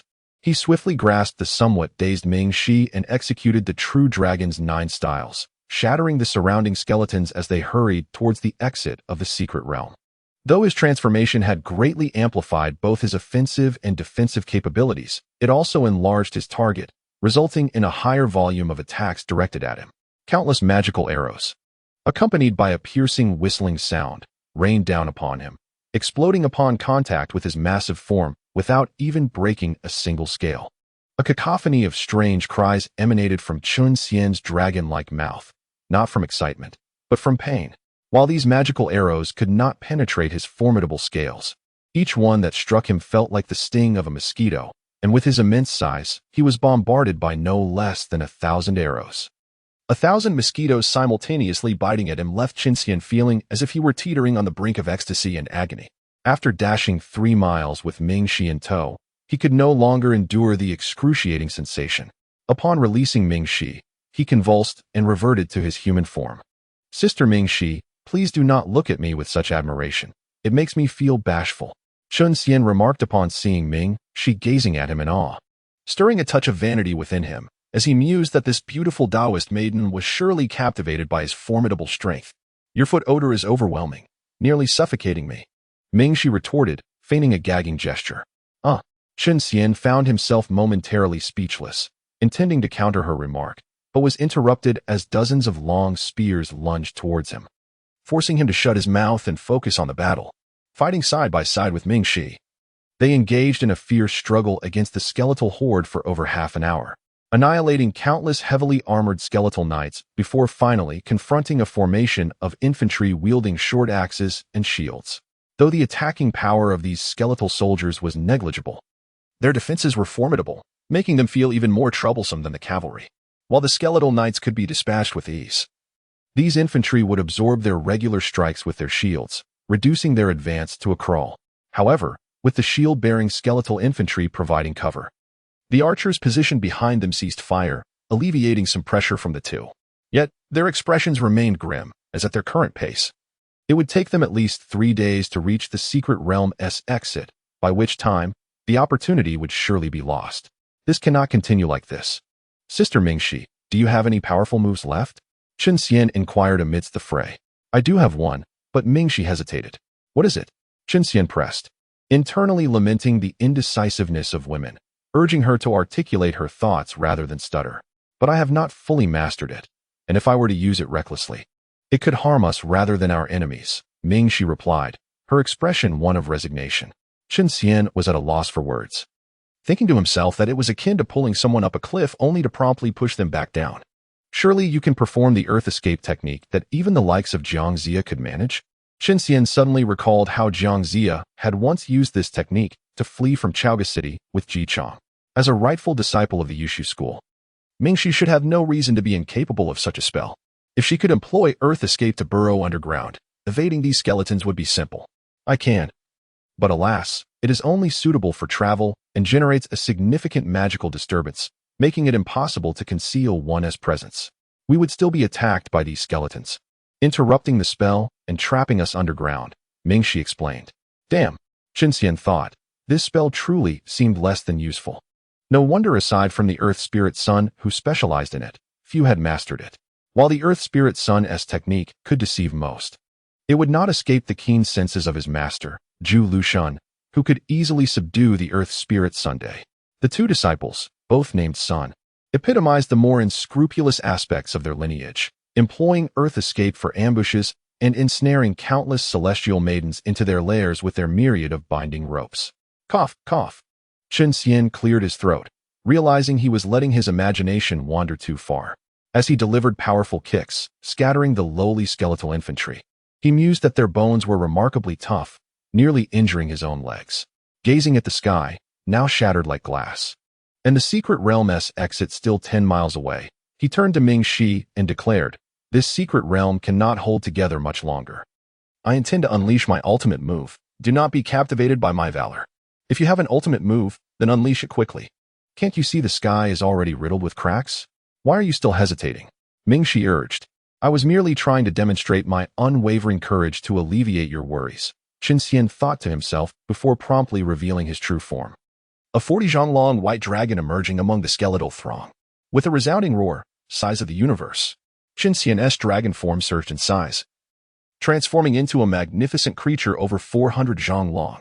After instructing Mingxi to keep up, he unleashed a sweeping tail strike, obliterating a swath of skeletal soldiers as he sped towards the exit of the secret realm.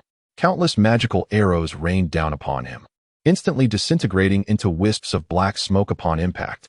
As the smoke coalesced into dense magical fog, Chen Xian, amidst the inky darkness, let out a triumphant dragon-esque roar, charging forth with relentless momentum, covering 6 or 7 li in mere moments. However, his true essence had been significantly depleted from prior battles, and the exertion of his grand transformation consumed even more of his magical energy. Within just 10 breaths, his internal vigor was entirely exhausted. Despite his formidable tail swipe yet to be unleashed, his immense form deflated like a punctured balloon, reverting to its normal size almost instantaneously. Having played the hero for a mere 10 seconds was rather disappointing. Chen Xian shook himself, sending nearby skeletal warriors flying several meters back, before shifting back into human form to evade a barrage of incoming magical arrows.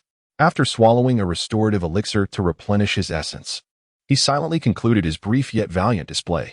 Sister Mingxi, do you possess a pill that can fully restore one's essence? I need one to transform into a super warrior and carry you across in one breath. Though I lack such a pill, I do have a third-rank great restorative elixir, Mingxi replied while fending off enemies. I want it. I want it. Chen Xian's mind wandered as he contemplated that the efficacy of the 3 transformations great alchemy pill would surpass that of the ordinary great alchemy pill he had just consumed by over tenfold. This should suffice to replenish a significant portion of his true essence. Although he would not be able to wield the abilities of the great and small Rui to transform into a super warrior, he believed he could still navigate the perilous path laid before him, replete with countless skeletons. Mingxi produced a yellow pill the size of a longan from her storage ring and instructed Chen Xian to open his mouth.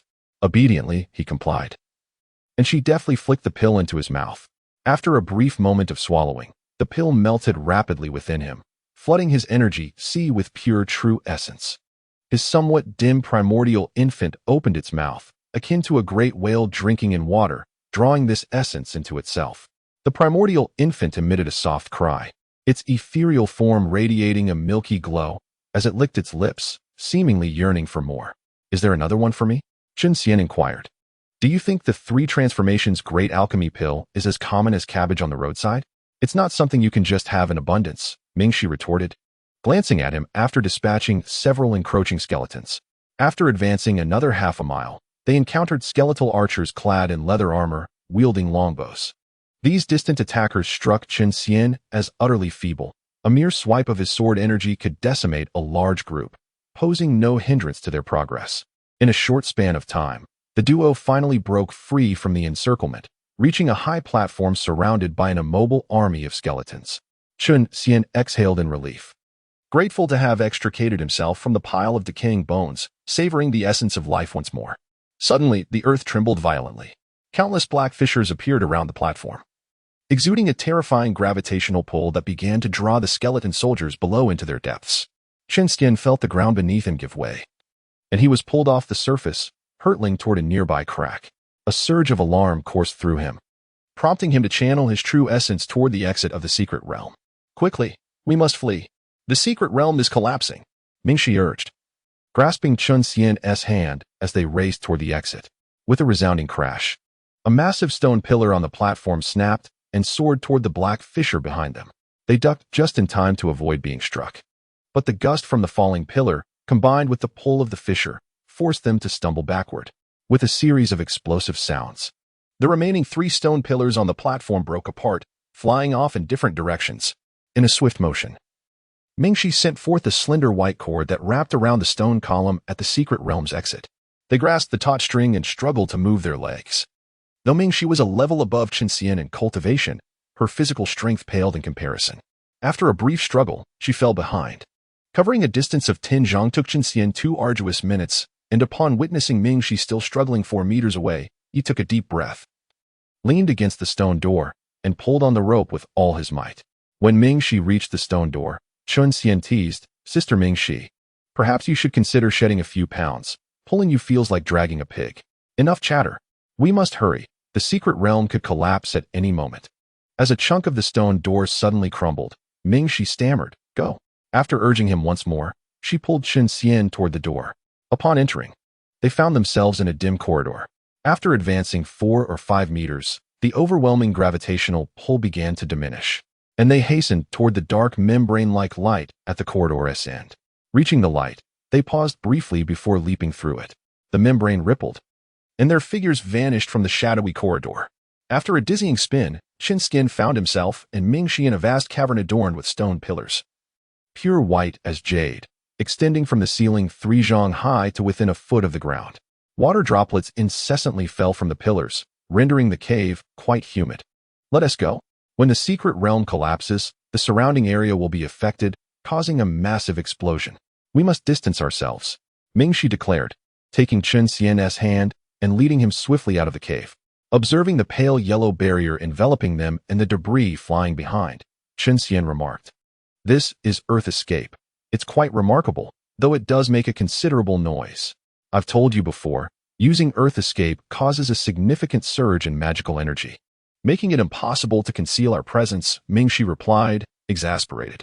Before long, they exited the cavern, emerging into a picturesque valley.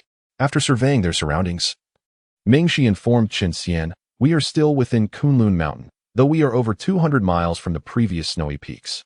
Then let us hurry. Who knows when the secret realm will collapse?" Chen Xian urged, leading the way toward the direction of the Jade Void Palace. As they soared through the clouds, having traveled over 300 miles, an earth-shattering explosion reverberated behind them, causing rocks and earth to tumble from the surrounding peaks. Chen Xian halted, turning to gaze back, only to witness a colossal mushroom cloud ascending into the sky. "Is this an atomic explosion?" Chen Xian thought, astonished.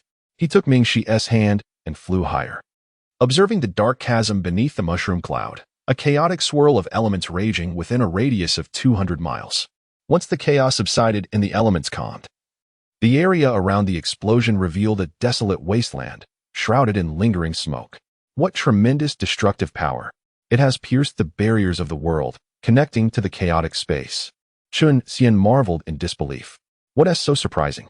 The secret realm is barely a world of its own. It is said that when the boundless calamity erupts, the world itself will face destruction, and all beings will return to chaos, except for the immortal saints, Mingxi said with a wistful expression. The boundless calamity is a nightmare for all cultivators. After attaining immortality, they could find themselves reduced to nothing amidst its chaos. Discussing it left no one in high spirits. As during the calamity, all except the saints must perish, with no opportunity for reincarnation, for even the underworld would cease to exist. Mingxi, do not dwell on it too much. Perhaps by the time the calamity erupts, we will have grown weary of life. Death may not be such a tragedy. Chen Xian consoled, refusing to share Mingxi's despondency. Who would ever grow weary of life? Mingxi's frown disappeared, replaced by a smile. To be continued. Chapter 47. The Demon King's recruitment. Half a day later, Chen Xian and Mingxi returned to the Jade Void Palace. Sister Mingxi, let us visit your master at once. It's time to settle our affairs. Upon entering the palace, Chen Xian proposed. Not at all. After our journey into the secret realm, I have gained some insights and must focus on my cultivation, Mingxi replied, her cheeks flushed as she hurried away. Disappearing after turning a corner, Chen Xian was left at a loss for words.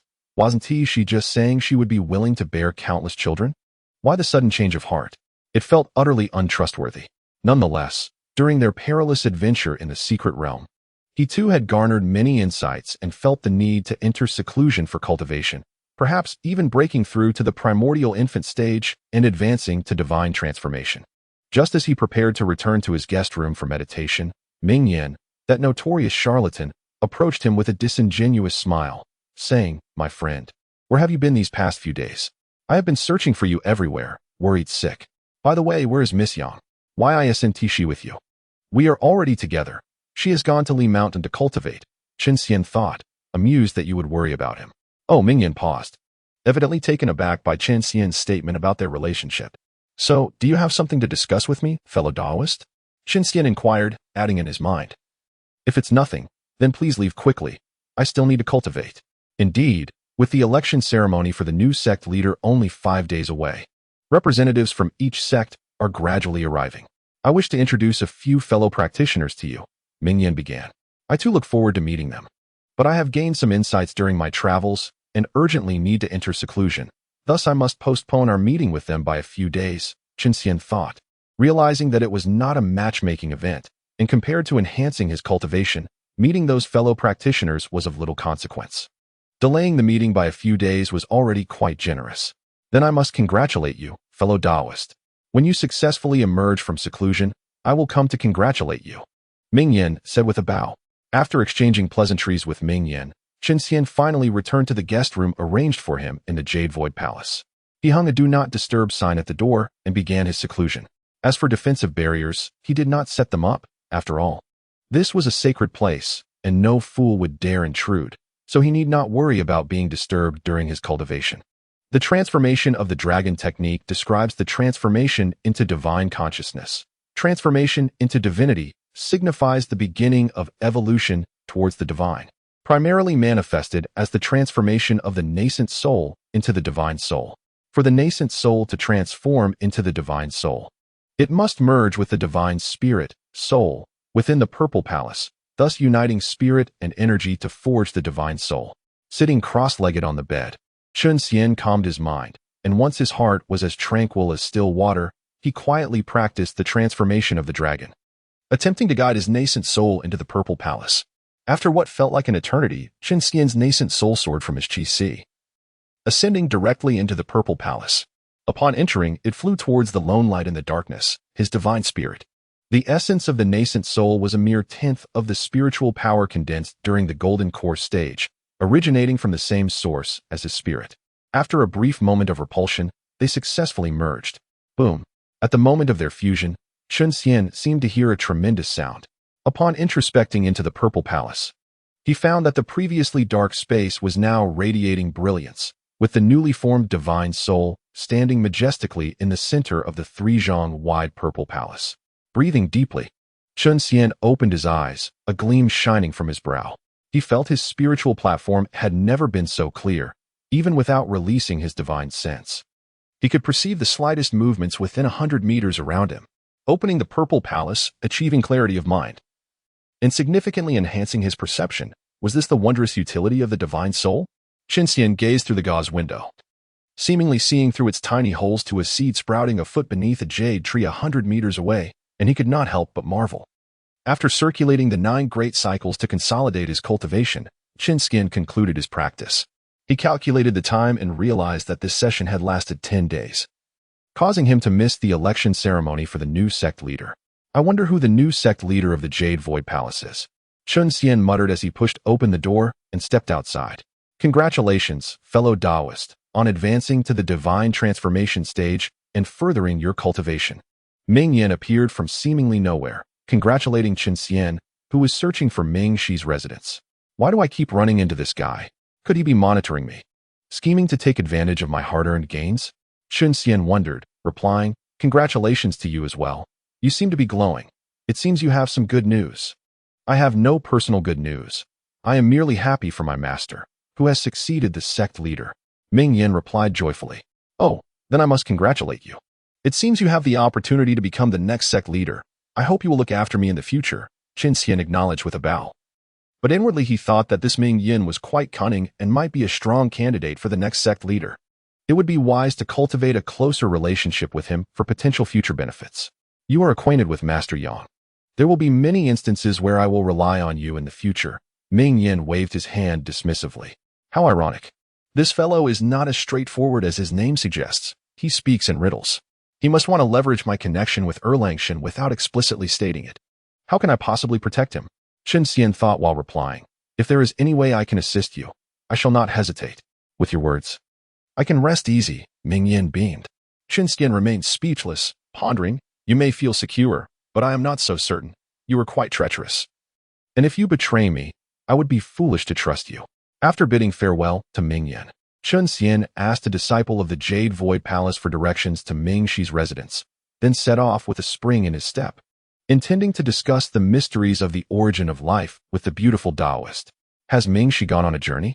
Chen Xian asked uncertainly a disciple who was cleaning the courtyard. Yes, 4 days ago, after emerging from seclusion.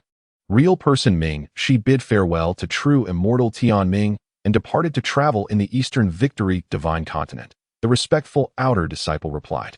Escaping a marriage. Chen Xian felt quite distressed. Ming Shi had eloped, leaving him, the groom, in a pitiable state. After dismissing the outer disciple, Chen Xian sought out Ming Yan again to express his intention to take his leave. Since Ming Shi was absent, there was no reason to linger in the Jade Void Palace, despite its status as a sacred place. Why are you in such a hurry to leave the Jade Void Palace after just arriving? Why not stay a few more days? I can prepare a farewell banquet to show my hospitality, Ming Yan urged. No, I have already overstayed my welcome. It is time for me to depart. I do not wish to trouble you with my send-off. Chen Xian waved his hand. Then may I ask where you intend to go next? Just wandering without a specific destination.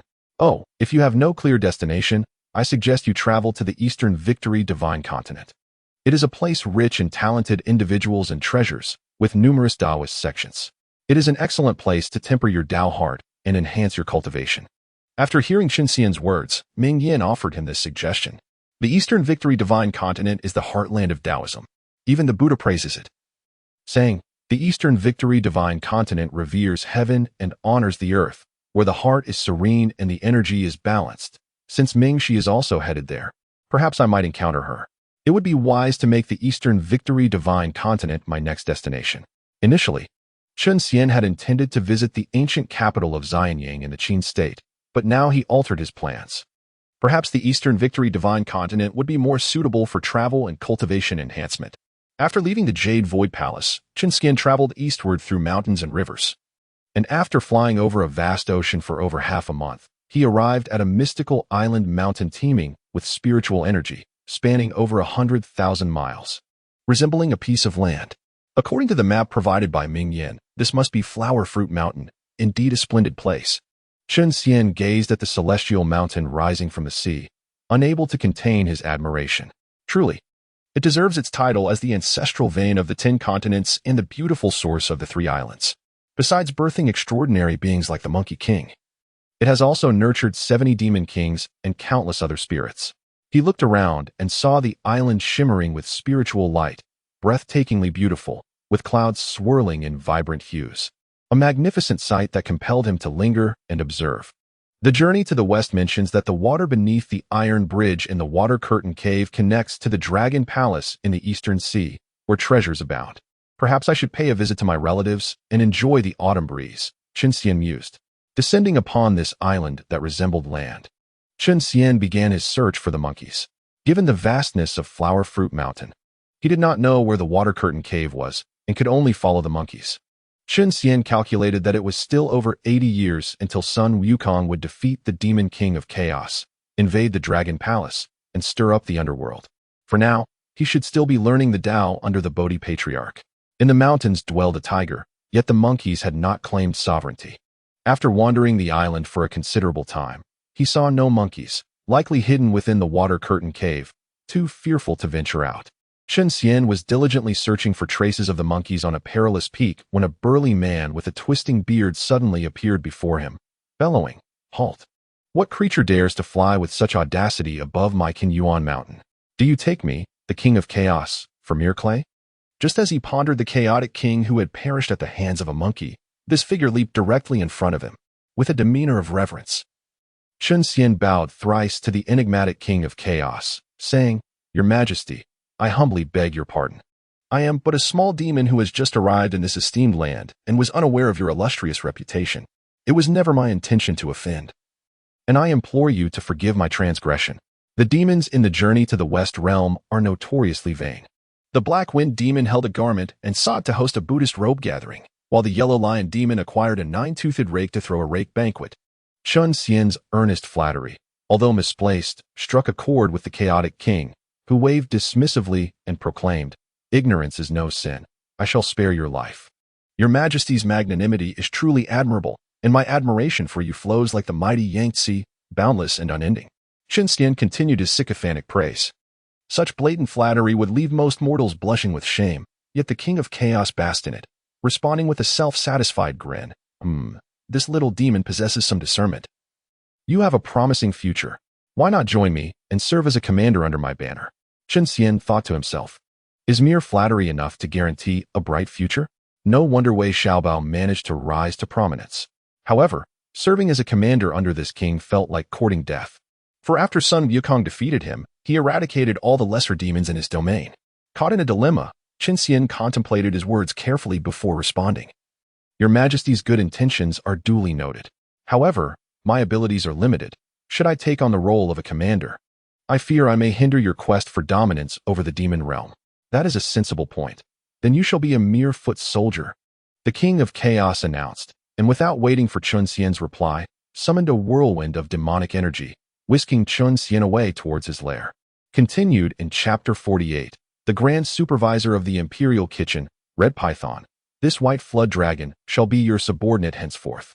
This little demon shows promise. You must look after him. Upon entering the Water Curtain Cave, the King of Chaos summoned a creature clad in red-scaled armor with a somber expression, pointing at Chen Xian.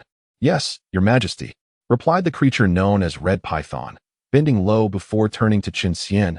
Come with me, young one. You are now under my command. Should anyone bully you, simply invoke my name, and none in this Flower Fruit Mountain shall dare to harm you. Red Python's words caused Chen Xian's brow to furrow. The implication that he was now his was unsettling. However, sensing the creature's strength surpassed his own, he dared not protest. After paying his respects to the King of Chaos, he obediently followed Red Python into another cavern. I am one of the 4 great commanders under the King of Chaos. You may call me Grand Commander. What is your name? Red Python introduced himself as they walked. Yes, Grand Commander. You may call me Yulong. I am curious about my future duties, Chen Xian replied. Pondering that with 4 commanders, Red Python must be the most formidable under the King of Chaos. I oversee logistics. All matters concerning the food and living conditions of the little demons in the cave fall under my purview. You shall manage the kitchen, a most favorable position indeed. Work diligently, and you shall find your place in the Water Curtain Cave, Red Python explained. The notion that a logistics officer referred to himself as Grand Commander while managing the kitchen prompted Chen Xian to reconsider his worldview. After a few moments of silence, he replied, "Rest assured, Grand Commander, I shall not disappoint your investment in me." Red Python nodded and fell silent, leading Chen Xian through the water curtain cave until they arrived at a spacious stone chamber filled with cooking stoves, where a group of foundational-level little demons busily worked. "Come here, all of you," Red Python commanded. "Greetings, Grand Commander." The little demons rushed over, bowing and scraping in respect. "From now on, this young man shall be your leader. You will follow his orders," Red Python instructed, before inquiring, "By the way, where is Mountain Hawk?"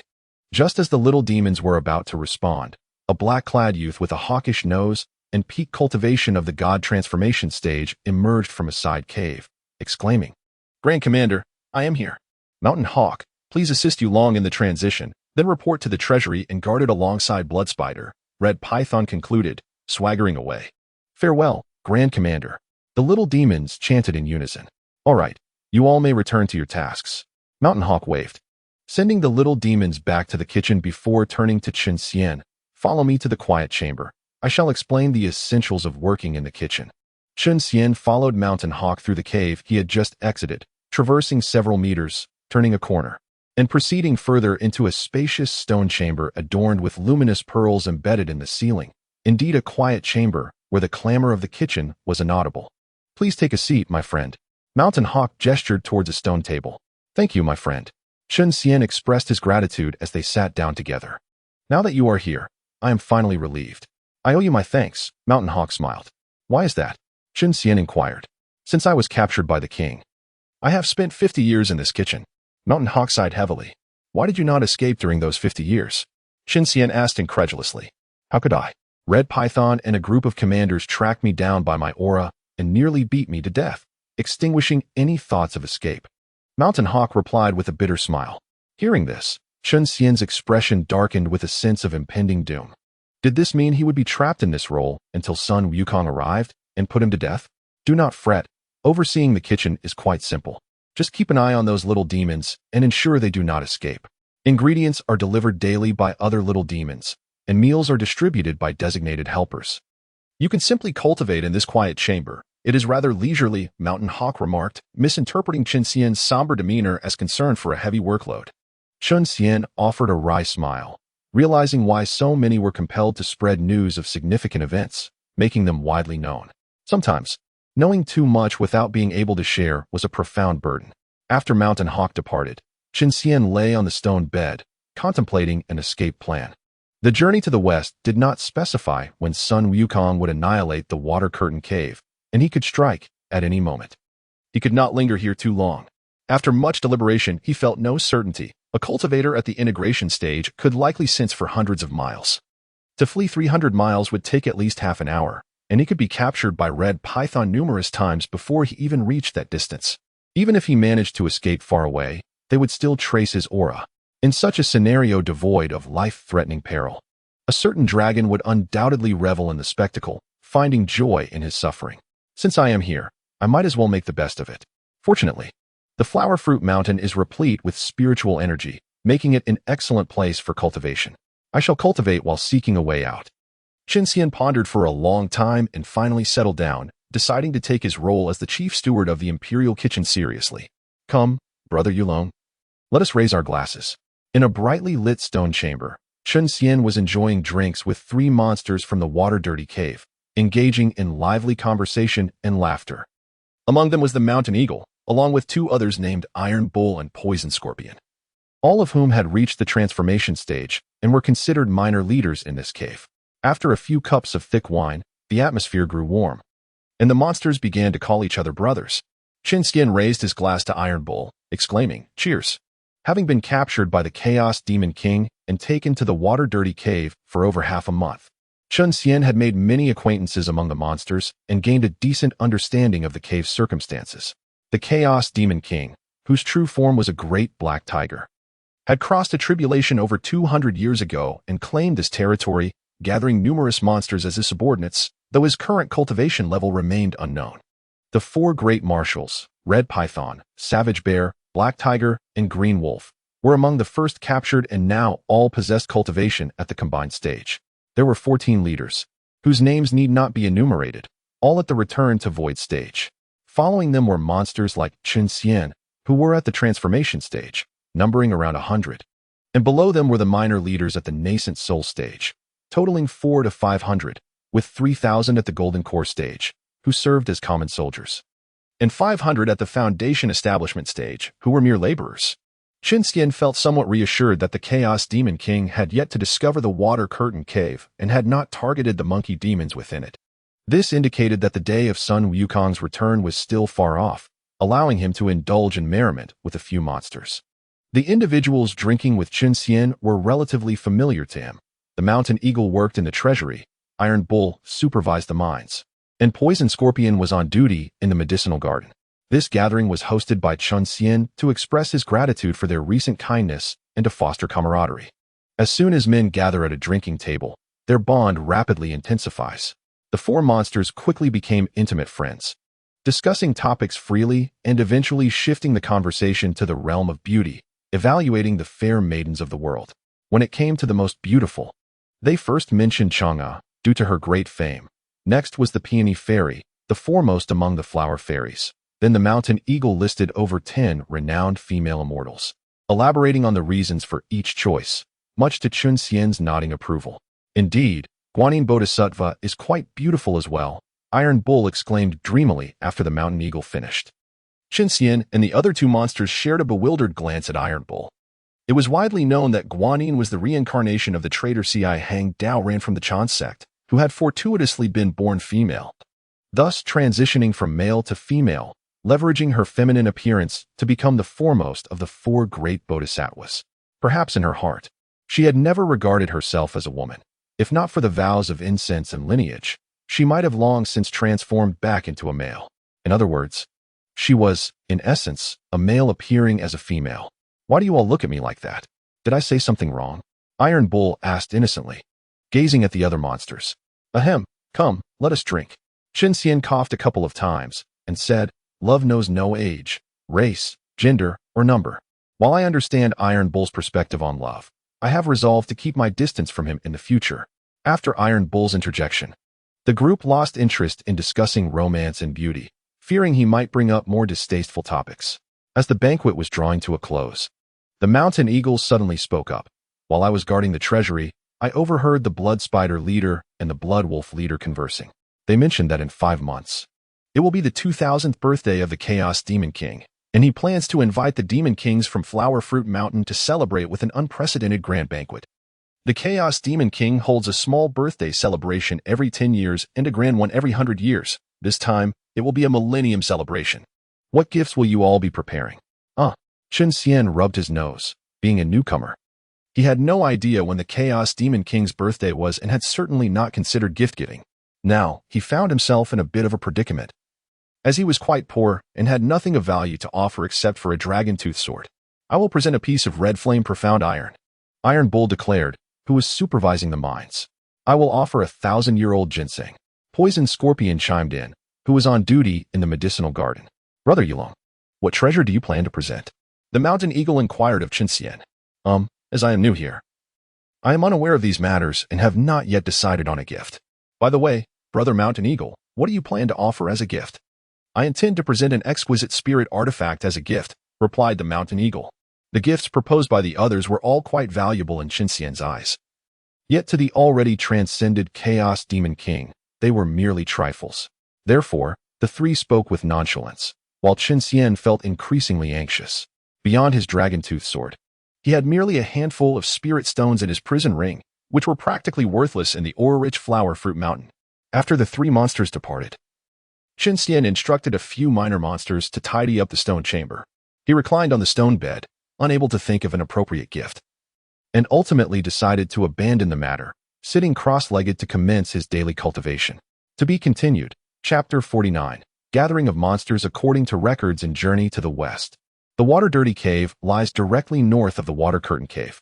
Following this lead, Chen Xian traveled southward for a day, ultimately discovering a den of monkey demons and, following them, located the Water Curtain Cave. Observing that the weakest among these monkey demons was at least at the nascent soul stage, Chen Xian was puzzled, unsure how the newly emerged Sun Wukong managed to gather this group of monkey demons. It was no wonder they could withstand the Chaos Demon King for such an extended period after Sun Wukong set out to seek immortality. And even after the chaos at the Peach Banquet, they still managed to engage in conflict with celestial soldiers and leave a mark during Yang Jian's search in the mountains, waiting for Sun Wukong to emerge from the Five Elements mountain to pay his respects. If they were merely wild monkeys, how would they know that the Buddha, the immortal, and the sacred could grant eternal life? And how did they know that the water beneath the iron plate bridge connected to the Dragon Palace in the East Sea when Sun Wukong was seeking weapons? Having seen these monkeys, Chen Xian speculated that they were undoubtedly placed there intentionally, taught them methods of cultivation, and primed to offer dubious advice to Sun Wukong at critical moments. Realizing these monkeys were formidable, he noted their location and returned to the water-dirty cave. However, upon entering the cave, he encountered the Chaos Demon King, accompanied by the 4 great marshals and over 100 monsters, exiting the cave. The minor monsters greeted the king and the marshals, wishing the king eternal blessings and longevity equal to the heavens. Chen Xian also offered a flattering remark. Good. There will be rewards. The Chaos Demon King smiled broadly and tossed a fist-sized, crimson-golden, flame-emitting orb to Chen Xian. As Chen Xian stared at the orb in his hand, he was astonished. A mere compliment had earned him a high-grade material for crafting treasures. For the first time, he felt the worth of his words, far exceeding the value of a phone call. Thank you for the reward, Your Majesty. Chen Xian bowed in gratitude. The Chaos Demon King nodded, about to step away when he seemed to remember something, turning back to ask Chen Xian, Little White Xīyóu, what position do you hold in my cave? In response to Your Majesty, I am the chief steward of the Imperial Kitchen, Chen Xian replied, thinking to himself that although he was not a eunuch, he was performing eunuch duties, which felt rather unfortunate. Such a waste of talent. The kitchen merely consists of minor workers, with no proper subordinates. Here, take my token and report to the treasury, the Chaos Demon King said, handing Chen Xian a palm-sized black token. Thank you for the promotion, Your Majesty, Chen Xian replied, cradling the token adorned with a tiger's head, secretly feeling that his wish had come true. Just as he sought a change in work, he was transferred elsewhere. After the Chaos Demon King and his entourage departed, Chen Xian proceeded directly to the location of the treasury. Brother Yulong, what brings you, a wanderer, to this unremarkable treasury? Upon arriving at the treasury entrance, he was greeted by the mountain eagle, who was leaning against the door, boasting with 10 nascent soul demons. King Feng. Chen Xian gently shook the token in his hand and said to the mountain eagle, I encountered the king at the cave entrance. He inquired about my position within the cave. After briefly recounting the events, the mountain eagle replied, Congratulations, my friend. You have swiftly escaped the hardships of the kitchen. Come. I shall introduce you to the blood spider commander. You 4, quickly open the main gate. As the 4 Yuanying fairies, pointed out by the mountain eagle, pushed with great effort, the towering golden door creaked and slowly swung open. Let us proceed, declared the mountain eagle, leading the way into the treasury. Upon entering, they found themselves in a cavern towering over Tianzhong, sprawling across the area of 3 football fields. Inside were numerous treasures, weapons, and materials for refining, all radiating with a mystical glow, clearly not mere trinkets. The treasury was eerily silent, occupied only by a dozen meditating monsters, all at the level of transformation, and about 100 Yuanying fairies standing like statues, vigilantly watching the 2 newcomers. Following the mountain eagle deeper into the treasury, they reached the end where a dark, ominous cave loomed. The blood spider commander is inside. You may enter, he instructed. Thank you. Chen Xian nodded in acknowledgement and stepped into the cave. The cave was deep and damp. After walking nearly 100 meters, he finally encountered the blood spider commander. The commander, draped in a crimson robe with a pale complexion and a sinister aura, sat cross-legged on a web. I have come to report to you in the name of the king, Chen Xian said respectfully, presenting the token. Sensing the heavy aura of bloodlust surrounding the commander, he realized that this was a creature steeped in malice, and caution was prudent. Suddenly, the blood spider opened its eyes, 2 crimson orbs glowing in the darkness. Fixating intently on Chen Xian, a chill ran down his spine, and he felt as though he were a small frog ensnared by a venomous serpent. What a vicious gaze, he thought, astonished by the sheer malevolence emanating from the creature. From now on, You shall guard the entrance of the treasury alongside Mountain Eagle. The raspy voice of the blood spider echoed, sounding as though it were chewing on bones, leaving Chen Xian feeling quite uncomfortable. The token floated from his grasp and landed on the web. Once the commander closed its terrifying eyes, Chen Xian bowed and slowly exited the cave. How do you feel? Mountain Eagle inquired as soon as Chen Xian emerged. What do you think? Chen Xian retorted, glancing at him. What task have you been assigned? Mountain Eagle pressed, ignoring Chen Xian's question. To guard the entrance. Chen Xian replied, somewhat irritated, as the duty reminded him of a certain four-legged creature. Then let us depart, Mountain Eagle said, leading the way outside. After standing guard at the treasury door for an entire day, Chen Xian followed Mountain Eagle to a side cave of the treasury, where they casually selected an unoccupied chamber among dozens of stone rooms. After bidding Mountain Eagle farewell, he closed the stone door and sat on the stone bed, retrieving the red flame mystic iron gifted by the Demon King, intending to forge it into the dragon tooth sword. Effortlessly, he refined the red flame mystic iron into the sword, and upon seeing the dragon tooth sword ascend to a superior spiritual weapon, he nodded in satisfaction. This high-grade material was indeed worthy of crafting treasures. Although the piece he possessed was not sufficient for a full treasure, it was enough to elevate the sword a level, which was quite gratifying. After upgrading the dragon tooth sword, the pale-faced Chen Xian began to meditate to restore his energy. Days and nights passed, and 3 months slipped by in the blink of an eye. Leaning against the treasury door, Chen Xian dozed off, pondering how long this monotonous duty would last. Suddenly, a firm pat on his shoulder jolted him awake. Brother Mountain Eagle, it is quite unethical to disturb a peaceful slumber, Chen Xian murmured, still half asleep. Mountain Eagle glanced at the 10 yuanying fairies in front of the stone door before saying, I just heard some news. Come with me. I have something to tell you. Leading Chen Xian away from the treasury and ensuring the surroundings were clear of eavesdroppers, Mountain Eagle whispered, Brother Yulong, have you heard? The water cave has gone to war with the Broken Cloud Cliffs Eagle Beak Cave. The battle is fierce, and several transformation monsters like us have perished, including one commander. The Black Tiger Marshal from the War Department has requested reinforcements from the king, intending to draw 10 transformation monsters from our logistics department. You must avoid being selected. Chen Xian frowned, realizing the gravity of the situation. There were only about 30 monsters in the logistics department, and the likelihood of being chosen was significant. What if I die on the battlefield? I'm still young and have yet to marry or have children. Such a fate would be regrettable. Where did you hear this? Is it credible? He asked, skepticism evident in his voice. This is from a brother of mine who serves as a personal guard to the king. It is absolutely accurate. The king will soon gather everyone to announce this matter, Mountain Eagle assured him fervently. If a commander has already fallen, would not our going be akin to walking into death? Chen Xian lamented. Who could argue with that? Just ensure I am not selected. Otherwise, I am done for. Mountain Eagle replied, panic etched on his face. Noticing his friend's distress, Chen Xian attempted to comfort him, saying, Brother Mountain Eagle, you need not worry about me. I am merely at the initial stage of transformation, my combat abilities are limited, and I doubt I would be sent to the battlefield. If selections are to be made, they will undoubtedly favor seasoned masters like you. Mountain Eagle fell silent. I am not worried about you. Do you not comprehend? I am concerned for myself. Brother Mountain Eagle, if you do end up in battle, there is no need for concern. I will treat your wife and daughter as my own. Chen Xian continued to reassure him. Fortunately, I do not yet have a wife or daughter. With a brother like you, I truly cannot rest easy even in death. Mountain Eagle replied, tears streaming down his face. Suddenly, a series of urgent drumbeats echoed through the cave.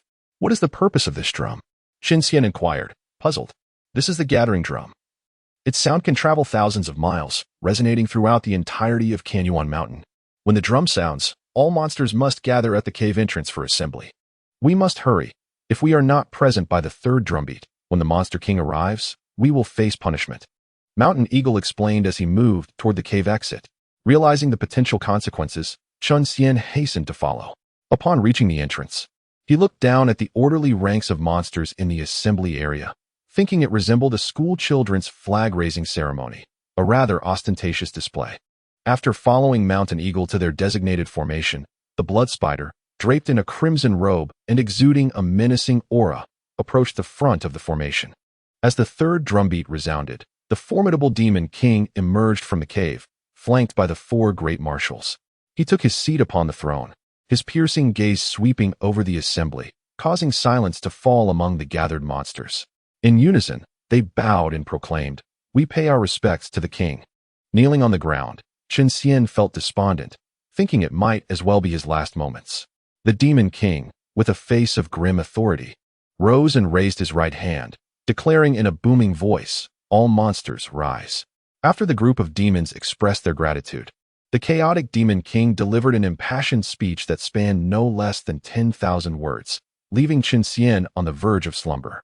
What could have been succinctly conveyed in a few sentences stretched into a lengthy half-hour oration, resembling a report to a superior, filled with ornate language and grandiose claims, yet devoid of any substantive meaning. Ultimately, the chaotic demon king proclaimed, "I have decided to lead the elite of the cave to battle and flatten the broken cloud cliff." Chen Xian thought to himself that after such a plethora of meaningless chatter, they finally arrived at the crux of the matter. But it was truly an arduous experience to endure. Long live the king, majestic king, powerful king, the demons cried in unison, creating a thunderous uproar that nearly overwhelmed Chen Xian, who felt a surge of blood rising within him. He had witnessed shamelessness before, yet nothing compared to this. The synchronized praise had clearly been rehearsed many times. As for who orchestrated this display, other than the chaotic demon king, Chen Xian dared not speculate further. Thus he found himself compelled to comply. Chapter 50. The Palace of the Ghost King. The elites of the cave, as mentioned by the chaotic demon king, consisted of all the demons that remained after excluding the 500 old, weak, ill, and disabled servants. Naturally, Chen Xian was among these elites, destined for the battlefield. Following this, a flag-raising ceremony commenced, during which the chaotic demon king's personal guards dragged out 10 yawning demons, shackled by iron chains, to be executed before the crowd. Their warm blood was mixed into wine, which was then distributed generously to every demon heading into battle. The chaotic demon king announced the rewards for slaying enemies: 10 pounds of black iron for killing a golden core demon, 1,000 pounds for a yawning demon, 10 pounds of crimson flame black iron for a transformation demon, 1,000 pounds for a void returning demon, an exquisite treasure for killing an enemy commander, and a celestial artifact for slaying the frenzied lion demon king of the broken cloud cliff. After the flag-raising ceremony, the chaotic demon king left a few trusted aides to guard the water-filth cave and commanded over 2,000 demons to rally, marching forth towards the southwest direction of the broken cloud cliff. The army of thousands of demons marched, causing the mountain beasts to flee in terror, their presence overwhelming the skies with demonic energy, scattering the clouds above. Chen Xian bore the grand flag inscribed with the chaotic demon king's name. His expression somber. "Do not laugh at the one who lies drunken upon the battlefield. Throughout history, how many have returned from war after a bowl of blood wine? I feel as if I may regurgitate my very essence. I wonder if I will ever return to my homeland, to rest my soul, to triumphantly return home." Half a day later, the army arrived at the broken cloud cliff, halting 30 miles from the precipice.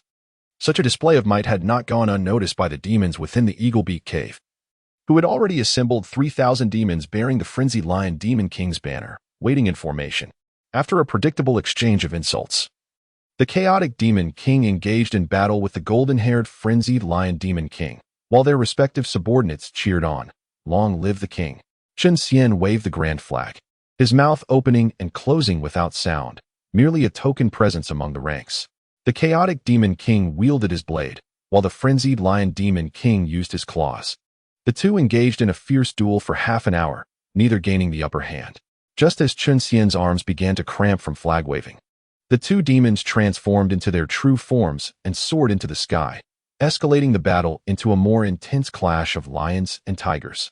As the chaotic demon king and the frenzied lion demon king ascended to the heavens, the Black Tiger General of the War Department waved the battle flag, commanding all demons to attack. Thousands of demons surged forward amidst a cacophony of battle cries, charging towards their adversaries, who were also rushing forward. Chen Xian slowed his pace, falling to the back of the line, advancing towards the enemy without haste. Being the kind-hearted soul he was, he had no intention of ruthlessly slaying demons with whom he bore no grudge. Rather, he intended to follow the main force and scavenge the battlefield for treasures from the fallen. In this world, demons possessed a sense of pride, typically engaging in battles of equals, soldier against soldier, general against general, king against king. Although Chen Xian lingered at the rear, He soon found himself targeted by a demon of similar strength. Facing a towering figure brandishing a wolf-tooth staff, Chen Xian swiftly drew his dragon-tooth sword, preparing for confrontation, and declared, "Halt! Who dares to intrude? State your name, for I do not slay nameless foes. I am the grandfather of the barbarian bear. How dare you speak so boldly, you effeminate wretch?" The robust demon retorted. Chen Xian, incensed by being called effeminate and the self-proclaimed grandfather, shot back in anger. "You are so dark, you must have just crawled out of a dung pit, feasting on filth, hence your foolish words. Effeminate wretch, taste my sword." After exchanging insults, both combatants drew their weapons and engaged in a fierce struggle. Chen Xian's sword was agile, dancing around the barbarian bear, while the latter's wolf-tooth staff was ferocious, its might and speed forcing Chen Xian to keep his distance. They battled for an hour, moving from the broken cloud cliff to a small valley 200 miles away. Yet Chen Xian had not landed a single blow on his opponent. This was, of course, due to Chen Xian's lack of earnest effort. He merely led the barbarian bear on a wild chase, steering clear of the battlefield. "Great bear, do not exert yourself so fiercely. Let us merely feign combat. You cannot inflict any harm upon me, so conserve your energy for later when you can find a mother bear to enjoy." Seeing the barbarian bear becoming increasingly frenzied, Chen Xian could not help but kindly remind him that their duel was merely for show, a performance for the onlookers. "Roar! Effeminate wretch, if you dare to dodge. Take this." The barbarian bear bellowed, leaping into the air and bringing his wolf-tooth staff down upon Chen Xian. Bang! The wolf-tooth staff struck the ground, creating a fissure 10 zhang long, wide enough for a palm, and several feet deep. Chen Xian nimbly evaded, distancing himself 3 zhang from the barbarian bear, and smiled. "Great bear, do not be foolish. Do not assume your ancestors were as dim-witted as you. With your brute strength, do you not realize how painful it would be if you struck yourself? Roar!"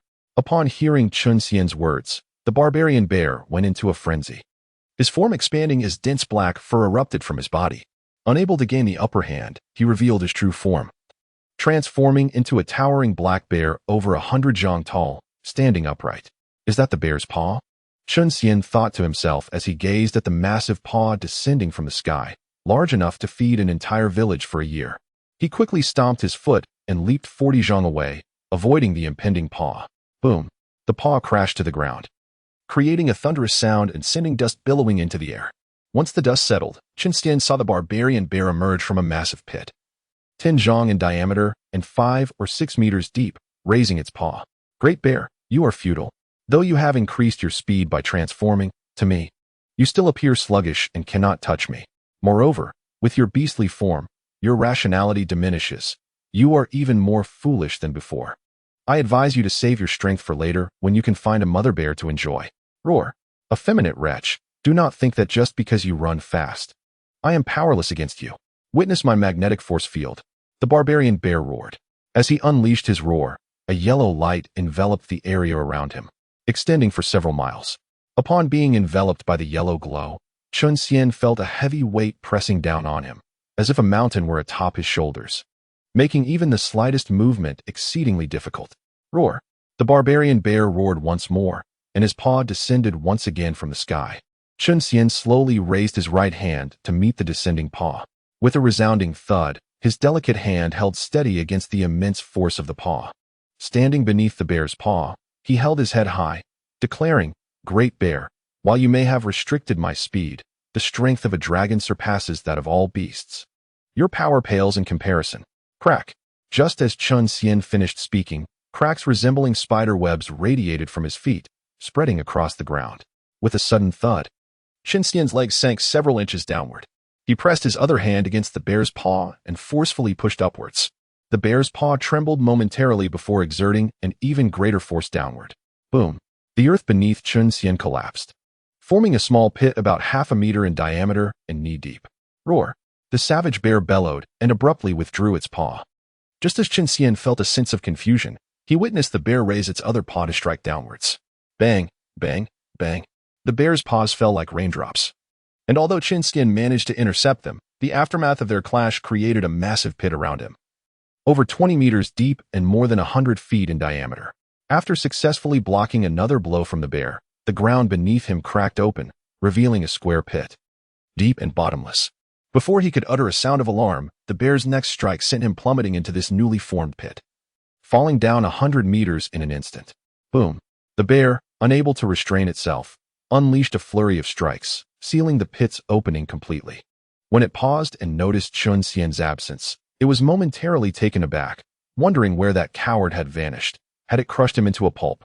It extended its senses over a radius of several hundred miles, confirming that Chen Xian was nowhere to be found before soaring into the sky, eager to report its victory and claim the reward for vanquishing an enemy. Which inconsiderate fool was digging holes underground, interrupting my perfect battle? Coming back to its senses, Chen Xian cursed vehemently, lamenting his bad luck. How could a mere brawl result in such a predicament? Just as he was about to use his cloud summoning technique to escape the pit and continue his battle with the bear, he realized that his spirit seemed sealed, leaving him unable to summon even a trace of true essence. What? Chen Xian was startled. Without the ability to mobilize true essence, he couldn't perform the cloud summoning technique. And without that, he was destined to land face first in the dirt. Peering down with his keen serpentine eyes, capable of seeing hundreds of miles in the dark, he estimated that he was still at least 20,000 meters from the bottom of the pit. His expression changed drastically, falling from such a height. Even with a body as resilient as a spiritual weapon, he would likely suffer severe injuries. Drawing his dragon-tooth sword, he aimed to stab into the walls of the pit to halt his descent, only to find himself moving further away from the walls as they widened the deeper he fell. It dawned on him that this pit expanded downward, leaving him with no option but to brace for a close encounter with the ground. Bang! After plummeting for over 2 minutes, Chen Xian finally crashed down, sending dust flying and creating a human-shaped indentation in the earth. Lying at the bottom of this 2-meter-deep pit, Chen Xian silently wept. How could he face a life of happiness without his loyal waist, which had fought alongside him for decades? However, as a serpentine spirit of divine transformation, Chen Xian could regenerate lost limbs even when he was merely an ordinary snake. Now, with merely a broken spine, he would recover in less than half an hour. In an instant, Chen Xian leapt from the pit, standing in the subterranean space around him. He gazed in astonishment. There lay an expansive underground palace stretching for over 100 miles, grand and imposing. Looking up at the entrance to the palace above, he was puzzled by the pitch blackness within, wondering why the bear had not pursued him down here. It was truly troublesome. He speculated that his inability to summon true essence was undoubtedly due to the palace's interference. To escape, he must venture inside, uncover the truth, and regain his ability to use true essence to ascend from this lightless underground. Yet, the perpetual darkness here exuded an eerie chill. And with his spirit sealed and strength diminished, he felt a tinge of fear, prompting him to seek companionship for conversation to alleviate his oppressive feelings. After circling the palace, Chen Xian reached 3 conclusions. First, the palace's master was a ghost cultivator. Second, that ghost cultivator had been dead for a long time. And third, the palace was known as the Ghost King Palace. Gazing at the grand plaque above the palace doors, now split in 2 and hanging askew, inscribed with the gilded characters for Ghost King Palace, Chen Xian thought how effortlessly he derived these conclusions. Truly a mark of brilliance, deserving of praise. Knowing that the palace's master had long since perished, Chen Xian straightened his posture, lifted his chin, and boldly ascended the 9-tiered steps, arriving at the sealed palace doors. Ready to kick them open. Bang! The doors emitted a resounding thud but remained immovable. Chen Xian let out a pained yelp, cradling his swollen foot like a pig's trotters as he tumbled 3 meters away, rolling on the ground. The door actually bit him, and it was poisonous. Clutching his injured foot, which bore 2 rows of bite marks oozing black blood, he felt disheartened, realizing that even a simple task could lead to misfortune. It seemed prudent to adopt a more low-key approach. Being overly brazen often resulted in painful consequences. With his spirit sealed, he could neither summon true essence nor release his consciousness outside. He could neither expel the poison nor retrieve an antidote from his storage ring. Chen Xian was left with no choice but to painfully use his dragon-tooth sword to cut 2 large gashes on his foot, allowing most of the poisoned blood to flow out. Once the poison was sufficiently drained, he lamented that if he could mobilize his true essence, this situation would be far less troublesome. Now, he could only rely on his immune system to cleanse the tainted blood. Fortunately, being robust, he could withstand most toxins, though he couldn't claim immunity to all. After about 15 minutes, the wound scabbed over and new skin began to grow. Observing his right shoe, now in tatters, he decided to remove his left shoe as well, standing barefoot on the ground. Approaching the tightly shut palace doors once more, Chen Xian raised his right hand, preparing to touch the door, but hesitated just before contact. Observing the unyielding doors, he raised an eyebrow. Realizing that the door possessed some intelligence, it would not open without a specific command. He glanced at the layer of indistinct black mist above the Ghost King Palace, pondering that while the door might bite, it was certainly safer than the unknown protective barrier overhead. However, with no visible locks or mechanisms, it appeared to be an ancient voice-controlled door, likely requiring a specific phrase to open. Could it be that he needed to shout "Open Sesame"? "Open Sesame," Chen Xian called out weakly, adopting a trial-and-error mindset. The palace doors remained silent and unresponsive. Chen Xian rubbed his nose, reflecting that he had anticipated this outcome and should not have bothered to try. With "Open Sesame" proving ineffective, he contemplated other potential commands. Examining the gilded, albeit tarnished, doors standing 3 meters high, he mused that surely the previous inhabitants of this grand palace had multiple phrases for entry. After all, if the Ghost King used the same command as his minions, it would be rather undignified. Ghost King approaches. Chen Xian contemplated that since the Ghost King had constructed such an expansive palace, aptly named after the royal court, he must be exceedingly vain, likely the type who would never venture out without an entourage of thousands. It was highly probable that the summons at the door was handled by subordinate spirits, and the command was likely issued in a grandiose manner. With a creaking sound that grates on the teeth, the tightly shut palace doors swung open, releasing a noxious white mist accompanied by decaying mud. Realizing his command had been acknowledged, Chen Xian mused on the pretentiousness of this nameless Ghost King, who required fragrant mist and flower petals upon entry. Alas, time had been merciless. After its demise, the fragrant mist had soured, and the flower petals had decayed into sludge, causing Chen Xian to bear the brunt of its effects. Retreating to a safe distance, he waited for the foul mist and muck to subside before cautiously stepping into the Ghost King's palace. After traversing a few meters, the palace door behind him gradually closed with a series of eerie cries. Upon entering the palace, he noted the overgrown weeds and scattered dead branches, indicating that no spirits had tended to the place for quite some time.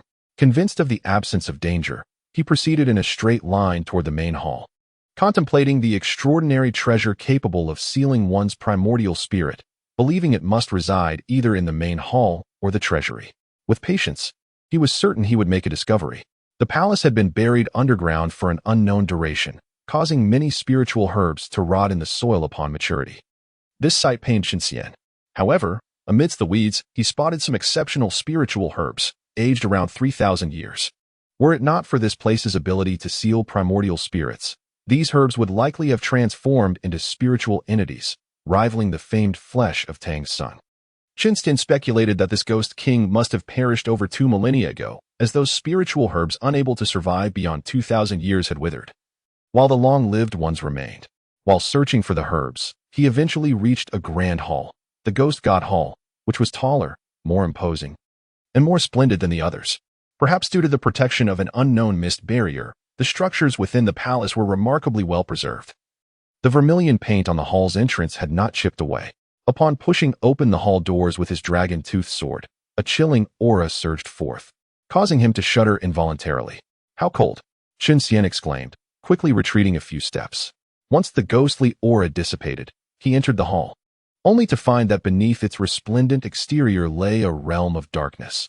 Black gauzy curtains, black flooring, black pillars, black drapes, a black throne, and a black jade table. Everything was shrouded in black. "This atmosphere is utterly dreadful," Chen Xian lamented as he advanced toward the throne, ascending the 9-tiered black staircase.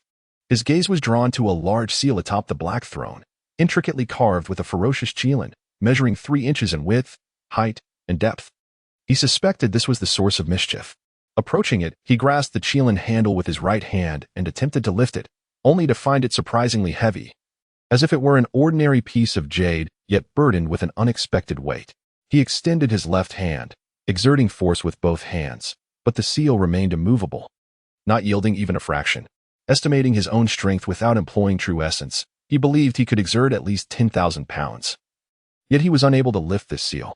How heavy could it possibly be? Releasing his grip, Chen Xian gazed greedily at the seal.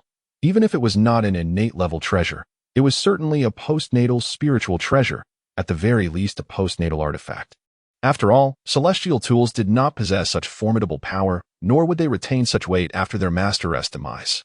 He surmised what had transpired within this palace. This unknown ghost king had likely perished on the throne while cultivating, perhaps succumbing to madness or self-immolation. Upon its master's death, the seal's power to confine primordial spirits erupted, sealing all ghost cultivators within the palace. Lacking physical bodies, these spirits, once their primordial spirits were sealed, could only await the disintegration of their ghostly forms into ash. I've struck gold. Who would have thought that I, Chen Xian, would finally have a stroke of luck? He exclaimed joyfully, laughter echoing through the hall, nearly bringing him to tears. He felt that heaven had finally taken notice, bestowing upon him, the most dashing of time travelers, a modicum of favor. What a rare blessing. After a moment of mirth, Chen Xian struck his chest heavily, ejecting a substantial mouthful of spirit-infused blood onto the seal. The instant it left his body, his complexion paled to that of parchment, as if he had fallen gravely ill, and he collapsed onto the ground. This heart's blood, richer in spiritual essence than ordinary blood, shimmered golden and resembled true dragon's blood. However, it was limited in quantity, only about 40 drops. In comparison to the 100-foot-long bloodline of his transformed dragon body, this paltry amount paled in significance. The 20 drops he had expelled were akin to losing a quarter of his dragon blood, resulting in considerable fatigue, leaving him unable to stand. Yet this act was not in vain. Once the blood was fully absorbed by the seal, Chen Xian immediately sensed an unbreakable connection with it. His sealed primordial spirit was liberated, and a surge of true essence radiated from him. After a brief period of recuperation, he began to refine the seal, enveloping it in true fire while extending his consciousness to penetrate its depths, attempting to leave his spiritual mark within the artifact. Half an hour later, he withdrew his fire and consciousness, sighing in defeat. The artifact was far too advanced. His consciousness wandered through the initial layer of prohibitions like a maze, utterly lost as to its core. He had failed to refine even the simplest first layer of restrictions. Apart from establishing a faint connection with the seal through his blood, his efforts had yielded no results, rendering him incapable of absorbing it into his being or employing it in battle. His cultivation was still too low. Chen Xian, filled with resolve, decided to enter seclusion for a period of intense training until he could refine the first layer of prohibitions. In the timeless depths of the underground palace, he committed to 3 years of seclusion, ultimately elevating his cultivation to the pinnacle of the transmutation phase, just a step away from breaking through to the void return phase. During these 3 years, whenever he had a moment to spare, he attempted to refine the seal. Though each attempt ended in failure, he encountered insights into the heavenly principles that only immortals could comprehend. Though he only grazed the surface, the experience was invaluable, propelling his cultivation forward from the initial transmutation phase to its apex in a mere 3 years. During this time, he also shed a layer of dragon skin. Just 8 more molts, and he would undergo a transformation into a true dragon. At that point, he could soar across the skies, traversing the azure void, wielding the myriad powers of the dragon race, commanding clouds and rain, controlling thunder and lightning. Should he choose to ally with the celestial court, he could secure the position of a rain-controlling dragon god over a remote river, becoming part of the civil service. However, Chen Xian's aspirations to dominate a certain dragoness and his fleeting thoughts of seeking favor with the celestial court, a path promising comfort and ease, were merely passing fancies in his mind. Without the requisite strength, it would be child's play for the celestial court to extinguish a dragon. The tale of the Xīyóu Dragon King, who had his head severed by Wei Zheng, served as a cautionary tale, while the carefree and mischievous Xīyóu Demon King, who had allied with Sun Wukong, became a model for serpent demons. Chen Xian resolved to become an even more formidable demon king than the Xīyóu Demon King, commanding countless minor demons and perpetually launching assaults on the celestial court, compelling the Jade Emperor to surrender territory and reparations, while offering maidens as part of peace negotiations. Alas, such thoughts were purely whimsical. He did not wish to provoke the formidable Hongjun behind the Jade Emperor. It would be wiser to maintain a low profile as a demon. Within the Ghost God Hall, Chen Xian sat cross-legged atop the black jade table, simultaneously probing the seal with his consciousness while comprehending the profound rhythms it contained, all the while activating his dragon transformation technique, embarking on his ascent toward the void return phase. A tremendous sound resonated from the depths of his soul, as if his primordial spirit had attained an exalted state, instantly shedding all superficialities. Akin to a sword returning to its sheath, its brilliance now tempered. Chen Xian released his primordial spirit, marveling at its lifelike appearance. With a mere thought, the spirit transformed into a stream of pure energy, soaring to the pinnacle of the ghost god temple before swiftly returning and circling around him several times before entering his body. As it gathered, it became corporeal. When dispersed, it transformed into ethereal essence. Now, having reached the realm of void return, the primordial spirit had grown increasingly wondrous. Filled with joy, Chen Xian gazed at the great seal on the throne, contemplating whether he could now conquer this formidable challenge of advancing to the spirit transformation stage. Previously, during his attempts to refine it, this object had continuously teased him, always leaving him with the illusion that success was just within reach, causing him to expend countless efforts. Yet it had never allowed him even a mere touch. This was truly infuriating. Chapter 52. The lion-faced monster pursues into the sea in a small valley 200 miles south of Duanyan Cliff. There lay a pond approximately 20 yards in diameter and several dozen meters deep. At this moment, with the sun high in the sky, the pond's water began to swirl counterclockwise, rapidly descending. With a resounding splash, the surface erupted, and a handsome young man in white suddenly emerged from the depths. His body untouched by a single droplet. He landed at the pond's edge, gazing up at the sky, embodying the solitude of a master. At last, he had seen the light of day, bathed in the warm sunlight, and inhaling the fresh air of Huagua Mountain. Chen Xian couldn't help but reflect on the arduous days spent in the underground palace, tirelessly cultivating. However, recalling the fruits of his journey brought a smile to his face. Not only had his cultivation improved, but he had also successfully refined the first layer of the Great Seal, learning that it was called the God-Suppressing Seal. This exceptional innate spiritual treasure contained 38 layers of restrictions, allowing its wielder to summon a phantom doppelganger of the seal to suppress the souls of enemies. Of course, the soul suppression function was limited. Having only refined one layer, it could at most subdue the souls of those at the integration stage, proving ineffective against those of higher cultivation. Chen Xian had intended to empty the Ghost King Palace of its treasures, but after thoroughly searching, he found nothing but some decayed remnants of celestial artifacts and no sign of a treasure vault. This led him to remember that before the deification, the primordial chaos had not yet shattered, and heavenly materials and treasures were abundant.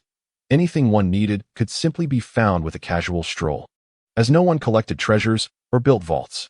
Nevertheless, he had gathered quite a few spiritual herbs, and with a good alchemical furnace, he could refine them into pills to further enhance his cultivation.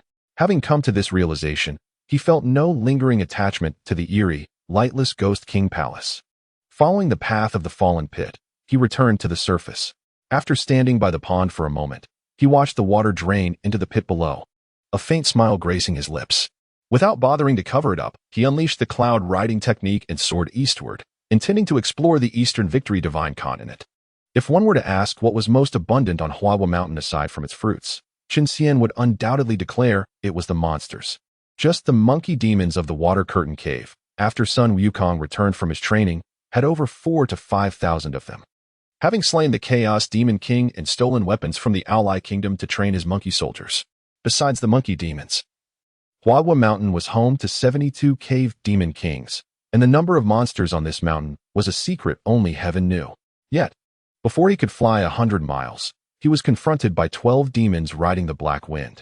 With a sweep of his divine sense, he discerned their cultivation levels, 3 at the early stage of spirit transformation, 5 at mid-stage, and 4 at late stage. All were lion spirits. Chen Xian sidestepped, intending to let them pass, but the 12 demons swooped in, blocking his way. Chen Xian thought to himself, here I am, a high-ranking master of void return, voluntarily giving way. And yet this group of short-sighted spirit transformation lion spirits dares to provoke me? Hey, where did these wild monsters come from? How dare you fly so brazenly over the territory of the Chaos Lion King of Duanyan Cliff? Do you wish to court death? Cried one lion spirit with golden fur. At the late stage of spirit transformation, frowning, Chen Xian mused, didn't the Chaos Demon King say he would flatten Duanyan Cliff in battle? Why do these monsters still appear? Was he merely speaking empty words? Or has the Water Curtain Cave truly been leveled by the battle at Duanyan Cliff? Hey, are you deaf or dumb?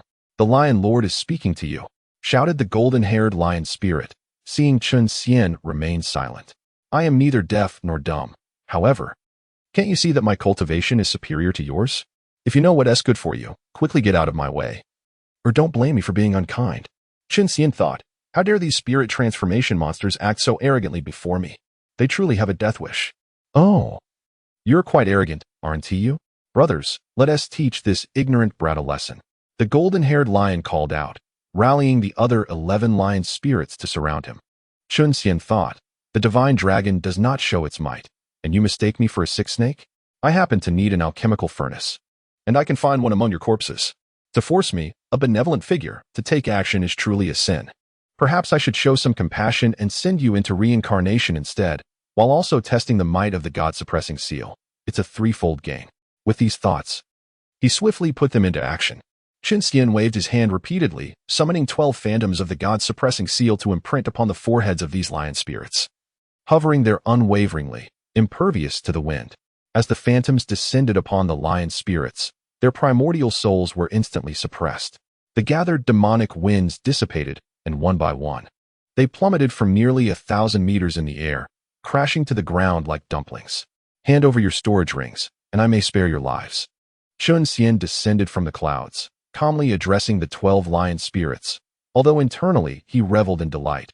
I never expected the God-suppressing seal to be so effective. It's truly a primordial soul killer, an essential artifact. Brat, do you know where this place is? Quickly retract your demonic arts and apologize, or you will face dire consequences. The 12 lion spirits clamored, each voicing their threats. Have you all gone mad? Chen Xian gazed incredulously at the 12 lion spirits. It's you who has gone mad. If you don't lift your demonic spell, when my grandpa arrives, you'll be in for it. The golden-haired lion spirit shouted. Exactly. The other lion spirits echoed in agreement. Chen Xian thought, they must be hopeless. It seems there's no saving them now. He unsheathed his dragon-toothed sword and effortlessly severed the heads of the 12 roasted lion spirits, claiming their storage rings before departing. As he soared into the air, Chen Xian probed into the 12 confiscated storage rings with his divine sense, only to feel a twinge of disappointment. Aside from the golden-haired lioness ring, which contained a fine spiritual artifact, the rest held merely the life treasures of the other lions, along with a few 100 pounds of red flame black iron and 3,000-year-old spiritual herbs worth his attention. After categorizing everything into his newly acquired spiritual artifact-level storage ring, Chen Xian accelerated his pace, realizing that it wouldn't be long before the corpses of the 12 lion spirits would attract the attention of other monsters from Duanyun Cliff. It was best for him to make his escape quickly. Just as he flew 80 miles away, a tumultuous wave of demonic wind arose where the lion spirits had fallen, heading directly in his direction. Sensing the danger, he quickened his speed, fleeing into the distance. After flying over 30 miles, he glanced back with his divine sense and discovered that the demonic winds had divided into 3 tiers. At the front was a lion-faced monster with golden hair. At mid-stage integration, the second tier comprised 4 void return monsters and 12 flying beasts at the spirit transformation stage. And finally, trailing behind were over 100 various monsters at the spirit transformation stage. Comparing his speed with that of the lion-faced monster, Chen Xian estimated that it wouldn't take half an hour for the lion-faced monster to catch up with him. The opponent's cultivation level surpassed his by a significant margin.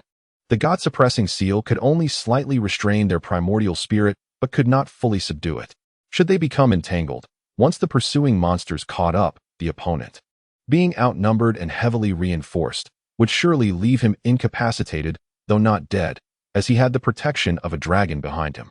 As he accelerated his flight, he contemplated strategies for confrontation. After flying approximately 200 miles, an idea finally struck him. With this newfound clarity, Chen Xian ceased his panic, maintaining his speed as he led the group of monsters on a whirlwind chase for half an hour. After flying over 500 miles, the composite-phase lion-faced monster intercepted him. Before the creature could speak, Chen Xian waved his hand, sending a phantom of the God-suppressing seal hurtling towards its forehead. He then continued to ride the clouds into the distance. With the seal's suppression, the lion-faced monster's speed was reduced by at least a third, bringing it closer to Chen Xian's pace. Although he was ahead, a distance of over 100 yards separated them. Glancing back at the lion-faced monster, which was relentlessly casting minor spells at him from just 100 yards away, Chen Xian lamented silently. If only the summoned phantom of the God-suppressing seal could stack, he could have unleashed a dozen upon the monster. leaving it utterly incapacitated in an instant. Half an hour later, as the power of the seal's phantom waned, the lion-faced monster closed the gap to mere yards, extending its long claws toward Chen Xian's head, employing the same trick again. Chen Xian summoned another phantom of the god-suppressing seal to strike at the creature's head. The lion-faced monster staggered slightly as the phantom grazed past, revealing its ferocious visage as it exclaimed, "The same trick won't work on me. Boy, you killed my precious grandson. I will surely tear you apart." With the seal's phantom evaded, Chen Xian was not surprised, muttering to himself about the audacity of the yellow-haired lion, realizing that it was due to its powerful grandfather. If only he had struck it a few more times. He detested those who abused their ancestral strength to bully the virtuous. His mind raced, and a cunning plan formed as he turned to the lion-faced monster with feigned delight, saying, "My lord, you have finally arrived. Please save me. This lion-faced monster seeks to kill me." The lion-faced monster was taken aback, immediately glancing back. Seizing the moment, Chen Xian sent another phantom of the god-suppressing seal crashing into its back, landing squarely atop its head. He soared away, laughing, "Not only are you ugly, but you're also quite foolish. Here's a suggestion. Die early for an easier reincarnation, perhaps in a better family next time." "Ha ha! Roar! You scoundrel! I will not let you escape." The lion-faced monster bellowed, furious, as it pursued Chen Xian, observing the relentless chase from behind. Chen Xian noted that the returning void-phase monsters were still far behind him. He dodged the creature's minor spells while taunting, "Lion-faced monster, your spell casting is so pitiful. I feel embarrassed to even comment on it." "Roar!" The lion-faced monster growled, quickening its pace. "Damn it!" Chen Xian cursed under his breath and accelerated, continuing to provoke. "I know you specialize in close combat, so it's understandable that your spells are lacking. But why make yourself so hideous? Are you not afraid of frightening the children? Roar! I will kill you." The lion-faced monster shouted in a fit of rage, speeding up even more. Chen Xian pushed himself to his limits, retorting, "Killing your grandson was a favor to you. He's so handsome. It's obvious he's not your blood. I'm merely helping you clear your lineage. Don't thank me. Helping others is my philosophy. And don't bother asking my name. My teacher taught me to do good deeds anonymously." With a grunt, the lion-faced monster could no longer respond, spewing blood from its mouth and slowing down considerably. Chen Xian thought, "Yes? Finally, I've made you so furious you're spewing blood." Noticing the monster's diminished speed, he slowed down as well, realizing that flying at such high speed was taxing on his body.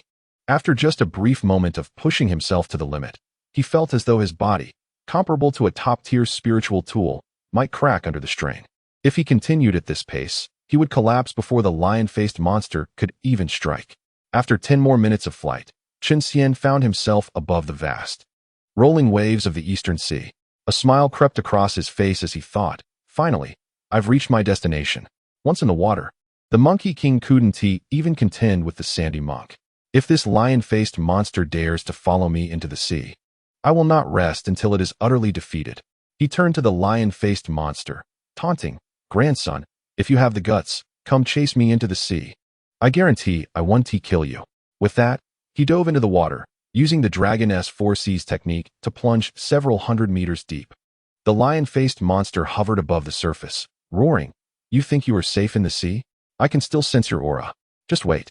I will come down to deal with you." Deep beneath the surface, nearly 1,000 meters down, Chen Xian scoffed at the lion-faced monster's threats, thinking, "These monsters can only bluster. If you're so brave, come down." After swimming around the eastern sea for nearly half an hour, wary of entering any monster lairs, Chen Xian used his spiritual sense to scout ahead. When he detected the lion-faced monster appearing 80 miles ahead, he took off in the opposite direction, acknowledging the creature's tenacity. It was impressive that it had indeed followed him into the sea, and to his shock, it had somehow amassed over 300 sea monsters, including 3 composite phase sea monsters, over 100 return void phase creatures, and 200 at the transformation phase. Upon sensing such a formidable assembly, Chen Xian turned to flee, refusing to wait around for his demise. As he dashed away, he kept his spiritual sense attuned to their movements, observing the sea monsters revealing their true forms as they surged toward him, a dark horde closing in. Among them, one was a colossal octopus over 1,000 feet long, another an 800-foot-long lobster, and the last a gigantic whale exceeding 2,000 feet, with the lion-faced monster trapped in the lobster's pincers. Curse it, the sea monsters are enormous. Chen Xian cursed under his breath, revealing his true form as a 200-foot-long white dragon with red eyes and silver whiskers. "Behold the might of the little white dragon. As I traverse the seas," he proclaimed, propelling himself forward with a powerful tail, swiftly covering over 3 miles. "Wait, why have those sea monsters stopped? Could it be that my true form is so imposing that they are intimidated?" He pondered as he continued his frantic escape. "Dear brother, that white dragon is heading towards the Dragon Palace. It certainly isn't affiliated with them, is it?" After the sea monsters halted, the 3 composite phase ones gathered together, with the massive whale speaking to the lion-faced monster. The lion-faced monster, filled with malice, replied, "Rest assured, my brothers. Though the little one bears the form of a dragon, it emits no divine aura. It is merely a wild beast that has gained some power, with no ties to the Dragon Palace. If you assist me in vanquishing this foe, I shall host a grand feast in my lair to repay your kindness. Given our 400 years of brotherhood, there is no need for such formalities. Let us simply share a drink. Since the white serpent has no ties to the Dragon Palace, let us hasten to eliminate it, so we can enjoy a drink with Brother Mingshi." The great whale flicked its tail, sending waves that toppled a group of newly arrived sea demons. "Indeed, indeed." The octopus and lobster nodded in agreement. "I thank the 3 of you. However, I must ask that you refrain from killing it too swiftly. I wish to flay it alive myself," the lion-faced monster declared with a venomous glare. "That is simple enough," the 3 sea demons replied in unison, setting off in pursuit of Chen Xian. "Why are they pursuing me again?" Chen Xian, who had been observing the sea demons, felt a twinge of doubt. He pondered whether his aura of misfortune had worn off, or if these water spirits had developed a resistance to it. As he focused on the distance behind him, he noticed that the great whale was closing in at a speed of 5 miles per second. At this rate, it would catch up to him in less than half a minute, causing a surge of anxiety within him. What should he do? Should he choose to resist to the bitter end or compromise? As he swam rapidly, he deliberated in his mind. To resist to the bitter end meant refusing to seek help from Xīyóu, relying on her to intervene only when he was on the brink of death. To compromise, however, meant seeking help immediately to avoid suffering. While the former appeared noble, it was undeniably impractical. The latter, though it seemed cowardly, was the wiser choice. After much contemplation, he ultimately decided that it was better to remain intact than to be shattered, thus opting for the path of compromise.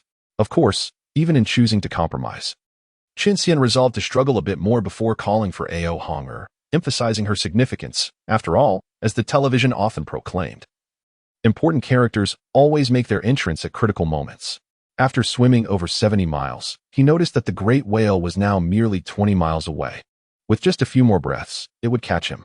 As he opened his mouth to call for help, the whale suddenly halted, followed by the octopus, lobster, and a host of sea demons who also came to a stop. He quickly closed his mouth again. Why have they stopped? Is it possible they intend to play cat and mouse, allowing him to gain some distance before pursuing him again? Though perplexed, Chen Xian did not pause, keeping a vigilant eye on the sea demons as he swam swiftly onward. After covering another 70 miles and creating a distance of 100 miles, he noticed that they still had not pursued him, deepening his confusion. Where did this serpent spirit even come from, daring to intrude upon the Dragon Palace? Just then, a booming voice interrupted his thoughts, bringing him back to reality. He looked ahead and saw a magnificent palace constructed entirely of crystal, stretching for over 100 miles. The Dragon Palace, the Crystal Palace. Had he inadvertently stumbled into the East Sea Dragon Palace? Chen Xian mused, feeling somewhat disoriented. Suddenly, the sound of rushing air filled the space, and he saw countless iron chains forming a net that hurtled towards him. He quickly transformed into his human form, evading the dense web of chains, and gestured to the approaching soldiers clad in silver armor, whose cultivation levels were comparable to his own. "Please, halt. I am a relative of the East Sea Dragon King." "Stop." The voice of the middle-aged man rang out once more, causing the silver-armored soldiers to cease their advance and retreat behind a burly man in golden armor, whose cultivation was at the later stages of integration. The burly man scrutinized Chen Xian for several moments before commanding, "What is the origin of this serpent spirit? Speak clearly, so I may convey the message." "Serpent spirit? What a dreadful term," Chen Xian thought, shaking his head to dismiss the unseemly notion. With a facade of feigned innocence, he clasped his hands and addressed the burly man. "Esteemed General, I am Chen Xian from the West Xīyóu, a relative of your Dragon King. I kindly request you to relay this message. I have matters to discuss with him."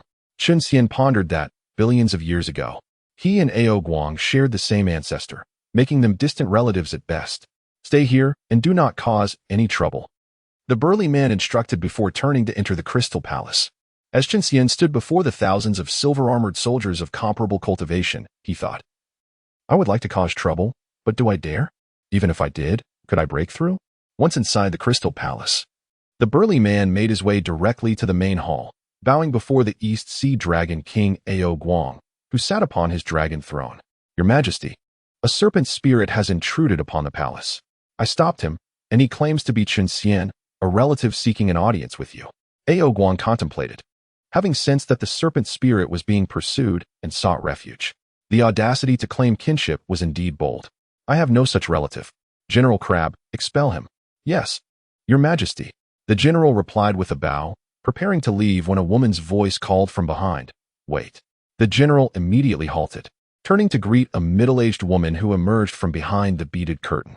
Greetings, Dragon Empress. The Empress waved her hand, signaling the general to forego the formalities, and addressed Xīyóu with a puzzled expression. Your Majesty. The serpent spirit managed to escape the pursuit of the three generals under the Night Demon Fairy's command and reached our dragon palace. Clearly, he possesses considerable fortune and is not destined for death. Why not invite him into the palace and hear what he has to say? After a moment of contemplation, Xīyóu nodded in agreement. You make a valid point, Empress. General Crab, please bring him in. Understood, Your Majesty. The general bowed and slowly exited the main hall. After waiting outside the Crystal Palace for over 20 minutes, Chen Xian finally saw the burly man re-emerge. The Dragon King requests your presence. Please follow me, the general gestured. Chen Xian scoffed inwardly. When Sun Wukong arrived, Xīyóu greeted him with a host of dragon offspring, yet he was met with mere formalities. What a disappointment. As the general led him through the corridors of the Crystal Palace for several minutes, they arrived at a grand hall known as the Longda Hall, its doors wide open. Upon entering Longda Hall, Chen Xian was taken aback. Inside, there were 24 figures clad in embroidered robes adorned with dragon patterns, seated on either side of the hall. He could not discern their ranks, but they were likely celestial beings or higher, presumably Xīyóu's dragon progeny. Why must they be celestial beings or above? Because once cultivators reach the tribulation phase, they must find a safe location to await the descent of heavenly tribulation, generally avoiding public appearances. Those who survive the tribulation and ascend to the great completion phase typically only reveal themselves once they reach celestial levels. Thus, despite being in this world for so long and having encountered formidable beings like Yang Jian, he had yet to see any cultivators in the tribulation or great completion phases. Gazing at the 20 celestial beings within the hall, Chen Xian cupped his hands towards Xīyóu, the Dragon King. I pay my respects to the Dragon King. No need for such formalities, Chen Xian. Please, take a seat. Xīyóu waved his hand, settling comfortably at a jade table 3 yards below the Dragon King. Chen Xian thanked him and began to indulge in the exquisite food and wine laid before him. Raising his cup, the Dragon King toasted, Chen Xian. I raise my glass to you. Chen Xian quickly lifted his cup in response, clinking it with the Dragon King's before downing the contents. Just as he was about to reach for a delicacy, the Dragon King spoke again. I heard from General Crab that you claim kinship with me. What do you mean by that? Cough, cough. After clearing his throat, Chen Xian smiled and explained, we are distant relatives from billions of years ago. A chorus of coughs erupted in the hall as those dragon progeny hastily retrieved handkerchiefs from their sleeves to wipe the wine stains from their mouths and garments. Distant relatives from billions of years ago. Xīyóu repeatedly pondered this in his heart and suddenly felt an urge to curse. Yet after being the Dragon King for over 10,000 years, he maintained a profound composure. Adjusting his facial muscles, he continued to smile and inquired, what brings you to my dragon palace, Master Chen? In truth, Chen Xian thought to himself that he had come to seek refuge. Yet this was not a sentiment easily articulated. After considerable hesitation, just as he was about to express his request for shelter in a more tactful manner, he noticed 3 beautiful dragon maidens beside the Dragon King, and the words on the tip of his tongue morphed unexpectedly. Instead, he boldly declared, actually, I have come to propose. Xīyóu, having just taken a sip of his drink, promptly spat it out, coughing repeatedly, inwardly lamenting that this rascal was indeed a master of shocking revelations. After a few moments of coughing, with an expression of indignation, Xīyóu retorted, if you are here to propose, then where is your betrothal gift? Chapter 54. Transgressions. Seeing the anger on Ao Guang's face, Chen Xian couldn't help but touch his nose, realizing he had probably misspoken again. However, words once spoken are like water poured out, impossible to retrieve. The arrow released cannot be turned back. He had no choice but to follow Ao Guang's lead. Reaching into his storage ring, he retrieved a jade box containing a 3,000-year-old spirit fungus, wrapped it in red silk, and placed it on the jade table with a decisive thud, declaring, "I present this 3,000-year-old spirit fungus king as my betrothal gift." "Huh? And to whom do you intend to propose?" Ao Guang replied, his anger turning to mockery. Chen Xian gazed at the three lovely dragon maidens and pondered. Could he propose to all three? Yet upon meeting their fierce glares, he thought better of it, realizing he should tread carefully. Clearing his throat, he smiled and said, "Feelings require nurturing. I believe I shall reside in this crystal palace for a while to see which princess I am fated with." Ao Guang grunted, internally acknowledging that after all the circumlocution, it still came down to seeking shelter and protection, which he had anticipated. Raising his wine cup with a broad smile, he said, "Master Chen speaks wisely. It is indeed prudent to stay here for a time, lest you fall prey to some sea demons like whales, octopuses, or lobsters." Chen Xian thought to himself, "Is this old man taunting me? Why do I suddenly feel a strong impulse to confront him?" However, such thoughts could only remain as fleeting whims. To act on them would require the strength to defeat 24 celestial-level dragon demons before reaching that old fellow. Maintaining his composure, Chen Xian responded, "Then I shall impose upon you. May I inquire which princess the Dragon King intends to bestow upon me, so I have a clear objective during my stay in the Dragon Palace and do not lose my way?" Though the dishes on the jade table were exquisite and the wine sweet, Chen Xian found himself dining with little enjoyment, managing only to fill himself to 13 parts full. It was only when he could no longer consume anything that he set down his chopsticks and engaged in a battle of wits with the Dragon King. After the banquet in the Eastern Sea Dragon King's palace concluded, Chen Xian left behind the Spirit Fungus King as a form of protection fee and, accompanied by a Yuantian-level clam spirit maid, made his way to a place called Lucian Palace to set up camp temporarily. Gazing at the pristine room, Chen Xian nodded in satisfaction, yet upon reflecting on the palace's name, his expression soured. The Superbirth Palace. Was it meant to hasten his death for rebirth, or to defy family planning policies? "Excuse me, fair maiden, do you know the significance of the Superbirth Palace?" Not one to shy away from asking questions, Chen Xian politely inquired of the guiding clam spirit maid. Though she was not a stunning beauty, her fair skin and delicate features lent her an undeniable charm, and it was not unwarranted to praise her as a fairy. "Please do not bestow such titles upon me, master. You are a distinguished guest of the Dragon Palace. Simply call me Peril," she replied with a bow. "Peril, do you know who named this palace?" "It lacks creativity," Chen Xian asked. "It was named by the Dragon King," Peril answered. Chen Xian mused that it was unsurprising that the old fellow Ao Guang had chosen the name, given his intellect. Such a profound title was indeed an exceptional output. Even someone of his caliber, who possessed both wisdom and beauty, would struggle to find a suitable match. Yet Ao Guang still hesitated to accept him as a son-in-law. After mentally chastising Ao Guang, Chen Xian said earnestly to Peril, "Peril, I wish to concoct elixirs. Could you kindly inquire with the Dragon King about providing me with a celestial-grade alchemy furnace? This request is a bit difficult for me, master. If it were alone, I could dare to speak to the Dragon King, but for a gift." Pearl's voice trailed off to an inaudible whisper. Chen Xian grimaced, thinking how stingy Ao Guang was, unwilling to part with even a furnace. However, knowing this outcome in advance, he felt no disappointment. With a gentle smile, he waved his hand, saying, "Alone will suffice. Please fetch the alchemy furnace." Once Pearl departed, Chen Xian contemplated that once he had the furnace in hand, the timing of its return would be dictated by him. Without a princess as a reward, he would simply make it a permanent loan. Before him stood a 3-foot-high alchemy furnace, crafted like red jade, with 4 dragon carvings adorning its body. Chen Xian asked Pearl, "What is the significance of this furnace?" "This furnace is called Crimson Flame. It is a top-grade treasure, suitable for refining all elixirs below the celestial level," Pearl explained. Upon hearing this, Chen Xian thought to himself, no wonder the furnace lacked the radiant glow and ethereal aura. It was merely a treasure, a misallocation of his expressions, having never refined elixirs before.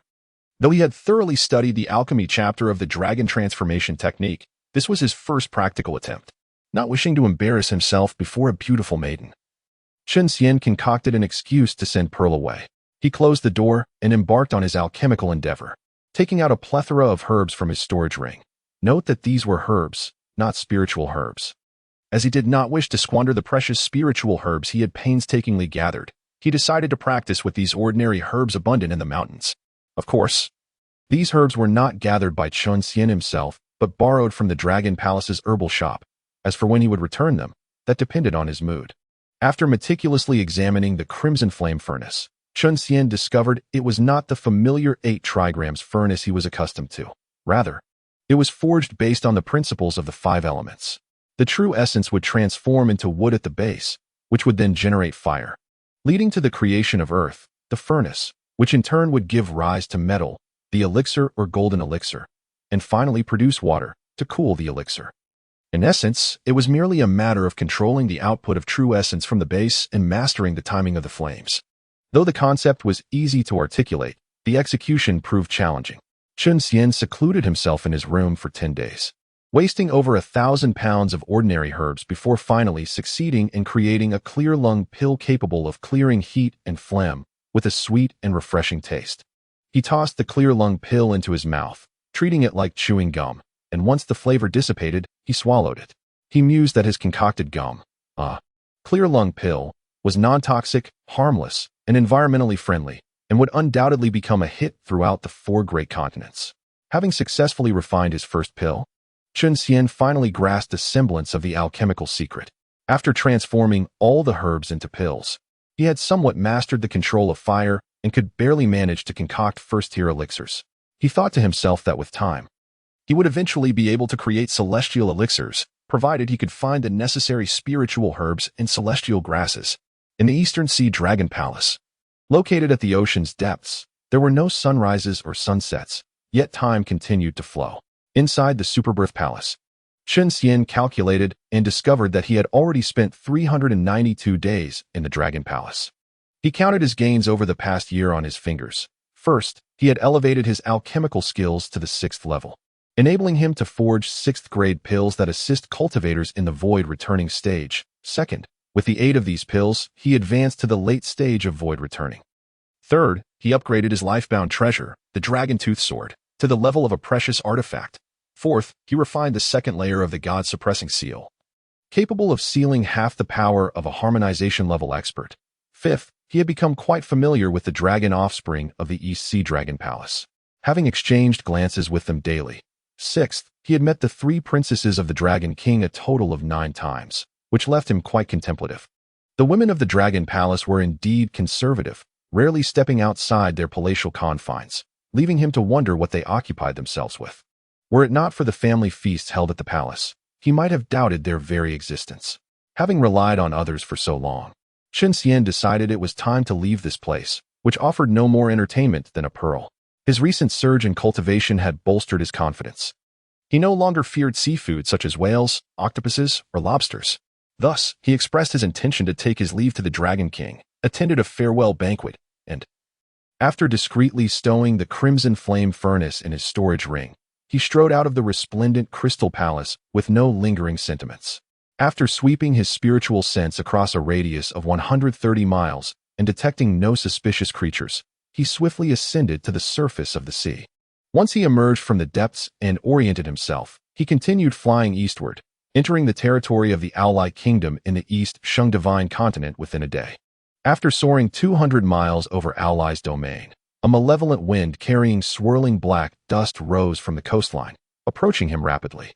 In less than half a minute, it crossed over 50 miles and entered the range of his spiritual perception. A quick scan revealed the approaching figure to be the familiar lion-faced monster. However, unlike the previous encounters where it had allies, this time it approached him alone. Chen Xian mused silently about the creature's persistence. Having lingered by the sea for over a year, rather than retreating, he settled onto a smooth slab of blue stone, awaiting the beast's arrival with nonchalance. With his enhanced cultivation and the newly refined God-suppressing seal providing him with greater power, he felt confident in his ability to defeat the lion-faced monster. The validity of his confidence would only be determined through battle. The lion-faced monster, riding the malevolent wind, crossed 200 miles in mere minutes and stood before Chen Xian, baring its teeth in a sinister grin. With a voice filled with venom, it proclaimed, In this 1,000-mile radius, only I possess water behind me. Let us see where you can run this time. Once I capture you, I will peel off your scales piece by piece, flay your skin, and carve you up alive." Chen Xian rose, arching an eyebrow in disbelief. "Surely, you must have escaped from a lunatic asylum, for your mind appears utterly twisted." He contemplated his moral obligation as a kind-hearted individual to help the misguided souls find their way home. With a benevolent expression, he replied, "You poor wretch. Your affliction is grave. There are 2 remedies. 1, you must give birth to a grandson. Oh wait, you can only have a son. 2, I will send you into reincarnation." The essence of compassion, as expounded by Buddhism, comprises 2 elements: mercy for one's kin and sorrow for one's enemies. My remedies encapsulate the true meaning of great compassion. The choice lies solely with the lion-faced monster. Indeed, thoughts can transform one into a demon. Yet relinquishing the sword can lead to enlightenment. "Roar! You seek death." The lion-faced monster bellowed, lunging forward with its claws aimed at Chen Xian. With a swift motion, the dragon-toothed sword was drawn, perfectly countering the monster's attack. Chen Xian grinned and remarked, "The reason I avoided you previously was due to your overwhelming numbers. My fists could not contend with your multitude of claws. However, as a descendant of the dragon tribe, the strongest among the 3 divine beasts, I have no fear in a contest of strength with a mere muscle-bound brute like you." The lion-faced monster roared again, bending forward as if to unleash its full power against Chen Xian. The young man's right hand sank slightly before he firmly countered the monster's claws once more. He thought to himself, "This creature is both ugly and foolish. With 2 paws, it should know to alternate its attacks. Surely, it isn't a zombie with the infamous trait of moving in unison." As a benevolent soul, Chen Xian felt no malice in not alerting the creature. Seizing the opportunity while the lion-faced monster leaned forward, he lifted his right foot and executed a swift kick, striking the monster's left cheek. With a resounding thud, the lion-faced monster was sent flying to the right, skidding to a halt after traveling over 10 meters. Observing the monster's swollen cheek, Chen Xian turned away. Reflecting that the creature was already unattractive enough, he felt guilty for further marring its visage, leaving it with a countenance that was even more grotesque.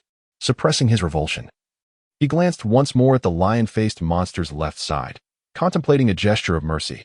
Perhaps I should also give its right cheek a kick, to create some semblance of symmetry. It might look better than this abomination. "Roar!"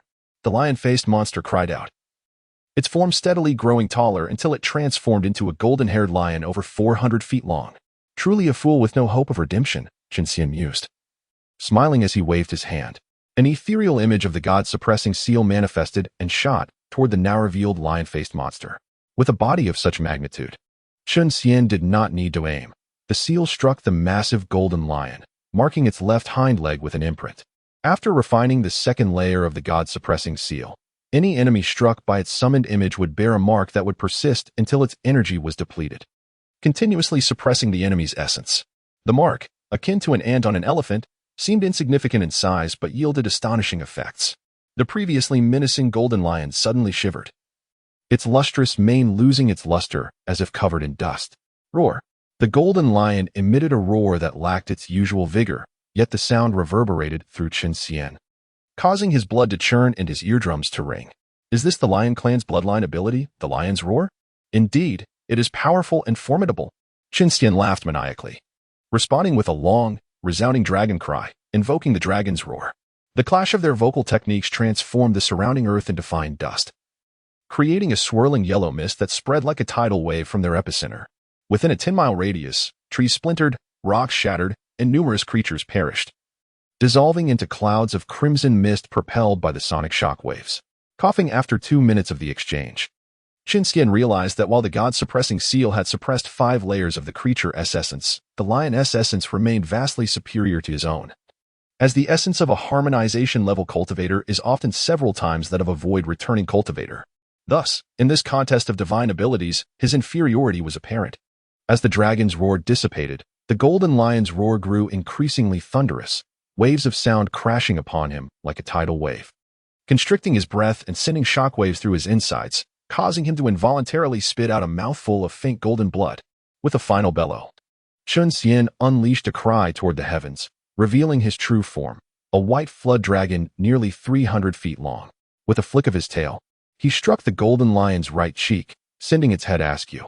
Chen Xian has manifested his benevolence through tangible actions, rendering the golden-haired lion's visage symmetrically swollen, achieving a semblance of aesthetic balance.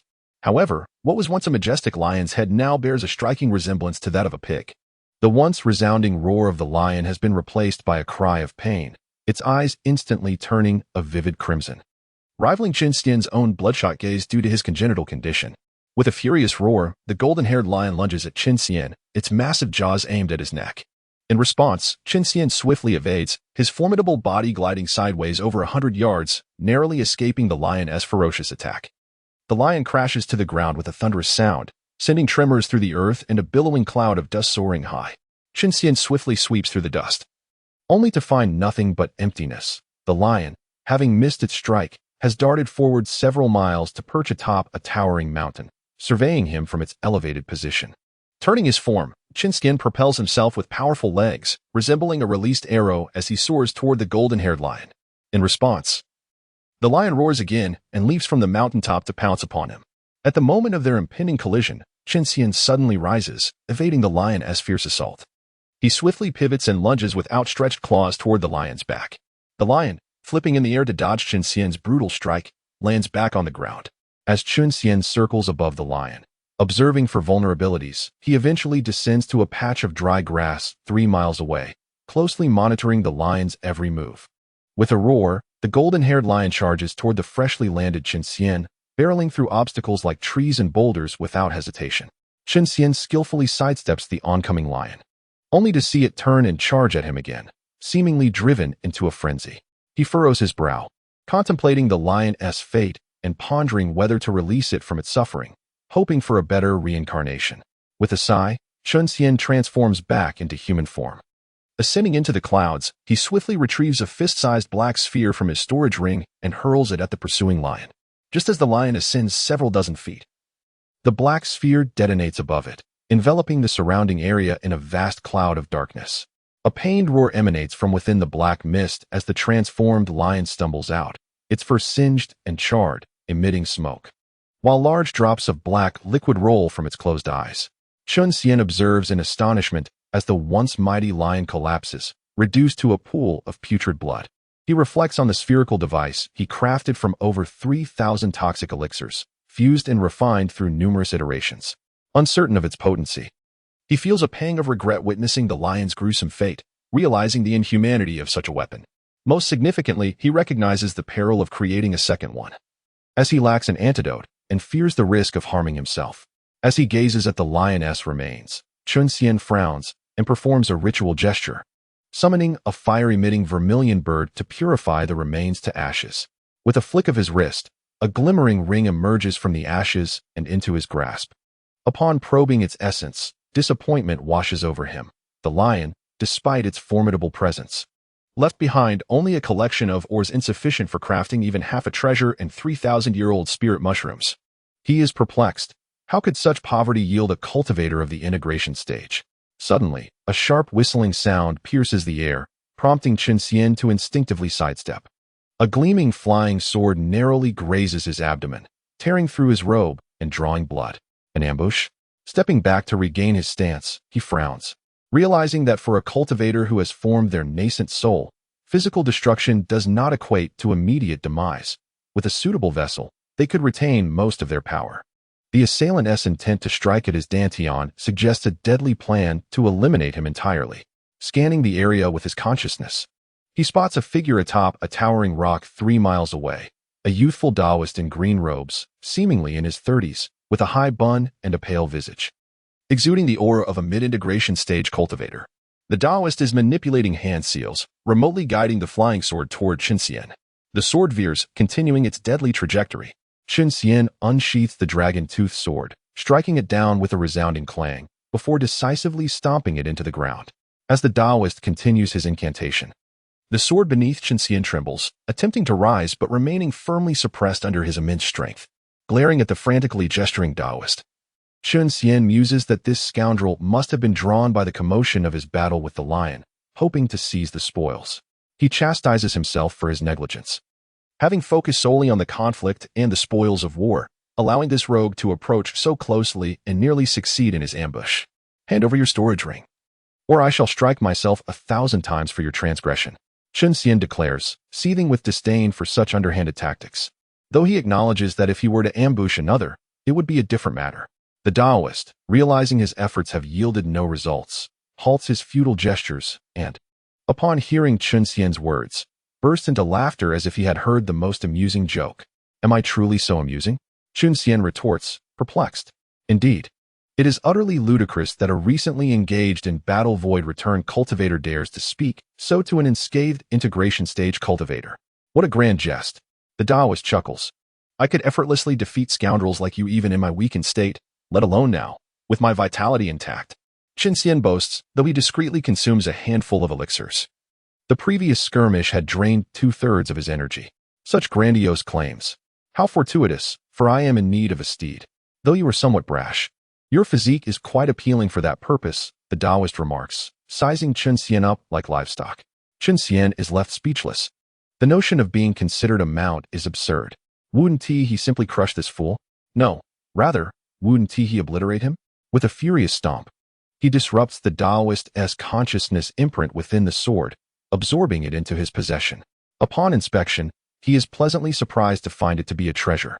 Hastily stowing it away in his storage ring. "I didn't expect you to be so affluent. Surely your storage ring contains many more treasures. Hand them over. And if I find them satisfactory, I might spare you a slap." Despite the loss of the sword, the Taoist remains unfazed, his expression calm. As if he had merely discarded refuse. He remains silent, retrieving a lengthy scroll from his storage ring. As he unfurls it, a magnificent ink painting depicting mountains, rivers, and an array of creatures emerges, stretching 6 feet long and 3 feet high. The Taoist in the green robe held the painting and muttered a few incantations. With a flick of his wrists, a low and barren stone mountain emerged from the painting, hurtling towards Chen Xian. Once the stone mountain left the ink-wash painting, it expanded dramatically in the wind, transforming in the blink of an eye into a towering peak, rumbling as it approached Chen Xian. Upon probing with his spiritual sense, Chen Xian realized that this stone mountain bore no distinction from a real one. Hence, he refrained from confronting it with his fragile flesh and swiftly darted to the left, evading it by several hundred feet. The mountain crashed down with a thunderous roar, shaking the earth and sending a cloud of dust into the air. Goodness! How fortunate that I did not collide with it. Had it struck me, I would have surely been rendered incapacitated, Chen Xian thought, startled by the mountain's formidable power. Just as he was about to mock the Taoist for wasting his vital energy, summoning such a sluggish mountain, the Taoist flicked his hand again, conjuring a colorful sparrow from the painting. With a chirp, the sparrow emerged, transforming into a towering firebird, its feathers ablaze, as it soared towards Chen Xian. It was said that when a wild chicken ascends to a branch, it becomes a phoenix.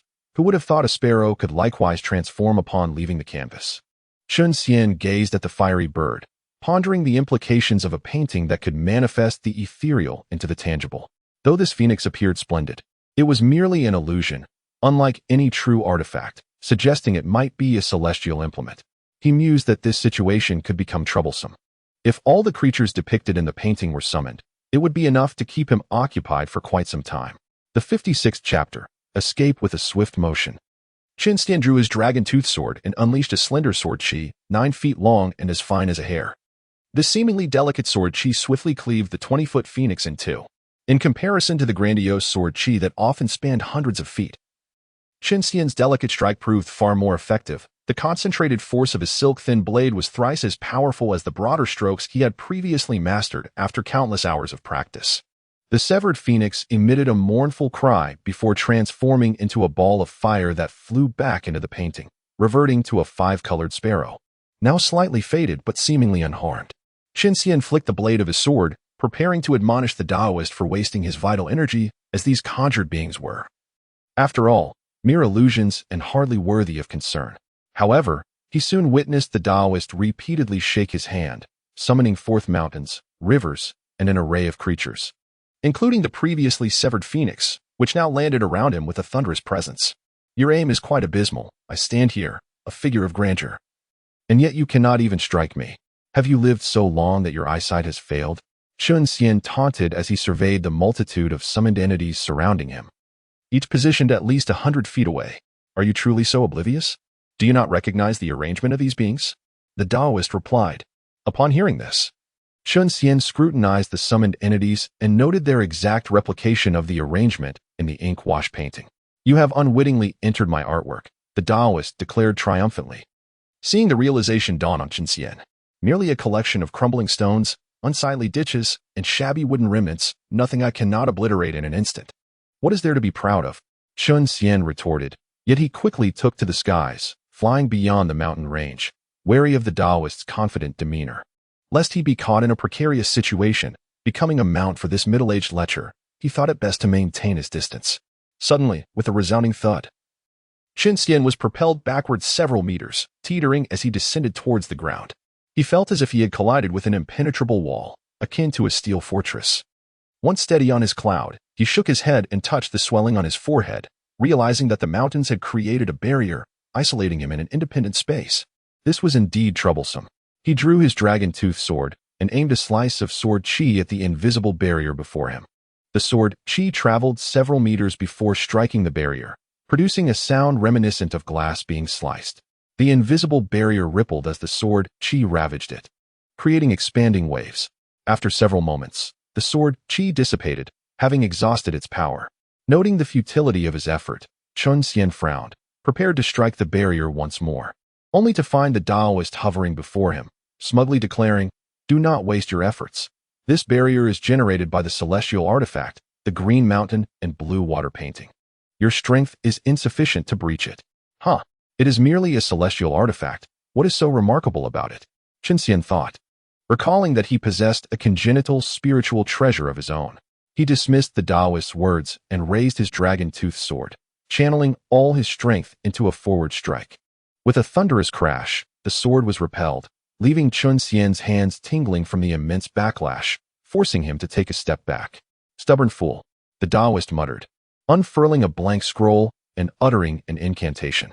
The surrounding mountains and rivers began to shrink, retreating into the painting. Once the scenery ceased to change, Chen Xian looked up to see a head as large as a mountain looming before him. "Stay there and wait. I shall return to the sect and teach you a lesson." He heard the giant head thunder in a voice like rolling thunder, before the world darkened and it vanished. "I must escape quickly.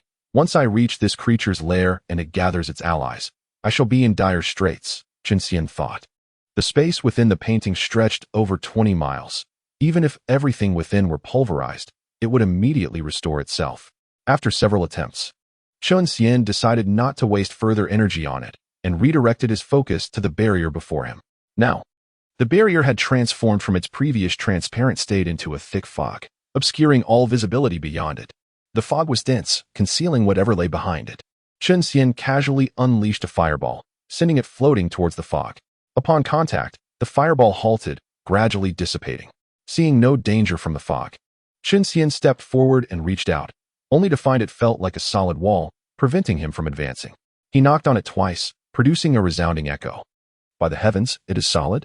Chen Xian muttered to himself, suddenly slapping his forehead, realizing the gravity of the situation. Previously, he had tested this barrier with his immense strength, and aside from producing a loud noise, it showed no signs of damage, instead leaving his hands numb. Confirming that brute force alone was insufficient, a lesson worthy of immortalization in his biography for future generations to revere. Setting aside idle thoughts, Chen Xian drew his dragon-tooth sword and unleashed a flurry of 20 sword chi, all directed at the same spot. He reasoned that if one sword chi could not breach the barrier, what of 100, 1,000, or 10,000? Surely, this so-called celestial artifact, the Black Mountain and Murky Water painting, had its limits. As long as his attack surpassed that threshold, breaking the barrier should not prove overly difficult. However, after unleashing 20 sword strikes, he had to halt as his remaining vital energy was nearly depleted, if he were to exhaust himself with 1,000 strikes. Even if he escaped this accursed painting, he would still be no match for the Taoist. Perhaps a dose of invigorating elixir was in order, to bolster his strength once more. Yet before replenishing his energy, he was eager to assess the results of his 20 sword strikes. As the sword energy dissipated, Chen Xian eagerly gazed at the dense fog barrier, where he noticed a sword mark, as thin as a strand of hair and deeply etched, appearing upon it. Although unremarkable, it ignited a flicker of hope within him. Clearly, my conjecture was correct. Everything has its limits. Exceeding these limits can only lead to unfavorable consequences, akin to the perils of excessive indulgence. Witnessing the effectiveness of his attack, A knowing smile crept across Chen Xian's face. With reckless abandon, he consumed potions. And within less than half an hour, he restored himself to peak condition. Standing before the barrier, he adjusted his stance and slowly unsheathed the dragon-toothed sword. A piercing sound of friction erupted as the sword fully emerged, its dark purple blade glinting with a hint of light. After taking a deep breath and adjusting his posture, Chen Xian raised his right hand and began to swing the sword repeatedly, unleashing 101 strikes within the span of 3 breaths. When he finally paused, his right hand, gripping the dragon-toothed sword, trembled uncontrollably, yet he remained oblivious, his eyes fixed intently on the point where the sword energy intersected with the barrier. His focus is unwavering as that of a devoted viewer of an intimate film. A faint cracking sound reached Chen Xian's ears, and a smile finally graced his face as he thought to himself that there was indeed a response. He pondered whether those 101 strikes would suffice to shatter the barrier. A series of cracking sounds, reminiscent of cracking eggs, emanated from the point of impact, and Chen Xian observed with keen interest as numerous fissures appeared in the barrier, resembling shattered glass held together by transparent tape. Just as he believed he was on the verge of success, a sudden surge of magical energy rippled through the barrier, gradually mending its damaged form. It was evident that this surge was the handiwork of the Taoist in green robes. After all, it was only logical that he would cinch Chen Xian's assault on his magical artifact and infuse it with true essence to bolster its defenses. Faced with this development, Chen Xian once again swung the dragon-toothed sword, launching one strike after another, contemplating that while destruction may be easy, restoration is arduous. He just needed to maintain his output, and eventually, the final straw would appear. With a poor memory, Chen Xian lost track of how many strikes he had executed, aware only that his true essence had diminished by 30%. Based on past experience, he surmised he must have unleashed at least 3,000 strikes. Even with over 3,000 strikes, although the Taoist in green fervently attempted to repair the barrier with his true essence, a spiderweb-like crack about 3 square meters in size emerged at the impact site, allowing glimmers of light to seep through, faintly revealing the azure sky and crystal waters beyond. Roaring with fury, Chen Xian retracted the dragon-toothed sword, his eyes ablaze with crimson intensity. He raised his right hand, which sprouted patches of white scales, rapidly enveloping his palm, while his nails elongated to 2 inches. It was time to unleash his brute strength. Chen Xian muttered softly, gripping his half-demon claw, and swiped it towards the crack. The sharp nails dug into the fissure, and with a forceful tug downward, an ear-piercing sound akin to claws scraping glass erupted as the barrier was torn open, creating 4 cracks, each 3 inches long and wide. Withdrawing his claw and forming a fist, he struck towards the center of the newly created opening. With a resounding thud, a gaping hole the size of a pod appeared in the barrier. Chen Xian then raised his left hand, transforming it into its half-demon state, and grasped the edges of the hole with both hands, pulling forcefully apart. The sound of tearing fabric echoed as the barrier began to yield, inch by inch, to his efforts. With a primal roar, Chen Xian felt white scales rapidly spread across his body, his muscles bulging as his height surged to nearly 10 feet. With clawed hands, he yanked apart with all his might. With a swift motion, the barrier was torn open, revealing a gap 2 meters long and half a foot wide. Chen Xian quickly reverted to his human form and, positioning himself sideways, slipped through the opening. Sunlight bathed him as he surveyed his surroundings, discovering that he had emerged onto the sea, while the Taoist in green, clutching a scroll marred by a small hole, glared at him in fury. Xian, now incensed, was an elite disciple of the great Luo immortal sect who had engaged in countless nefarious deeds. Witnessing 2 monsters battling to the death, he had initially intended to profit from their struggle but found himself thwarted. First, the white dragon had seized his flying sword, and upon realizing its considerable strength, he had hoped to tame it as a steed to bolster his forces. Instead, it had damaged his treasured artifact, the Green Mountain and Clear Water Scroll. While it could be repaired, it would require substantial materials, and he pondered how many more lives he would have to claim to gather the needed resources. The audacity of this creature angered him deeply. He felt compelled to exact a brutal vengeance. You have provoked my ire, dragon spirit. I have resolved to cast you into the depths of hell, never to be reborn. Xian spat through gritted teeth. Though inwardly he longed to declare that he would capture Chen Xian and confine him to a pigsty, extracting pieces of flesh daily for sustenance. However, he restrained himself, deeming such words beneath him. Some actions are best left unspoken. Chen Xian silently cursed the foolishness of his opponent and refrained from further banter. swiftly projecting the illusory form of the god-suppressing seal towards Jade Xian. Jade Xian conjured a protective shield of true essence to block the illusory seal. A mocking grin on his face as he proclaimed, "I witnessed your battle with that golden-haired lion from beginning to end. I am well aware of your capabilities. Though your demonic arts are exquisite, they are riddled with flaws and will be of no use against me." A strange smile crossed Chen Xian's face. "Is that so?" As soon as the words left his lips, the illusory god-suppressing seal emitted a ghostly light, causing Jade Xian's protective shield to begin crumbling, dissipating into pure energy. "What?" Jade Xian gasped in shock, unable to react in time as the illusory seal descended upon him. Chen Xian smiled faintly. Knowing that the god-suppressing seal could subdue the soul, since true essence contained the power of the soul, it too would be suppressed, leaving behind only a mere amalgamation of elemental energy, incapable of resisting the manifestation of a preeminent spiritual treasure. Observing Jade Xian's astonished expression as his soul was subdued, Chen Xian cracked his knuckles, reflecting that it was time to fulfill his promise of delivering 10,000 slaps. Calculating quickly, he figured that at his speed, he could strike at least 20 times in a second without risking a cramp. Thus, he deduced that to deliver 10,000 slaps would take 500 seconds, which is approximately 8 minutes and 18 seconds. He wondered if this arrogant individual could endure even 10 seconds of such punishment. Just as Chen Xian was about to make his move, he suddenly recalled something and turned to Jade Xian, asking, "Did you wash your face this morning?" "Huh, yes. Why do you ask?" Jade Xian replied, bewildered, having just retrieved a long banner from his storage ring. Chen Xian raised his transformed right hand and shook it slightly, saying, "I wouldn't want to dirty my hands while slapping you." Jade Xian fell silent, raising the long banner and swinging it towards Chen Xian.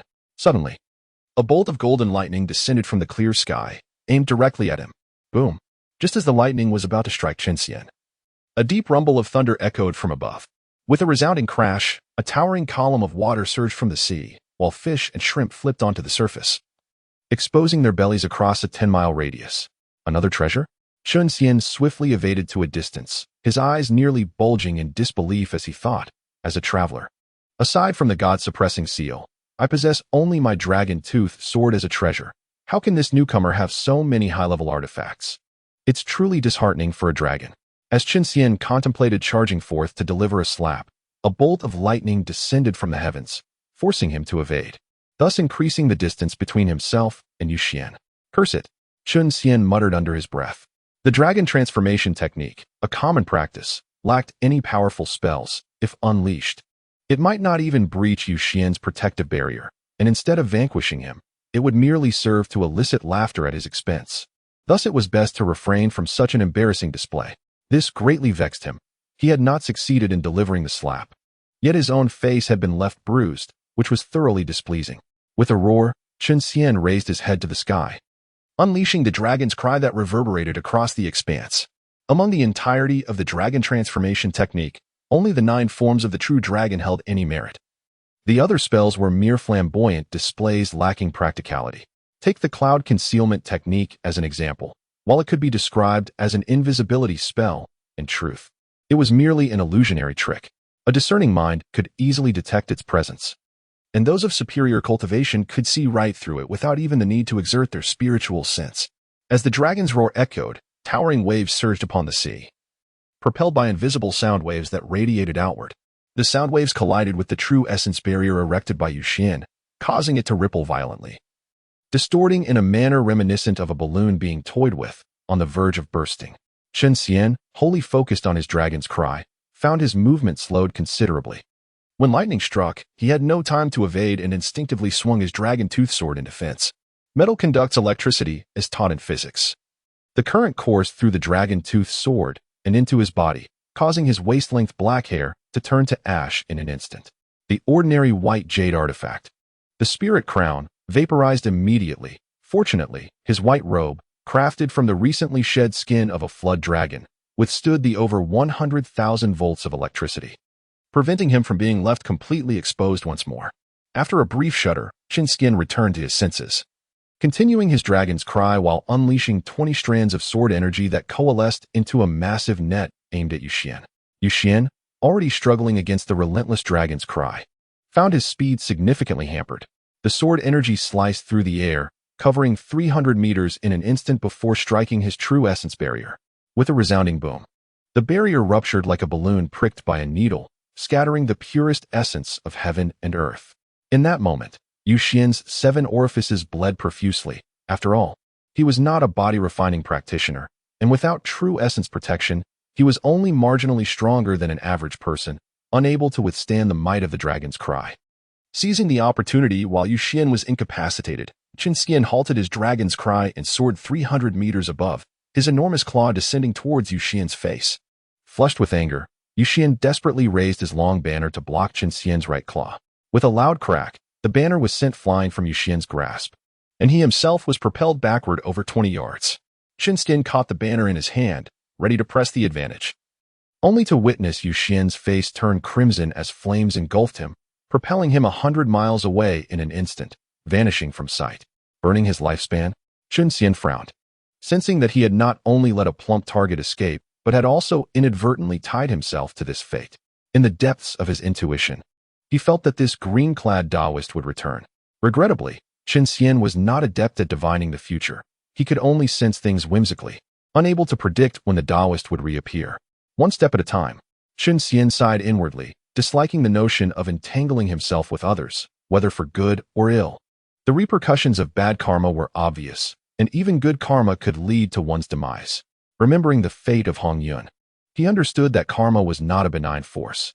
Scanning the surroundings, Chen Xian found no islands or signs of civilization within a 200-mile radius.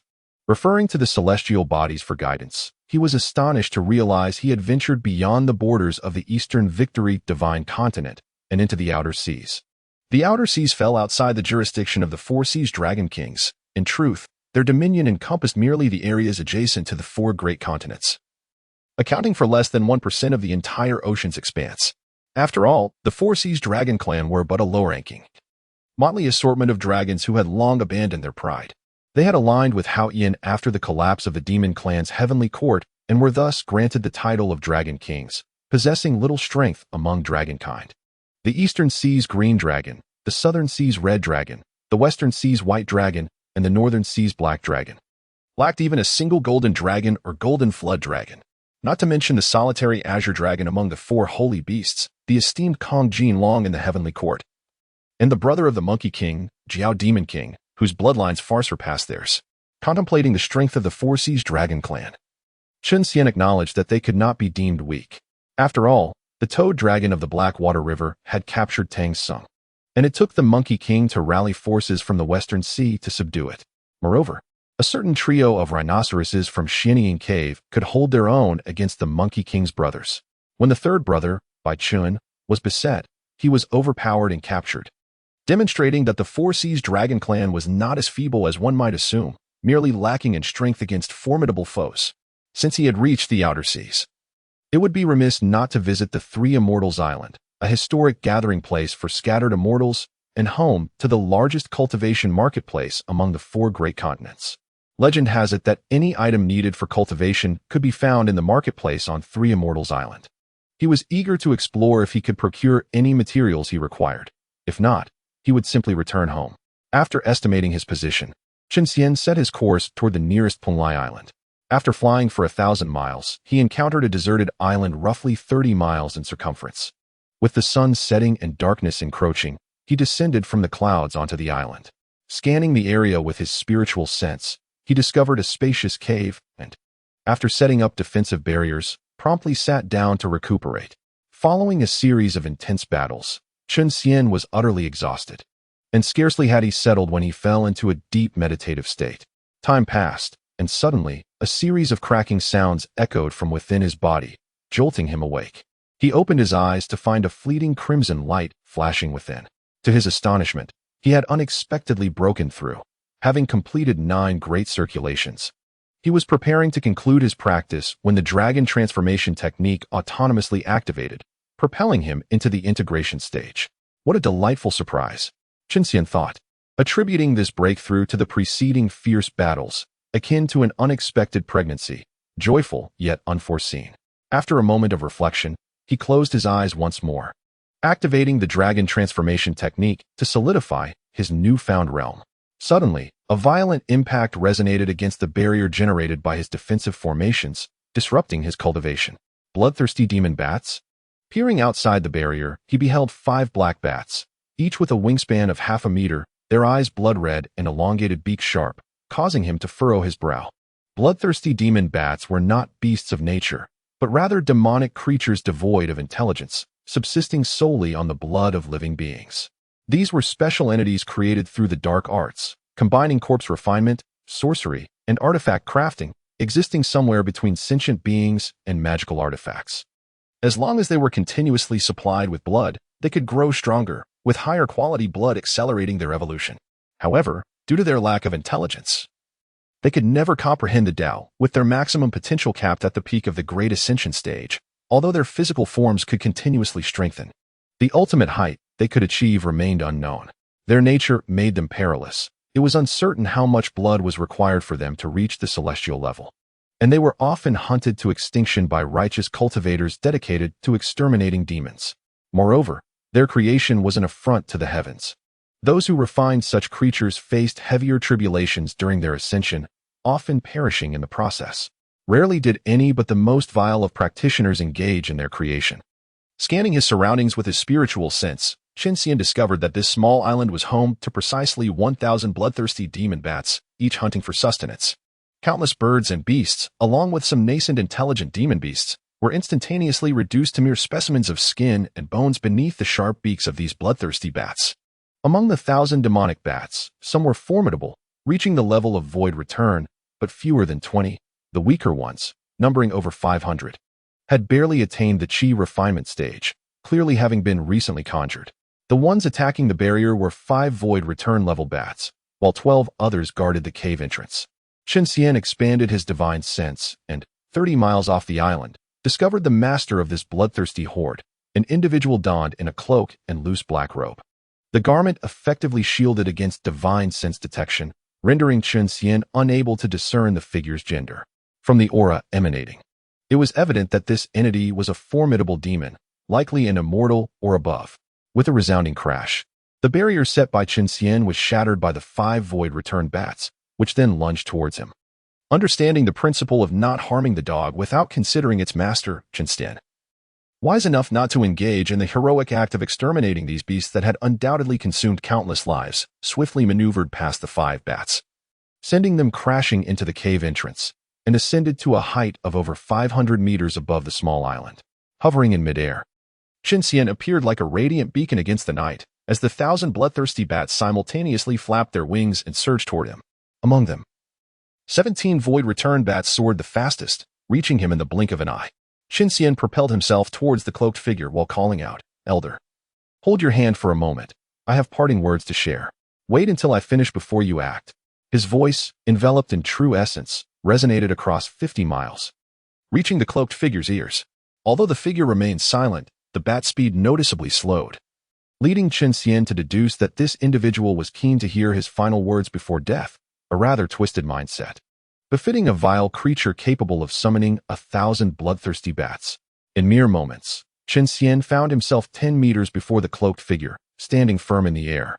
After bowing respectfully, he inquired, "May I ask how to address you, Venerable One?"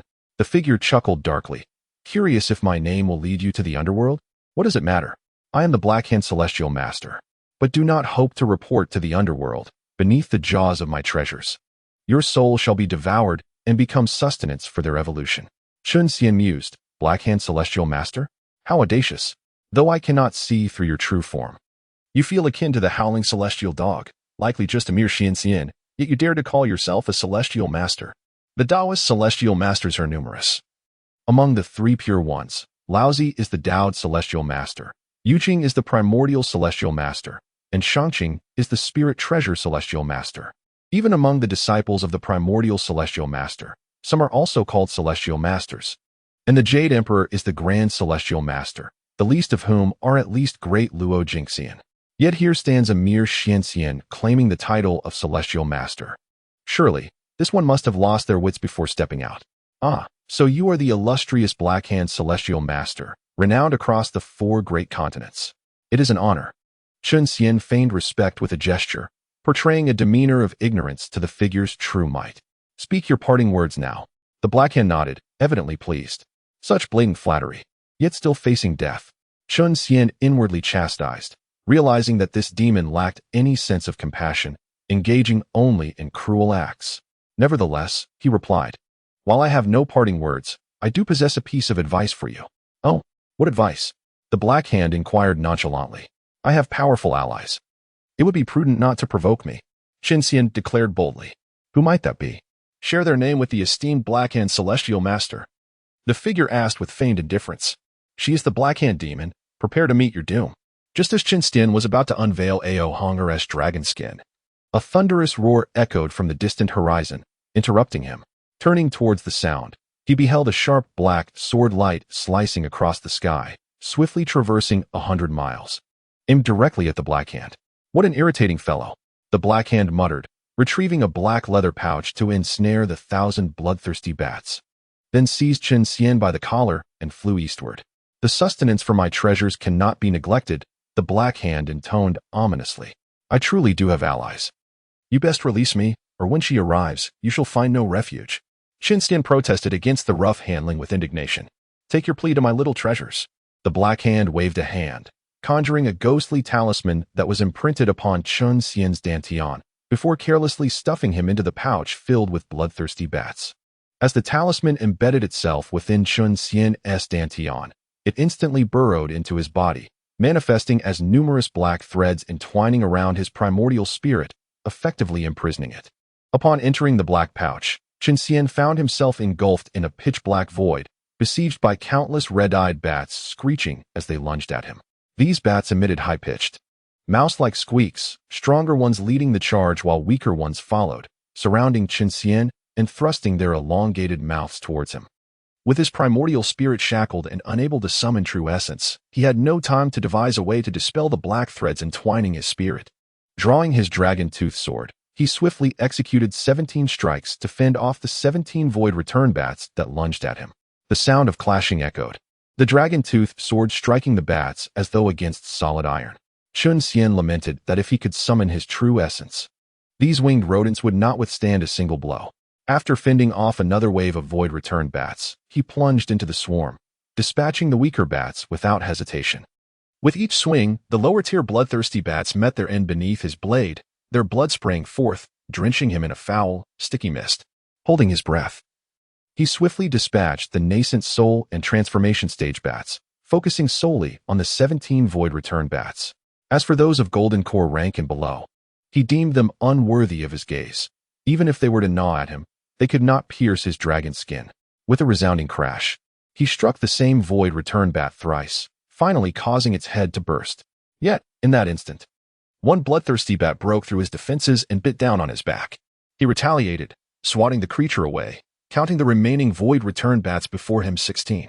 He frowned, realizing that this bat that had pierced his dragon skin and sucked his blood was an unexpected source. As he swung his sword to slay another bat, he caught sight of the one that had bitten him and discovered it was of nascent soul rank.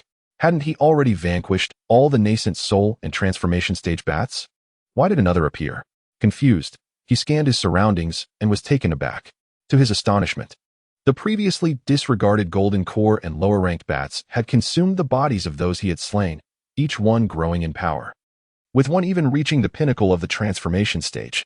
Cannibalism among their kind, how ruthlessly savage. Chen Xian was profoundly astonished, his swordsmanship accelerating further.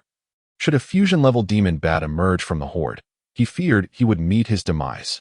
Black Hand, at last, I have you in my sights. You have slain 3 stewards of the Pinlai Pavilion, and I intend to settle this debt with you. On the vast ocean, a middle-aged man clad in a form-fitting black robe, adorned with a purple golden crown and wielding a black longsword, stood 3 paces before Black Hand, his countenance filled with righteous indignation. Call me the Supreme Black Hand, he retorted. When have I ever killed your Pinlai Pavilion stewards? If you wish to slay demons and vanquish evil, then come forth. Do not slander me with false accusations. Do you believe I will crush your manhood, rendering you incapable of being human? Black Hand howled, his voice grating like a rusty bell. Am I fabricating lies? What a farce. 3 years ago, on the Red Flame Volcano, 1,000 miles from Pinlai Island, you slaughtered 15 immortals in your quest for the Millennium Fire Spirit Mushroom, 3 of whom were stewards of my pavilion. Do you claim I am wronging you? The middle-aged man exclaimed, his fury palpable. Oh, it seems there is some truth to your words. A bunch of insignificant fish. They were easily dispatched. What do you intend to do about it? Black Hand conceded with an air of arrogance, emboldened by the reminder. Naturally, blood will be repaid with blood. Remember, it is I, the sixth elder Xīyóu of Polite Pavilion, who has come to claim your life, Xīyóu declared, swiftly unsheathing his long sword and unleashing a sword aura aimed at Black Hand. Black Hand sidestepped, the sword aura narrowly missing his cloak.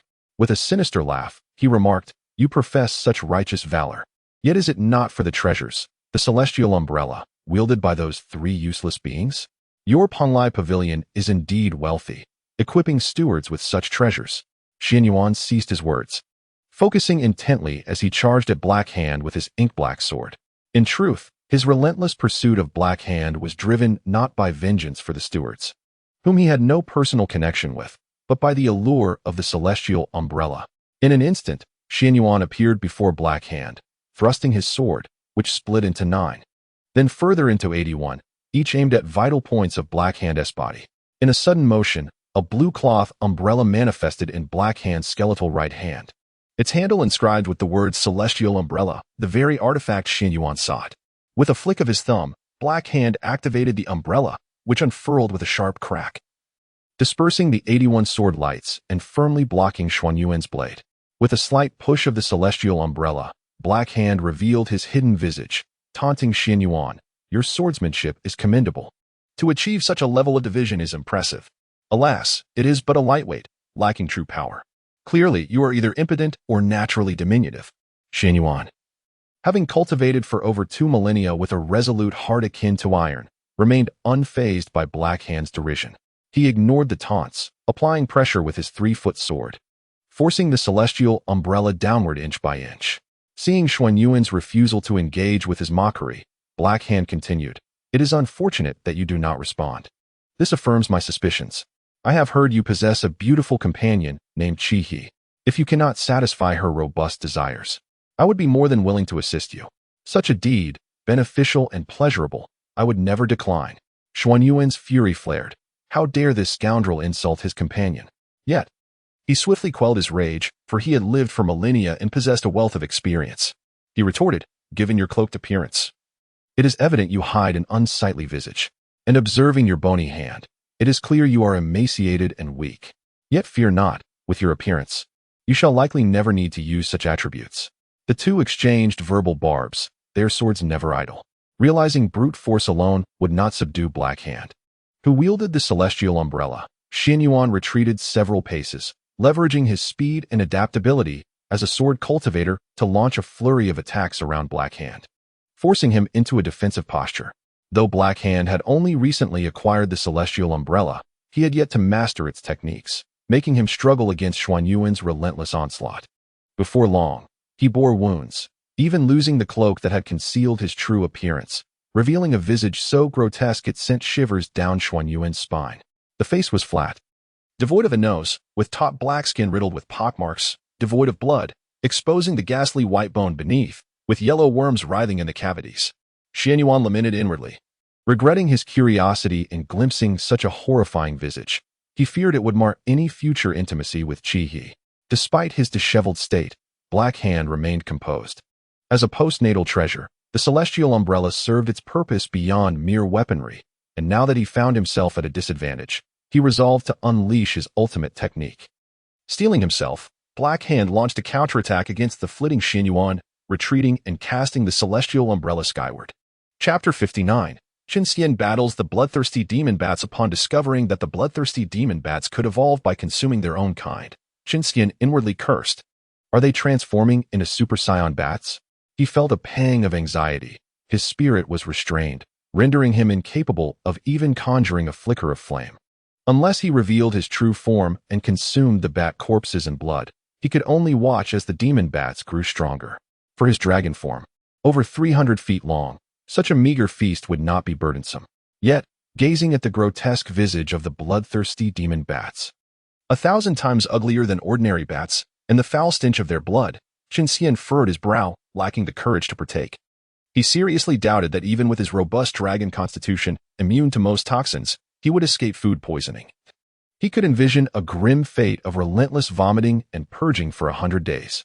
Wielding the dragon-tooth sword, Chen Xian relentlessly struck down the demon bats, their numbers dwindling even as their power surged. When only 31 remained, all had evolved to the pinnacle of the void return stage. The pressure was overwhelming. Chen Xian had no choice but to switch from offense to defense. Each pinnacle void return bloodthirsty demon bat required at least 5 strikes to be dispatched, while he could only unleash 32 strikes per breath. 5 strikes to eliminate 1 bat left 27 strikes, yet he faced 30 bats. 3 would inevitably slip through his defenses. In a mere moment, those 3 could drain him dry. After fending off the frenzied assault of the demon bats with 31 strikes, Chen Xian began to devise a strategy. He reasoned that if he could shatter the restraint on his spirit, he could effortlessly dispatch the 31 pinnacle void return demon bats. However, this constraint had been imposed by a transcendent immortal. The disparity in power was vast. Even with the assistance of the guardian seal, it would take him a significant portion of the day to break free. Given the intensity of the battle, he estimated he could only endure for half an hour before succumbing, ultimately becoming concentrated bat fodder, feeding the 31 bats until they were rotund and gluttonous. Damn it. I must devise a plan, or I shall be consumed by these fiends. The thought of being drained of his dragon essence and reduced to a lifeless husk sent a shiver through Chen Xian. The solutions are conceived by humans. As a formidable dragon, Chen Xian expressed his utter frustration at his inability to devise a single plan in this critical moment of life and death. He truly felt like he was doomed. In the face of peril, Chen Xian began to transform. His eyes turned crimson, a curved horn sprouted from his forehead, and white scales emerged from beneath his skin, enveloping his entire body. His stature suddenly surged, becoming a towering figure of a dragon human, a manifestation that was second only to his true form, indicating that he was prepared to fight with all his might.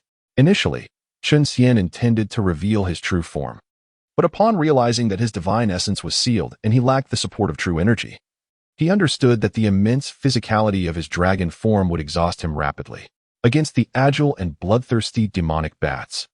Adopting a fully transformed state proved to be more practical than revealing his true essence. With a roar that lacked the power of true energy, Chen Xian emitted a dragon's cry that, although diminished in strength, was sufficient to intimidate the mindless, bloodthirsty bats at the peak of their return to the void. In a single breath, he unleashed 32 strikes, effectively obliterating 6 of the bats, while also delivering 2 additional strikes to another one. Within that fleeting moment, he had vanquished 6 bats, and after the remaining bats regained their senses, he deftly wielded his sword to block 25 others, subsequently destroying the one he had previously wounded, leaving only 24 bats in the fray. Despite the impressive feat of dispatching 7 bloodthirsty bats in 2 breaths, Chen Xian felt no joy, as one of the remaining bats had evolved to the combined realm after consuming the blood of the fallen. For Chen Xian, whose divine essence was sealed and was left with mere brute strength, facing a bat of equal rank was akin to confronting his own reflection, though inferior in intellect. It was nonetheless a formidable opponent on this battlefield, rendering intelligence irrelevant. Thus, he fixed his gaze gravely upon the evolved bat, prepared for the impending confrontation. The evolved bloodthirsty bat emitted a shriek and darted towards him, its 1-foot-long, finger-thick beak aimed at his chest. With a flurry of 10 strikes, Chen Xian managed to fend it off, but the remaining 23 bats soon encircled him, launching a chaotic assault. He found himself in a frenzy, regaining his composure only after several breaths. Once steadied, Chen Xian utilized both hands and feet to annihilate another 6 bats. Perhaps due to the substantial blood intake of the evolved bat, no new evolved bats emerged, but the presence of the remaining bat grew increasingly potent, requiring at least 15 strikes to repel it. After eliminating the last of the returning void-level bloodthirsty bats, the one that had only recently entered the combined realm, having consumed the blood of its fallen kin, ascended to the mid-combined stage. Despair washed over Chen Xian as he observed the giant bat, now with a wingspan of 6 meters, rapidly advancing in power.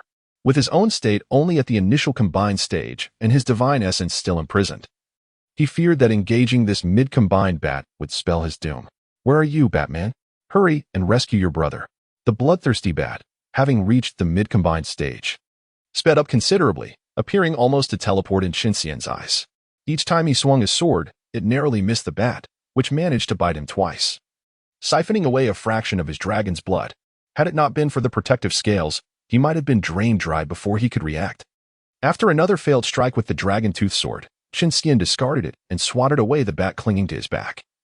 Positioning himself at the edge of the dark pouch, bracing for the next attack. As the bat approached once more, Chen Xian narrowed his eyes, fixating on it. When it flew within range, he lunged, but once again, he grasped at empty air, receiving another bite to his chest in the process. Instead of swatting away the bat now clinging to him, he grabbed its wings and yanked, but its slick fur made it difficult to grip. His delay resulted in yet another bite, this time draining a third of his dragon's blood. Feeling faint, he seized the bat's wings and slammed it against the bottom of the pouch. With a resounding thud, the bat rebounded several feet, seemingly uninjured, continuing to screech and flail in an attempt to escape his grasp. Seeing this, Chen Xian's towering figure lunged forward, determined to reclaim the blood that had been siphoned from him. He pinned the bloodthirsty bat beneath him and unleashed a flurry of 10 punches, shattering the bones in its left wing, followed by another 10 punches to the right wing. As he gazed down at the thrashing bat, unable to take flight, he rubbed his fists together, thinking of the legendary tales of heroes defeating beasts, feeling that his own triumph would surely become a celebrated story. Once he reverted from his transformed state, he summoned the dragon-tooth sword from where it had been discarded, catching it in his right hand. With a firm grip on the hilt, he swung down upon the bat's slender beak, filled with resentment for the creature that had drained his blood. With a sharp clang, he severed the beak cleanly. Subsequently, he used the sword to chop off the bat's wings, ensuring it could not escape once it regained its strength. Gazing at the wingless, beakless creature, now resembling a large rat, Chen Xian realized it was time to deal with this oversized rodent. Perched atop the bat's back, he raised his fist the size of a cooking pot and began to rain down blows upon its basketball-sized head. With a series of resounding impacts, blood finally trickled from its nostrils after 20 strikes. After 43 more, it began to bleed from all orifices, and with the final 15 punches, it breathed its last. Once he confirmed that the bat's presence had completely faded, Chen Xian unsteadily rose to his feet. Reflecting on the toll this battle had taken on him, not only was his strength depleted, but he had also lost a significant amount of blood, leaving him severely weakened. Leaning on the dragon-tooth sword, he approached the edge of the dark pouch, gasping for air. With his divine essence sealed, he could not summon true energy to alleviate his fatigue and had to rely on his physical body to recover. Chen Xian was not worried about the binding on his divine essence. He had kept the essence of the god-subduing seal within it to ensure he could always comprehend its principles. With it, the runes crafted by the Dark Hand would eventually be dispelled, allowing his divine power to flow back into the essence. During the battle, he had sensed the presence of his divine essence, though he could not mobilize true energy for combat.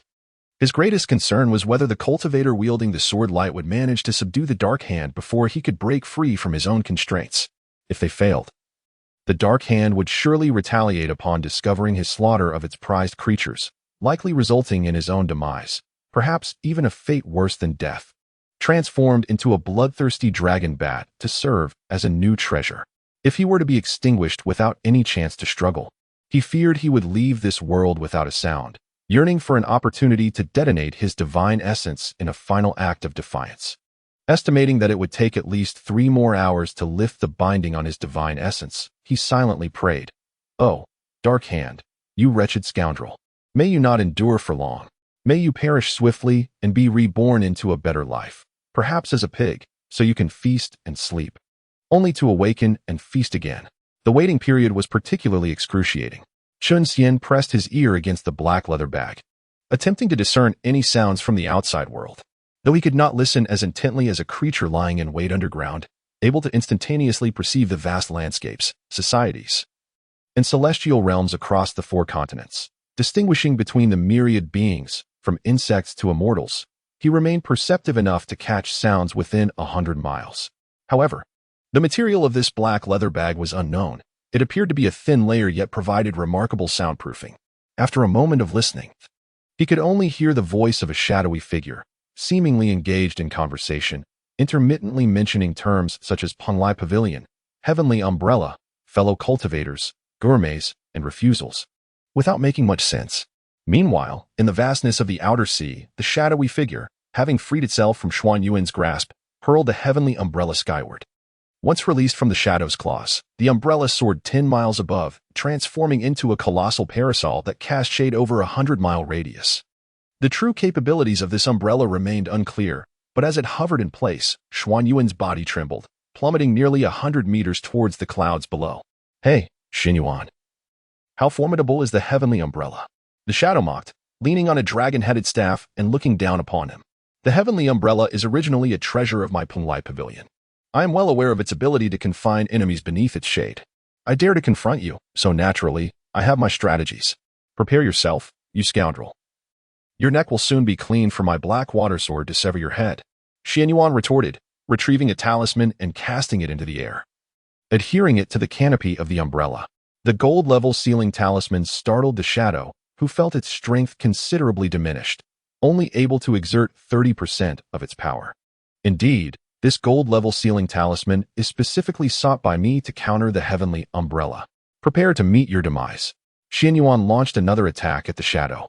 The shadow parried with the dragon-headed staff, twisting its grotesque face into an odd grin, producing a sound akin to striking metal. Though the gold-level talisman suppresses the heavenly umbrella, I can still wield 30% of its might. Your current strength is likely diminished to only 90% of your usual capacity. The outcome of this battle is still uncertain. You'd best clean your neck for me to smash it to pieces with my staff." After casting a glance at the shadow's hideous visage, Xīyóu quickly turned his head away, retorting, "You ugly creature, do not mimic my speech." Xuan Yuan's words thoroughly enraged the shadow, contorting its already grotesque face into an indescribably hideous expression. After striking Xuan Yuan's black water sword, it swung again towards Xuan Yuan's head, cursing, "Beware, impotent man, while you're occupied. That shameless woman might climb into another's bed and crown you with a green hat." The exchange of insults escalated, each participant hurling barbs at the other amidst the endless expanse of the East Sea.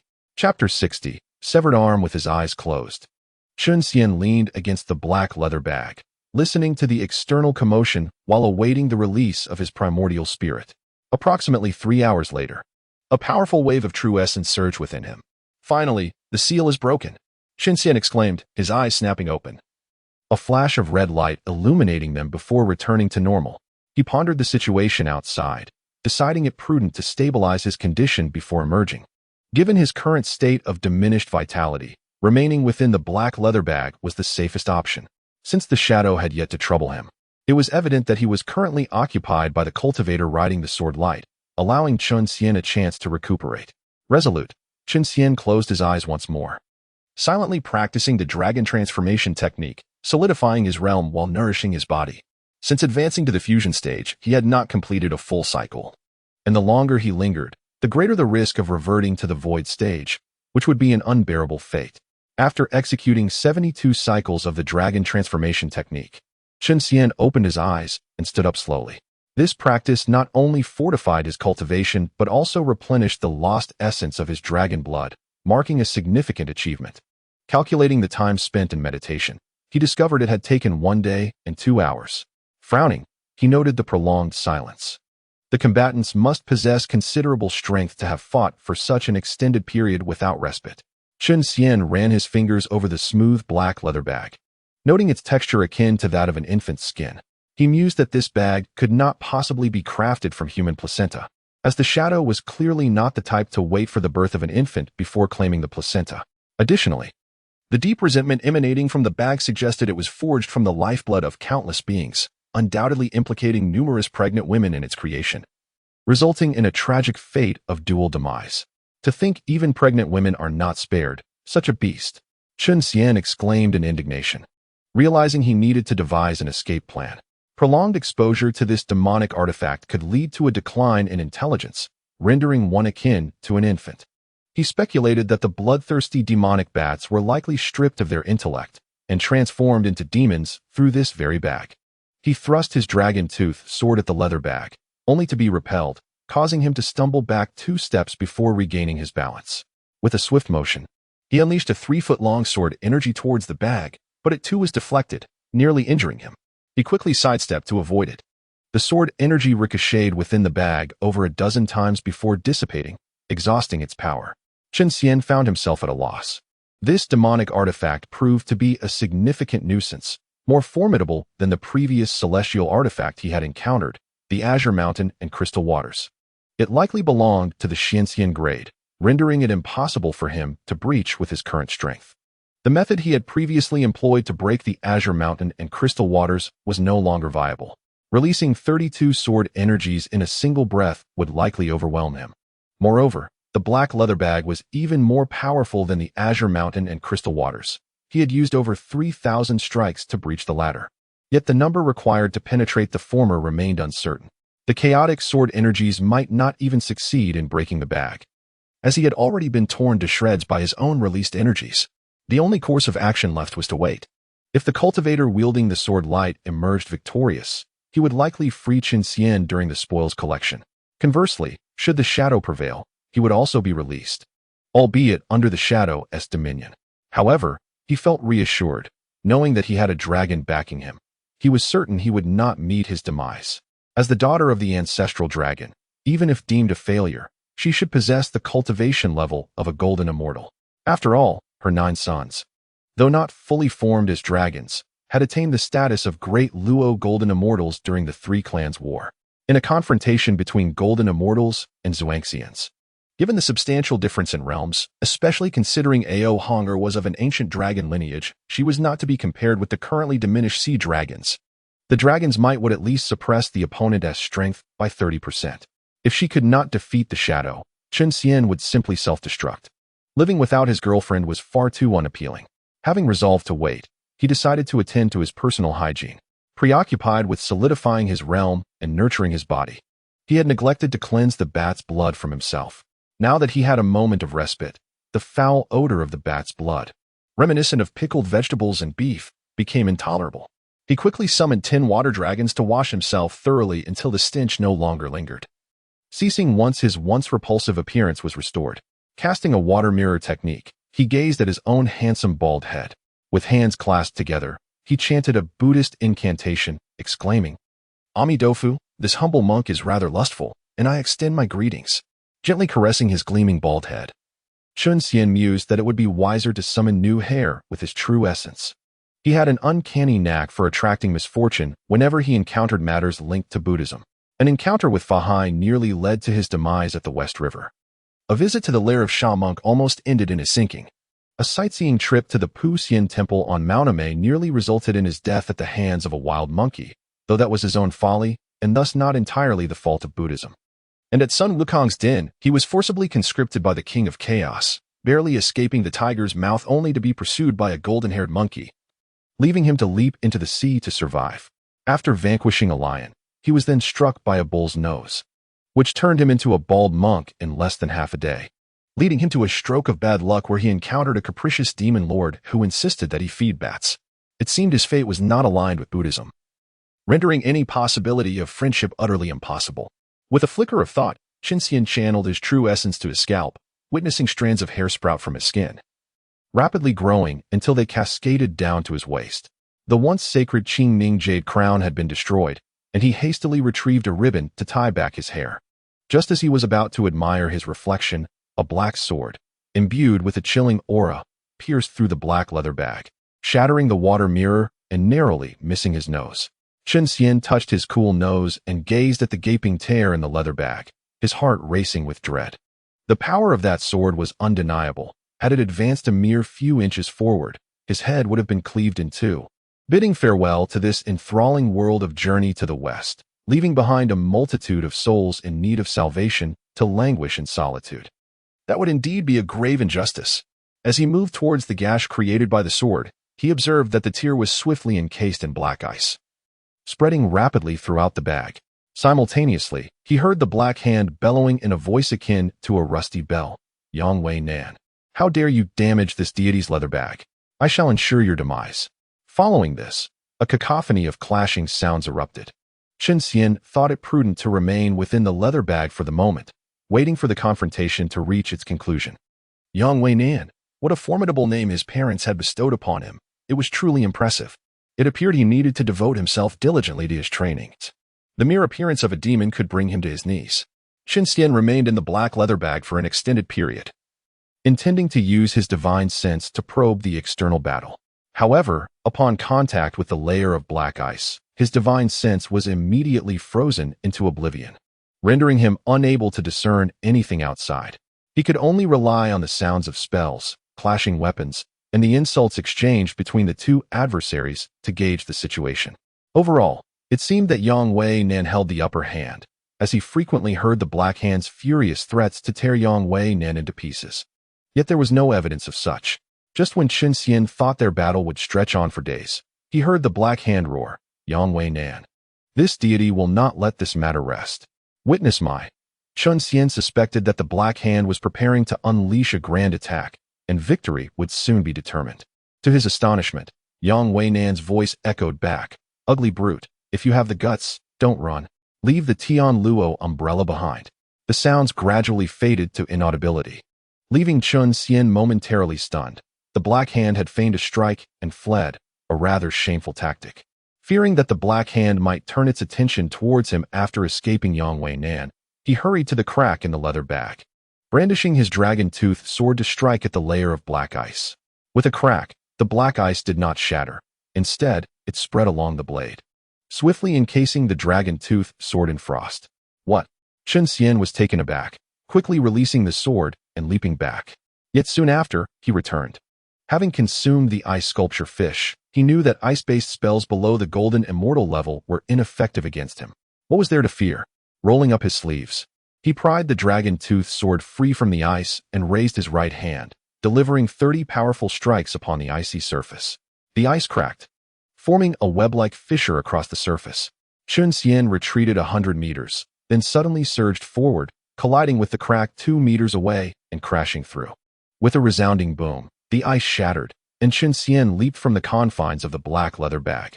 In the vast expanse of the outer sea, the sun hung low in the western sky, casting a warm glow across the tranquil waters, where seagulls soared and dragons played in the surf, painting a serene tableau. After inhaling the fresh air, Chen Xian was about to compose a poem to express his sentiments when the Black Hand's wailing voice intruded upon his tranquility. "Stealing away is good mood. Kid, you will remember this. How do you slay my treasure? Next time we meet, I shall grind you to dust," the Black Hand declared. "Come at me if you dare. I bet you won't escape unscathed." Chen Xian retorted boldly, knowing that the Black Hand, desperate to flee, would not waste time on him. A mere insignificant being. Suddenly, a 10-foot-wide beam of black sword light zipped past him, sending a violent gust that destabilized him, causing him to lurch toward the sword light. In a flash, his right arm was severed, and he was drawn into the blade's path, instantly torn to shreds, drenching him in blood.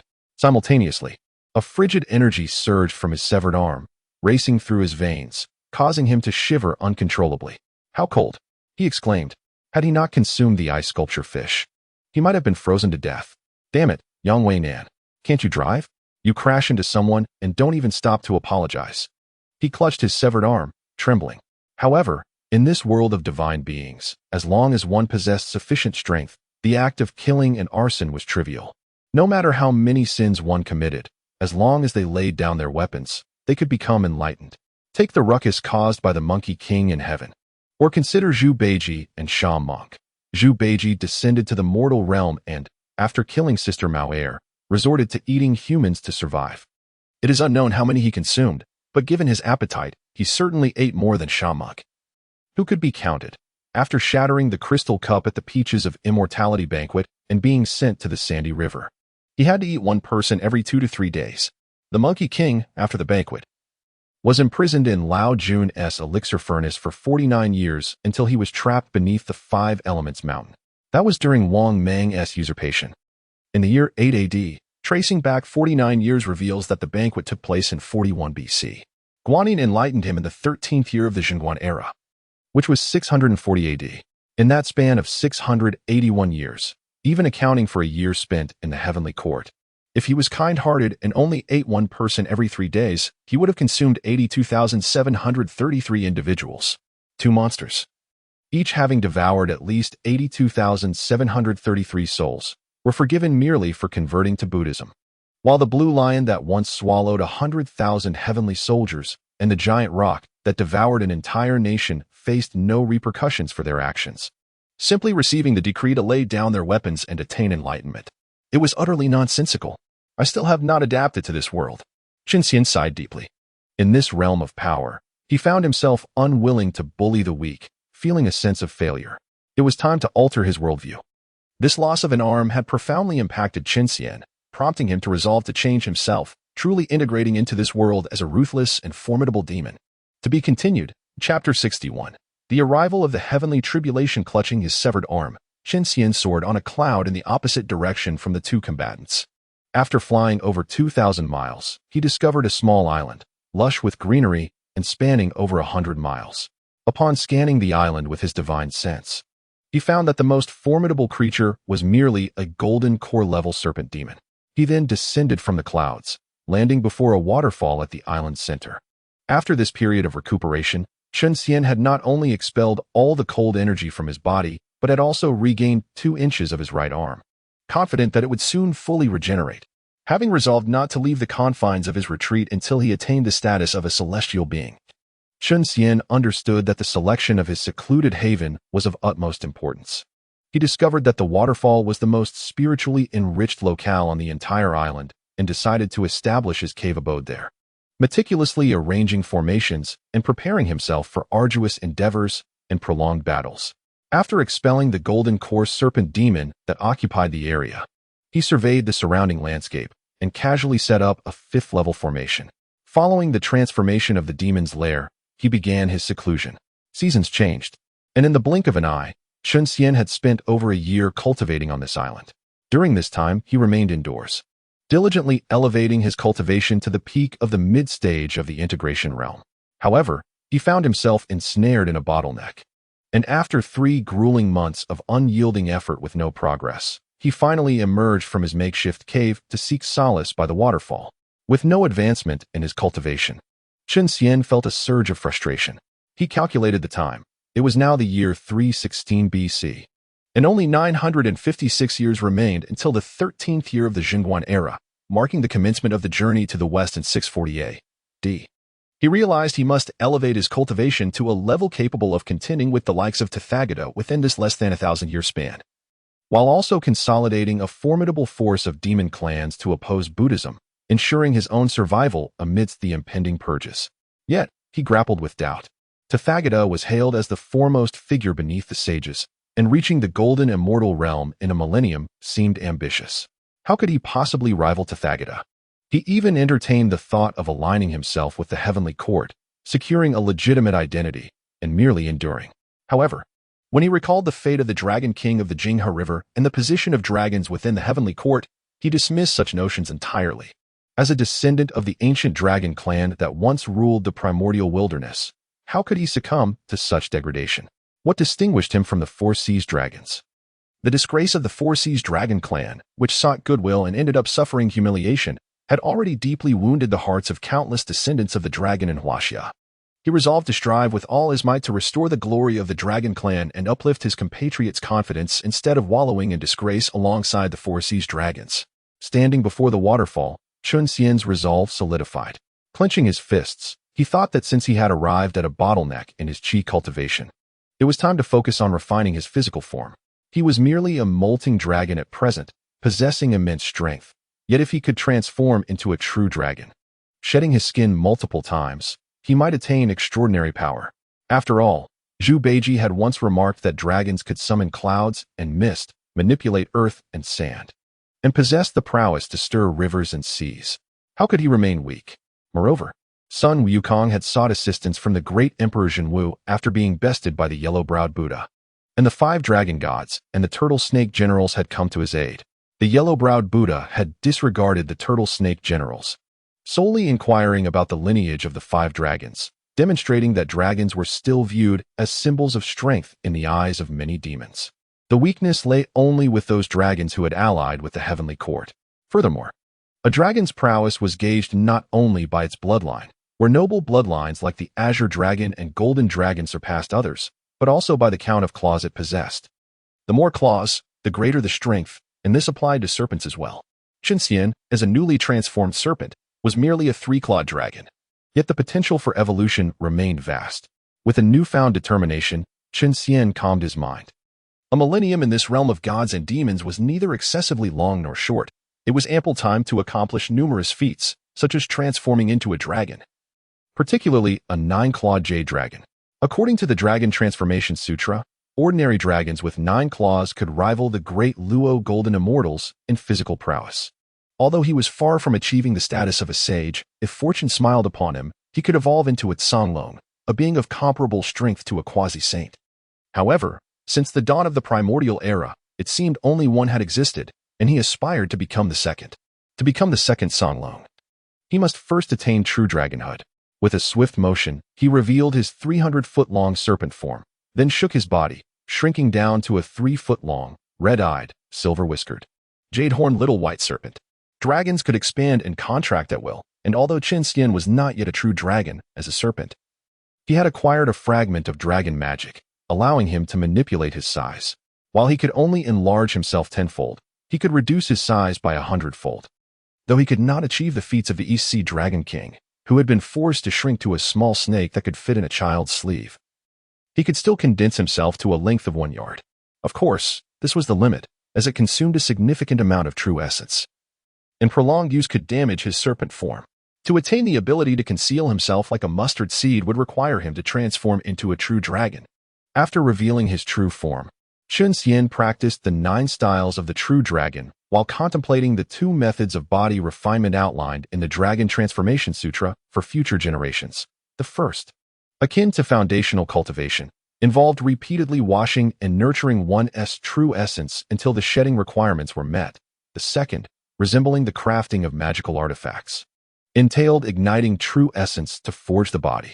The former was painless but time-consuming, while the latter was excruciating yet expedient.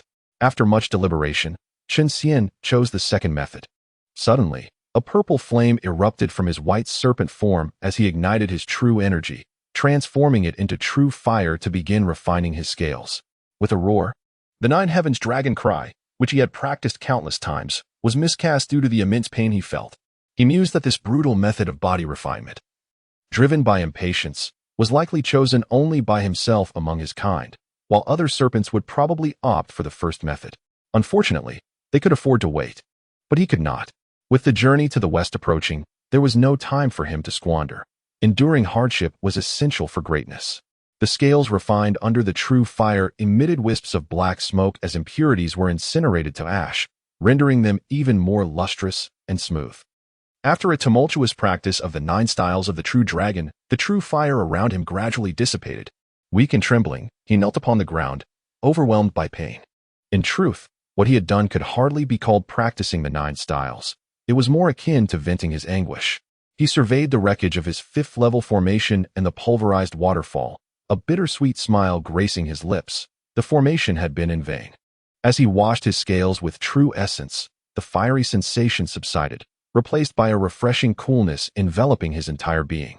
Slowly rising, he exhaled a long breath, relieved to have endured the true fire without losing consciousness, affirming the resilience of his nerves, and realizing that he could indeed forge his body with true fire.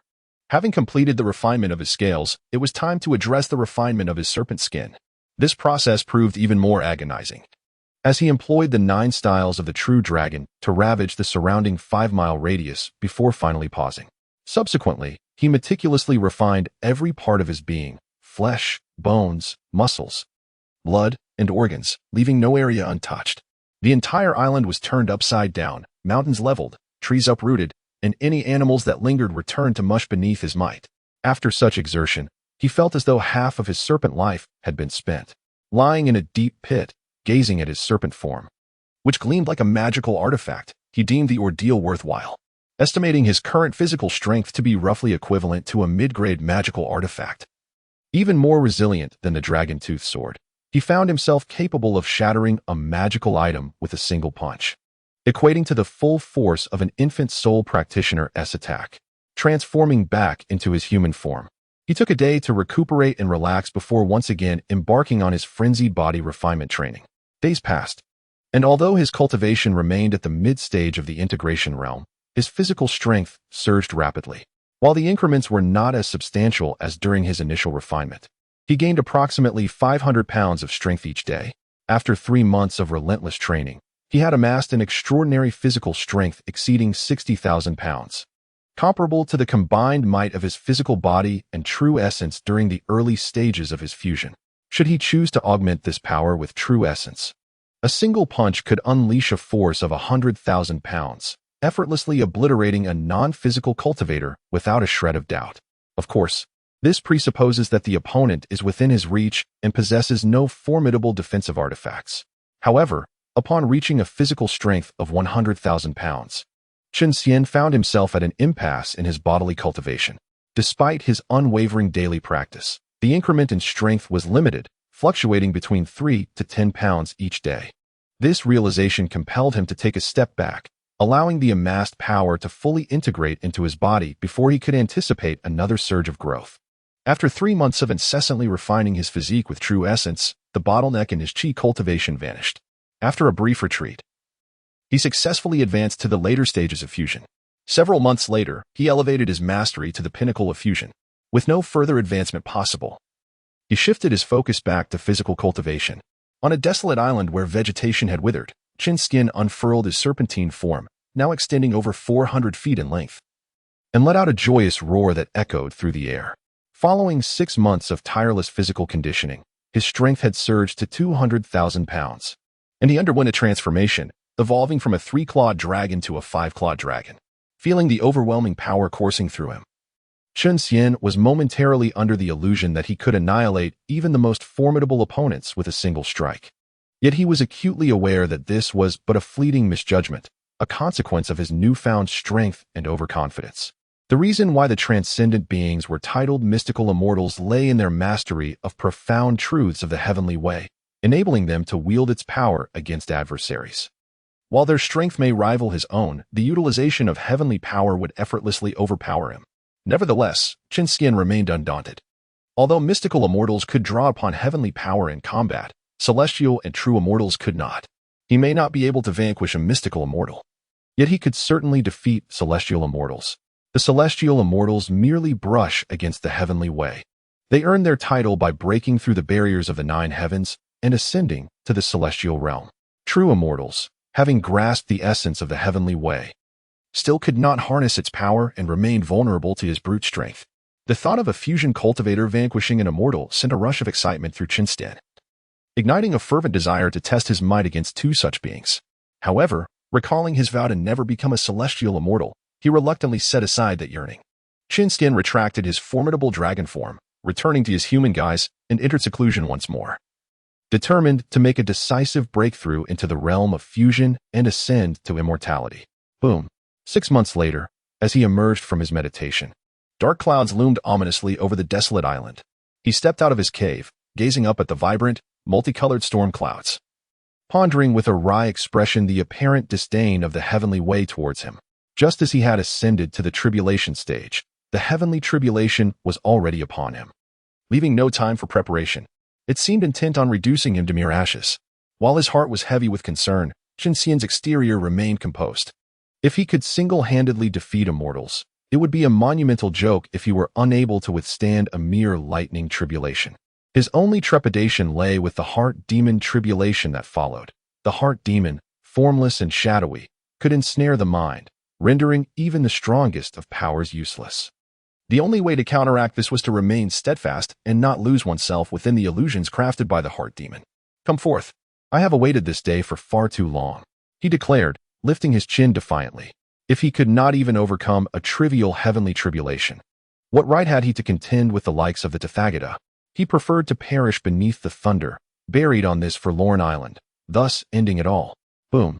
Perhaps the heavens heard Chen Xian's inner thoughts, for after a moment of turbulence, a golden bolt of tribulation lightning descended upon him. Chapter 62. The onslaught of the heart demon. Once a cultivator reaches the tribulation stage, the heavenly tribulation may strike at any moment. To avoid being caught off guard during a confrontation, cultivators typically seek a safe sanctuary to cultivate in peace, awaiting their tribulation. Upon successfully transcending, they often emerge only after attaining the status of a great ascended being, making it rare to encounter tribulation and ascended cultivators in the 4 great continents. What surprised Chen Xian was that while other tribulation stage cultivators could expect a delay before the arrival of their tribulation, allowing them to stabilize their realms, he had hardly advanced to the tribulation stage before the heavenly tribulation sought him out. He couldn't help but marvel at the uniqueness of his situation. It seemed the heavenly way favored him, celebrating his ascension with a heavenly tribulation. As the storm clouds churned, a golden bolt of tribulation lightning struck down, Chen Xian pushed aside his musings, redirecting his focus to confront the tribulation. Immortals transcend the realms, existing beyond the five elements. Before becoming immortals, they must endure the onslaught of five elemental tribulation lightning to truly break free from them. Thus, the heavenly tribulation comprises five elemental tribulation lightning, with the first being the most potent, the golden thunder. As the golden lightning descended, Chen Xian raised his right hand, effortlessly dispersing it with a single punch.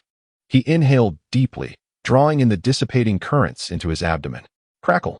Within his belly, golden light flickered, resembling a miniature sun, accompanied by a series of peculiar sounds. Taking a deep breath, Chen Xian exhaled a thin wisp of azure smoke. After enduring the tribulation for so long, only a trace of impurities remained to be refined by the heavenly tribulation. It was evident that his physique had nearly reached the immortal standard, with hardly any impurities left. Chen Xian felt a sense of satisfaction. Achieving such a state during the tribulation phase was a commendable feat. The trials of refining his body had not been in vain. It was all yielding rewards.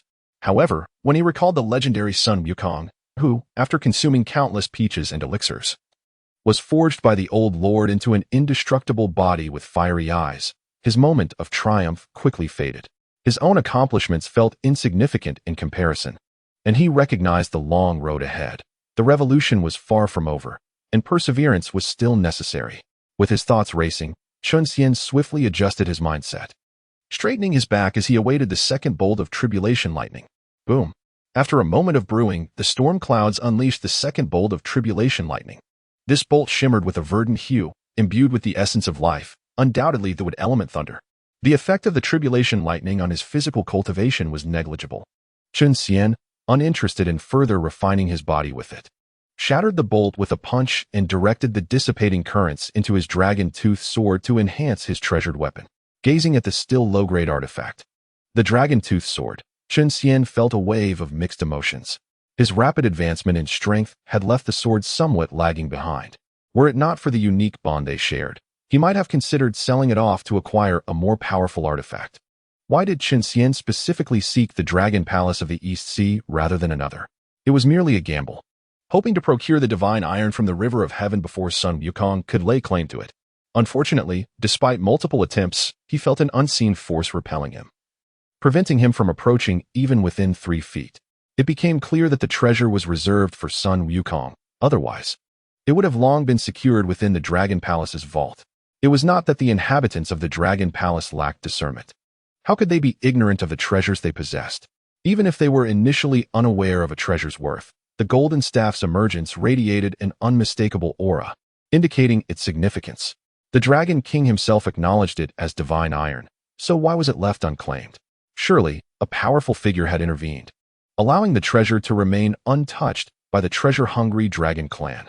As the tribulation lightning descended one after another, Chen Xian dispersed each bolt, absorbing their energy into the dragon-tooth sword. With each infusion, the sword's radiance grew purer, shimmering with lightning. After absorbing 20 bolts of tribulation energy, it emitted a resonant hum, ascending to a mid-grade artifact. Crack! After infusing the 41st bolt of tribulation lightning into the dragon-tooth sword, several fissures appeared along its blade. Is this really the limit? How disappointing! Chen Xian muttered to himself before sheathing the dragon-tooth sword. After enduring the 72 thunder tribulations, the ominous clouds in the sky had yet to dissipate, leading Chen Xian to comprehend that he was about to face the 9th and final tribulation. Crack! Chen Xian twisted his neck, realizing that the grand spectacle was about to unfold. According to the Dragon Transformation Sutra, the 9th tribulation's 73rd thunder's force was equivalent to the cumulative strength of the 1st to the 9th thunders combined. The 74th thunder's intensity matched that of the 10th to the 18th thunders aggregated, and so forth.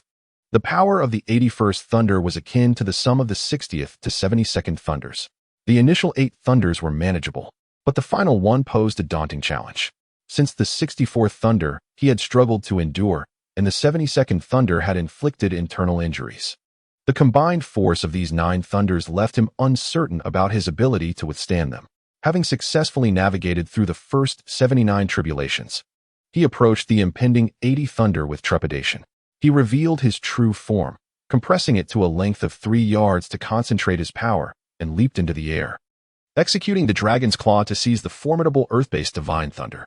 The weight of the earth element was immense. Grasping that thunder felt akin to clutching a mountain, heavy, overwhelming, and oppressive, driving him downward. Roaring defiantly, Chen Xian focused all his strength into his right claw and lunged at the thunder. With a resounding pop, the thunder dispersed into a torrent of electricity that surged through him, rendering him momentarily paralyzed as he collapsed, twitching on the ground. As the electrical current subsided, Chen Xian continued to convulse. His dragon form, extending 3 yards in length, bore over a dozen injuries of varying depth, the most severe exposing white bone on his right claw. The wounds bled not a drop, as the intense electricity had vaporized the surrounding blood, carbonizing the injuries, leaving no blood to flow. At that moment, Chen Xian's formidable recovery ability manifested. The charred flesh quickly sloughed off, and within half a minute, he returned to his former state. Supporting himself on all fours, he shook his head and tail, gazing solemnly at the roiling tribulation clouds above. The final thunder was indeed a daunting prospect. After a quarter of an hour of turbulence, the ominous clouds swiftly converged, causing Chen Xian's heart to tremble as he sensed the arrival of the last thunder. Boom! A golden bolt of lightning pierced through the clouds with a thunderous roar. Before it struck, an unexplainable celestial pressure rendered Chen Xian breathless, halting his heartbeat. In that fleeting moment, the world seemed to darken, and all he could perceive was the blinding flash of the thunder. With a furious roar, Chen Xian broke free from the oppressive celestial shadow, propelling himself skyward. Fangs bared and claws outstretched as he charged toward the thunder. His dragon form expanded to 400 yards, colliding with the golden lightning in midair, resulting in a cataclysmic clash. With a resounding shout, he soared, his legs generating clouds, engaging the golden thunder in a furious exchange of 53 impacts in the blink of an eye. Boom! Moments later, Chen Xian was sent crashing to the ground, creating a massive crater. The thunder, as thick as a water barrel, descended upon him, shattering his abdominal scales and unleashing a torrent of electricity into his being. Roaring in anguish, his 400-yard dragon form writhed within the crater, at times stiffening, at others contorting into chaos, his head thrashing and tail lashing about, resembling a creature possessed. Once the thunder's power dissipated, Chen Xian lay at the bottom of the crater, his immense form riddled with charred wounds, skin peeling, and carbonized scales littering the ground. His eyes, once vibrant, had turned lifeless, seemingly teetering on the brink of death. After approximately half a minute, his colossal body began to stir. With a flash of white light, he transformed back into human form, now a naked, battered figure. Coughing, he covered his abdomen, expelling a stream of dark blood. Slowly rising from the ground, he donned some clothing before settling into a meditative posture. He understood that he could not afford to relax until the residual energy of the thunder tribulation had completely faded, for the inner demons would soon emerge. The inner demons, insidious and malevolent, feared the thunder technique. Though they arrived with the tribulation, they would not reveal themselves until the thunder's aura dissipated, granting the tribulation survivor a fleeting chance of survival. Otherwise, if the demons descended upon the cultivator while still weak from their tribulations, it would be nearly impossible for anyone to succeed in their trials, save for the few exceptional beings who had attained sanctity. Chen Xian had no idea how long he meditated when suddenly, a surge of dark energy flooded his consciousness, transforming into a dense fog that enveloped his entire awareness. He felt disoriented, and a rhythmic beeping resonated in his ears. Upon opening his eyes, he found himself in a cramped hospital room, his right leg encased in plaster and various medical apparatus attached to him. How did I end up in a hospital? Confusion washed over Chen Xian, as if he had forgotten something crucial. With a click, the door to his room swung open, revealing a tall, elegant nurse pushing a medication cart. After adding some fluid to an 4-bag, she prepared to leave. Chen Xian hastily inquired, "Nurse, how did I end up in the hospital?" "I can't recall anything at all. You crossed the road yesterday and were hit by a car. The driver brought you here," the nurse replied curtly, continuing on her way, highlighting the busy nature of healthcare workers. "Wait, what injuries do I have, and how long until I recover?" Chen Xian pressed as the nurse attempted to depart. "You have a fracture in your right leg, but the surgery is complete. You should be able to leave in about 3 months," she answered without turning back. Memories surged back like a tidal wave, and Chen Xian finally recalled attending his ex-girlfriend's wedding the previous day. Overwhelmed by emotions, he had indulged in excessive drinking. and the events that followed were a blur. I hope I didn't make a fool of myself.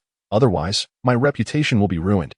His ex had sent an invitation to her wedding, and although he initially had no desire to attend, not wanting to give a red envelope, he ultimately decided to go out of a sense of maturity and curiosity about the groom's appearance. Upon encountering the middle-aged man with foul breath, he felt a sense of loss. How could such a decrepit man win her over? Watching the newlyweds flaunt their affection, Chen Xian cursed under his breath and downed 10 glasses of beer. Given his low tolerance, it wasn't long before he lost consciousness. Alcohol is truly poison. I shall never drink again. Reflecting on how close he came to being killed by a car due to his drunken state, a wave of fear washed over him. Suddenly, his phone on the bedside table rang. Seeing the name Li Boppy on the caller ID, his expression shifted, and he quickly answered. Before he could speak, a furious voice erupted from the other end. Chen Xian, where have you been? You've been MIA all day. Do you even want to keep your job? Boss Li. Please let me explain. I don't want to hear it. If you're not at the office in half an hour, you can pack your things and leave. Do you have any idea how many clients came in today? Because of your absence, how many potential clients missed out on insurance? The losses are astronomical. Li Boppy's wrath echoed through the phone, drowning out any attempt at explanation. Boss, listen. But the line went dead, leaving only a dial tone. Well, this was Chen Xian's previous life, a beleaguered insurance salesman at Beibinjiang Insurance, ranked at the bottom of the sales chart. Hello, Boss Li, please let me explain. Chen Xian hastily redialed, desperate to salvage his job. So, it will be a long time before you can return to normal work? Li's voice came through, devoid of emotion. Yes. Chen Xian nodded vigorously. I regret to inform you that you have been terminated. Your absence has caused significant financial losses to the company, and your salary for this month will be forfeited. You need not return to the office. With that, Li Boppy hung up, leaving Chen Xian in stunned silence. You have been dismissed, your salary entirely withheld, and the only thought echoing in Chen Xian's mind was this phrase. With a click, the door to the hospital room swung open once more, revealing a middle-aged man carrying a basket of fruit. After placing the basket on the bedside table, the man turned to the dazed Chen Xian and inquired, Young brother, are you all right? I sincerely apologize for what happened yesterday. Chen Xian, lost in his thoughts, had not heeded the man's words. Just moments before, he had been dismissed by Boss Li, plunging him into a state of deep despair. It finally dawned on him that having just completed a tribulation, he must now be ensnared in an illusion conjured by his inner demons. He marveled at the depth of this malevolence, which had sealed away all memories from his current life, leaving only remnants of his past existence.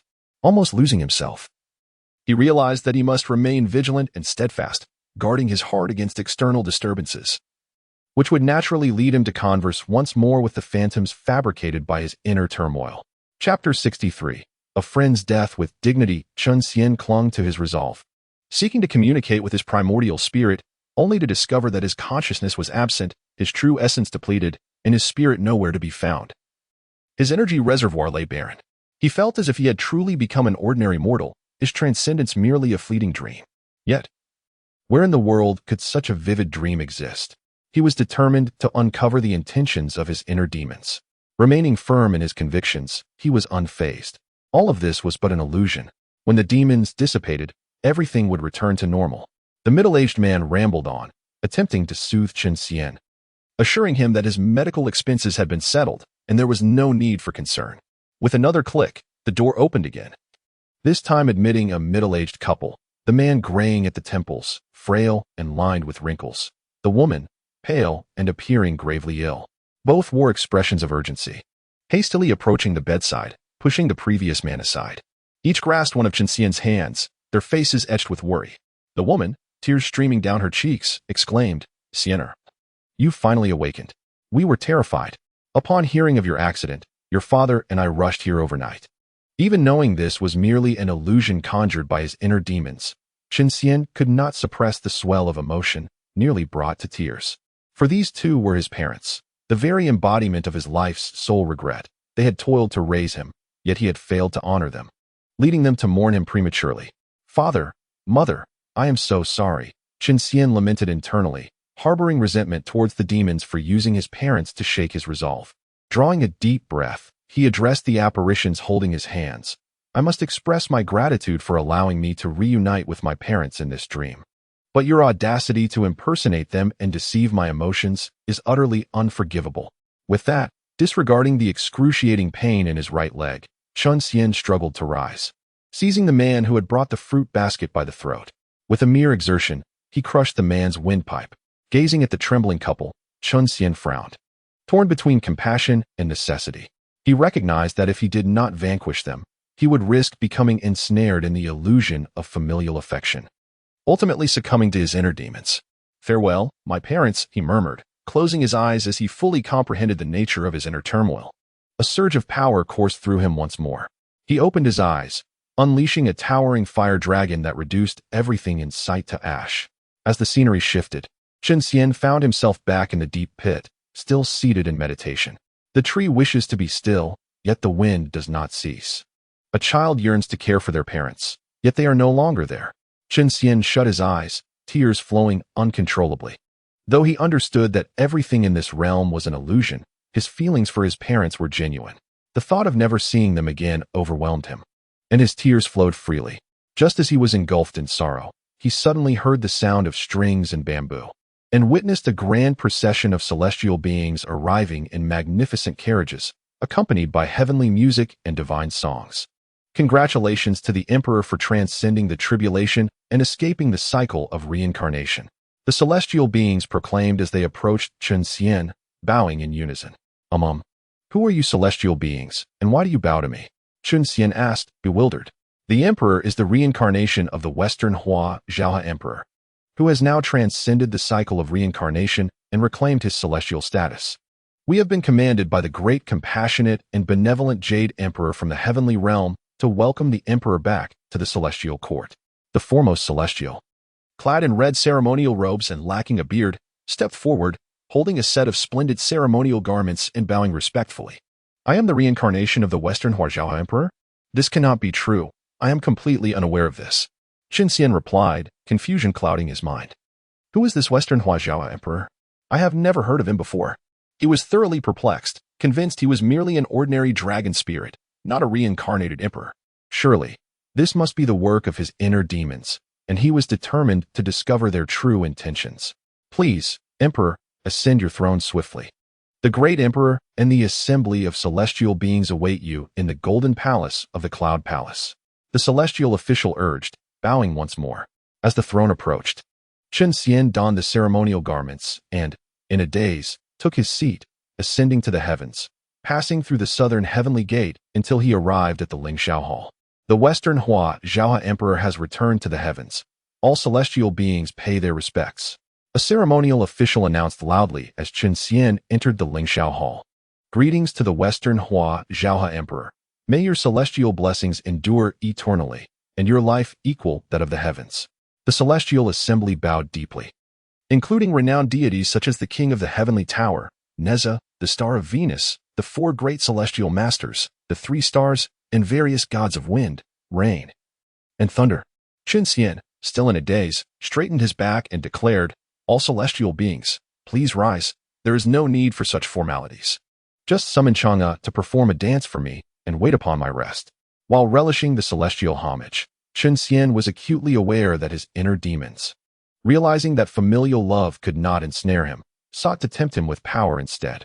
Understanding their intentions, and after enjoying the celestial tributes, Chen Xian unleashed another fiery inferno, reducing the Lingxiao Hall and countless deities to mere ashes. In a flash of light, the surroundings dimmed. Chen Xian looked around and was taken aback to find himself in a bedroom adorned with risque paintings, the decor exceedingly suggestive. On the spacious bed lay Aohong, Yang Chan, Ming Shi, and the white-clad woman he had encountered on Qingqing Mountain, all unclothed, their bodies unabashedly displayed, casting flirtatious glances at him. "Husband, come quickly. I can hardly contain myself," they cooed enticingly. Chen Xian looked at himself, equally unclothed, and inwardly scoffed. "Is a mere illusion of the inner demons enough to rattle you? Your resolve is truly lacking." After casting a lecherous glance at the phantasms conjured by his inner demons, he prepared to incinerate them, only to suddenly widen his eyes in shock. How shameless of these inner demons to invade the privacy of others. Such immorality, he exclaimed, cursing the demon's audacity. With a fiery blast, he reduced the 4 lascivious apparitions to ashes. Chen Xian pondered, if a hero finds it difficult to resist the allure of beauty. Does my ease in overcoming this temptation suggest that I am no hero? This question warrants contemplation. The inner demons are truly petty, believing that 4 beauties could ensnare me. They must think little of me. At the very least, they ought to have conjured 5, enough to match the number of fingers on a hand. Subsequently, Chen Xian faced temptations of treasures and cultivation, but soon the inner demons escalated from mere temptation to intimidation, presenting horrific visions of family tragedies, mountains of corpses, and the 18 hells. While the sight of his family's demise was unbearable, he dismissed the other horrors as if watching a horror film. Upon opening his eyes again, Chen Xian found himself back in the deep pit. With past experiences in mind, he was cautious, unwilling to trust that the visions he witnessed were not mere illusions conjured by his inner demons. Thus he remained steadfast in his resolve to protect his spirit from their treachery. White Dragon, at last, I have found you. This time, I shall not rest until I have flayed your skin and drawn your tendons. As Chen Xian stood vigilantly on guard, a sudden thunderous shout echoed from a distance. He looked up, momentarily taken aback to see a familiar figure, the Taoist priest in blue, who had threatened to make him his mount after Chen had slain the lion-faced monster and vowed to turn him into a monk. Are you a new manifestation of the heart demon? Chen Xian questioned, bewildered. Thunder strikes the heavens. The priest did not respond, instead waving his hand to unleash a bolt of purple lightning aimed directly at Chen's head. With a swift motion, Chen dispersed the violet thunder with a single palm and summoned a fire dragon to incinerate the Taoist. The priest, riding on a cloud, effortlessly shattered the fire dragon into sparks and soared above the deserted island, hurling a miniature mountain peak down upon Chen. The peak expanded with the wind and, when it descended upon Chen's head, transformed into a towering mountain of 100 feet. Is this a test of combat prowess? Chen pondered. Previously, illusions manifesting familial bonds, power, and beauty had been vanquished by merely igniting the flames of courage against inner fears. As long as one maintained a steadfast heart, unperturbed by external temptations or the tragic loss of loved ones, the illusions would dissipate naturally. Thus, he deduced that this trial was indeed a measure of combat strength, and defeating the blue-clad Taoist would grant him passage. With this thought solidified, Chen raised his right hand and struck the towering mountain peak, sending it hurtling away. In an instant, he appeared before the Taoist, delivering a blow that shattered the protective barrier surrounding him, striking directly at his chest. With a resounding thud, the priest's body was obliterated, even his primordial spirit scattered, merging into a torrent of vital energy that swept through the vicinity. Chen stood with his hands clasped behind his back, unyielding, as the chaotic energy surged toward him, halted by an invisible barrier that prevented it from encroaching within half a foot of his form. The remnants of the blue-clad priest crashed onto the island, creating a heavy thud as they disintegrated into a puddle of mush. After striking a pose midair and observing his surroundings for any changes, Chen was momentarily taken aback, contemplating whether he had truly passed through the heart demon tribulation. Was that blue-clad Taoist a living being? Gazing at the heap of flesh below, Chen deeply bowed, overwhelmed with gratitude, and expressed, "Your death has enlightened me that the heart demon has been vanquished. I shall no longer fear aberrations and can pursue romance freely. You have performed a great service. I will not forget you on future holidays. Rest in peace." Having obliterated the priest's essence, akin to the soul's departure, Chen was uncertain where the blue-clad Taoist could possibly go. After offering his blessings, he reflected on the notion that individuals leave their mark in the world, much like the sound of a passing wild goose. Since the blue-clad Taoist was deceased, he resolved to collect his belongings as a testament to the priest's existence in this realm. Descending from the clouds, Chen ignited the remains of the Taoist, reducing them to ashes. After retrieving the storage ring, he dug a pit and buried the priest's ashes, marking a gravestone with the inscription, "In the spring of 315 B.C., a blue-clad demon wreaked havoc upon the world above the outer sea. The Jade Dragon Immortal fought valiantly for 40 days and nights, ultimately slaying the demon here." Future generations expressed their gratitude with this monument. Upon locating the mountain treasure the Taoist had previously hurled at him, Chen began to tally his gains. After thorough counting, he was overjoyed, nearly compelled to kiss the ashes of the blue-clad Taoist. He had acquired 2 celestial artifacts, 5 precious artifacts, 3 exquisite spiritual tools, 16 superior spiritual tools, along with materials for refining 3 superior precious artifacts, for vials of 8th grade spiritual elixirs, 24 3,000-year-old medicinal herbs, 3 5,000-year-old celestial grasses, and countless spiritual herbs over 1,000 years old. Chen was astonished, feeling as though fate had dispatched this blue-clad Taoist to deliver treasures to him after witnessing his woeful plight as the most handsome transmigrator in history. After a moment of excitement, Chen's emotions settled. These were merely external possessions, while cultivation was the true essence. Now that he had transcended the tribulation, the path to immortality lay ahead, and achieving the status of a celestial being was his foremost objective. Chapter 64. The Master for a Great Ascendant to Attain the Celestial Realm. One must comprehend the ethereal Tao of the heavens and condense a Tao rune within their primordial spirit that resonates with the celestial will. The condensation of such a rune signifies the ascendance to celestial status. The Tao rune is of paramount importance. Only through it can immortals bridge the connection to the celestial power for combat. However, celestial beings merely grasp the initial insights of the Tao, and true immortals only perceive a fragment of its essence. They can channel the celestial power but cannot wield it effectively without the understanding of its profound mysteries, which requires at least the attainment of a profound immortal. Typically, it takes ordinary ascendants over a decade to sense the elusive Tao and an additional 20 years to comprehend it sufficiently to condense a rune that resonates with it. Chen, however, was far more fortunate.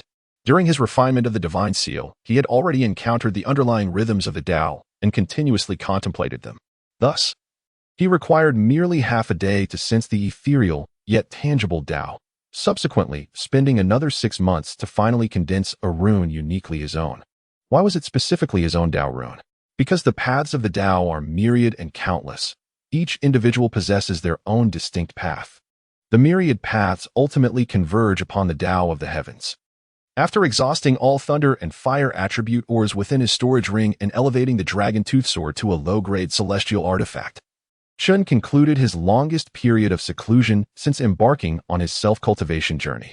Ascending to the celestial realm was indeed a joyful occasion. However, Chen found himself unable to revel in the moment, for the techniques recorded in the Dragon Transformation Sutra had reached their zenith. Without a master to guide his cultivation or impart further techniques, he would be left with only the path of body refinement and dragon transformation. Yet, without evolving into a celestial dragon, he could only hope to reach the pinnacle of the great Luo and would forever be barred from attaining the status of quasi-saint, let alone becoming a saint.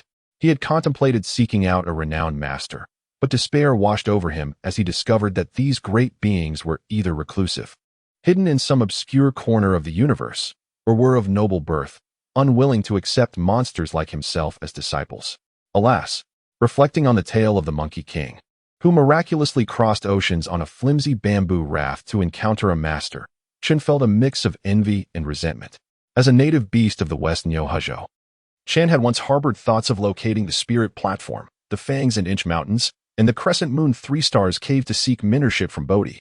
However, after poring over 12 maps claiming to be the most detailed of West Xīyóu and finding no trace of the Spirit Platform, Inch Mountains, or Crescent Moon Cave, he had abandoned this hope. He realized that this mysterious great being had only appeared to accept the monkey as a disciple.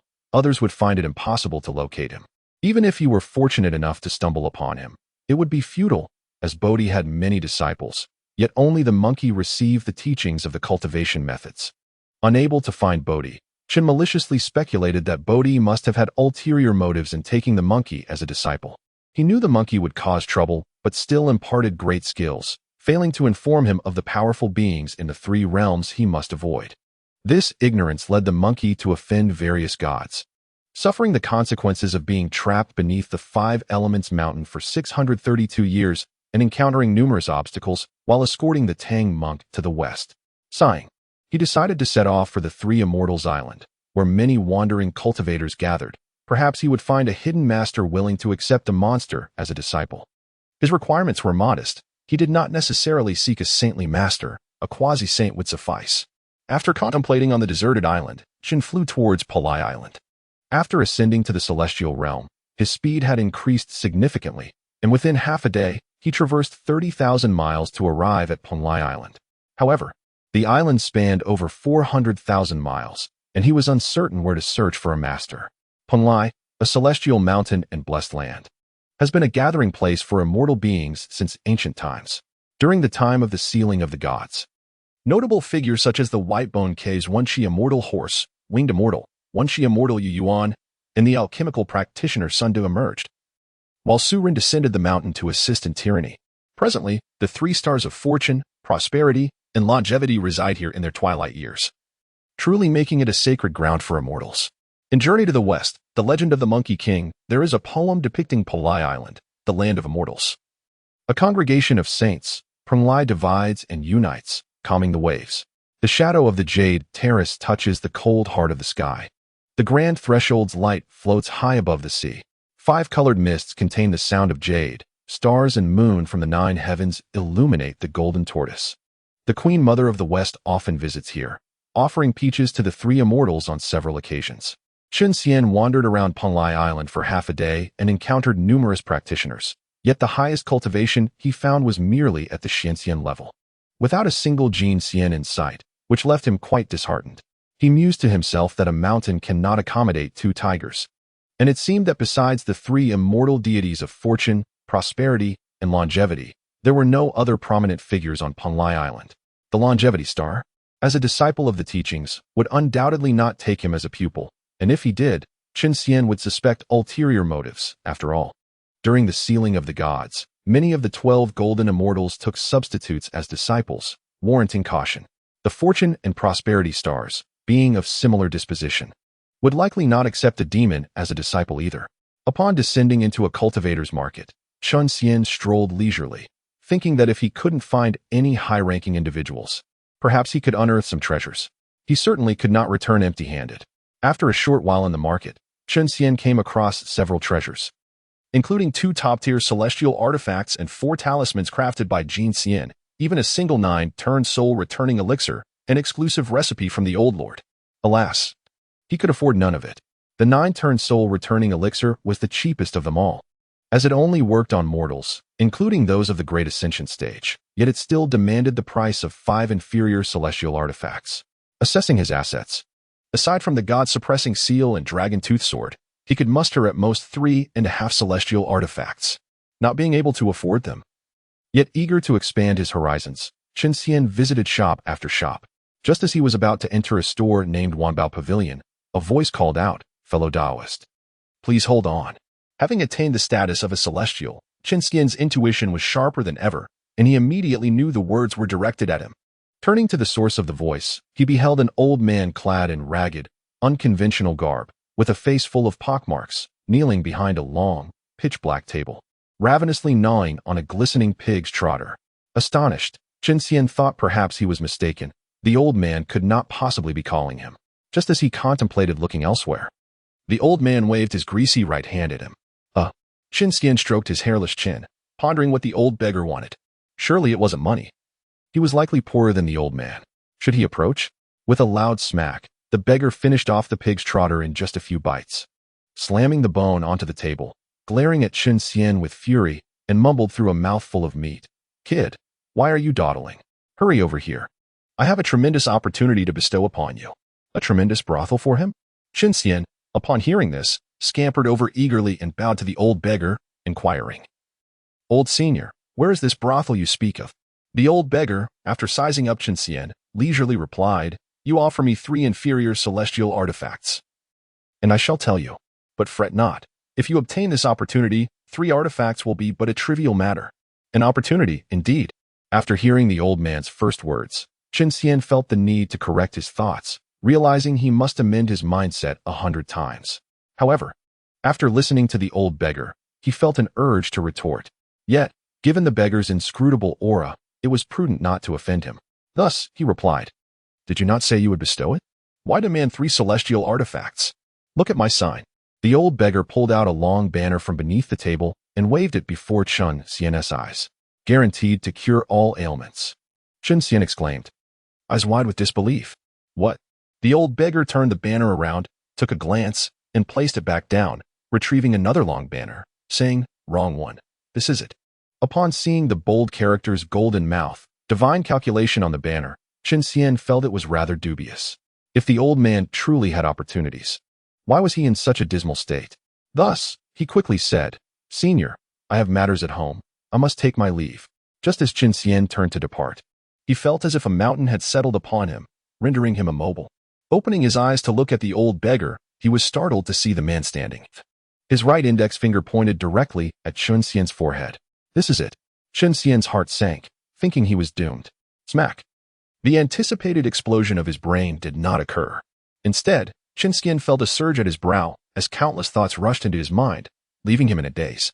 When he regained his senses, he found the old beggar, and the table along with the banner had vanished without a trace. He hurriedly bowed in the direction where the old man had been. This time, he had genuinely encountered a high-ranking individual. But who could this be? What were their intentions in imparting the teachings to him? The old beggar had, through that one pointed gesture, imparted a wealth of techniques to Chen Xian, leaving behind a scroll imbued with supreme Tao principles in his mind, which could enhance his understanding of the Tao and elevate his cultivation, akin to receiving a lecture from a great master. There is no such thing as a free lunch in this world. Chen Xian pondered that the old beggar had bestowed such immense benefits upon him without taking him as a disciple, which surely meant he would require some form of repayment in the future. The reason for not demanding anything now was likely that Chen Xian was too weak.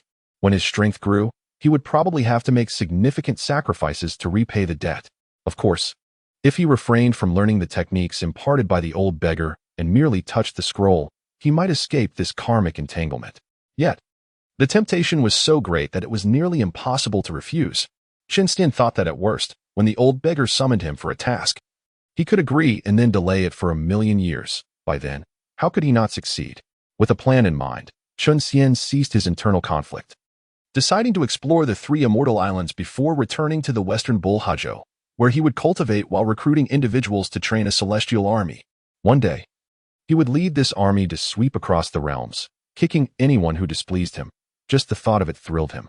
With a light heart, Chen Xian stepped into Wanbao Pavilion, perusing its contents. Just as he was about to leave, he was captivated by the conversation of 2 Xian who had just come down from upstairs. Have you heard about the true immortal level ice silkworm that emerged on Flying Snow Island, 20,000 miles northeast? What? You seem unaware. This news has spread like wildfire in the outer seas. It is said that several Xian have gone there, since even Xian are stirred. What concern is it of ours? One cannot say that. The ice silkworm is inherently adept at concealment, and this one is true immortal level. As the two spoke, they soon exited Wanbao Pavilion. A true immortal level ice silkworm? Chen Xian felt his jaw nearly dislocate. Ice silkworms, due to their low intelligence, do not cultivate. Yet they can absorb cold energy to grow stronger, albeit at a slow pace, and cannot transform. A true immortal level ice silkworm must have lived for no less than 100,000 years. The formidable ice silkworm, with its low intelligence, is the best material for cultivating external incarnations. It was no surprise that a true immortal level ice silkworm could attract Xian. Having consumed ice sculpture fish before, capturing a true immortal level ice silkworm that spews cold air would be easy as pie. He must hurry to Flying Snow Island to capture the ice silkworm and refine it into an external incarnation.